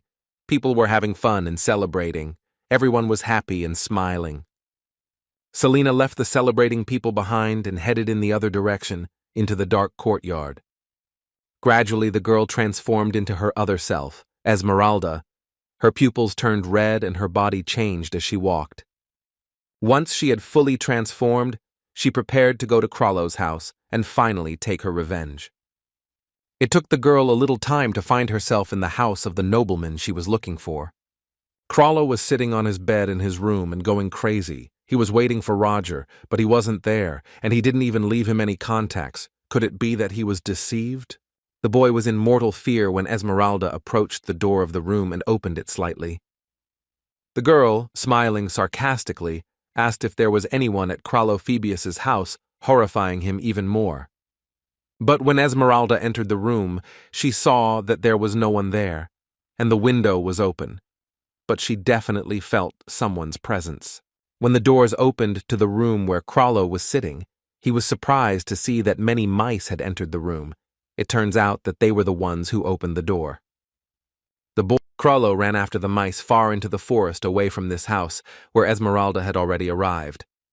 The girl stood in the room and thought, he usually doesn't leave the room. Has he really decided to run away? Esmeralda decided that this was how he should behave. It was much more fun when he tried to resist. Let him run away until the very end. Roger was waiting on a high roof and received a signal from Hans that Esmeralda was on her way. He told the magician that the mice he sent away had pulled out Phoebeus. Hans' ability always helped him out. Roger replied to his friend that everything was fine and asked him to get ready. They were performing. Leo, Aiden, Tracy, and Jonah were standing on the edge of the forest. Tracy was trying to dissuade Aiden from going where he was planning to go because it was pure madness. They should have at least warned the professors. Aiden did not give in to persuasion, so the girl asked Leo. He was always proactive, but today, for some reason, he was silent. But then he said that Aiden was right, because they could not tell anyone about the letters. Leo explained to the girl that they didn't even know who wrote these notes, and the teachers wouldn't believe them, although even if they did, it was too late to turn back. Leo believed that whoever sent him the note wanted him to handle everything himself. Even the fact that they brought in his friends was an attempt to keep him under control in case he went against their will. Everything was so carefully thought out. They just needed to do everything quietly. The boys decided to take action. They hid behind a bush and began to observe what was happening in the forest. Behind the trees stood Joanna and 3 other unknown people in hoods. They were deciding whether they could act independently, if they personally were going to squash someone, whether it would be better to coordinate this with their superiors. The girl informed them that the commotion in Theon was in the interests of the First Order, and now was the best time since everyone was busy with the festival. She asked them not to be afraid, since it was all for the good of the Black Dawn. Aiden analyzed the girl's appearance. She had round glasses and black hair. It must be Joanna. It turns out the notes weren't lying. Krallo ran as fast as he could after the mice, and they led him to some large building that looked like a hangar. Here he stopped to catch his breath. But suddenly behind him, he heard Esmeralda's devilish voice. She asked him if he was really exhausted. The guy turned around and looked at the girl. She asked why he stopped. He ran so well. Esmeralda, smiling, told Krallo that all of his closest relatives had already been burned to ashes, only he was left, so he should learn to run if he wanted to survive. The girl was very surprised when the guy finally decided to talk to her. He asked her to stop. Wasn't what had happened enough? He started screaming how low he had to go to calm her down. The Phoebe family had long since ceased to exist, and he asked her to look at him. Wasn't that enough for her? He said that by killing those villagers, he was simply teaching them a lesson as an aristocrat for daring to go against him. If those dirty commoners had not interfered in their affairs, nothing would have happened. Crollo pointed his finger at the girl and said that it was all her fault, and if it weren't for her, everything wouldn't have ended so badly. Esmeralda looked worse than a monster. She was so furious after Phoebe's words, she screamed that he didn't dare to say that, but she saw that there were black shadows behind the guy. Crollo kept repeating that it was all her fault and that they had lived quietly and peacefully, and then because of her they were all killed, and he and the black shadows behind them pointed their fingers at the girl. The shadows around began to repeat the same thing, that if it weren't for her and if she didn't exist, then they would be alive, all because of her. The girl was overcome with fear and regret. She felt the same thing that Crollo felt. The guy insisted that it was her. He asked who, in her opinion, burned them all down along with the village, because no one blames him. It was she who brought the situation to a critical point. And the guy and all these spirits repeated to the girl that here she alone had no right to vote, and she was overcome with horror. Roger watched from the sidelines as a pillar of flame was visible in the warehouse, and this should not have happened. Our hero contacted Hans. His friend told him that it seemed something had gone wrong. Hans explained that at first, he successfully led Phoebe straight to the witch. They began to argue, when suddenly the witch exploded into flames, and now the entire warehouse is on fire. Thanks to the fire extinguishing equipment, the fire has not yet spread, but it is only a matter of time. The mice are incinerated, and Hans could no longer control the situation. He said that Roger had better run there. Roger immediately rushed to the warehouse. On the way, he contacted Sheridan and asked how the festival was going, whether she found anything strange, but everything was calm there. The magician asked her to distract the crowd's attention to herself. Sheridan was very happy to hear this. Just give her a reason to arrange something interesting. Just a couple of minutes and colorful fireworks burst out over the festival guests. They attracted people's attention in a very high-quality manner. People looked at the fireworks. Some were surprised, since the fireworks had 30 minutes left. Why they were already exploding was not clear. Sheridan was pleased. The fireworks were just as good as the explosions. She thought she could make something similar when she got back to the shelter. Roger thought it was a good idea. Everyone was focused on the fireworks for now, but he didn't think he could run that fast. It was necessary to conserve mana, so Roger could not use a Theon Nocturnus. Suddenly our hero stopped abruptly. He saw a building with open doors, and in it were several golems that he saw at the festival. Hans was afraid that at this rate the flames would reach the festival site. He couldn't wait for Roger. And the magician used one of the golems. He remembered that it could be transformed into a horse, so now he was racing on a metal horse. It was much faster. Hans watched as his friend rode the golem straight into the fire, although you could always expect anything from Roger. Our hero was never afraid of anything. He made a powerful jump over the flames on horseback. He needed to get to the target, and in a second he found himself inside, next to Quasimodo. The building was burning, the fire monster was raging in earnest, and Esmeralda was sitting on the floor, covering her head with her hands. The situation was much more serious than the magician had assumed. Roger turned to Quasimodo and reminded him that they had already met him, trying to distract him. The professor told the monster that at that time, the circumstances did not allow him to do anything. Roger noted that he does not plan to fight Esmeralda, as she is his colleague and he is here to help her.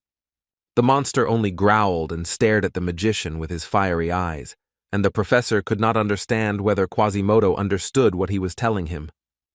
Seeing the girl sitting hunched over on the ground, he thought that Esmeralda was not feeling well. But not only her, Phoebe was also lying on the ground unconscious. Apparently something went wrong. Although this is for the best, this is the only chance to end everything quickly. If the spirit is summoned by the carrier, you can simply destroy the carriers and the spirit will disappear. But if he was summoned by a summoner, you will have to take him hostage to influence his spirit. Roger decided to simply use the tranquilizer to capture Esmeralda. He had to get close enough to hit her. Our hero left the golem and headed towards the girl, but the monster suddenly began to interfere and attack. Roger realized that the fire spirit did not believe him from the very beginning. He was protecting Esmeralda. Casey finally got out into the silence. At the festival, she just wanted to look around, but people bombarded her with questions. Well, at least Betty liked everything. At such moments she even envies her. Suddenly the girl saw a gathering of people behind the bushes. It was Joanna, along with people in hoods. They were just negotiating. Casey saw the girl's round glasses and black hair and guessed that it must be Joanna. But there were also students who were also watching the people, and when they started moving, they followed them. The detective, hiding behind a tree, saw the boys and decided to quietly follow them first. Quasimodo became really angry and told Roger that he should have killed him right away. The monster laughed and dealt powerful blows, destroying the building, but Roger was very agile and managed to dodge it. But the worst thing was that the monster blocked Roger's view of Esmeralda, making it impossible for him to use homing magic. And who would have thought that he would be able to navigate the battle so well without a direct order from his mistress? Such is the power of the First Order of the Black Dawn. Roger saw no other way out, how to use the spell Etern Nocturnus. But the professor understood that he would not have time to use the spell. The monster was cunning and fast.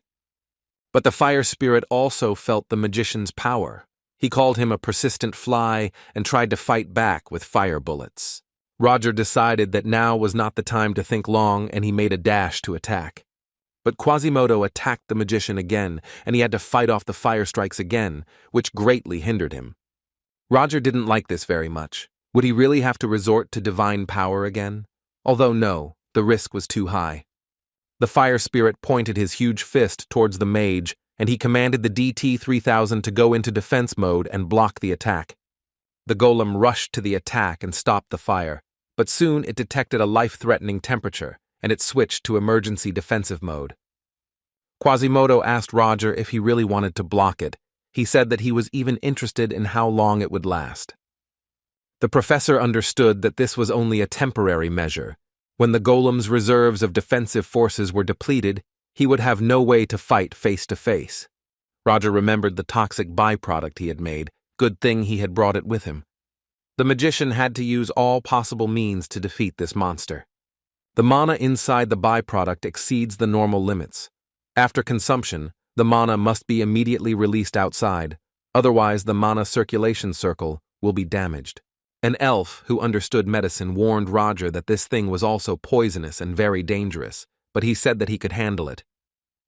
The professor had developed a sufficient resistance to poisons, so he decided to use this method. He filled his pipe with the substance and inhaled the smoke, challenging Quasimodo to a fight since he was so eager to compete. Roger used a magic called Ocean's Wrath, which was just the right weapon against the fire monster. Looking at the monster, it was truly clear that he was afraid of such magic, because he did not expect this from the professor. In the forest, Joanna finally noticed Aiden, Leo, Tracy, and Jonah and asked who they were, demanding an answer immediately. The students pulled out their combat weapons, ready to defend themselves, and Aiden responded that they were not deaf and asked a counter question about why they were going to harm people. The guy said that even though they didn't know the reasons, it was still wrong, especially during a happy holiday. Joanna immediately became very unfriendly towards the guys and asked how he could call this holiday happy. She told Aiden that he apparently didn't know that his happiness was built on the bones of others. The guy was very brave. He did not give in to Joanna for a second and insisted that she was lying. The girl demanded that the student shut his mouth and not dare open it if he didn't know anything. Then Joanna decided not to explain anything more because she would kill them all anyway, and she created a magical bird with a sharp beak. She directed this power straight at the students. Apparently she was serious. Aiden did not expect this, but it was necessary to defend himself. The guy understood that everything was happening too quickly, and he wouldn't have time to do anything. But suddenly Casey appeared in front of the students, deciding not to wait any longer and fight off the attack. She told the boys that she just wanted to watch the events unfold, but how could she stay on the sidelines when people were in danger? Tracy recognized the detective and was very pleased. Casey said that she had a lot of questions, but first she needed to sort out some pressing issues. The detective revealed that she had a personal score to settle with these people and asked them if they were really members of Black Dawn. Roger was disappointed. He used 5th-tier magic but could only tear off his paw. Our hero understood that, unfortunately, he would have to use even more powerful magic. The monster growled that it would finish him off and directed a lot of flame at the professor. Roger noticed that the monster had grown a paw in a second, and with the remaining mana, he would only be able to use high-ranking magic twice. There was also time to complete the spell, but the golem wouldn't last long. Cracks were already appearing on it. Roger realized that the only thing left to do was to use it. He took the drug out of his pocket and asked his teacher for forgiveness for this. The magician poured the substance on the golem. It will most likely crumble after that, but it will allow it to survive Quasimodo's attack. After this, the golem's eyes glowed red, as did the stone that was inside it. Now he had enormous strength, and the golem could hold back the attack of the fire monster. Quasimodo did not understand how this broken golem was pressing him with pure force, what he had done to him, this little man. The monster shouted that he could not defeat him with his pathetic tricks and dealt a crushing blow to the robot, breaking it. But Quasimodo was surprised when he did not find Roger behind the golem, and he wondered where he had gone. The monster began to look for him, as if mocking him. He told the magician to get out and call him a pathetic little man all the time. Roger called Quasimodo. He was above the monster, hovering in the air and apparently planning something. The magician directed a large ship made of ice, which was hovering in the air, at the fire spirit. Casey dealt with the hooded men, and Joanna was left alone, and the detective offered her to obediently surrender. Suddenly, Tracy noticed something in the sky and called out to her friends to look up at the sky. Everyone was shocked by what they saw. A large ice ship was flying in the sky, and they could not understand how this was even possible. Seeing this, Joanna was the most scared of all. As if she knew something, she immediately started running, and the detective and the guys ran after him. Casey wondered why she was running to the ship. Were there really representatives of the Black Dawn there? Although the main thing is that this spell does not reach the walls of Theon, if Casey was not mistaken. Then these are the same spells from the ancient book that she once read. A spell developed by Lexler, a wandering wizard. It was a 6th-tier magic. It was Roger who used this spell, the ocean icebreaker, and used it against the fire spirit. Against the backdrop of this magic, Quasimodo looked rather pitiful, and he himself did not know what to do with the icebreaker. The monster screamed at the magician, how he, a vile bastard, dared to resist him, the all-powerful fire spirit. Roger Chalici reached Esmeralda and picked her up in his arms. She was fast asleep due to the tranquilizer the magician had injected her with. The spirits are connected to the consciousness of their master, so Quasimodo will soon disappear, but as soon as Esmeralda wakes up, he will regain his strength and appear. Professor Roger needed to seal it in order to completely get rid of the monster. The sealing ritual required the soul of a living being, and this had to be carefully thought out. So far, this is the only chance to deal with Quasimodo and Esmeralda, but was there really no other way? Roger's thoughts were interrupted when he felt Esmeralda wake up and put her hand on his jacket. Was the tranquilizer still not working? The girl opened her eyes and told Roger to run. If she lost consciousness, she would not be able to control him. Our hero did not understand what she was talking about, because based on his knowledge, everything should have been different. Quasimodo attacked the professor again, and he, not understanding what was happening, barely managed to put up a protective sphere. The magician was surprised. He was struck by 6th-level magic, but he had already recovered. That is, the summoner lost control, and the monster was now independent. Roger noticed a red thread coming from the girl's hand, and he realized that this thread connected Esmeralda and Quasimodo. The magician felt that memories were coming from the thread. It turns out that a memory breakdown was involved, and this was already interesting to Roger. A spirit that absorbs magic, greatly increasing the hatred and thirst for revenge of its contractor, although it was most likely a cryptid with the traits of a spirit.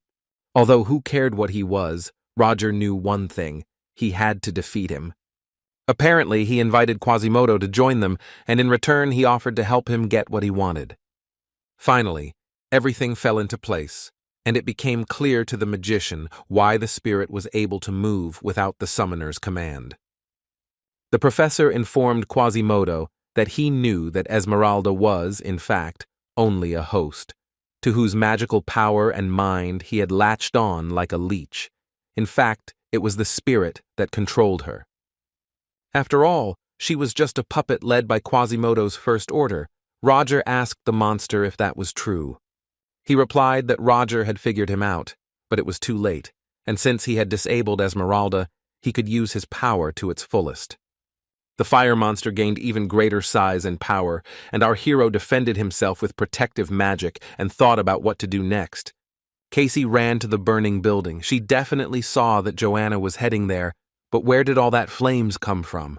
Behind the cover of flames, the detective felt echoes of the icebreaker's magic. The fire blocked visibility, but she wondered what was going on there. Casey had to move away as the fire grew stronger and spread further. The detective used water magic and stopped the flow of flames, but it still spread. Soon the students came running, but Casey ordered them not to approach and to bring help.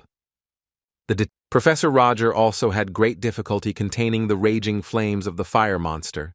He understood that he wouldn't last long. At this rate, he couldn't do without the ritual.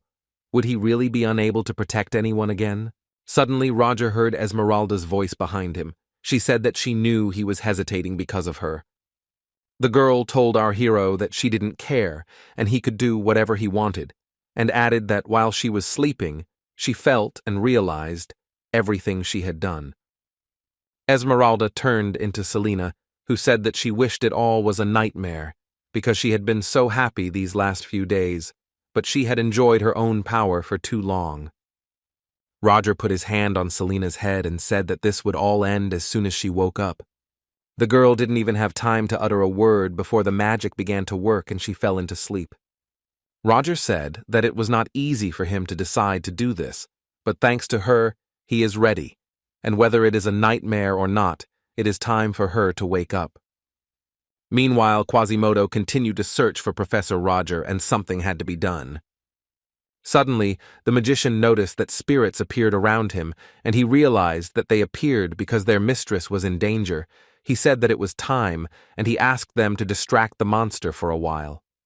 The spirits rushed to Quasimodo, and he laughed at the sight of them and said that Roger apparently didn't even have a normal plan, since he sent these spirits. The monster told Roger not to waste his time and to come out, but the spirits dealt him many blows that he did not expect. Soon, Quasimodo realized that the spirits were just a distraction, and he saw that the magician was using a difficult level. This was the 9th node, the true foundation, the balanced yet powerful foundation, the root of all that exists, the reproducing element. The monster realized that he had to run, and he told Roger not to dare to stand in his way along with the 9th Sephiroth of the Tree of Life. But Quasimodo had no chance, since all the power of the Tree of Life was directed by the magician towards the monster, and there was no way to get out of it.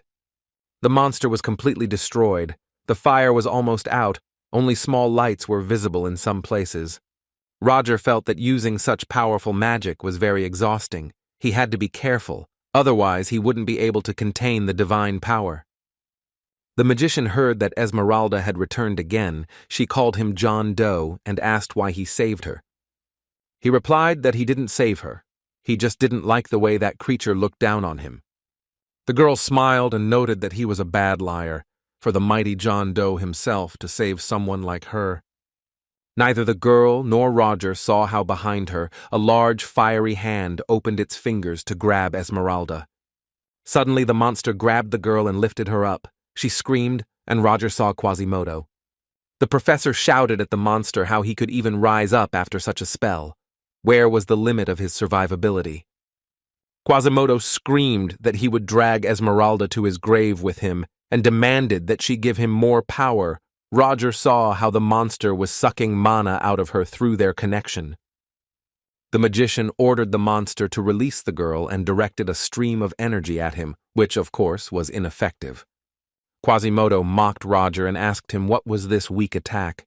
Could it be that he could no longer use powerful spells? The monster finally decided to finish him off, and the magician tried to understand. There must be at least something he could do. Suddenly, Roger had an idea, because Crawlo was here all this time, and the guy would be able to seal this creature with his help. Before he could do anything, he saw that someone had cut off the monster's arm with a stream of magic.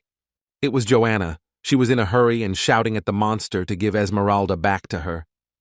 Roger noticed that after her blow, Quasimodo could not regenerate his arm. It seemed that he also did not have much strength left, and this was a chance. The monster asked the girl why she was interfering, because he was taking revenge on her. Did she really want to stop her savior, and added that she could not save anyone, she could not even protect her family. Suddenly a man appeared. He said that to say that Miss Joanna cannot save anyone, and to claim that he himself is their savior, is fundamentally wrong. It was the blind artist, and he greeted Mr. Roger and Miss Joanna, and said that he seemed to be on time. Piero told the girl that he finally learned the name of his savior. She recognized it, but was very surprised. The man said that after talking with Mr. Roger about old events, he decided to meet the past face to face. He had already begun to think that he had lost his way, but thanks to the spirit, he did not get lost. Quasimodo declared that he was irritated by the excessive chatter and was going to hit the artist with fire. Joanna shouted at the monster not to dare, but he had already aimed a fiery blow in his direction. Piero agreed that now was not the best time to talk, and despite his condition, he was still able to blind the monster, and he splashed his colors on him. The monster saw nothing, and the artist said that his speech sounded brave, but he would have to leave the rest to them. Quasimodo shouted that for him the little people were just small bugs, and this kind of magic was just childish pranks for him, and he would burn them all. But suddenly the fire spirit felt his hands being squeezed by strong fiery chains. Roger thanked Piero for buying him enough time to reverse the situation. With these chains he was going to use to bind the spirit in Crawlophoebius. Our hero showed the monster his fist and shouted that it was time to end this. Quasimodo made strange sounds. He growled that Roger had tied him to another person and that it was impossible. He shouted that he already had a contract with Esmeralda and he couldn't tie it to anyone else. The magician replied that he was well informed but did not see the full picture. Ordinary contracts could be rewritten by a stronger entity, and he would not be able to do anything about it if he weakened. Quasimodo called Esmeralda for help. He said that she needed him to stay sane. He asked not to let their connection fall apart and to help him quickly, and the red threads that reached out to the girl did not break. Professor Roger and Joanna rushed to Esmeralda to try to somehow save her. Esmeralda understood that she could not break these red threads, this connection with the fiery spirit. So she decided that if the spirit wanted so much, then let it take everything and allowed it to take her with it, separating it from Selina's second essence. But Quasimodo felt that he was still being pulled back, and he shouted to the girl, why was she doing this? Was she really going to die with him? Esmeralda firmly replied that she wanted to die and suggested to the monster that they die together and end the senseless killings right now. Joanna rushed to help the girl, but the artist stopped her and said that she would be pulled towards them if she came closer. Quasimodo growled through his teeth. He did not understand why this fire was burning him. Esmeralda explained that these were flames that devoured souls and that this was a fitting end for her, if it could at least slightly atone for her guilt before the villagers. The girl smiled.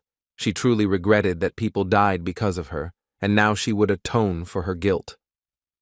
But Roger couldn't allow this. He quickly moved towards the girl and cut the red threads with his energy. Esmeralda was separated from Quasimodo, but she didn't know what to feel, joy, or disappointment. Roger shouted at her. Would it really make her feel better if she just died like that? She had to stop deceiving herself. Quasimodo was completely bound in chains and forever imprisoned in the soul of another man. Energy appeared in the sky around, the souls of the dead villagers. Even the blind artist felt it. The fire spirit screamed that it wanted to burn the whole world, but its energy ran out, and the souls of the villagers were finally freed. Roger noticed that Esmeralda's body was becoming transparent. She was becoming a spirit. The girl replied that this was true, because she had been connected with Quasimodo for a very long time, and from the very beginning she knew that this would happen. Suddenly, the soul of the sister who raised her since childhood appeared before Esmeralda. The girl began to cry, saying that she was very sorry that she was weak and stupid and that everyone died because of her. But her sister replied that everything was fine and she was not to blame. They hugged, and her sister told her that she understood how hard it had been for her all this time and that she regretted that she could not support her. The sister suggested that Esmeralda leave here together. They hugged and the girl cried, freeing her soul. It was hard to believe, but the half-destroyed souls returned to normal and flew away together into the sky. Salvation is the end for a soul that has been forced to wander aimlessly on earth for a long time. Roger Selishi watched them and thought that this moment was still far away, but one day his journey would also come to an end. Over time, all the souls dispersed, and Joanna asked if it was all over. But Professor Roger told her that not yet, and ordered her to leave Theon immediately, but she did not understand why. The mage explained that for the Black Dawn, she, the second order of Joan, had died here today, so they needed to leave and not return. He asked Piero to take Joanna out unnoticed using his magic, and the artist replied that he could be completely relied on. Piero told the girl that Professor Roger still had business to attend to and suggested that she simply return. Joanna asked what he meant and where he proposed to return. The artist replied that of course to their native village, and they set off on their journey under the night sky and the protection of the artist's magic to their native places. Roger ran up to Selina. She was still breathing. He supposed that was possible, but he didn't have much hope. They may have shared not only a body, but also a soul. But Selina opened her eyes, which meant everything was fine. The girl was surprised when she opened her eyes and saw Professor Roger. The magician asked her to just hold on a little bit. Specialists would arrive soon.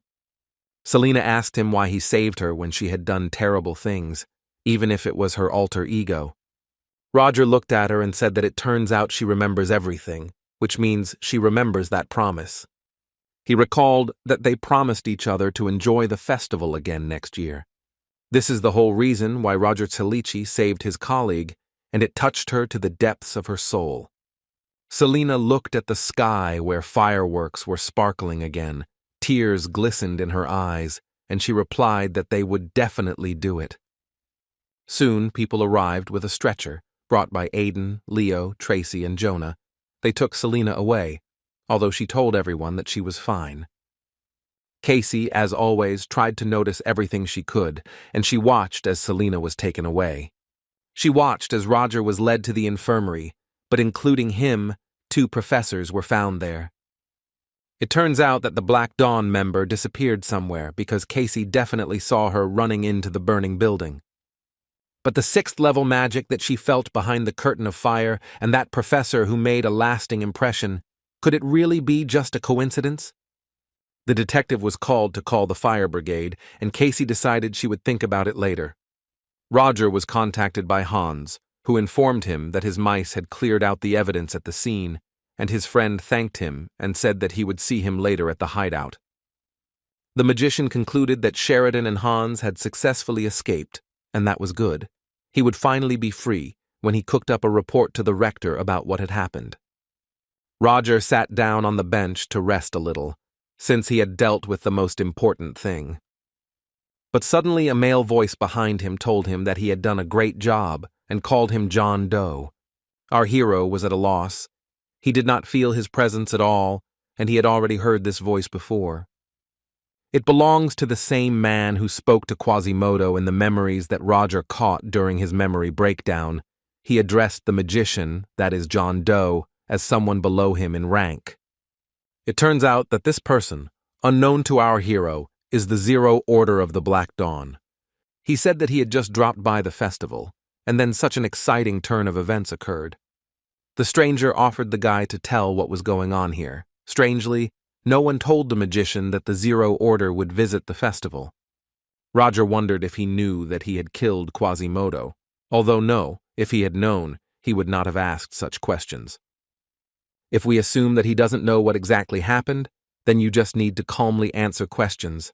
Roger asked for forgiveness from the master of the Zero Order and asked for understanding, as this unexpected meeting left him speechless for a moment. The stranger replied that it was okay, since he hadn't warned him in advance, but there was no need to worry about it. Roger began to tell that, to begin with, the First Order, Esmeralda, that is, Quasimodo is dead. The Zero Order noted that John understood correctly. He was still a different species than them, so he needed a master and asked how he died. Our hero thought that it was impossible to tell the truth, but on its basis one could construct a coherent lie. The magician replied that he was ultimately sealed by Phoebus, because he is a spirit, and sealing techniques work on him. The stranger began to ask whether Esmeralda had simply stood and watched while her spirit was attacked, and whether Phoebus himself had such skills, or whether someone had helped him. Roger knew he wouldn't buy it that easily, but he replied that he didn't know the exact circumstances of the case.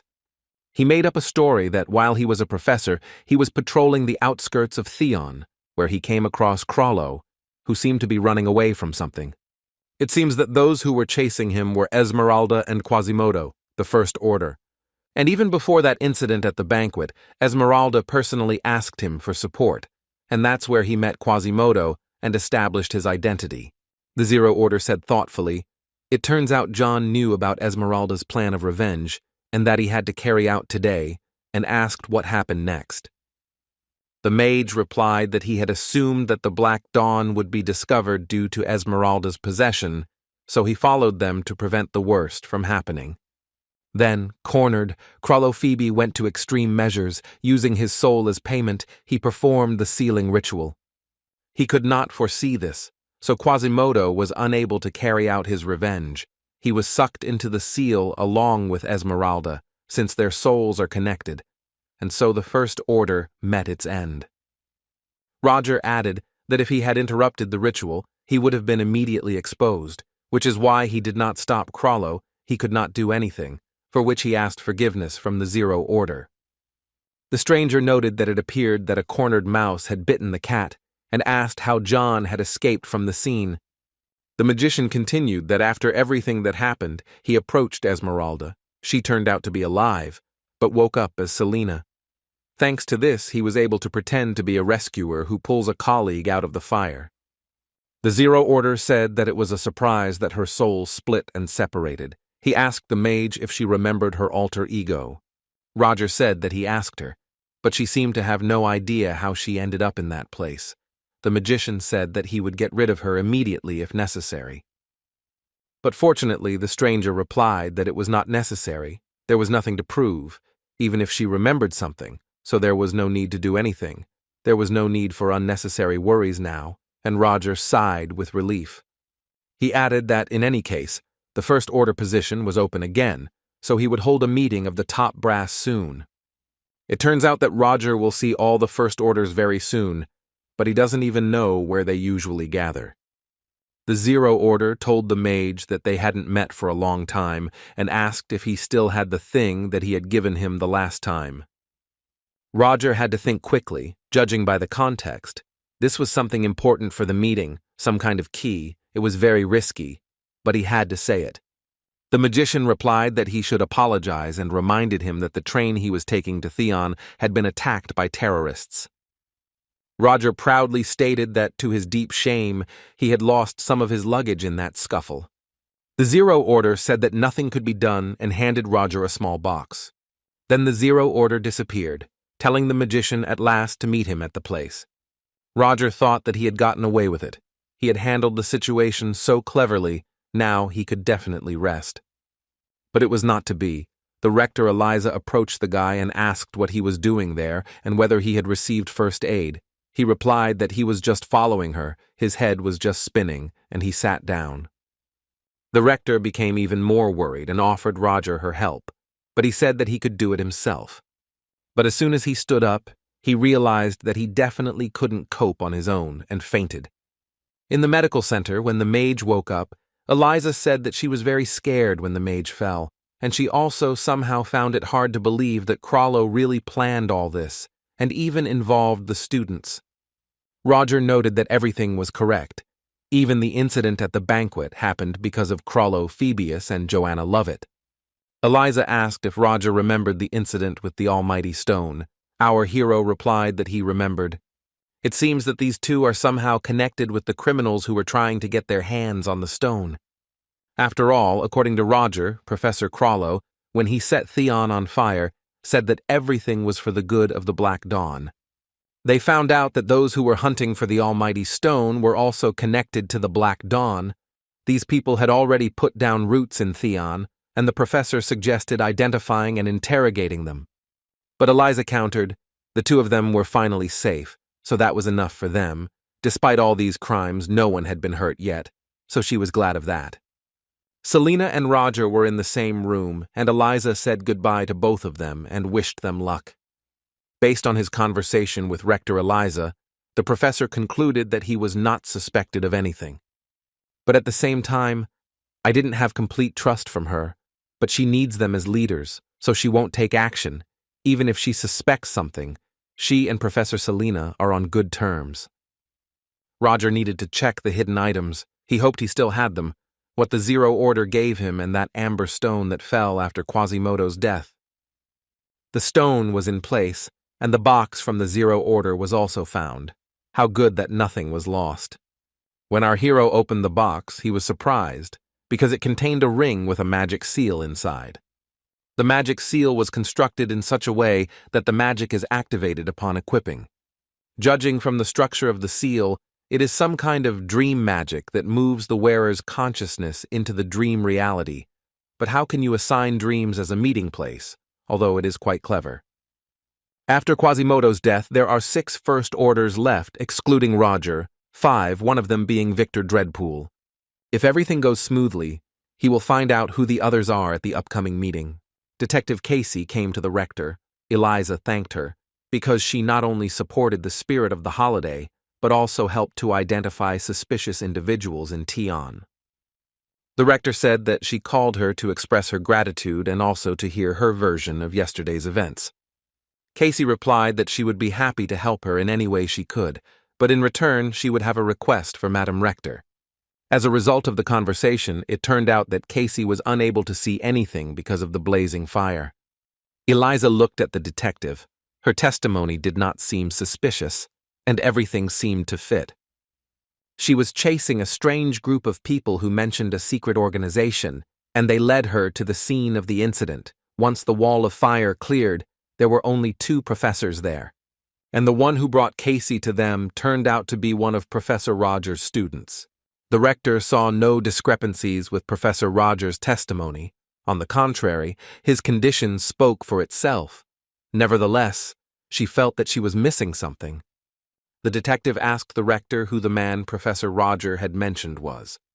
Lisa told Casey that he was a retired professor of Theon. She said nothing more. The girls agreed that they had to trust Professor Roger's testimony since he was the only witness to those events. The rector thanked Casey Selmoy for her cooperation and asked what her request would be. The students came to visit Selena in her room. Roger looked in on them and said that they were great for coming to visit their loved ones, but they shouldn't disturb strangers who were resting. And he told Selena that she should be firmer, that she didn't have to listen to every student, and the girl became embarrassed. It seemed that she was causing trouble for Roger. The magician replied that it was his personal choice, so it was not her fault. In the conversation they heard that someone came in. It was Aiden. He just burst into the room and from the threshold began shouting how the professor was feeling. Leo pulled him back so that he wouldn't yell. After all, this is a hospital. Tracy and Jonah also came.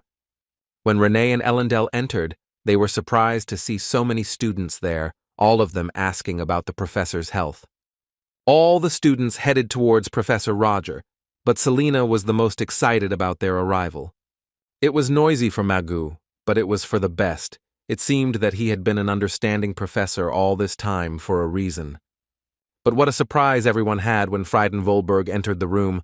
Roger didn't expect it, and neither did the students. The princess whispered to her friend that he really had come alone, although he had told Renee that he wanted to go with them. Freuden came closer to the professor's bed and told him that they had not seen each other for a long time. The guys stood there in bewilderment and couldn't even imagine what was going on in the heads of Fryden and Professor Roger. As the students left the infirmary, Ellendale said she was very glad they were okay, and Renee agreed with her completely. She wondered where Frieden had gone, and the princess replied that he had said he was leaving and advised her friend to forget about him. When the guy told the professor that they hadn't seen each other for a long time, the magician replied that he didn't understand what he was talking about, since this was their first conversation. The guy replied to Professor Roger that it seemed he had made a mistake, and they didn't seem to talk anymore. Elendil was baffled. She didn't understand what Frieden was even thinking. He was talking nonsense and then saying that he was wrong. But whatever it was, no one could know what was going on in the head of a lone wolf. Aiden turned to the princess to ask something. She immediately recognized the guy, because they go to lectures together. The boy said that it was difficult for him to turn to her, but he would like to ask her as an older one. Elendil was happy. Finally, she was recognized by a younger student. The princess laughingly told Aiden that she could call her sister. Tracy indignantly asked if they were too close now. Flora was upset because she couldn't finish speaking because of this guy, and then this crowd around her didn't let her get a word in. She wondered why Frieden had behaved that way with the professor. Saying that he hadn't seen someone for a long time when he was talking to them for the first time was a bit strange. After all, the guy is one of those who never visits friends in the hospital. Why he came is unclear. Frieden was following Professor Roger. When he went outside, the guy called out to him to talk. Roger noticed the guy and asked why he was following him, if there was any business, and added that he personally had nothing to say. Frieden noted that at first he thought he was imagining things when he first met the professor, when he gave Renee a book on attributeless magic. This book could only belong to one person, the owner of that very attributeless magic. But that person died, and he could only give his book to the professor. Frieden asked if it wasn't too brazen to show up here after everything that had happened and what the professor had planned then. The magician replied that he should have hidden his face better then. Although who would have thought that he would remember so much? Roger said that it was true that they had not seen each other for a long time, and called him the puppy Volbergoff. Roger remembered that he was an ordinary child then, but now he looked like a real aristocrat, had grown up quite well, and asked the guy how much had passed, 10 or 12 years. Frieden said that he had had enough of this useless chatter, and ordered him to lay out what he had planned. Roger replied that the guy had assumed there was some reason for his presence in Theon. Frieden brazenly called the magician a thickhead and asked if he really didn't understand the essence of his question, or was pretending. And the guy firmly stated that Professor Roger was the killer of Renee's mother. It was like a shot to the head for the magician. Frieden Volberg demanded an answer and asked the professor not to play the fool. Roger told the guy that it was very ridiculous. And anyway, why should he do all this? It was all long in the past. The magician turned to the student and said that he seemed to have simply misunderstood something. He was not here because of the events of 12 years ago. But Frieden did not give up. He still wanted to hear from the professor what he needed then, but the magician replied that the guy did not need to know that. Roger asked why the hell he was interrogating him at all, but he himself decided to remain silent, although he clearly saw everything that happened that day. A little embarrassed, Frieden answered our hero that he was not like Roger. The professor called his excuse cute and added that he could do whatever he wanted with his findings. And finally, our hero added that although he already knew that he wouldn't do it, the guy just stood there, clenching his fists. Frieden Volberg decided to take a little walk and think about the conversation that had taken place. The guy was seen by Renee. She left something. She asked why he was there, and Frieden said that he was going to leave. The student told the girl that he wanted to tell her something, so she returned on time. The girl looked at him in surprise and waited for an explanation, and Frieden remembered the day when they, together as little children, saw that picture. How one night in the forest, Renee's mother lay dead on the ground, and Professor Roger stood next to her. Frieden wanted to tell the girl what had happened, but he couldn't find the words because he understood how much it hurt her. The guy apologized for distracting Renee, but he couldn't say anything to her, and the girl stood there in amazement while the guy left. He left, and thought that he could tell her that the professor she trusted so much was actually the one who killed her mother and erased her memories. Without any evidence, the guy will only push her away with this absurd story. And Frieden didn't want this girl with whom he was friends to be hurt, that's all. Roger told him that even though he knew he wouldn't, that phrase wouldn't leave the boy alone. The professor knew that he would not tell anything, he would have to admit it until he could destroy him. But the guy decided not to relax. The Wolberg wolves had never missed a chance to corner their prey. Roger sat on a bench in the park, holding his head, thinking about talking to that blockhead Wolberg. Our hero contacted Hans, and his friend noticed that Roger had a strange voice, but the magician did not want to talk about it now. He asked if his friend had found out what he had asked him to, and Hans said that they were trying to make the fire look like a result of a malfunction of the fireworks. Roger also heard that they had captured several members of the Black Dawn in the square, and Hans confirmed this and added that they were being held in Theon for now. The guy Hansa asked what if they turned them in, to which Roger replied that hiding forever would not work anyway, and he would solve problems as they came up. The guy added that in any case, this incident is already being resolved from within. Plus, before that, they got rid of the First Order, that's good. Roger said that everything is correct, it is too early to relax, but so far everything is going more or less. Hans asked his friend to come for a short while. He wanted to discuss with him about their underground business and asked him to get ready as the conversation would be long. At the meeting, the head of the Silver Sun shot one of his subordinates and shouted at them that they had completely lost their fear and could not deal with some vagabonds from the alleys. He told one of the people named Temelan that he apparently didn't understand what kind of person he was. The leader of the Silver Sun, named Carlin, kept his people in fear and could shoot anyone. Temelana justified himself by saying that the problem was not with those mangy dogs, but with their master, who gave them orders. Carlin asked, what about the guy who closed down the competitor's shop and what he knew about him? The man replied that his name was Leader and nothing else was known about him, but the chief didn't like that at all. One guy shouted out that he knew he heard that when they broke up. One of them shouted out the name James Moriarty. Carlin immediately shot Temelana and told the guy that he would now take his place. He found out that the guy's name was Kelton and told him that he would soon take on the job and it would not be cheap. The guy agreed with everything, and Carlin said that he could go, but let him clean up the body. The head of the Silver Sun was surprised. What nonsense! James Moriarty died in that kingdom of Delica. It seems like someone is just using this name to run their illegal business. Maybe he even knows something, considering what the guys asked for his help for. Carl ordered his assistant to clear out the ranks of these mangy dogs for now. It was necessary to kill a couple for show and to intimidate the survivors so that things would go well. The Silver Sun leader smiled wickedly and decided to see how long they could hold out.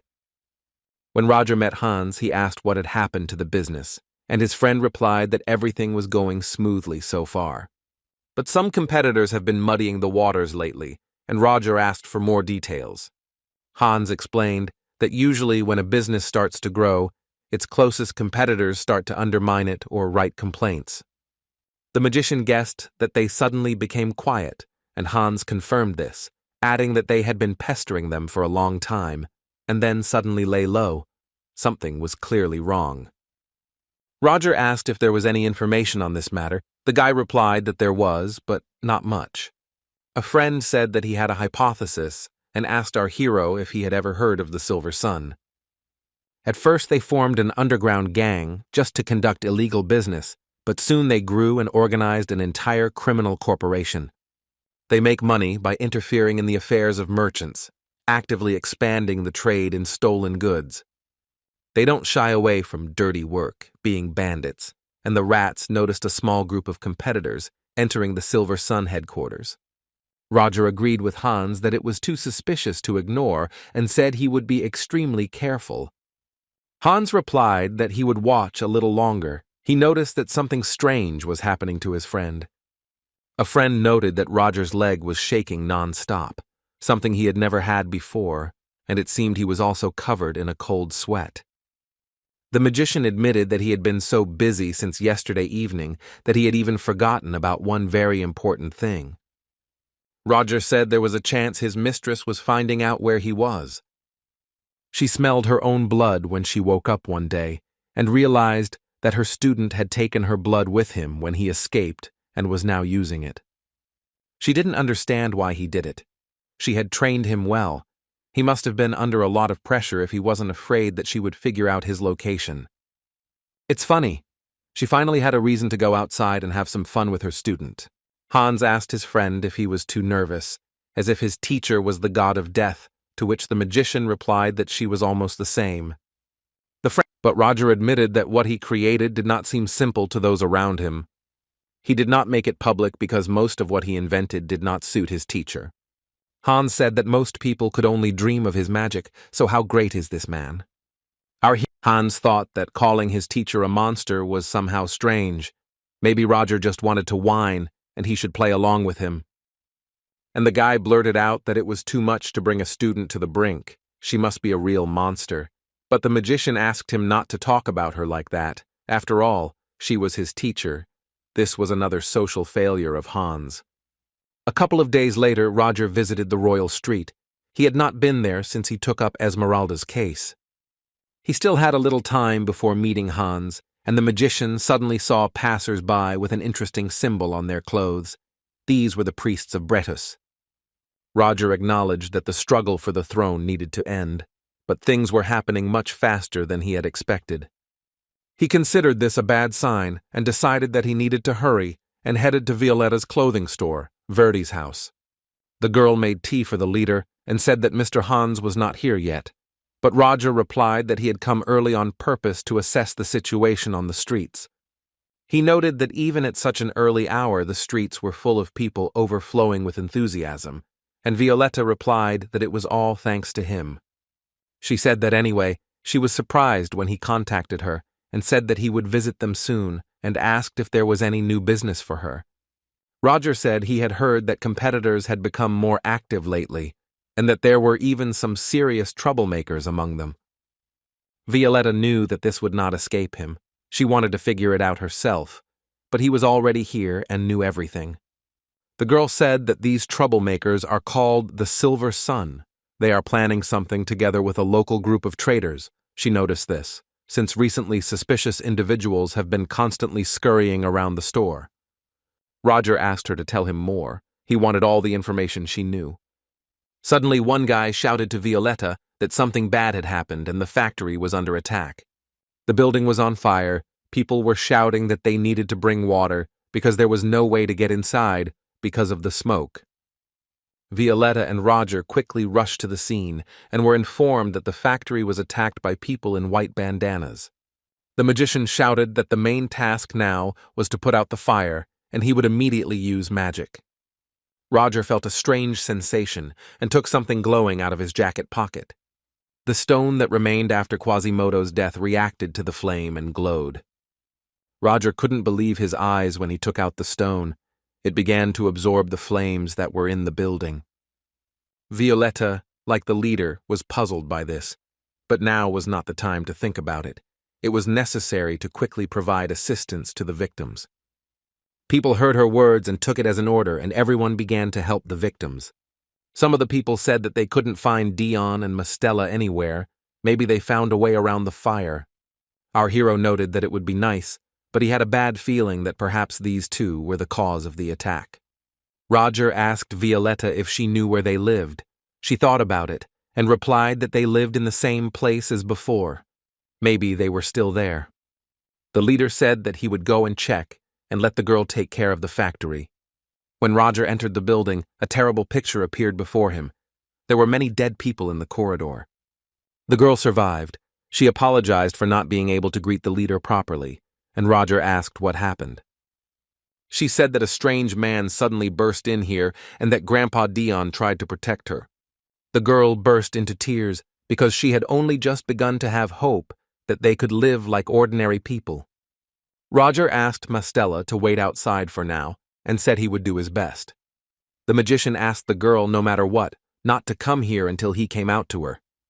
Although Mastella didn't understand anything, she had no choice and obediently did what the leader asked. When Roger was left alone in the room, he said that he was removing the seal and ordered to go out, and a black spot appeared around him, from which a black shadow appeared. A black creature with long arms appeared in front of the magician, and he asked it for help to heal this man. Roger warned the creature that if he did not want it, the magician would call another, but if he helped, he would receive a reward.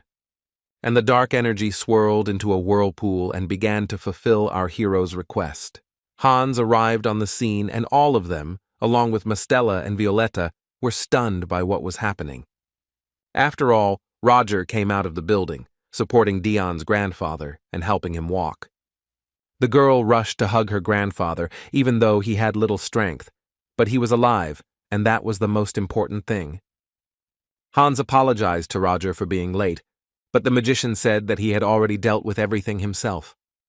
The leader showed Violetta that he had found something in the house where Theon and Mastella were and asked if she knew what it was. The girl replied that it was definitely a symbol of the Silver Sun. She had seen one like it on those suspicious crooks near the store. Roger said that since things had gone this far, he wouldn't give them a break to say anything. But our hero immediately went somewhere, saying that he could handle it himself and there was no need to follow him. In the back streets of the Royal Street, in Carlon's mansion, night was already falling, and the guards at the gate yawned and waited for their replacements. They didn't even know why this place needed to be guarded, because no one would dare disturb the Silver Sun. The guys were discussing which bar to go to after their shift. They had a couple of places in mind.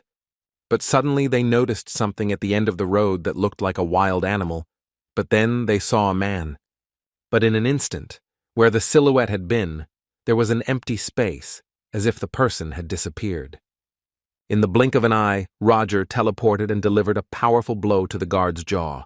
It all happened so quickly that they didn't even have time to realize that when one guard was already lying on the ground, the second asked the stranger who he was. Roger's face was hidden behind a mask, and his head was covered by a hood, but his gaze betrayed his firm decision. He said that he was Jack. Our hero quickly dealt with everyone present in the corridor. The opponents were stunned by the fact that they could not cope with one person. Roger was not only good at magic, but also knew how to handle a sword, and he killed the last guard. The head of the Silver Sun was sitting at the table and laughing. He asked Roger if he really killed all the guys in the corridor. They were useful. He announced that he was waiting for the Lord of the Alleys and asked him to sit down next to him. Roger removed his hood and sat down opposite the man at the table and was surprised that he immediately came to meet him. Carlon admitted that he thought that he would immediately pounce on him as soon as he entered the room. Roger asked what was going on. He already knew that he was coming after them. Carlon replied that of course he knew. After all, he had caused a stir in the morning. No wonder he had come. Carlon asked him if he liked the gift he left him. According to his guys, there was plenty of squealing in that factory. Roger didn't let him finish and said that he sat down because he was wondering how he was going to justify himself. But instead of making excuses, this man decided to anger our hero even more. Carlon wondered what this pressure was. He thought he only had an ominous nickname. He said that he was not going to make excuses. He certainly admitted that he was able to get here alone, but would he be able to survive this meeting? And his men entered the room with weapons. Roger replied that he didn't even know how he had risen to power with such pathetic methods, but Carlon took it as a compliment. The scoundrel noted that the guys before this were just ordinary greenhorns, but those in front of him now were already trained knights, so he suggested that he stop bragging and better surrender. And then perhaps he will be merciful and recall the guys he sent into the alleys. The magician replied that, to begin with, he would correct him in two things. Firstly, he was not bragging. He was truly shocked by his low standards. And secondly, violence is something they have long been accustomed to, and Roger punched the man with all his might. The energy from the magician's blows sparkled so strongly that no one could even come close, let alone help Carlon. Roger's entire team gathered outside to give the scoundrels a beating. Alex sighed. There were a lot of them, but they just had to be beaten up, that's all. For them it was easy. Roger sarcastically said that he believed that this was all the fighting power that Silver Sun possessed. The head of the organization said he was bluffing, but fear was visible in his eyes, and he ordered Roger to be killed. But as soon as the guys tried to pounce on him, he disappeared, and they did not understand what was happening. and how he did it. But Roger replied that he had done nothing. That is, he had done nothing, and black shadows began to swirl around the room. The head of the Silver Sun shouted to his men what they were doing and why they couldn't get rid of him, while the magician sat quietly at the table with his hands folded. Seeing the whirlpools of black energy, his people immediately ran away. Only a few managed to overcome their fear. The leader watched in horror as the black shadows formed, at the base of which a woman's face was emerging. He asked Roger what the hell was going on. Our hero replied that he had done nothing and asked Carlon if he believed in God. He explained that the creature that had these black tentacles was one of them. More precisely, she is a goddess who lost her name after she was betrayed many years ago. Having been condemned as an evil god, she was deprived of what she symbolized, so people no longer remember her. But she still loves them very much, so much so that she forms her own body out of them. Roger said that he understood that her appearance might shock the Silver Sun leader a little. But she is able to heal any wound if the person is still alive, not for free, of course. The magician explained that he had had to resort to her help that morning to heal a dying man. And since they were the cause of that man's critical condition, he offered them to her as a sacrifice. Carlon was scared to death. He said that there could be no God and asked to take her away from him immediately. Router told him not to worry, because she valued people very much, so she would not kill him. The creature pulled the man towards itself, and he screamed that this couldn't be happening and that it would be better to let it kill him right away. The goddess had almost completely pulled him towards her, and at the end he still reached out his hand to Roger and begged him to kill him. The team quickly dealt with the villains in the alleys. Alex could hardly call it a warm-up. Alex was very surprised because Violetta herself called them. Did she really know that they were preparing an assassination attempt on her? Hans replied that these guys were simply too predictable. In any case, the guys made a mess on the street, and there was no time for the encirclement. Sheridan said that some of the houses were going to be torn down anyway, and suggested that they be torn down. Alex only smiled at this, but Hans was really annoyed by this child. She replied that someone who was sitting in the rear and was afraid, and who was younger than her, did not dare call her a child. Hans objected that he simply had a different purpose, and he should not fight like them. During these conversations, Roger returned to them. He saw that the guys had finished, and Alex also decided that everything was fine with him, although he went there alone. The leader asked Violetta how Theon was, and she replied that he was fine. It seemed that he was even healthier than he was. The magician said that everything was fine, and since everyone was already here, he decided to report that the Silver Sun was finished. Violetta was shocked that the leader had dealt with them in such a short period of time. Roger said that for now there was no one else to bother them, so let her deal with all the matters related to them herself, and Violetta promised to do everything. Suddenly, they heard someone from the side telling them to let her go. These were Violetta's people. When they came closer, they realized that the fight was already over, and they came too late to help. The girl told the people that she had asked them not to interfere, but Roger had asked her not to swear. It must have taken a lot of courage for them to come. Violetta told the leader with admiration that even though he seemed indifferent, he did care. And the girl, as a representative of abandoned people, thanked Roger for everything. The next day, a car carrying the Knights of the Night Snakes drove along the edge of the royal street. Terrina said that in just one day, all the members of the Silver Sun, including Carlon, suddenly went missing, and it seemed that something serious had happened while she was away. Enya replied that according to the morning report, the most likely region involved was the Leathervelk slums. The captain said that the scene was very clean, no traces, no blood, as if nothing had happened. Seeing the beautiful glow, the captain explained to Enya that it was an artifact, a cutting-edge development that analyzed the surrounding mana and read the memories hidden within it. The girl was very surprised, which meant that now it would be possible to solve all cases related to mana, but the captain said that there was a downside. The residual mana only lasted for 36 hours. Reading and analysis will take some time, so for now the captain ordered to finish this topic that they recently discussed, the matter concerning the leader. According to their information, he appeared in Leathervelk after the disappearance of the enemy community and subjugated the underground, united the disparate organizations of the slums, and apparently became the leader of their business.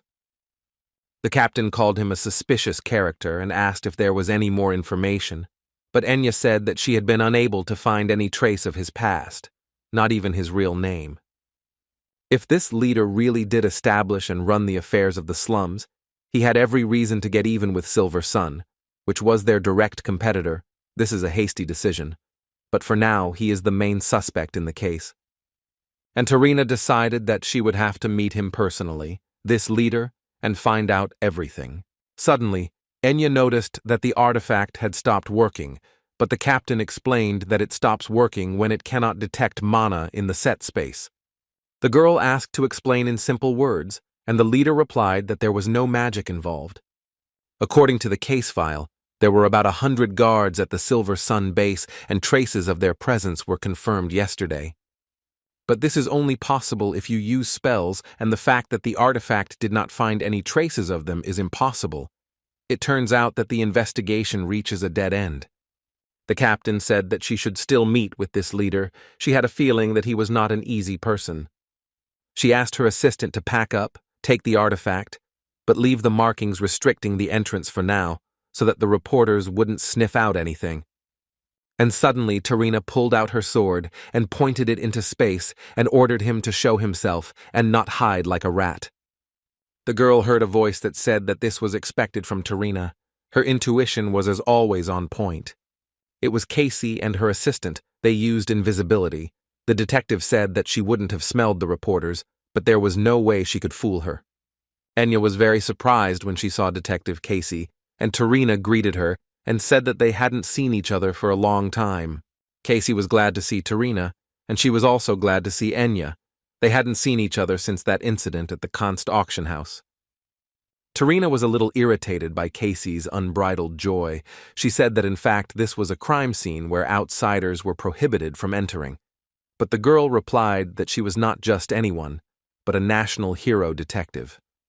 The captain said that Casey always does this and asked her to learn to get official permission to enter, because for her, it's not a problem at all. So why is she always hiding and concealing her presence?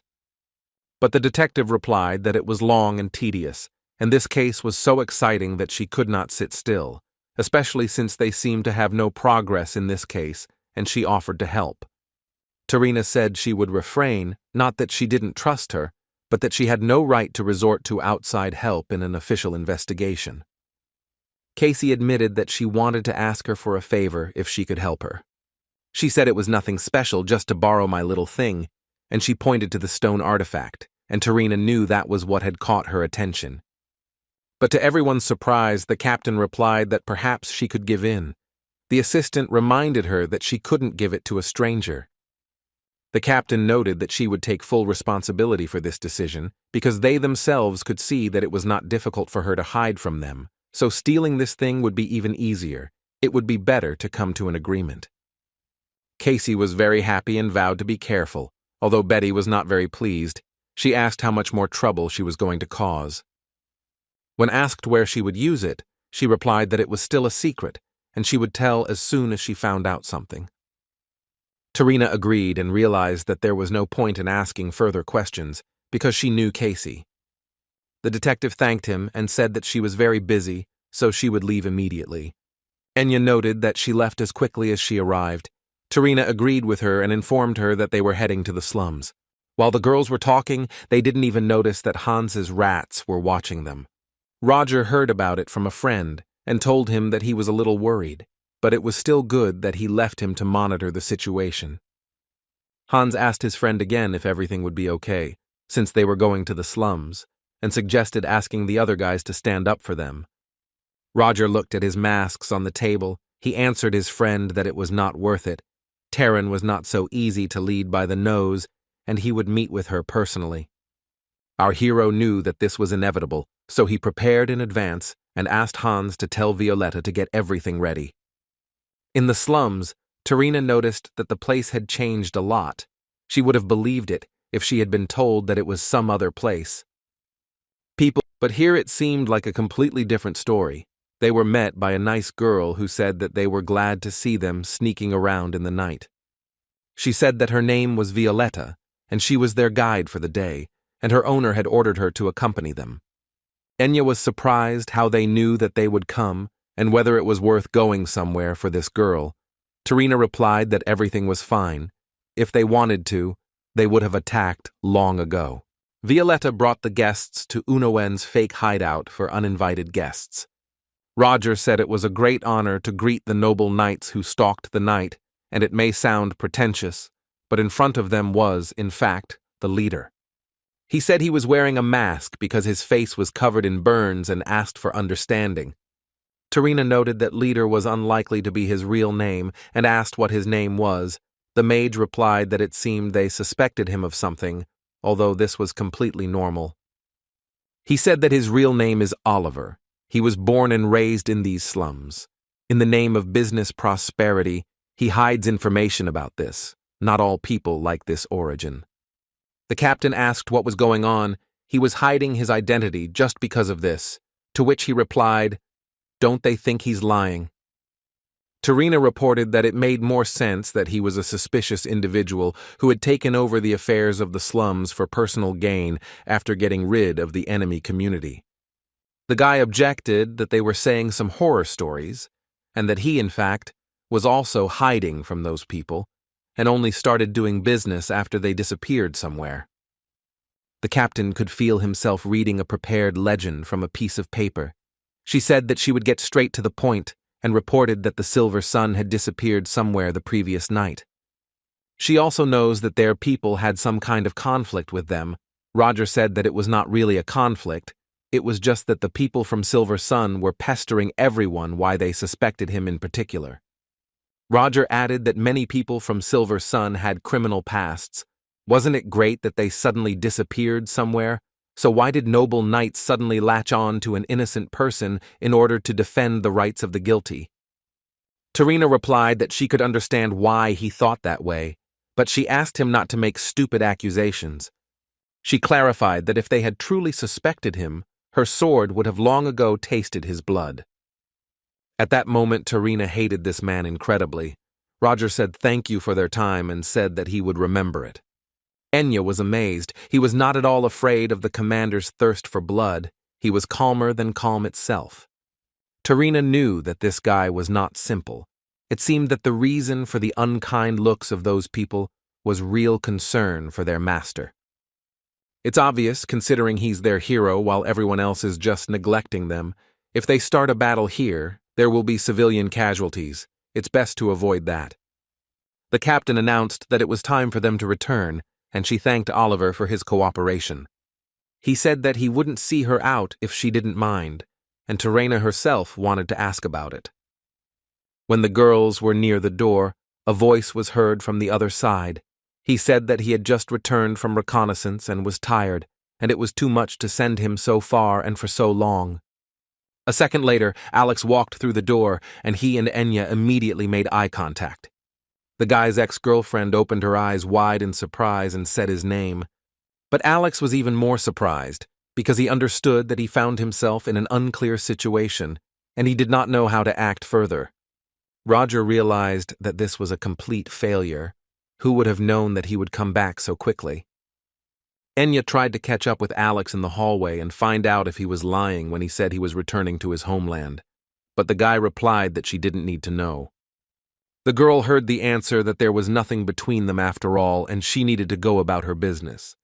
But Enya felt a great deal of resentment in her soul, and she told the guy that he hadn't changed at all. Soon the whole team came to him. The guy realized that everyone saw, and he sarcastically suggested telling the whole neighborhood about his problems. Roger clarified that he wanted to come himself, but it turned out the way it did. The magician apologized for not warning him in advance, but Alex said that he was the one who barged in unannounced, and since it came down to it, he should tell everything from the beginning. The guys found out that he actually entered the best school for knights, and Enya was his colleague. Violetta said that she heard that Sir Alex was expelled for a dishonorable act. What did he do? Alex said that he beat up the instructor and his classmates a couple of days before the entrance ceremony. They were pestering him because they couldn't accept the fact that some commoner was better than the aristocrats. The guy added that no matter what he did, they wouldn't give him a break. He wouldn't have been able to stand their company for another 3 years. Friends agreed that it was too long. He would not be able to stand it and would explode in such company. Phantos noticed that, judging by the reaction of that girl, it was not at all about the fact that he was expelled. Did he really offend her? Alex noted that who would have thought that it would be Phantos who would ask the right question, and answered that it was so. The guy said that initially he and Enya competed for the place of the best student. They often fought against each other in training fights, and at one point he realized that he didn't want to win so much as he wanted to protect her from injury. Enya felt the same way. It was an unforgettable period that connected their destinies. But unlike the guy, Enya was an aristocrat, and the closer they became, the more serious the bullying from those around her became. Hans asked if the girl knew anything about this. Alex replied that he tried to keep it a secret to protect her. Besides, the guy partially agreed with what those bastards told him. Even if he became a knight with the best grades, as a commoner, he would only be a nuisance to Enya, so he pretended to cheat on her and broke off the relationship. Alex thought he could handle it all, but after the breakup it only got worse. Seeing how those who bullied him were happy about their breakup, he felt like an idiot for having endured it all this time. The guy added that he overestimated himself. For a commoner, he was too ambitious. Enya also told her story to Terrina. The captain replied that it was a pity that such a talented guy was wasting his efforts on the slums. The girl remembered that rainy evening when Alex left her without explanation. God only knows how much suffering Enya went through and how much pain she felt after breaking up with her boyfriend. And she answered the captain that it was okay, they were no longer connected anyway. The magician asked him if he really enjoyed getting punched, to which Alex rudely replied that he should disappear and mind his own business. He looked at the beaten guy and asked him if he really liked living like that, and suggested that he join him and stop taking the beating. Roger said he would do everything in his power to get him what he wanted, but in return, he asked for something. Our hero asked Alex to stop doing what hurts him, because it's unlikely that it doesn't hurt him himself. The guy said that after those events, the leader picked him up like a lost mongrel, and if it weren't for that chance meeting, he would have simply died. Alex added that the leader is the only light in this dark kingdom. Roger was modest and asked him not to exaggerate. Suddenly, the elf decided to put in a word. She announced that they really didn't know anything about the boss. The whole team froze in bewilderment. It was unexpected, but made them think. The girl was supported by Sheridan. She asked the leader to tell them at least something. Roger agreed and said that he had planned to tell it someday anyway. But before that, the magician decided to say why the whole team was collecting relics in the first place. He asked the boys if they thought that this world was one big bird cage and that they were suffocating in it. The meaning was very simple. They collect relics in order to destroy their shackles. Alex suggested that the relic was some sort of tool for destroying the world, but Roger countered that it was definitely not for that, and whoever created the relics clearly did not want that. The guy thought that the reason why Roger keeps changing names like Lupin, Van Helsing, it's all because of the relics. But that was clearly not all, and our hero decided to reintroduce himself and give his real name. Renee. Near her bed, she saw a girl who said that she came here because she felt a strange energy in this place. It was Julia Plumhart, the top student in her first year, Renee thought. She knew she was the top student, one of those who attended Professor Rogers' classes with her. Renee asked her how she got inside, to which the girl replied that she was drawn by Renee's dreams. The girl was surprised and asked if Julia really possessed sleep magic, to which the guest called her insightful and asked if she knew about it. Dream magic is a spell that allows you to visit another person's dreams or see something specific in a dream. This magic is much easier to learn than other types of magic. They even created a separate school for this. Renee said she knew a little, mostly from books and hearsay, and this was the first time she had met one of them in person, but Julia was surprised that she knew enough. She decided that she was still sleeping, but how could the girl get into her dream if they didn't even know each other? Julia clarified that they were between sleep and reality, and she came because she sensed something interesting here. She asked the girl what unusual thing she had dreamed about. Renee answered that she didn't remember well. It seemed she had dreamed about the days of her youth, something peaceful, but sad. Julia replied that as a sleepwalker, she could confidently say that it was not just a dream. She sat down closer to the girl and explained that it was a reflection of reality, a glimpse of the past that appeared in a dream. She suggested taking another look at the dream and then discussing it together and performed a magic spell.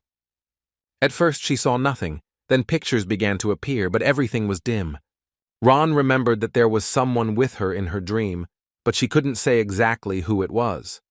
Julia told the girl that there was only one reason why she couldn't see someone else's dream. This is when a dream, that is, a part of her past, was intentionally sealed by someone. Renee was very surprised and asked who it could be, but Julia, of course, did not know, and asked her if she had tried to clarify her past. Renee wondered if she was referring to the memory lapse effect they had practiced with the seniors. She asked if Julia could remove the seal from her memories, but she couldn't. But the girl said that she could look for the key to this oven in her dreams, and asked her to think carefully whether she clearly remembered anything from her dream.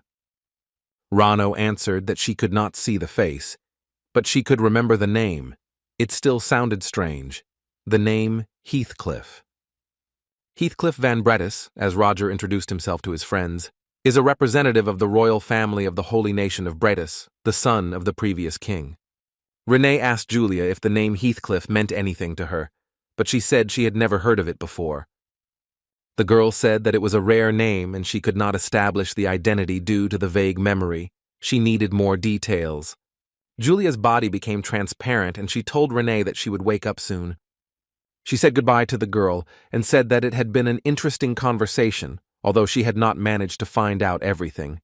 Rain asked if they could continue this conversation later, but Julia said abruptly no.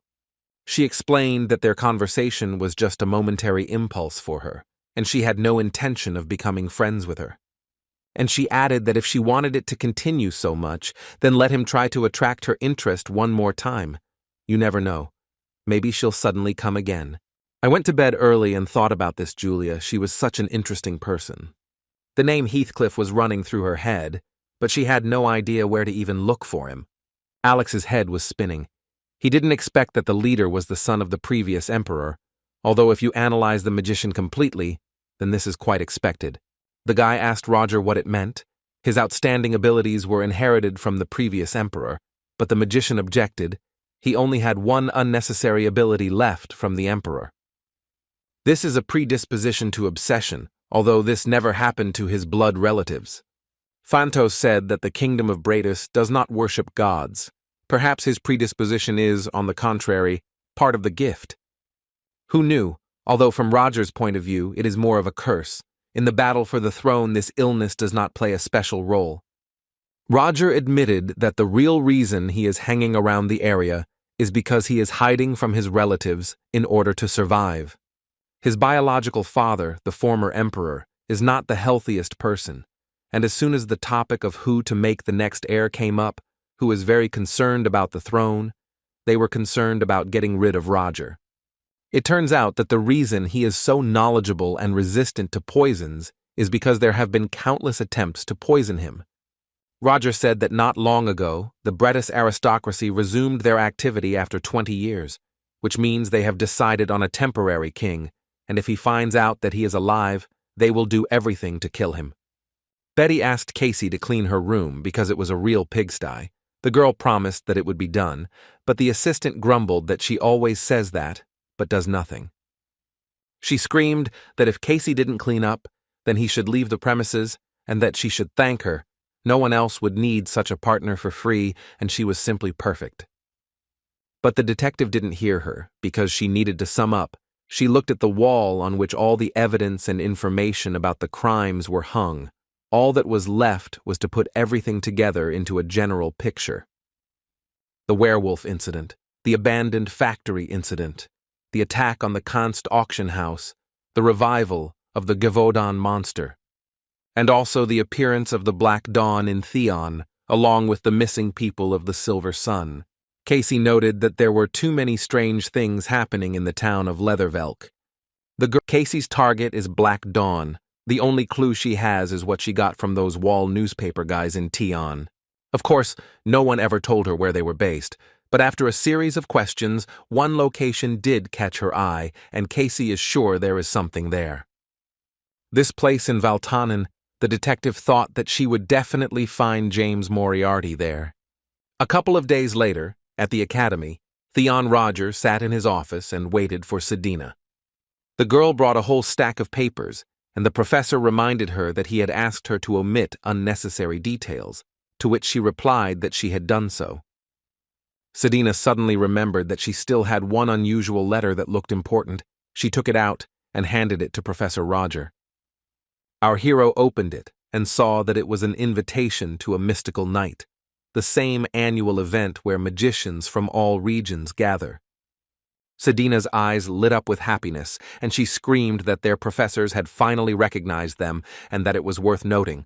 But the magician replied that his attention was drawn to something else, not some night. He couldn't believe that the association of the old and new magic tower, as well as free scientists, were inviting him to join them. The current magical community is divided into 3 large groups. The old magic tower, where all sorts of elderly sages adhere to the tradition of magic for the chosen ones. The new magic tower, which seeks to instill magic with the features of modern science, they once split off from the old tower. An association of free scientists who hold different opinions from those of the opposing towers. Roger doesn't support any of the associations at all, and if he does, the others will immediately turn against him, which is annoying. Sedina reported that all 3 sent gifts.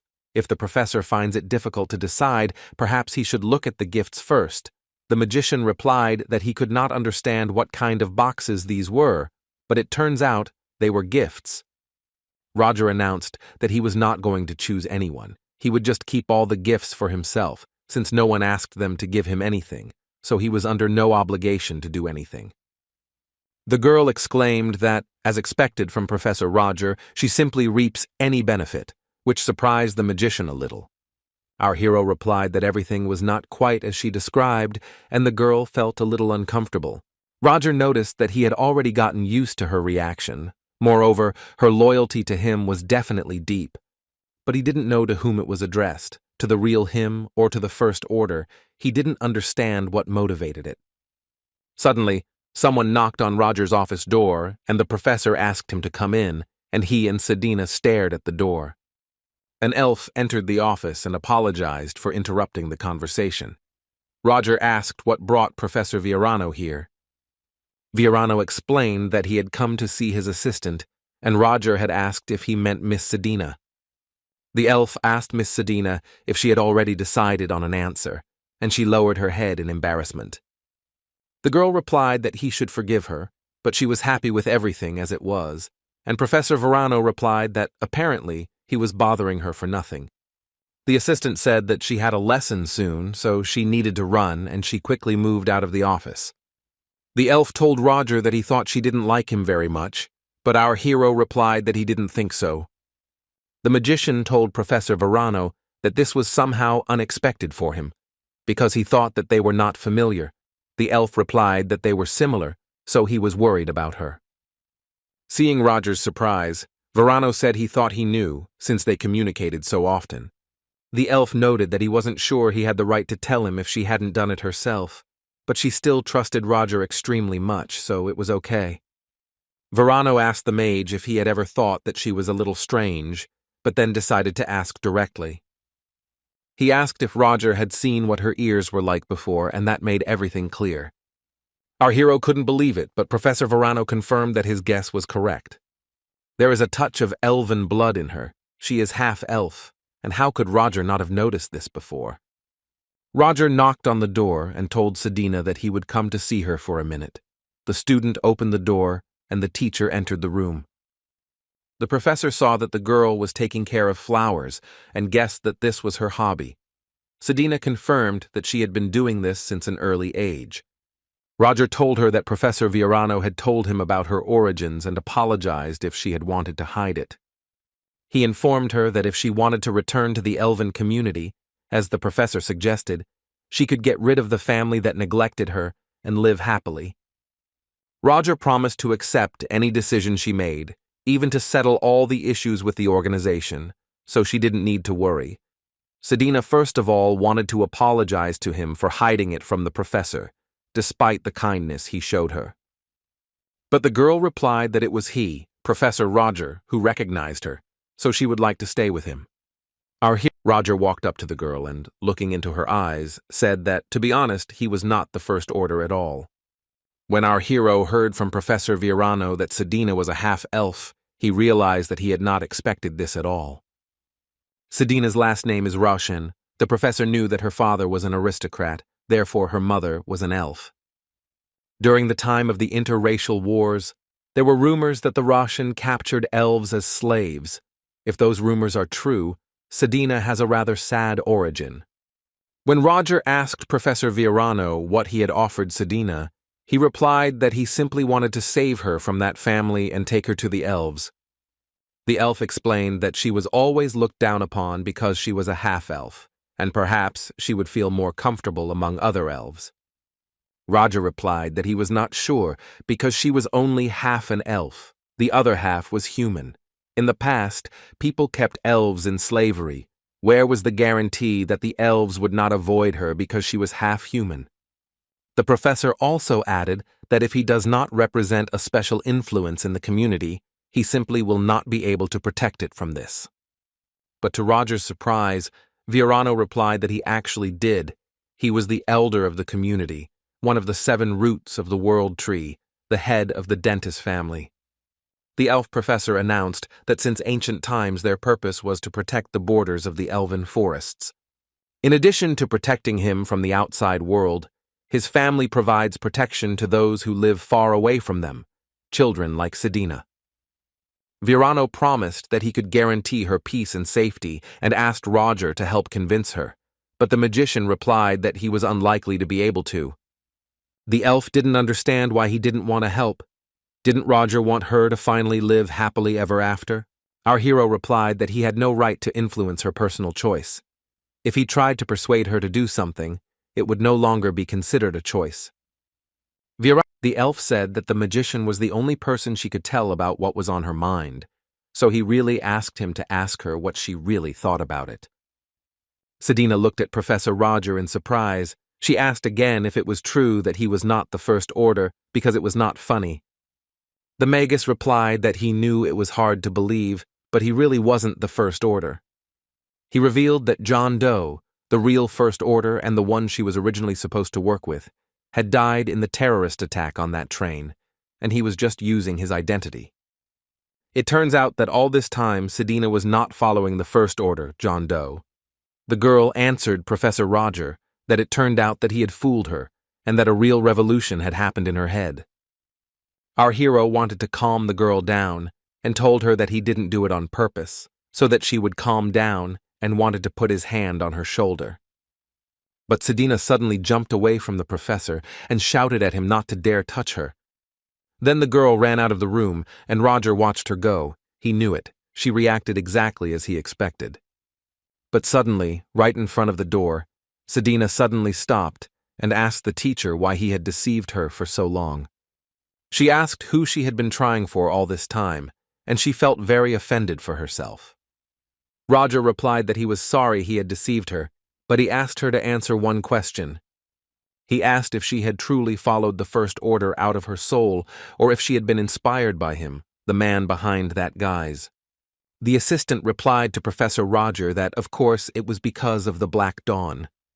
And he asked the girl why then she had not left yet, why she hesitated at the door. Roger repeated that he had kept the truth from her and even used her, but in the end, he chose to tell the truth and listen. Sedina remembered saying that she would follow Professor Roger, who had acknowledged her, until the very end.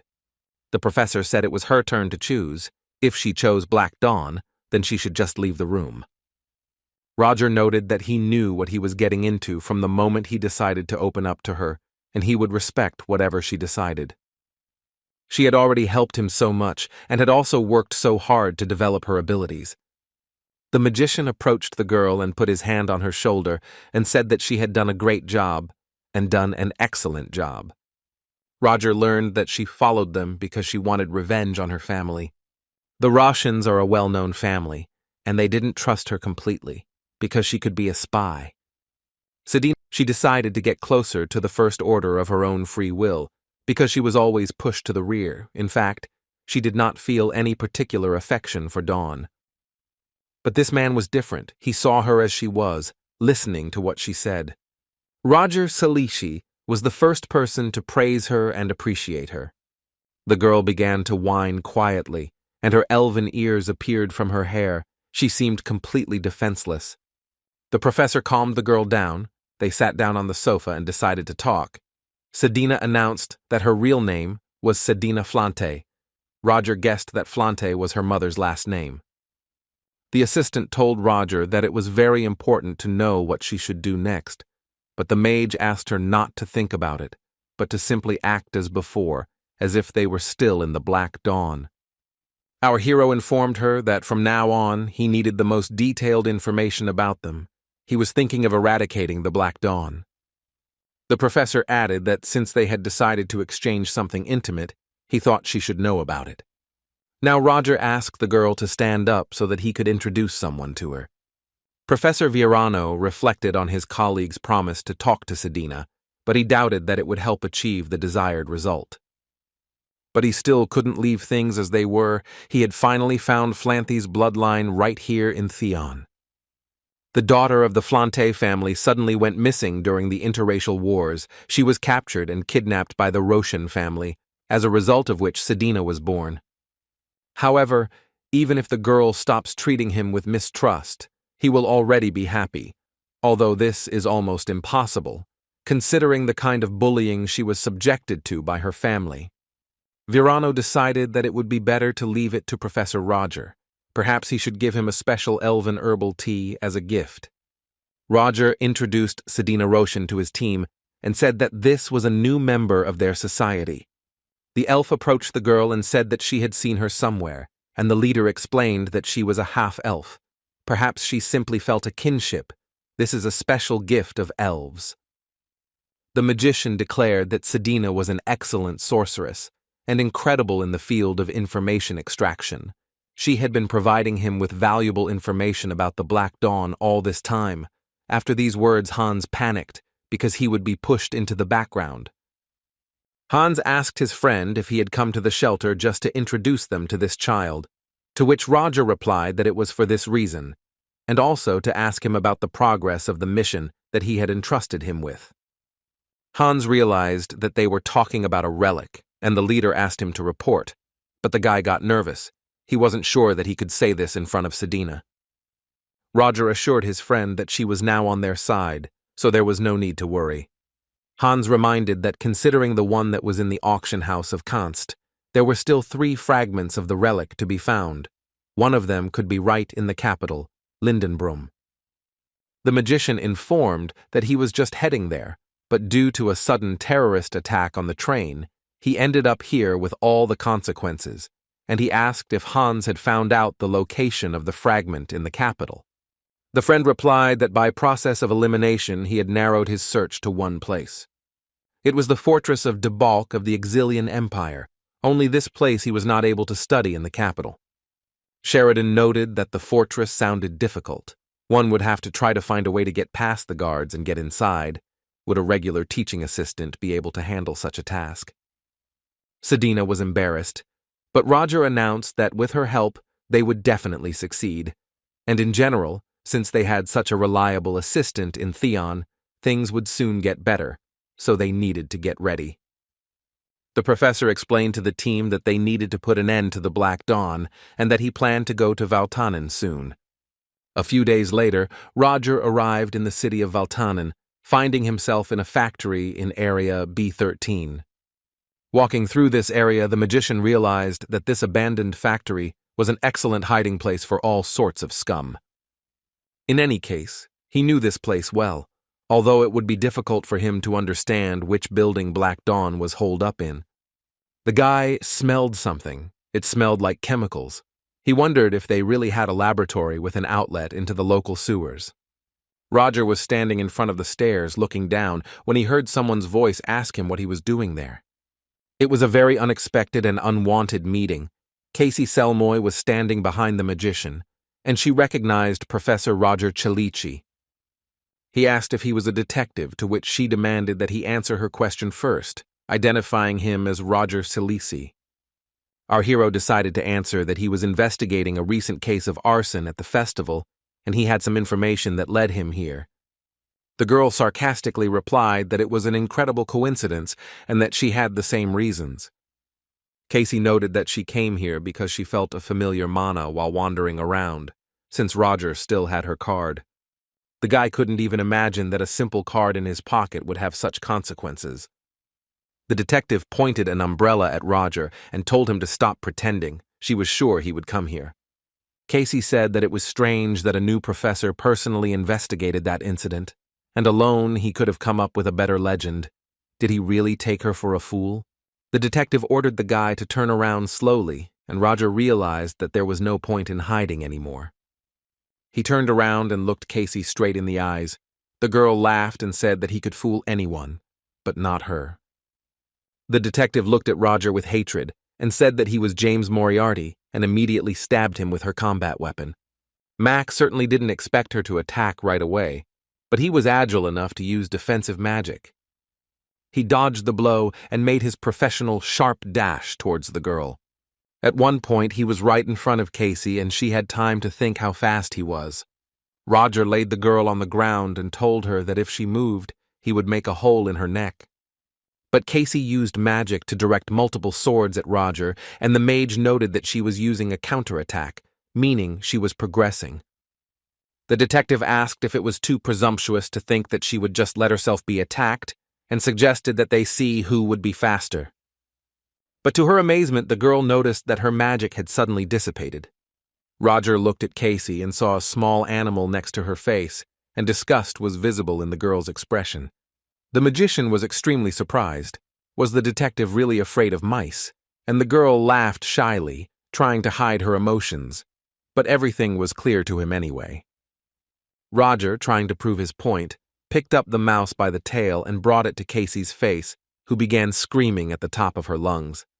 Convinced of his guess, the boy let the mouse go and said that he had had enough. He turned around and walked away, saying that was why he didn't want to fight her, which caused Casey to become incredibly indignant. The girl shouted after him that if he left her alive, she would tell the police everything, but Roger replied that if she had wanted to, she would have snitched long ago.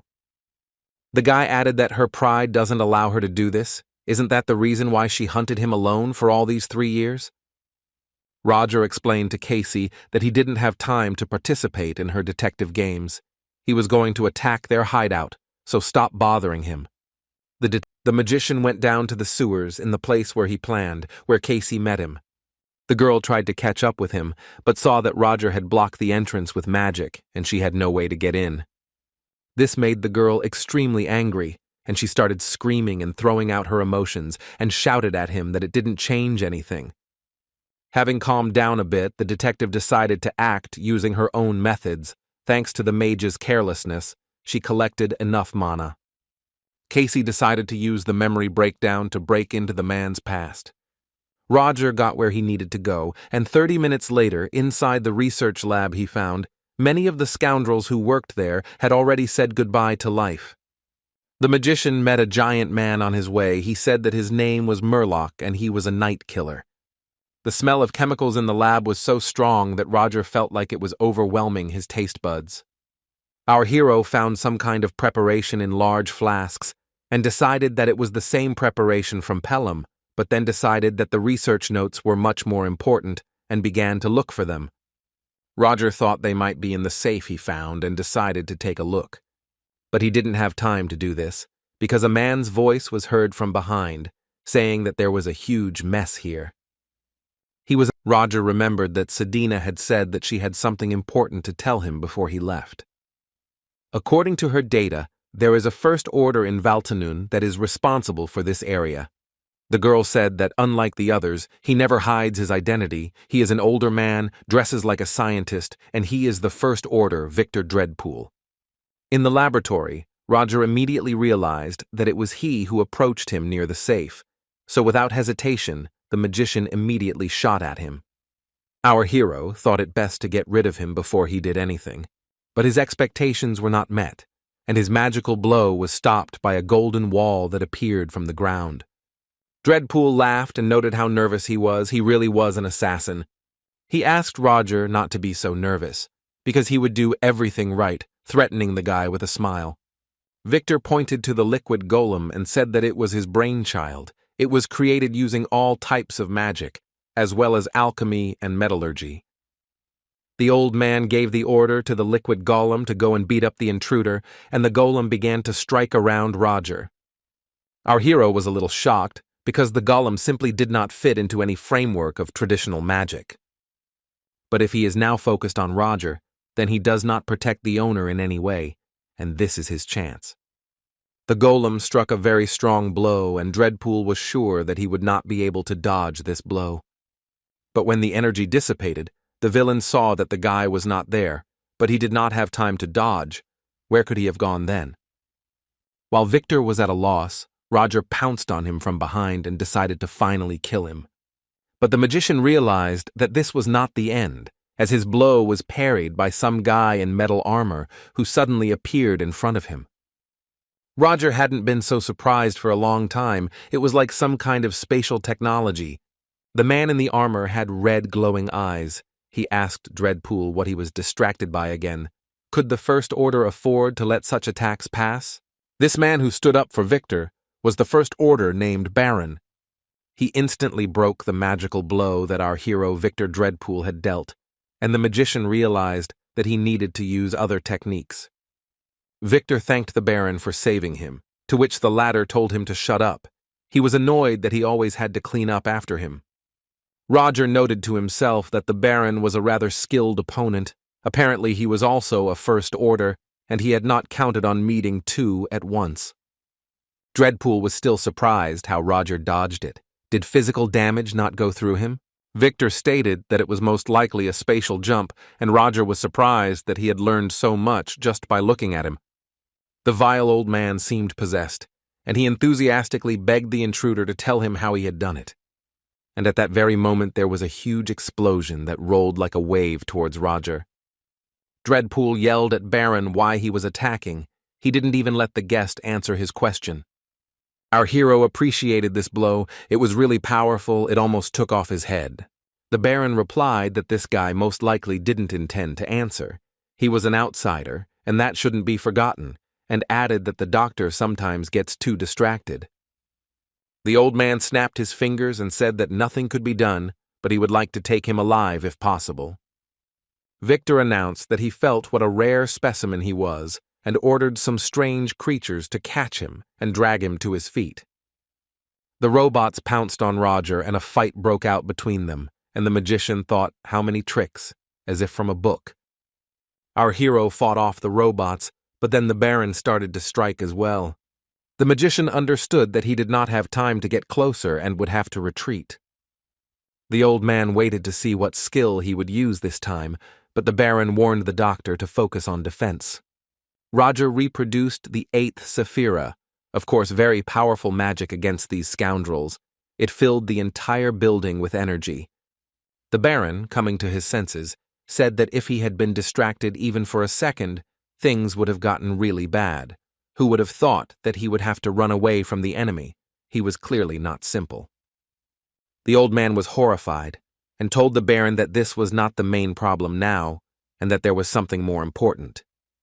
Victor reported that everything he put in the safe was missing, including all his research notes. Dreadpool whined that he had to protect them with his life. How could this even happen? And the Baron tried to understand why this scoundrel stole them, why he needed them. Roger sat on the roof and watched the smoking lab. He thought it would be great if those two died there. But the attack came out in a weakened state, so its damage is not half as fatal as it should be. But the magician took advantage of the confusion and obtained the necessary information, so the goal was essentially achieved. Our hero looked through the papers. He had all the experiments conducted by Black Dawn.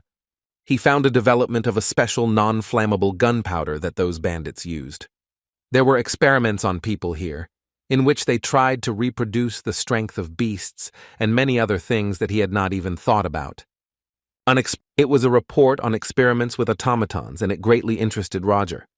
The next day at the Theon Academy, the professor was sitting in his office, thinking about the experiment with the automatons.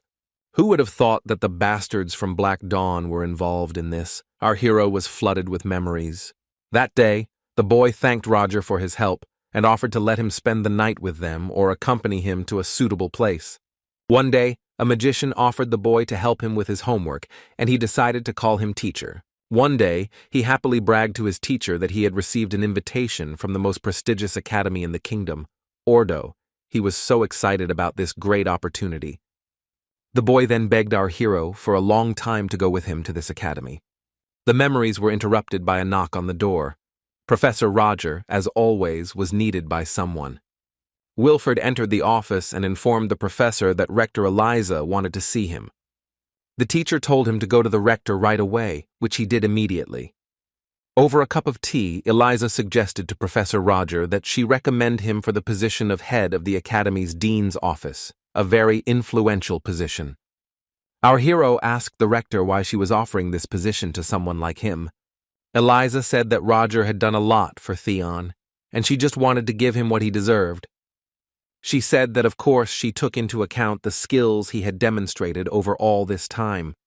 The magician watched the rector, but he couldn't imagine what she was thinking. She clearly didn't trust him completely, but at the same time she was offering him such a post. Was this some kind of a handout, or did she want to keep him in the closest possible field of vision? Well, be that as it may, this position will allow us to understand what is happening in Theon much faster. Roger thanked Eliza for the offer and said that he still didn't think he could get the position just because of her recommendation. The rector confirmed his thoughts and replied that recommending him was all she could do, and that he would have to prove his professionalism. Eliza told the magician that she would give him time to prepare, and if he started now, then in 6 months he would be able to do everything. But he interrupted her, saying that a week would be enough for him. The professor explained that he was currently researching something extremely important. He would finish soon and immediately show it to Madam Rector, and the magician promised to drop in on her after he finished today's lesson. After Professor Roger gave his lecture and gave the students homework, Renee approached him. The girl said that she wanted to ask him a question. She did not understand one formula and hoped that he would help her. The professor picked up the girl's notebook and looked at the drawing. The basis of this formula was completely mixed up. Roger began to explain to the student that if you look closely, you can find a solution, but she did not hear him because she was lost in thought. Every time she looked at Professor Roger, he seemed painfully familiar to her, and even now she had that feeling. As if it was someone from the past, the girl, looking questioningly at the professor, said the name Heathcliff. At that moment, our hero felt a quiet chill on his back, and fear ran through his body like goosebumps. And Roger asked the girl what she had just said, pretending not to understand what she was talking about. Renee came to her senses and apologized to the professor, justifying herself by saying that she hadn't slept well that day and that it had slipped out unconsciously. The teacher explained that the students should sleep well. He was glad to see such a diligent student, but there was no need to overdo it either. Roger left, and she thought how good it was that he didn't interrogate her. If she had told him that this name was from a dream, he would have started scolding her and told the student to focus. But the girl could not understand, as she looked after the professor, why she had such a bad feeling. Students crowded around the wall newspaper. Professor Sedina's assistant posted an announcement that they were looking for students to participate in a research project. And what's more, Professor Roger was behind the research. Rector Eliza also just found out about it. The research was about ways to artificially increase the amount of released mana.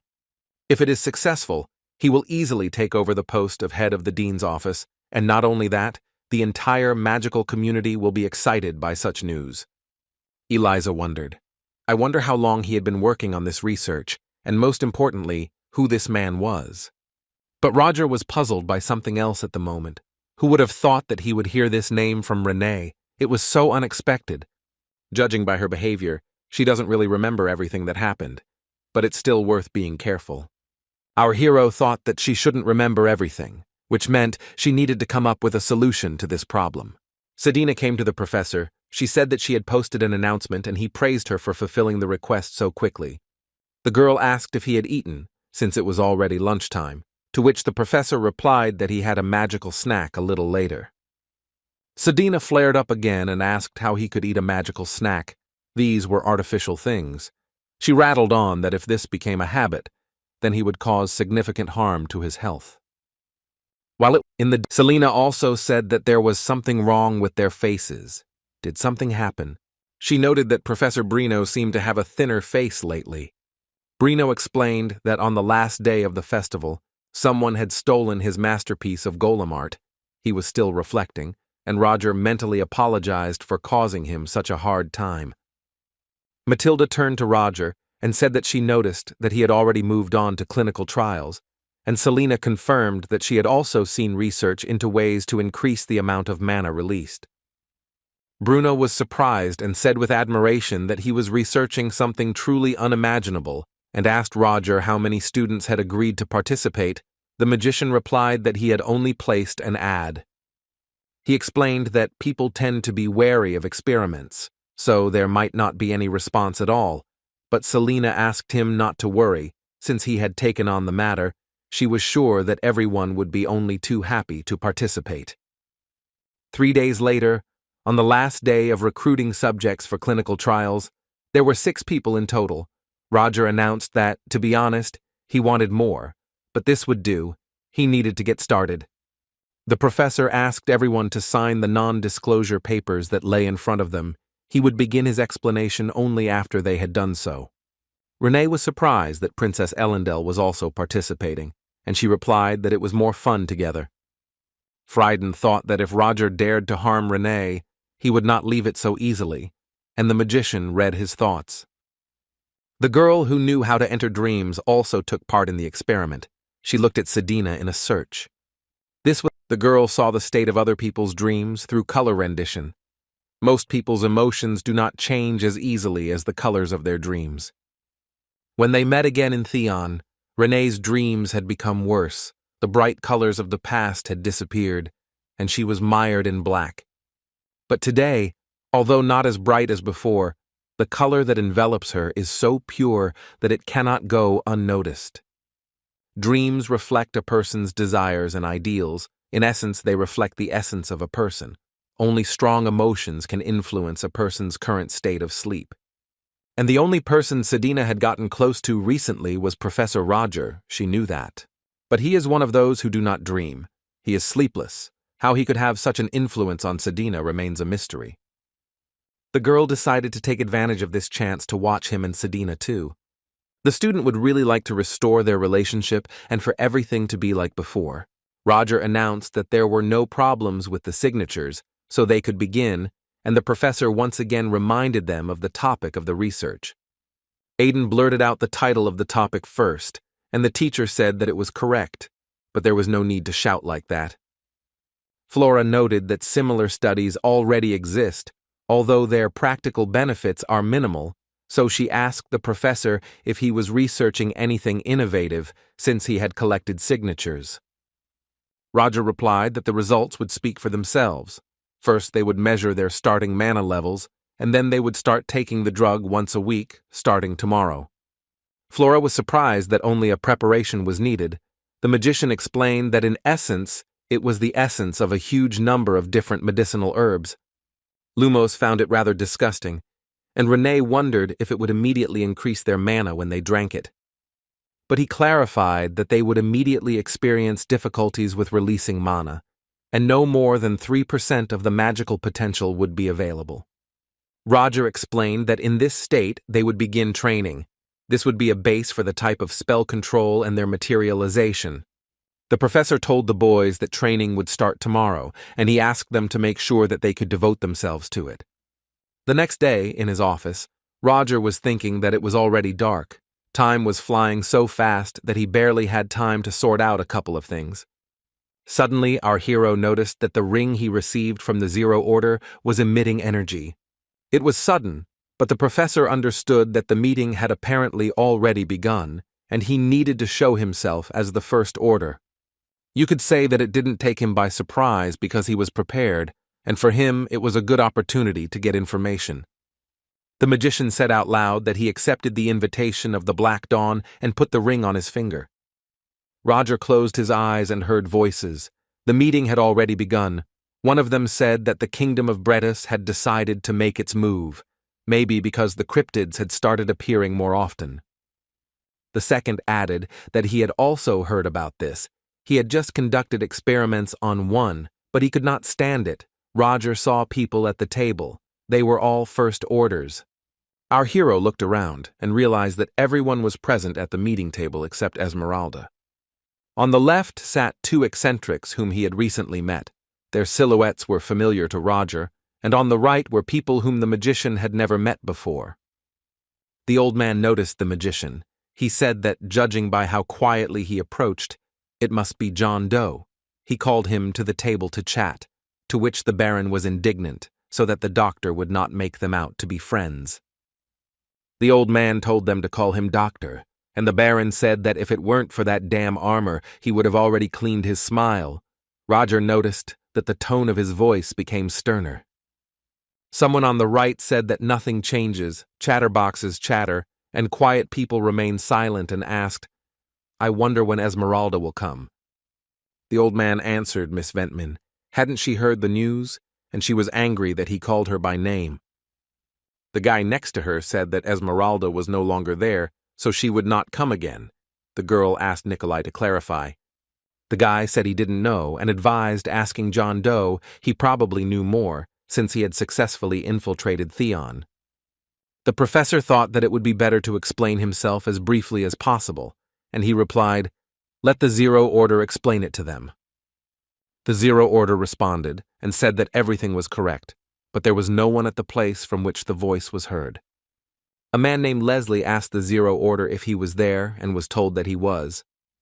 He appeared in the room and thanked everyone for coming to this unscheduled meeting. The Zero Order sat down at the table. Next to him stood a hooded man, his assistant Citadel, and he announced that they could now begin the meeting. He told the story of how Esmeralda and Quasimodo died and said that was all John Doe had told him. Leslie noted that he had already heard this from Nikolai, but this was the first time he knew the details. Roger thought that if Nikolai had sniffed out Esmeralda, then he was responsible for obtaining the information. Nikolai said that he could not have imagined that this unsightly monster Quasimodo was the First Order. Even someone like him would have a hard time finding out such a thing. First Order Ventman asked the Zero Order if he would replace Esmeralda with someone else. He replied that he already had someone in mind, but if they had any recommendations, they could tell him about it now. Nikolai told him that he always selects them personally, and they all respect his decision. Leslie asked Nikolai not to interfere, but he sarcastically noted that Leslie really had his own opinion on this matter. The Zero Order asked to stop arguing and move on to the next topic, to tell if they were doing their job, and for Roger it was a chance to get new information. They said that they were almost finished with that old magician. They accidentally self-destructed one fine night, and our hero wondered who this old magician was. Perhaps the old mage is a reference to the old magic tower, and if they are going to do it on a beautiful night, then it is most likely a mystical night. Nikolai said that he also had news that soon the little people would get nervous and start inciting bad things behind the liberals' backs.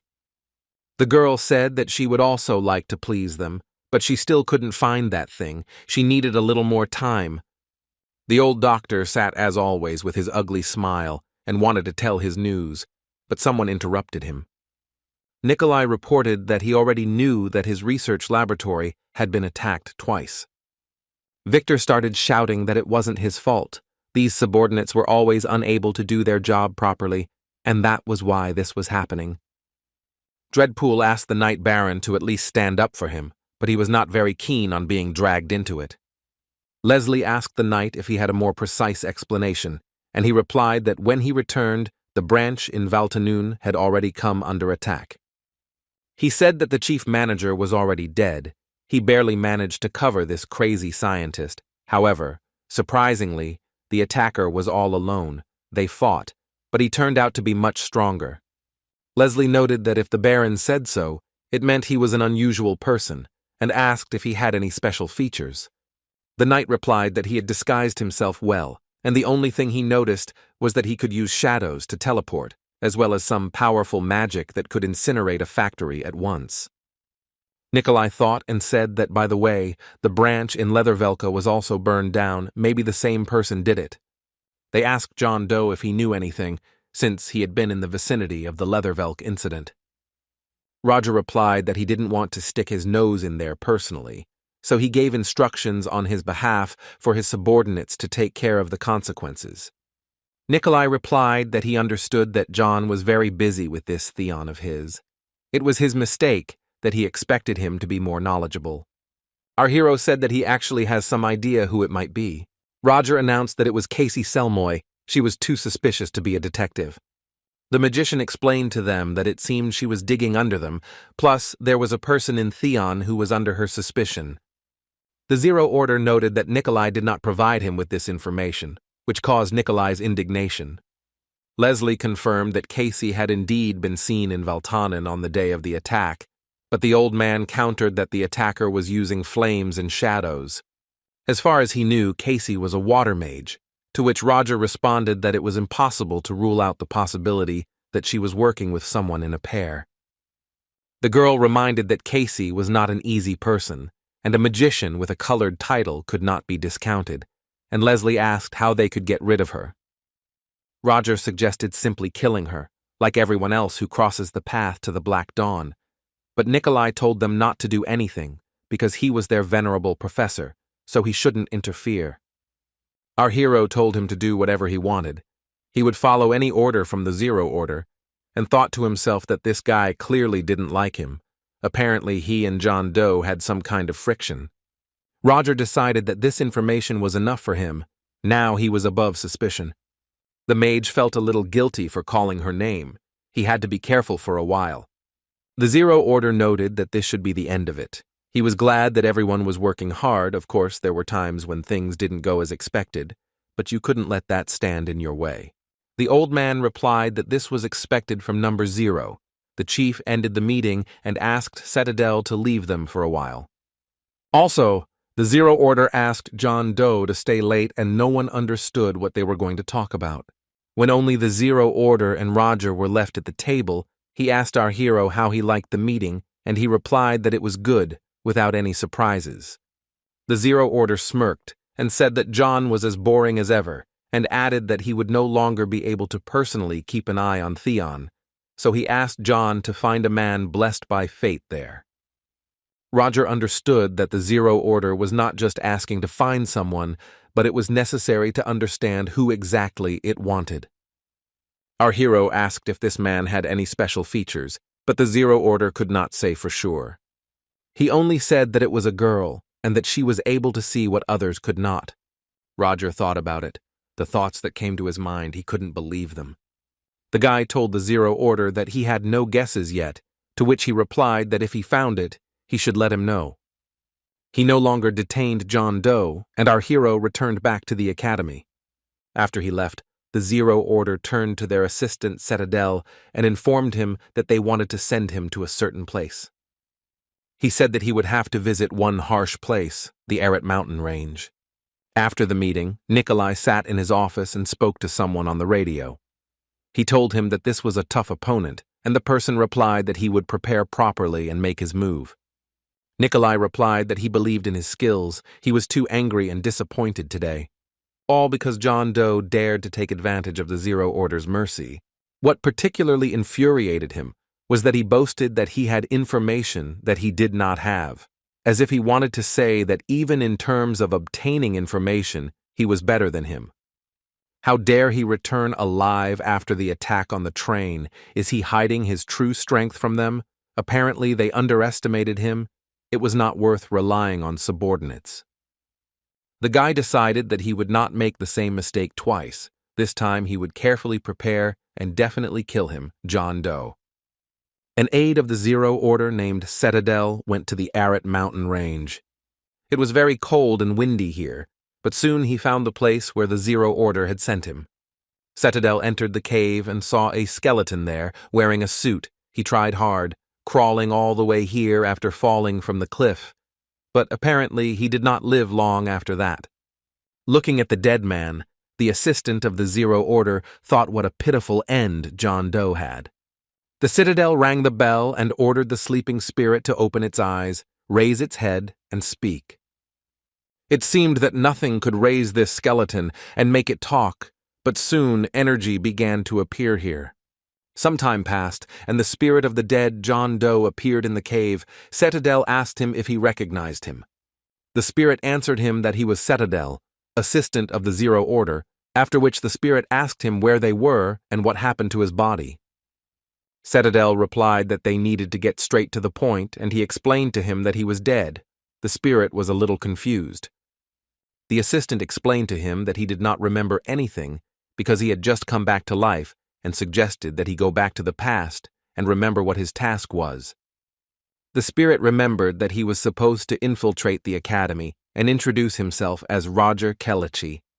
After boarding the train, he remembers talking to another passenger, but then there was an attack. A terrorist attack on the train.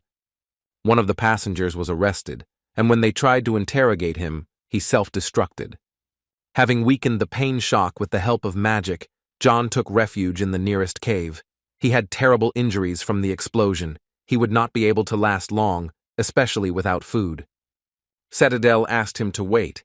Something didn't add up in the story, and he asked again about the conversation with the passenger on the train. The spirit said that this was an unusual passenger. This was the one who shook the entire continent by changing his masks. Even after investigating, he could only identify 3 of his personalities. The mysterious thief Arsène Lupin, the famous detective Eugene-François Vidocq, and Machiavelli. He was also undercover that day, but after John mentioned one of his identities, he noticed a slight reaction, albeit briefly. The assistant asked about Machiavelli, whether he was the one thanks to whom the Kingdom of Utah won the war. It turns out that, if we believe his words, he really is an unusual person, but it is still unclear why he was talking to him. Citadel sternly said that it was he who had called him, so he should not evade the answer and ordered him to speak. And John Doe admitted that he was a fan of his and did it out of respect, to which the assistant responded that apparently he had misjudged him. The spirit asked what happened to the mission now that he was dead, and Citadel replied that everything was taken care of by his colleagues. There was no need to worry. The assistant wondered if the man John Doe was talking about was the current Roger Kellichi. Then everything fell into place. Citadel praised him for his work and began to seal the spirit. John Doe asked him what he was doing. He replied that the Zero Order only ordered to find him. It did not say what to do with him after. Citadel told John Doe's spirit to rest and sealed it away by smashing the skeleton's head. Then the assistant said that he didn't care who Roger Kellichi was, that he would play along if Roger helped him get rid of the Zero Order. Renee was sitting in her dorm room. She was complaining that she was more tired than usual today. Maybe it was because of the mana-suppressing drug, because the professor said it wouldn't be easy. Each mage has their own mana channeling system that allows the maximum amount of mana to pass through, but even those without mana channels can still cast spells, although it is difficult to recognize. Roger explained to the students that when they took the mana suppressor, a secret channel was opened for them to use. If they open this channel, the amount of mana they can use will increase dramatically. They themselves will soon witness incredible results while their current mana is suppressed. It only took a week. It all sounds simple. But when you try everything with everyone, it's different. But 3 of them had already succeeded, and Renee thought that maybe she was falling behind. Although in principle there was still time, and the girl decided that she just needed to try harder. A few days later, Roger looked at the results of the study.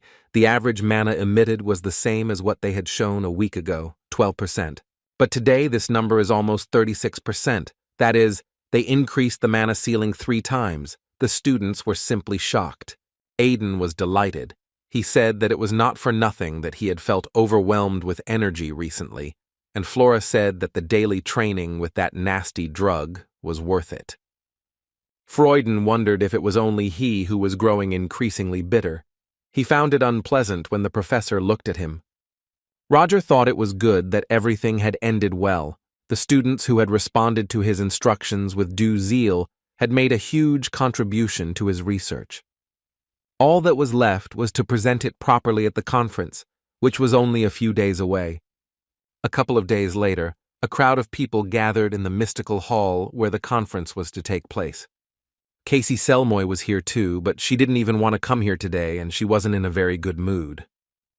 But once she heard that Moriarty would be presenting his own research, she simply couldn't pass it by. Seeing him single-handedly destroy one of the Black Dawn branches, she was convinced that he was not in league with them. But who was he really? Casey can figure this out with that piece of paper with his mana and the mana storm. But what if the truth isn't what she believed all along? The detective waited for the next participant. It was Roger Kalichi's turn. He was announced as the main speaker for the day, who knows how to make an impression. The magician came on stage and introduced himself as Roger Kalichi from Theon Academy, asking permission to present his research to them. He ended his report by concluding that the results of the 3 test students clearly indicated a 3-fold increase in outgoing mana flow, and the results of additional tests, which were also successful, indicated that the effect was not temporary. The magician noted that the key to this research was the presented mana suppressor. The man in the hat asked Roger if he had developed this mana suppressor himself, since this was the first time he had seen this drug. Our hero replied that he created the drug, but not its recipe, which was taken from an ancient manuscript that he had the opportunity to restore. Roger announced that those present were now seeing on the screen the very text he was talking about. Everyone saw some signs on the screen and started discussing what language it was. It looked familiar, but incomprehensible. The magician noted that the language used here was Larsal. He was able to translate it and thus restore the ancient recipe. Some man shouted from his place that it was Larsal, that no one could decipher this language. How dare he lie in the holy mystical hall? But Roger Kalichi replied that he had guessed wrong and that the professor had deciphered it long ago. The boy was flooded with memories when one fine evening he asked his master a question. He told his master that he wanted to read this language, but without his help, he believed he would not succeed. The master looked at the paper and said that it was Larsal, and that it was beyond his capabilities, since it was a lost language about which almost nothing was known. She added that he would never read something like that without her, and the guy asked her to teach him this language. The master replied that she did not need such boring stuff and told him to forget about the matter. And then he decided to try to learn the language on his own, although the teacher laughed at him for a long time. But then, as a teacher, she decided to help him and give the student a hint. The master told him that this language was composed of 3 others and asked him to remember it. After that evening, the guy didn't leave his room for 3 days. The master thought that he would quickly give up, but this time he really set a goal. When the student left the room, he was exhausted, and there were bruises under the boy's eyes. The master told him that she knew it, although he held out for a long time and advised him not to get upset, because it was almost an impossible task, but the guy announced that he had coped with it. Now, standing in the middle of the stage, Roger was telling everyone that the Lasil language was a mixture of 3 different languages, so it might seem like the meaning was slipping away. The magician took, for example, a sentence on the screen. During the initial translation, it said something like, "He gives a blessing, but I can't fully take it." Now he asked them to remember that in ancient times, people often used words figuratively. If we take this into account and consider the hidden meaning, then it simply says that the person woke up early in the morning, but he did not manage to have a proper breakfast. And Roger, looking at this man, said that he hoped these explanations were sufficient. The magician added that if he had deciphered the recipe incorrectly, would he have been able to conduct such a test properly at all? Many people agreed, because an error in the recipe would have completely ruined the experiment. Casey was really angry, since when did he speak lost languages, this man, The more often they meet, the more questions she has. The girl thought that with such outstanding knowledge, he would be snapped up anywhere. So why was he doing such dangerous things as changing his personality? The detective was sure that he had a reason. There was no point in putting off his memory loss any longer. She needed to find out the whole truth about this man as soon as possible. The rector congratulated Roger on his excellent presentation, but asked whether it was worth revealing such details. He even showed everyone the recipe for the substance, and people were, of course, delighted. The professor replied that he had planned to reveal all this from the very beginning, so everything was fine. The magician said that knowing the recipe, unfortunately, does not guarantee success in this matter, to which Eliza laughed and called the professor a pest. The rector asked Roger to take care of her as the new head of planning, and the mage told her to take care of him too. Our hero and Rector Eliza turned around when someone called the professor from behind. It was the head of the Monarch Trading Company, Caroline Monarch. Eliza asked the girl what such a savage was doing in decent society, but she told her to shut her mouth, since she was not there because of her. The girl ran towards Roger to apologize to him, which surprised him greatly. She explained that she thought he would not provide any information at his presentation and even cursed at him. He should have immediately announced that he would reveal the recipe. She already thought that he just came to brag without revealing anything to anyone, and she apologized for this. The professor replied that there was no need to apologize. It was his own fault for not voicing it immediately, and the girl flushed with delight. Caroline said she liked him and handed him a special VIP card from the Monarch Trading Company. The girl said that they would get him anything he wanted so he could contact them at any time. She said goodbye and disappeared, and Eliza indicated that she was, as always, in her element. The rector shared with Roger that she was her rival from school. She was impulsive and spontaneous. They were too different. But Eliza recognized her skill. She is also a sixth circle magician. But in fact, she is a commoner. But thanks to her excellent skills, she received a title and a surname. The girl thought that after all she had given him a VIP card, which even Emperor Exilian didn't have, it seemed that she really liked Professor Roger. Casey couldn't put it off any longer, and that night she decided to check everything out with a memory loss. She placed a scroll filled with mana on the table, as Terrina had shown, and used the artifact. The detective was all in anticipation. She so badly wanted to know everything about the man she had dedicated years of searching for. Casey peered into the artifact's glow, not wanting to miss a single detail of what it was hiding. The girl found herself in the kingdom of Delika 3 years ago. But to the detective's surprise, she looked at the world not through the eyes of the owner of the memories, but as if from the outside. Casey looked for Roger. This was his memory. He should be nearby. Suddenly she heard from the side that someone had caught a thief. A merchant held a boy and accused him of stealing, but the boy shouted that he had paid as much as was due. The man said that his money was stolen, and he did not want to sell for stolen money. And suddenly the detective noticed Roger walking nearby. He was dressed like a nobleman and looked as calm as always. Roger walked closer to the merchant and asked him to stop, as fighting with a child looked extremely sad. The magician took money out of his wallet and offered to pay for this child's book, and here Casey was absolutely sure that it was him. The boy thanked him for his help and said that if he had nowhere to stay he could take him there, and Roger trusted the boy. Our hero looked at the boy and said what a fateful meeting this was, and asked his name. The boy looked at Roger with his big blue trusting eyes and asked him to call him Artie. The boy brought him to some building and said, "Welcome, guest, to a beautiful apartment," and someone thanked the boy for bringing the guest.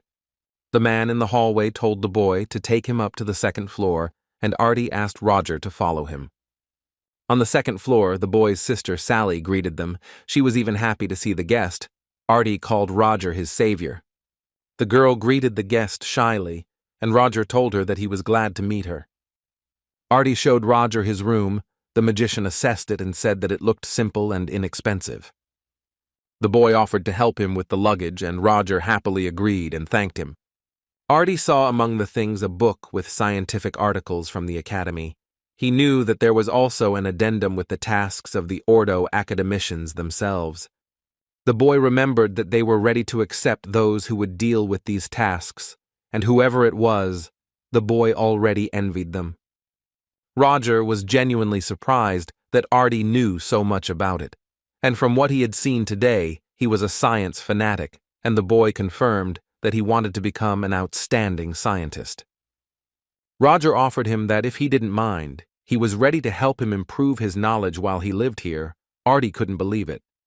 When Artie was confident that the magician would teach him, he asked Roger to call him teacher. Our hero, of course, agreed and said that the boy could call him whatever he wanted. Casey watched all this and couldn't figure out who the hell this mannered fop was, if this was really the same person.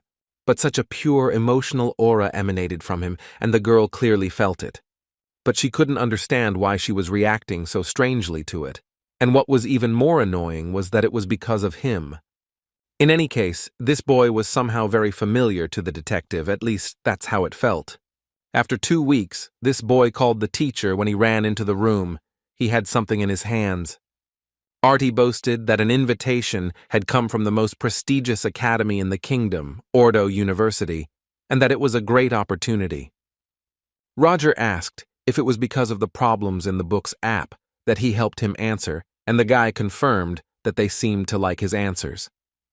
Artie was worried whether the teacher would accept the invitation. The headmaster personally invited him. Roger replied that he had no reason to refuse. Besides, the research process slowed down a bit, so our hero agreed to go. The boy was very happy. His eyes were shining with happiness, and Casey saw it all perfectly. When Roger told the boy it was time for him to go, he said goodbye to him on the street. The detective, looking at him, saw James Moriarty. It was exactly his appearance.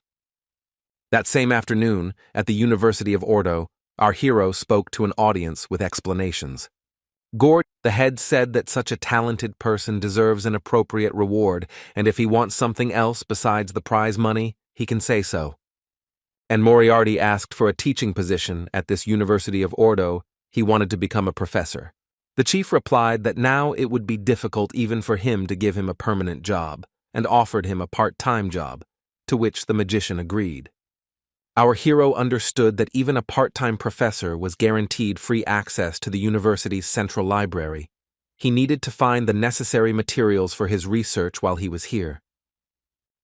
Could this be how the story of James Moriarty began, and he would go on to become a notorious criminal consultant who directly influenced the criminal world? Casey saw only this, and now the story was just beginning, the part that no one knew yet. Casey was disappointed. Was it really that what she so eagerly wanted to see was the boring, everyday life of the professor he had become here, which she couldn't even rewind? The girl sat next to him and swore. Although he didn't hear, she told him not to sit in one place and to read books, because he was completely different in nature. But he still continued to study the books until someone knocked on the door, and the girl and the magician stared at the door. Detective Casey came into the office and asked if she had found Professor Moriarty's office correctly. James replied that everything was correct and asked who she was, hardly one of his students, if he remembered correctly, and the girl was genuinely surprised that he did not know her. The detective was sure that rumors about her had reached Moriarty, and she introduced herself as a brilliant detective who had successfully solved a couple of complicated cases. James remembered that he had seen such a name in the newspapers and asked what such a respectable detective wanted here. Casey noted that the newly minted Professor Ordo was also quite famous. The magician thanked her for the compliment, but added that the rumors about him were exaggerated. The girl watched as she walked up to the professor and told him that she wanted to personally see how incredible he was, and added that he should be proud that he caught her attention. Looking at this, the detective was simply amazed. Was she really such a show-off 3 years ago and trying to get through to herself to see with what disgust he looked at her? Casey said that besides that, she was there to get his autograph and handed him his book to sign. The detective said that if you believe in graphology, there is a high probability that he is a big perfectionist or is hiding his true identity. The magician asked what she meant, and the girl replied that it seemed like he was not telling her a lot about himself. Our hero described the analysis as funny, but clarified that graphology, as we know, is not an exact science. He replied to the girl that, as far as he understood, she had read his book to the end, which surprised her very much. The professor explained to her that it was made of thin paper, that the binding was easily creased, so it was easy to tell how far she had read by looking at the untouched part. He returned the book to her and added that even a genius can become stupid if he begins to neglect reading. The girl laughed and thanked him for his concern.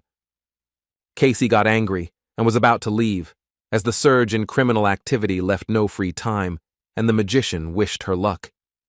When the detective observed this situation, in which she saw herself from the outside, she realized what a boor she had been. Only now did she realize how annoying she had been. She hadn't even tried to be nice.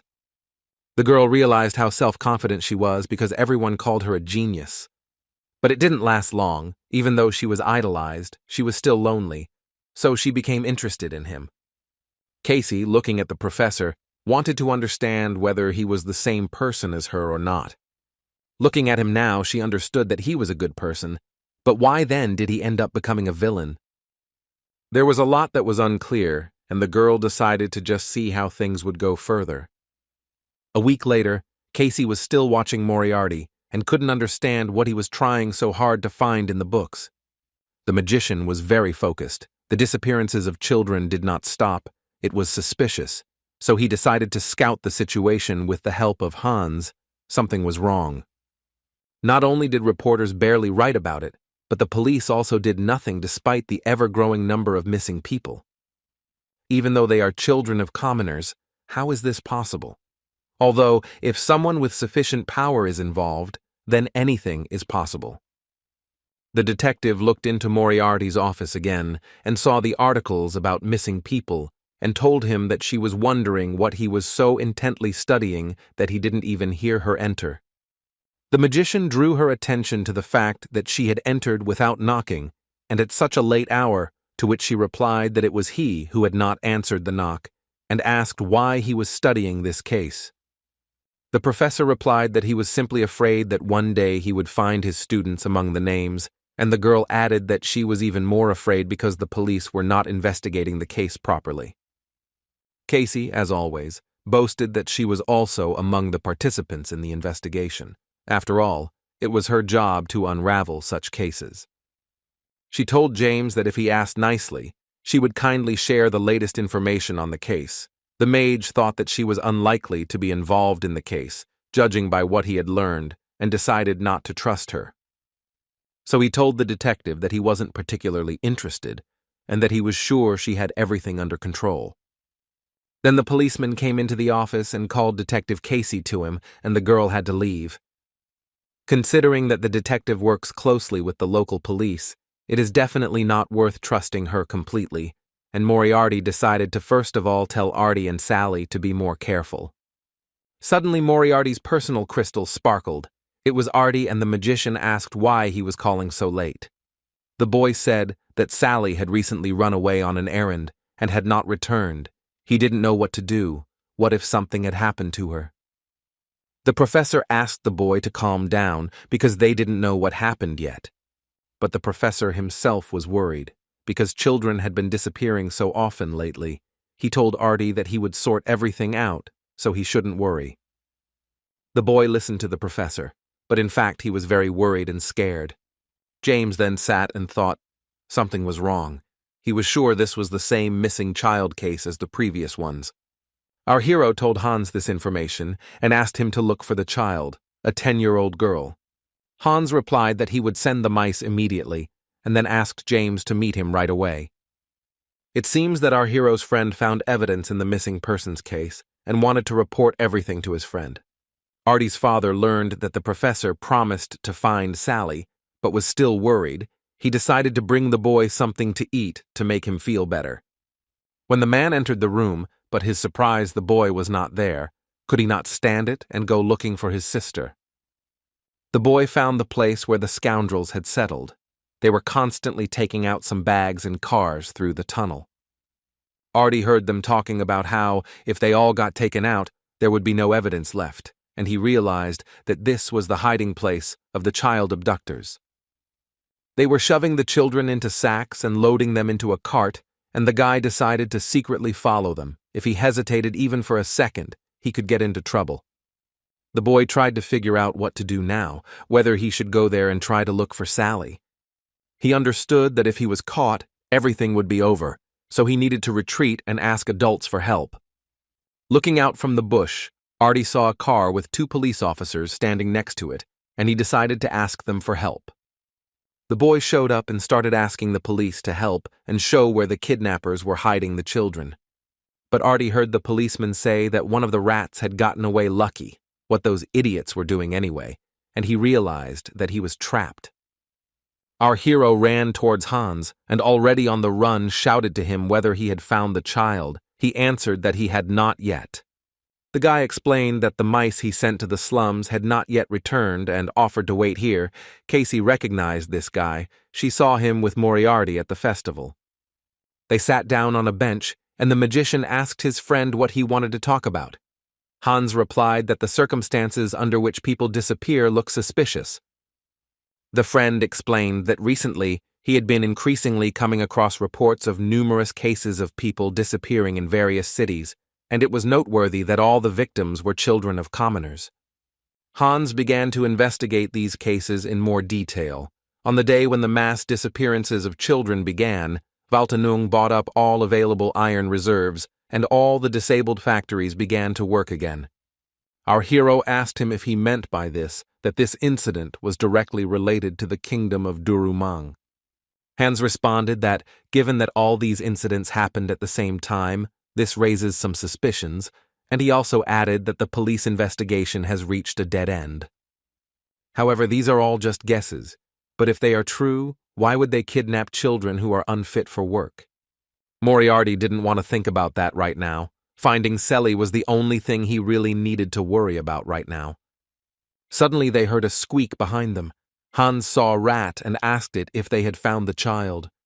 A friend reported that they had not found the girl James was looking for, but they had recorded a child abduction. There was a boy who was holding on to their carriage. As soon as our hero heard the word boy, horror was reflected in his eyes. He felt that they were talking about Artie. Moriarty shouted that they needed to go after them immediately and as quickly as possible. Hans didn't want to go to extremes, but since things had gone this far, he had no choice. Casey was simply amazed when he suddenly took off all his clothes, bit his hand with his teeth, and turned into a werewolf. She saw Moriarty mount the werewolf, and they raced together to the place they had spoken of. Casey shouted at them to wait for her, but of course they didn't hear her, and she decided to run after them as quickly as possible. Artie woke up and felt like he couldn't move. He remembered going to look for Selly. The boy heard the men talking nearby. One asked what would happen if they died before they had a chance to use them for experiments, and the other replied that they wouldn't die from it. There was no need to worry. Artie remembered that he asked the police for help, but they attacked him, hitting him on the head with something, and he lost consciousness. Who knew that the police were on their side? They were dragging the boy along the ground, and he accidentally saw a stone lying nearby. Artie took this stone and threw it sharply at the head of one of the police officers. This confused them, and they abandoned the guy. The boy shouted that they were scoundrels and demanded that his sister be returned to him immediately. One policeman called the boy a pathetic ragamuffin and ordered him to know his place and hit him with all his might with his baton. Blood splashed on the villains, and they were slightly scared that they had killed him, although who cares? After the experiments were completed, they would have to be disposed of anyway. When our hero got into the building, he saw a terrible picture. There were a lot of police officers, and on the floor there was a boy covered in blood. It was Artie. The villain knew it was James Moriarty. They asked him how he managed to find them. The professor rushed to the boy and took him in his arms. He begged him to open his eyes. Artie woke up and said that he was sorry. He disobeyed him. He was such a terrible child, but the magician told him not to make a sound. The boy was dying. All he had time to do was ask the professor to take care of his sister. After that, he fell silent and his hand fell powerlessly to the floor. He left his teacher forever. No one knew what James Moriarty felt at the moment when the child died in his arms. The villains didn't know what to do, because if they raised their hand against Moriarty, they would have problems. and they decided to offer him money. But one of them shouted that since he had learned about this together, they should immediately get rid of him, and he swung a club at the magician. But suddenly, spikes of black energy appeared from the ground, cutting through the villain and lifting him up to the ceiling. The same thing happened to the rest of the bastards. They didn't understand what the hell was going on, and Moriarty dealt with them all. Casey looked at what was happening and couldn't believe her eyes. This is how it all happened. She understood why this boy Artie seemed so familiar to her then, because she had already seen him before. The detective continued to observe the situation. After some time, she came here in real life. Casey told him that she was sure that everything was not as it seemed, that it was all untrue, what she thought. The magician thought of Casey Selma. Thanks to her reputation, he met with high-ranking officers and police officers, but he was not sure of their involvement. Even in this situation, she still tries to trust him. He felt sorry for her. If he tells her the truth, it can clear up the misunderstanding. Even though it was late, he could combine their efforts and solve this case. But is this the best option to resolve the problem? Whatever he does or says to this girl now, it will not give the professor back this boy's life. No matter how hard he tries to expose the whole truth, those behind it are simply using their power and money to get rid of evidence that points to their guilt.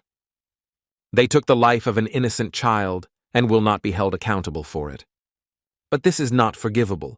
They are obliged to go through the same suffering as innocent children. Casey screamed impatiently for him to answer her questions, and he decided to answer. He said he hoped she would understand that since she lived among commoners, she seemed to perceive herself as one of them.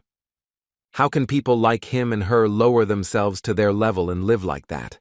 Casey felt his emotions, and now she understood what was going on inside him. She couldn't breathe. Her chest was so tight, she couldn't even breathe.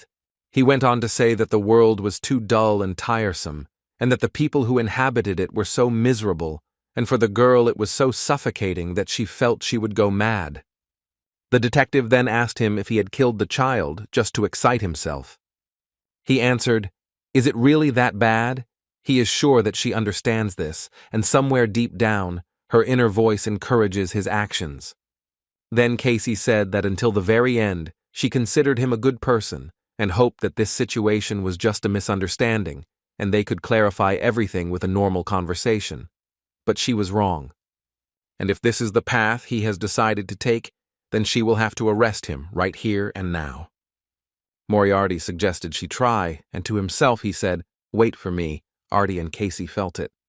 Our hero decided that no matter what it cost him, he would finish off those who were worth it, even if it meant he had to fall so low.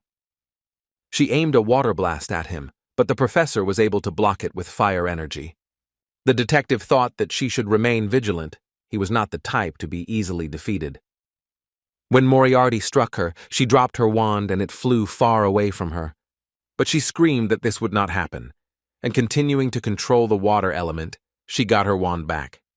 James noted to himself that even after losing her wand, she could still control the flow of water in the air. It was amazing. Could this be related to the manifestation of power over the elements inherent in a magician who owns a single attribute? Casey said that she knew he was strong, but she seemed to have underestimated his worth. However, he would not be able to defeat her. James replied that he had taken control of her. He was going to escape, but as he expected, he was no match for a mage who owned one attribute. Suddenly, a pipe burst and the building filled with smoke, causing Casey and Moriarty to stop fighting. James was called by Hans. He asked his friend to leave here, which surprised Moriarty. When the detective saw that he had brought an accomplice with him, it made her even more angry. Casey looked up. The pipe had burst and was about to cause the roof to collapse, so they needed to get out of here. The girl decided to leave, but promised herself that next time she would definitely catch him. Moriarty and Hans managed to get out of there before the building was filled with stones. A friend said that he had long wanted to ask his friend who this child was. It seemed that he did not look alive. Hans reminded him that he had told him to look around the area from the other side once he got here. During his exploration, he had found this corridor and walked along it for a bit. Then he came across a huge laboratory. The whole room was filled with mannequin-like automatons. Going deeper into the room, Hans discovered children placed in glass flasks filled with a green liquid. Moriarty realized that these children were being experimented on, and he had an idea. The magician asked Hans to take Artie under his care for a while and not to lag too far behind. James was in a hurry to make sure that Sally was safe. The villains begged Moriarty to spare them, and he said that if they wanted to stay alive, they had to answer the question of where the children they had kidnapped were. They told him that the children were all dead long ago, and once they were in the lab, their souls were extracted and the process was irreversible. James felt a lot of pain inside and had a hard time coming to his senses, but Hans told him that he had found research materials. Ode to Steel, a project aimed at transferring human souls into automatons and then using them as soldiers in war. After many failures, using the soul of one of the children, they achieved their first success. From this soul, a cat named Beta was born. Hans said they were already in a difficult situation. Just think what they had dragged into this kingdom. After James read about Beta, he got an idea because it could help them bring Artie back to life. Moriarty did not modify the soul like they did. Instead, he transplanted it into an empty prototype, Alpha. If he had known they would have to do this, he would have kept a couple of prototypes for himself. Fortunately, there was enough material. In the time it takes for the soul to fully transfer, they will completely destroy this project. James said that in addition, they will kill everyone who is involved in this in any way. Hans noted that he expected things to take exactly this turn, and they decided to start. First of all, they need to stop the supply of rare metals from which the automatons are made. Since this is a top-secret project, it is highly likely that the mine is hidden under the guise of an abandoned one. And Hans decided to check if he had any spare entrances, and the professor would check the notes for clues. The next night, at an abandoned rare metal mine, Moriarty and Hans checked out the situation. The guys looked at all this and realized that everything was as they thought. They were using them as slaves. In addition, this place is written by police officers. They are watched not only by military personnel, but also by magicians. James told his friend that if they needed help, it wouldn't be that hard to find. He explained that he had noticed someone agile and suggested that they approach her when everyone was asleep. When all the villainous overseers fell asleep, the guys decided to find the girl James was talking about. She sat and quietly did something and whispered that as soon as she blew up this damn place, they would pay for it. Moriarty came up behind her and told her that whatever she was up to, she better stop. The girl decided that since she had been found, it was worth blowing everything up, but the guys stopped her and said that they had come here to save everyone. The girl was a little taken aback by what she heard, and at first she didn't believe them, but she still thought about it. The mage explained that upon arriving here, they noticed that she had quite a knack for her hands. It was amazing that she was able to make all these explosive devices using only the materials she had stolen. With their help, they could reduce the number of police officers. James suggested dealing with the first part of the military personnel alone, but she could help with the second. The girl said that if they just needed to blow up these idiots, then she was ready to help them. They shook hands, and the girl said that from now on she would address him as Sir. She introduced herself as Cheryl and asked him to take care of her. In the end, their plan worked and everyone managed to escape. All the people became free. After that, Cheryl asked to evaluate her bombs. How great they were, Hans agreed. They were so good that it seemed like the mine was about to collapse. Our hero asked Hans to take the people to a safe place, but he needed to complete one important task. At midnight in Ordo University, the director was reading a newspaper in his office, which wrote about the secret side of the vile criminal James Moriarty. The director said what a shame, and this professor had such great potential, who would have thought that he would turn out to be a night criminal. For a certain period, there could be unrest in their university. It was already too late, and the director decided to return. Getting ready to leave the office, the director took the candle in his hands, but a second later it went out. Apparently a window opened. Moriarty stood behind him, asking Director Gord Himbell for forgiveness for his late visit. He recognized the voice immediately, and when he looked back he saw James Moriarty standing in front of him. The director immediately pounced on James. He began to shout that the professor had no idea what kind of chaos reigned in the academy because of him. Moriarty said he was aware that the academy had helped him complete his private investigation, but he regretted bringing the academy's name into disrepute in the process. Our hero proposed to the director a certain option for resolving their situation. The director asked what he meant. The magician asked him not to worry, and said that all he needed from him was the truth, nothing more. And the professor asked Gord Himbell why he was involved in the Ode to Steel project. The director pretended not to understand what he was talking about, but Moriarty held a knife to him and said that he was completely sure that he understood what he was talking about, that he already had all the necessary information, so he should not try to hide anything from him. The magician said through his teeth that if it was difficult for him to answer this question, he would ask another, and he ordered that everyone who was in any way connected with this project be named, but the director said that he was not allowed to tell. In that case, Moriarty said that he would have to force him to talk, and at that moment Casey burst into the office. She ordered the professor to immediately move away from the director. The magician asked her how she knew that he would come here. Moriarty noted that, unfortunately, he had already given him too many chances and put a knife to the director's neck. The detective pointed her combat weapon at Moriarty as police officers ran up from behind. She concentrated all her energy and directed the water element at James. Casey's blow was very strong. She made a hole in the wall and part of the building collapsed, but she did not hit Moriarty. The girl was upset that she had missed again, and the magician told her that she had a rather heightened instinct, but he would always be one step ahead. The girl did not see where his voice was coming from, and Moriarty added that he strongly advised her to stop following him. Casey yelled at him that she wasn't one to give up so easily, and James suggested that in that case she try her best to catch up with him. Moriarty gave her a hint that his next destination was the capital of Dartangs. Believe it or not, the choice was hers. The detective decided that this was how it was supposed to be, and she would take him at his word and asked him to stay there and wait for her. The next morning, James and his friend were in the abandoned factories of Dartans. Hans read in the newspaper about the murder of the academy director and the press conference about the half-human slaves. Hans told his friend that wandering around at night in the middle of nowhere was getting out of control and asked what would happen if they were caught again. The magician asked not to worry.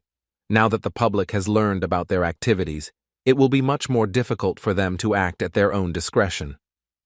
Sheridan presented the boys with the wire launcher they requested. She designed it so they wouldn't have to pull out the wire when using it. Our hero was surprised because the girl was able to do it in just a couple of hours. She was very pleased with the praise, and tired, she went to rest. Hans noted that he did not expect that she would decide to follow them. A friend asked the Marianti what their purpose was, since they had arrived in Dartangs after all. James said that when he investigated the material in the Oda of Steel's records, he had some suspicions that the automatons were dangerous, but they were not capable of acting or influencing the situation on their own initiative. Even if they continue to create special automatons, it will not help them defeat even half of the world's magicians so easily. Considering the silence of fire, mages currently have a significant advantage in battles. Hans confirmed that if it is still possible to activate it, then all types of weapons will instantly become useless. James assumed that a parallel project was being developed to create a means of counteracting this spell, and as expected, he found information about gunpowder that was resistant to the effects of the silence of fire. Hans said that it could be an effective weapon in a fight against a mage. Moriarty added that given that the city was completely filled with factories, it was likely that that was where they were producing it. The director of the academy had information about this project, but he didn't say a word, so they would have to find this factory on their own, although it would take forever, like looking for a needle in a haystack. What did you overhear the conversation and ask if they were really looking for special gunpowder? Hans really didn't like that this girl was hanging around them all the time. The girl explained that she could clearly smell gunpowder. Maybe she could help them with something. That same evening, in one of the areas of the factory, they decided to look around. Sheridan smelled the rarely used white gunpowder. Hans said that this was not a factory for the production of military materials, but it was strange that it was so well guarded by soldiers. Moriarty noticed someone coming out of the factory. Hans noted that he knew him. It was Lieutenant General Ghetto Davineux, a man of war. He recognized him because he often appeared in newspapers where they wrote about his harsh actions. The magician asked to hide the mouse behind a truck and find out where it would go. Sheridan suggested just blowing the place to hell, and Hans asked where she got the explosives from. James noted that they weren't that stupid and most likely cast silence of fire on the outside of the factory. Moriarty had a plan. First, they needed to find out where they kept the gunpowder, to which his friend would reply that this task was easier. The mice told Hans that there was a storeroom in the center of this factory, but it was carefully guarded by magicians. The magician said that this information was enough for him, and he asked his friends to step aside. The magician pointed his cane and found out the distance was 300. He set the coordinates and made a burst of magic at the specified coordinates. He directed his energy, and suddenly everything in that place exploded even more powerfully than expected. Hans screamed that the factory had suddenly exploded, and Sheridan's eyes simply lit up with happiness when she saw something like that. Moriarty calculated the coordinates of the gunpowder depot and planted explosives throughout its area, a form of magic perfected at the Ordo Academy. Our hero suggested retreating for now. He burned the entire supply of gunpowder that was stored there.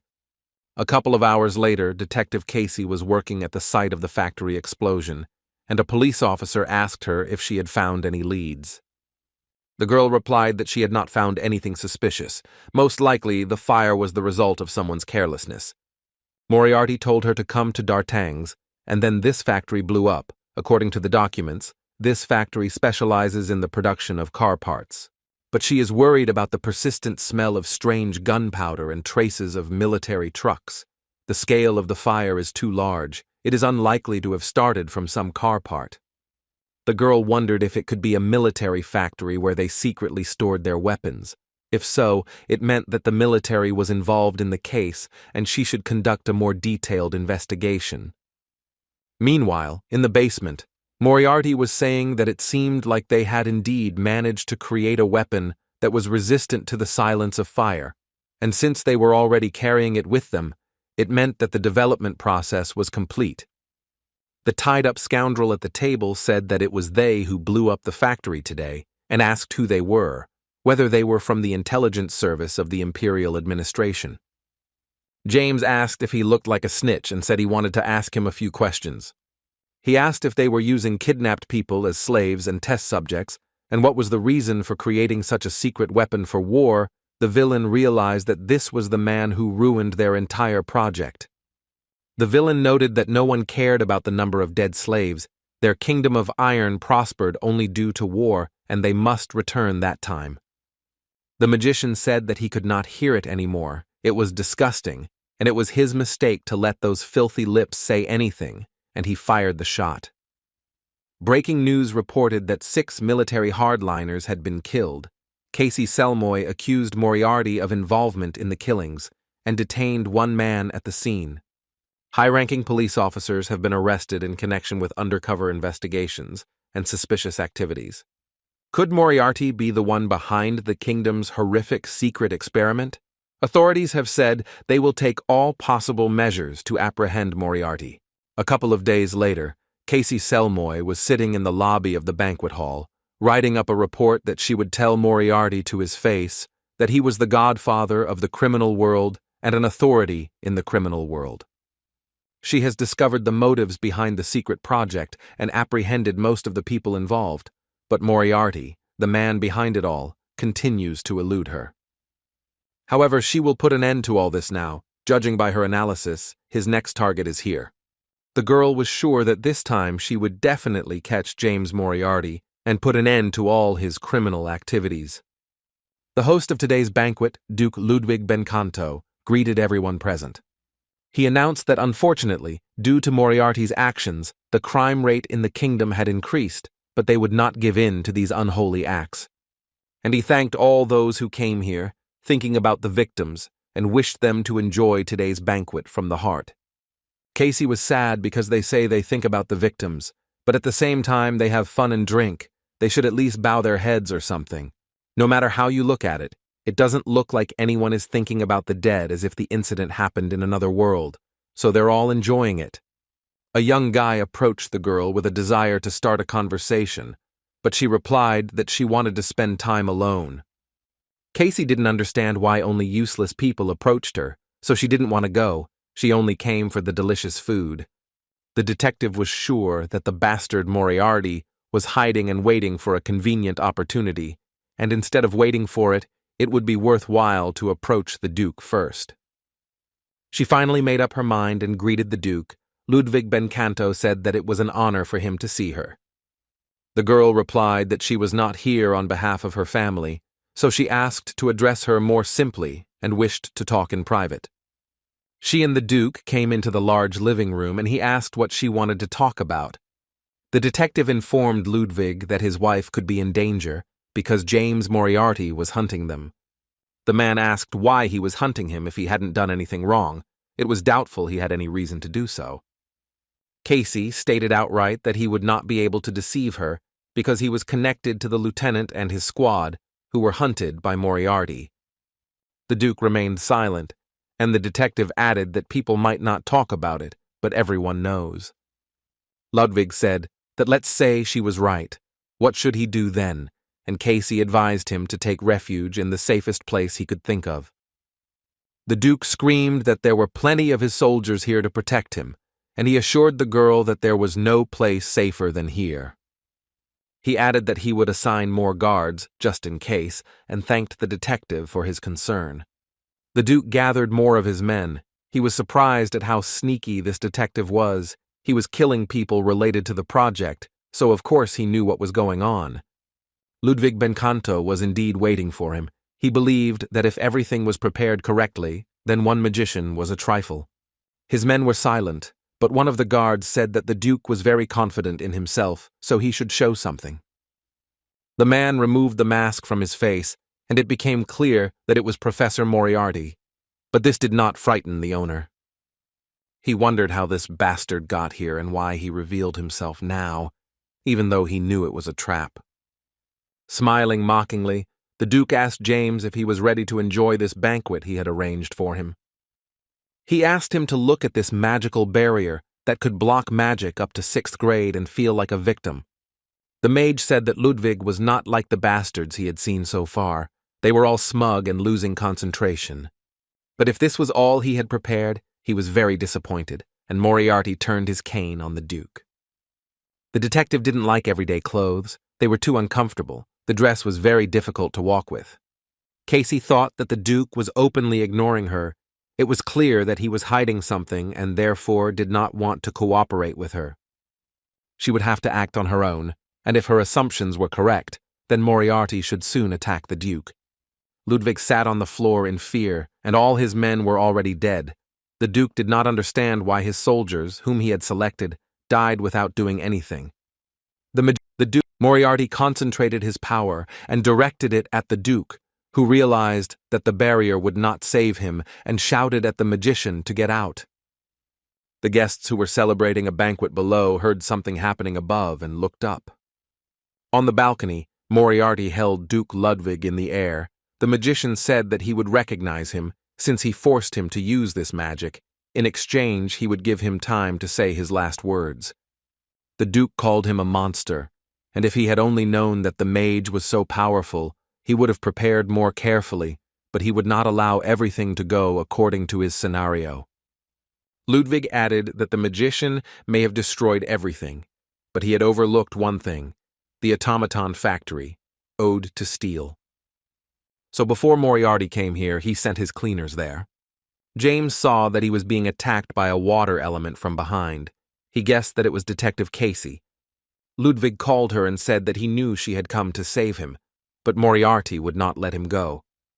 Casey said that she was not wrong about James and would not repeat the mistakes she made the last time they met. She said that she used all the water from the nearby lake to surround the estate so he had nowhere to run. And it was amazing, and really very dangerous. She stood in his way, while using a huge amount of magical power, and when he was most focused. The magician understood that the moment he killed the Duke, those water tentacles would pierce him, and if he used the hostage as bait, he would have a moment to escape, but then he would not be able to kill him. But if he doesn't hurry, those bastards will get to the factory and destroy Artie. There was no time to waste, and Moriarty let go of the Duke, and he flew down from the balcony. With a scream, the detective rushed towards him, focusing on saving Duke Ludwig. The Duke screamed as he fell, and Casey caught him with a wave of water, preventing him from falling to the ground. When he was downstairs, the detective asked if he was okay. The Duke asked her not to worry about him. Casey was furious. Moriarty disappeared as soon as she used the water to save the Duke. Ludwig told her to run after him. She had to stop the professor before he got to that place. Suddenly, one of them ordered everyone to stop, as there was a trap ahead, and a rather primitive one at that. The magicians realized that the threads that were stretched across the corridor were designed to collapse the ceiling when touched. Apparently, they did this to buy time. The senior cleaner ordered his men to beware of traps and pick up the pace. Sometime later, inside the laboratory, the mice told Hans how things were going, and the boys realized that the magicians were gaining speed, avoiding traps. Sheridan was worried. She told the guy that she needed to tune the strings better. Hans replied that there was no time. On the orders of the leader, they came to look at the condition of the child, so they did not expect uninvited guests. The girl asked the guy what they should do now, because they didn't have much time. Hans replied that since they couldn't escape, then at least we'd hold them off until Moriarty arrived. He took a sharp blade out of his pocket and stuck it into his hand, turning into a werewolf. Our hero ran with all his might. He begged him to hold on until he came. He had to make it in time. The main villain walked towards Sheridan and Hans. He announced that all his subordinates were dead, so they should not expect mercy. The girl told him that they had no bombs left, and Hans told her to run away and he would try to buy some time. The villain said that there was too much talk. He would kill them both, and he was about to attack with a sword in his hands. But he didn't see that our hero was already behind him, and his spikes of dark energy were directed in his direction.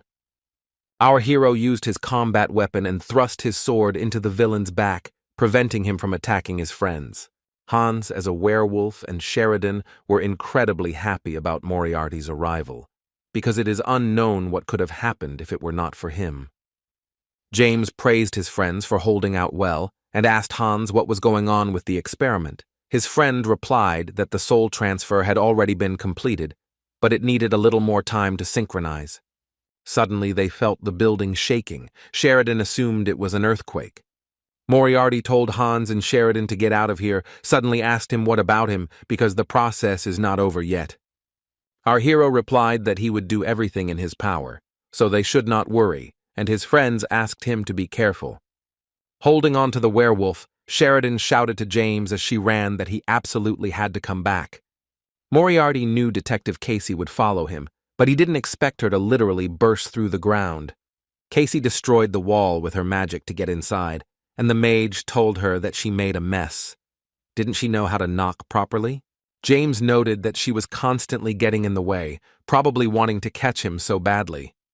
The girl replied that he was right, because a detective's job was to catch criminals.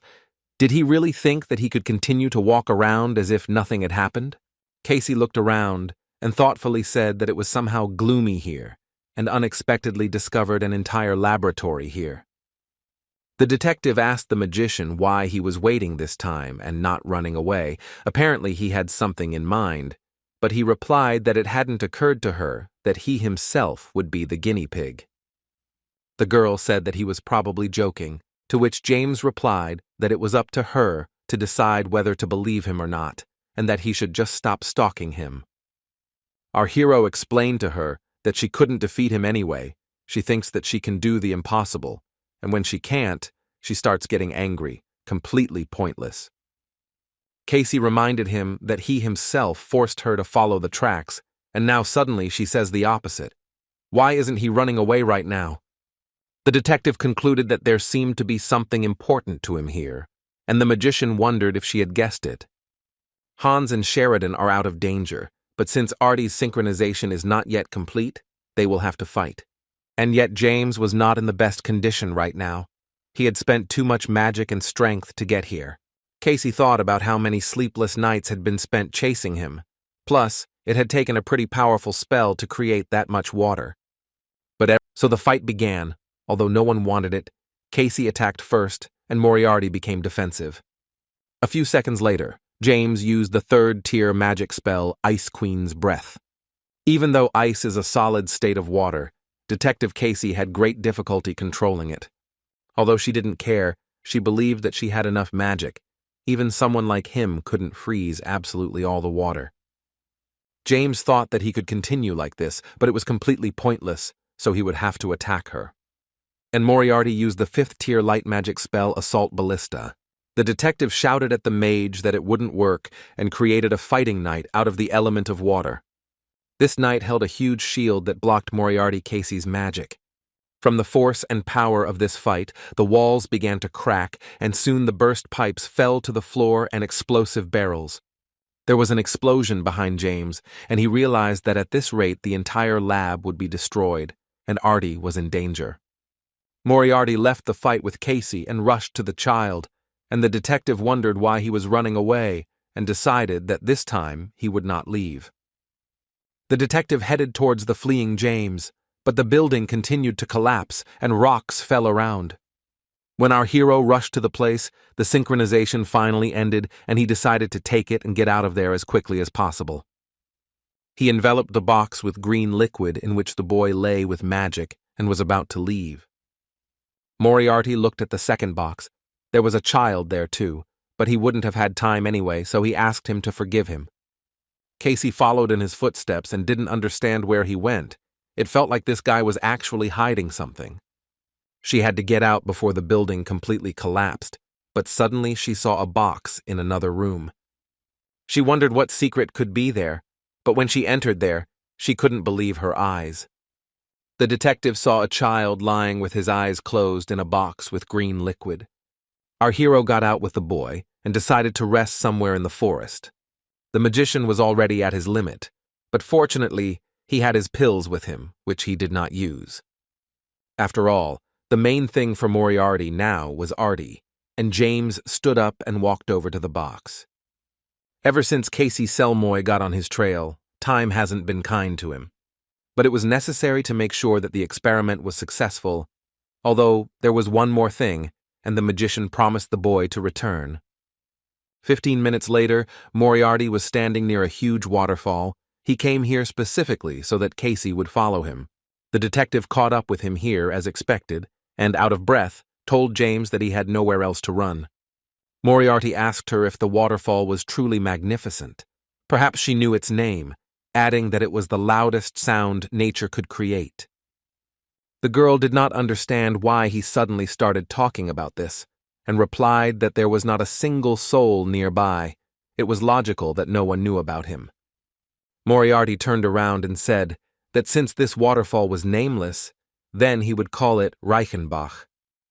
And our hero suggested to Casey Selma to end their differences here, in this beautiful place.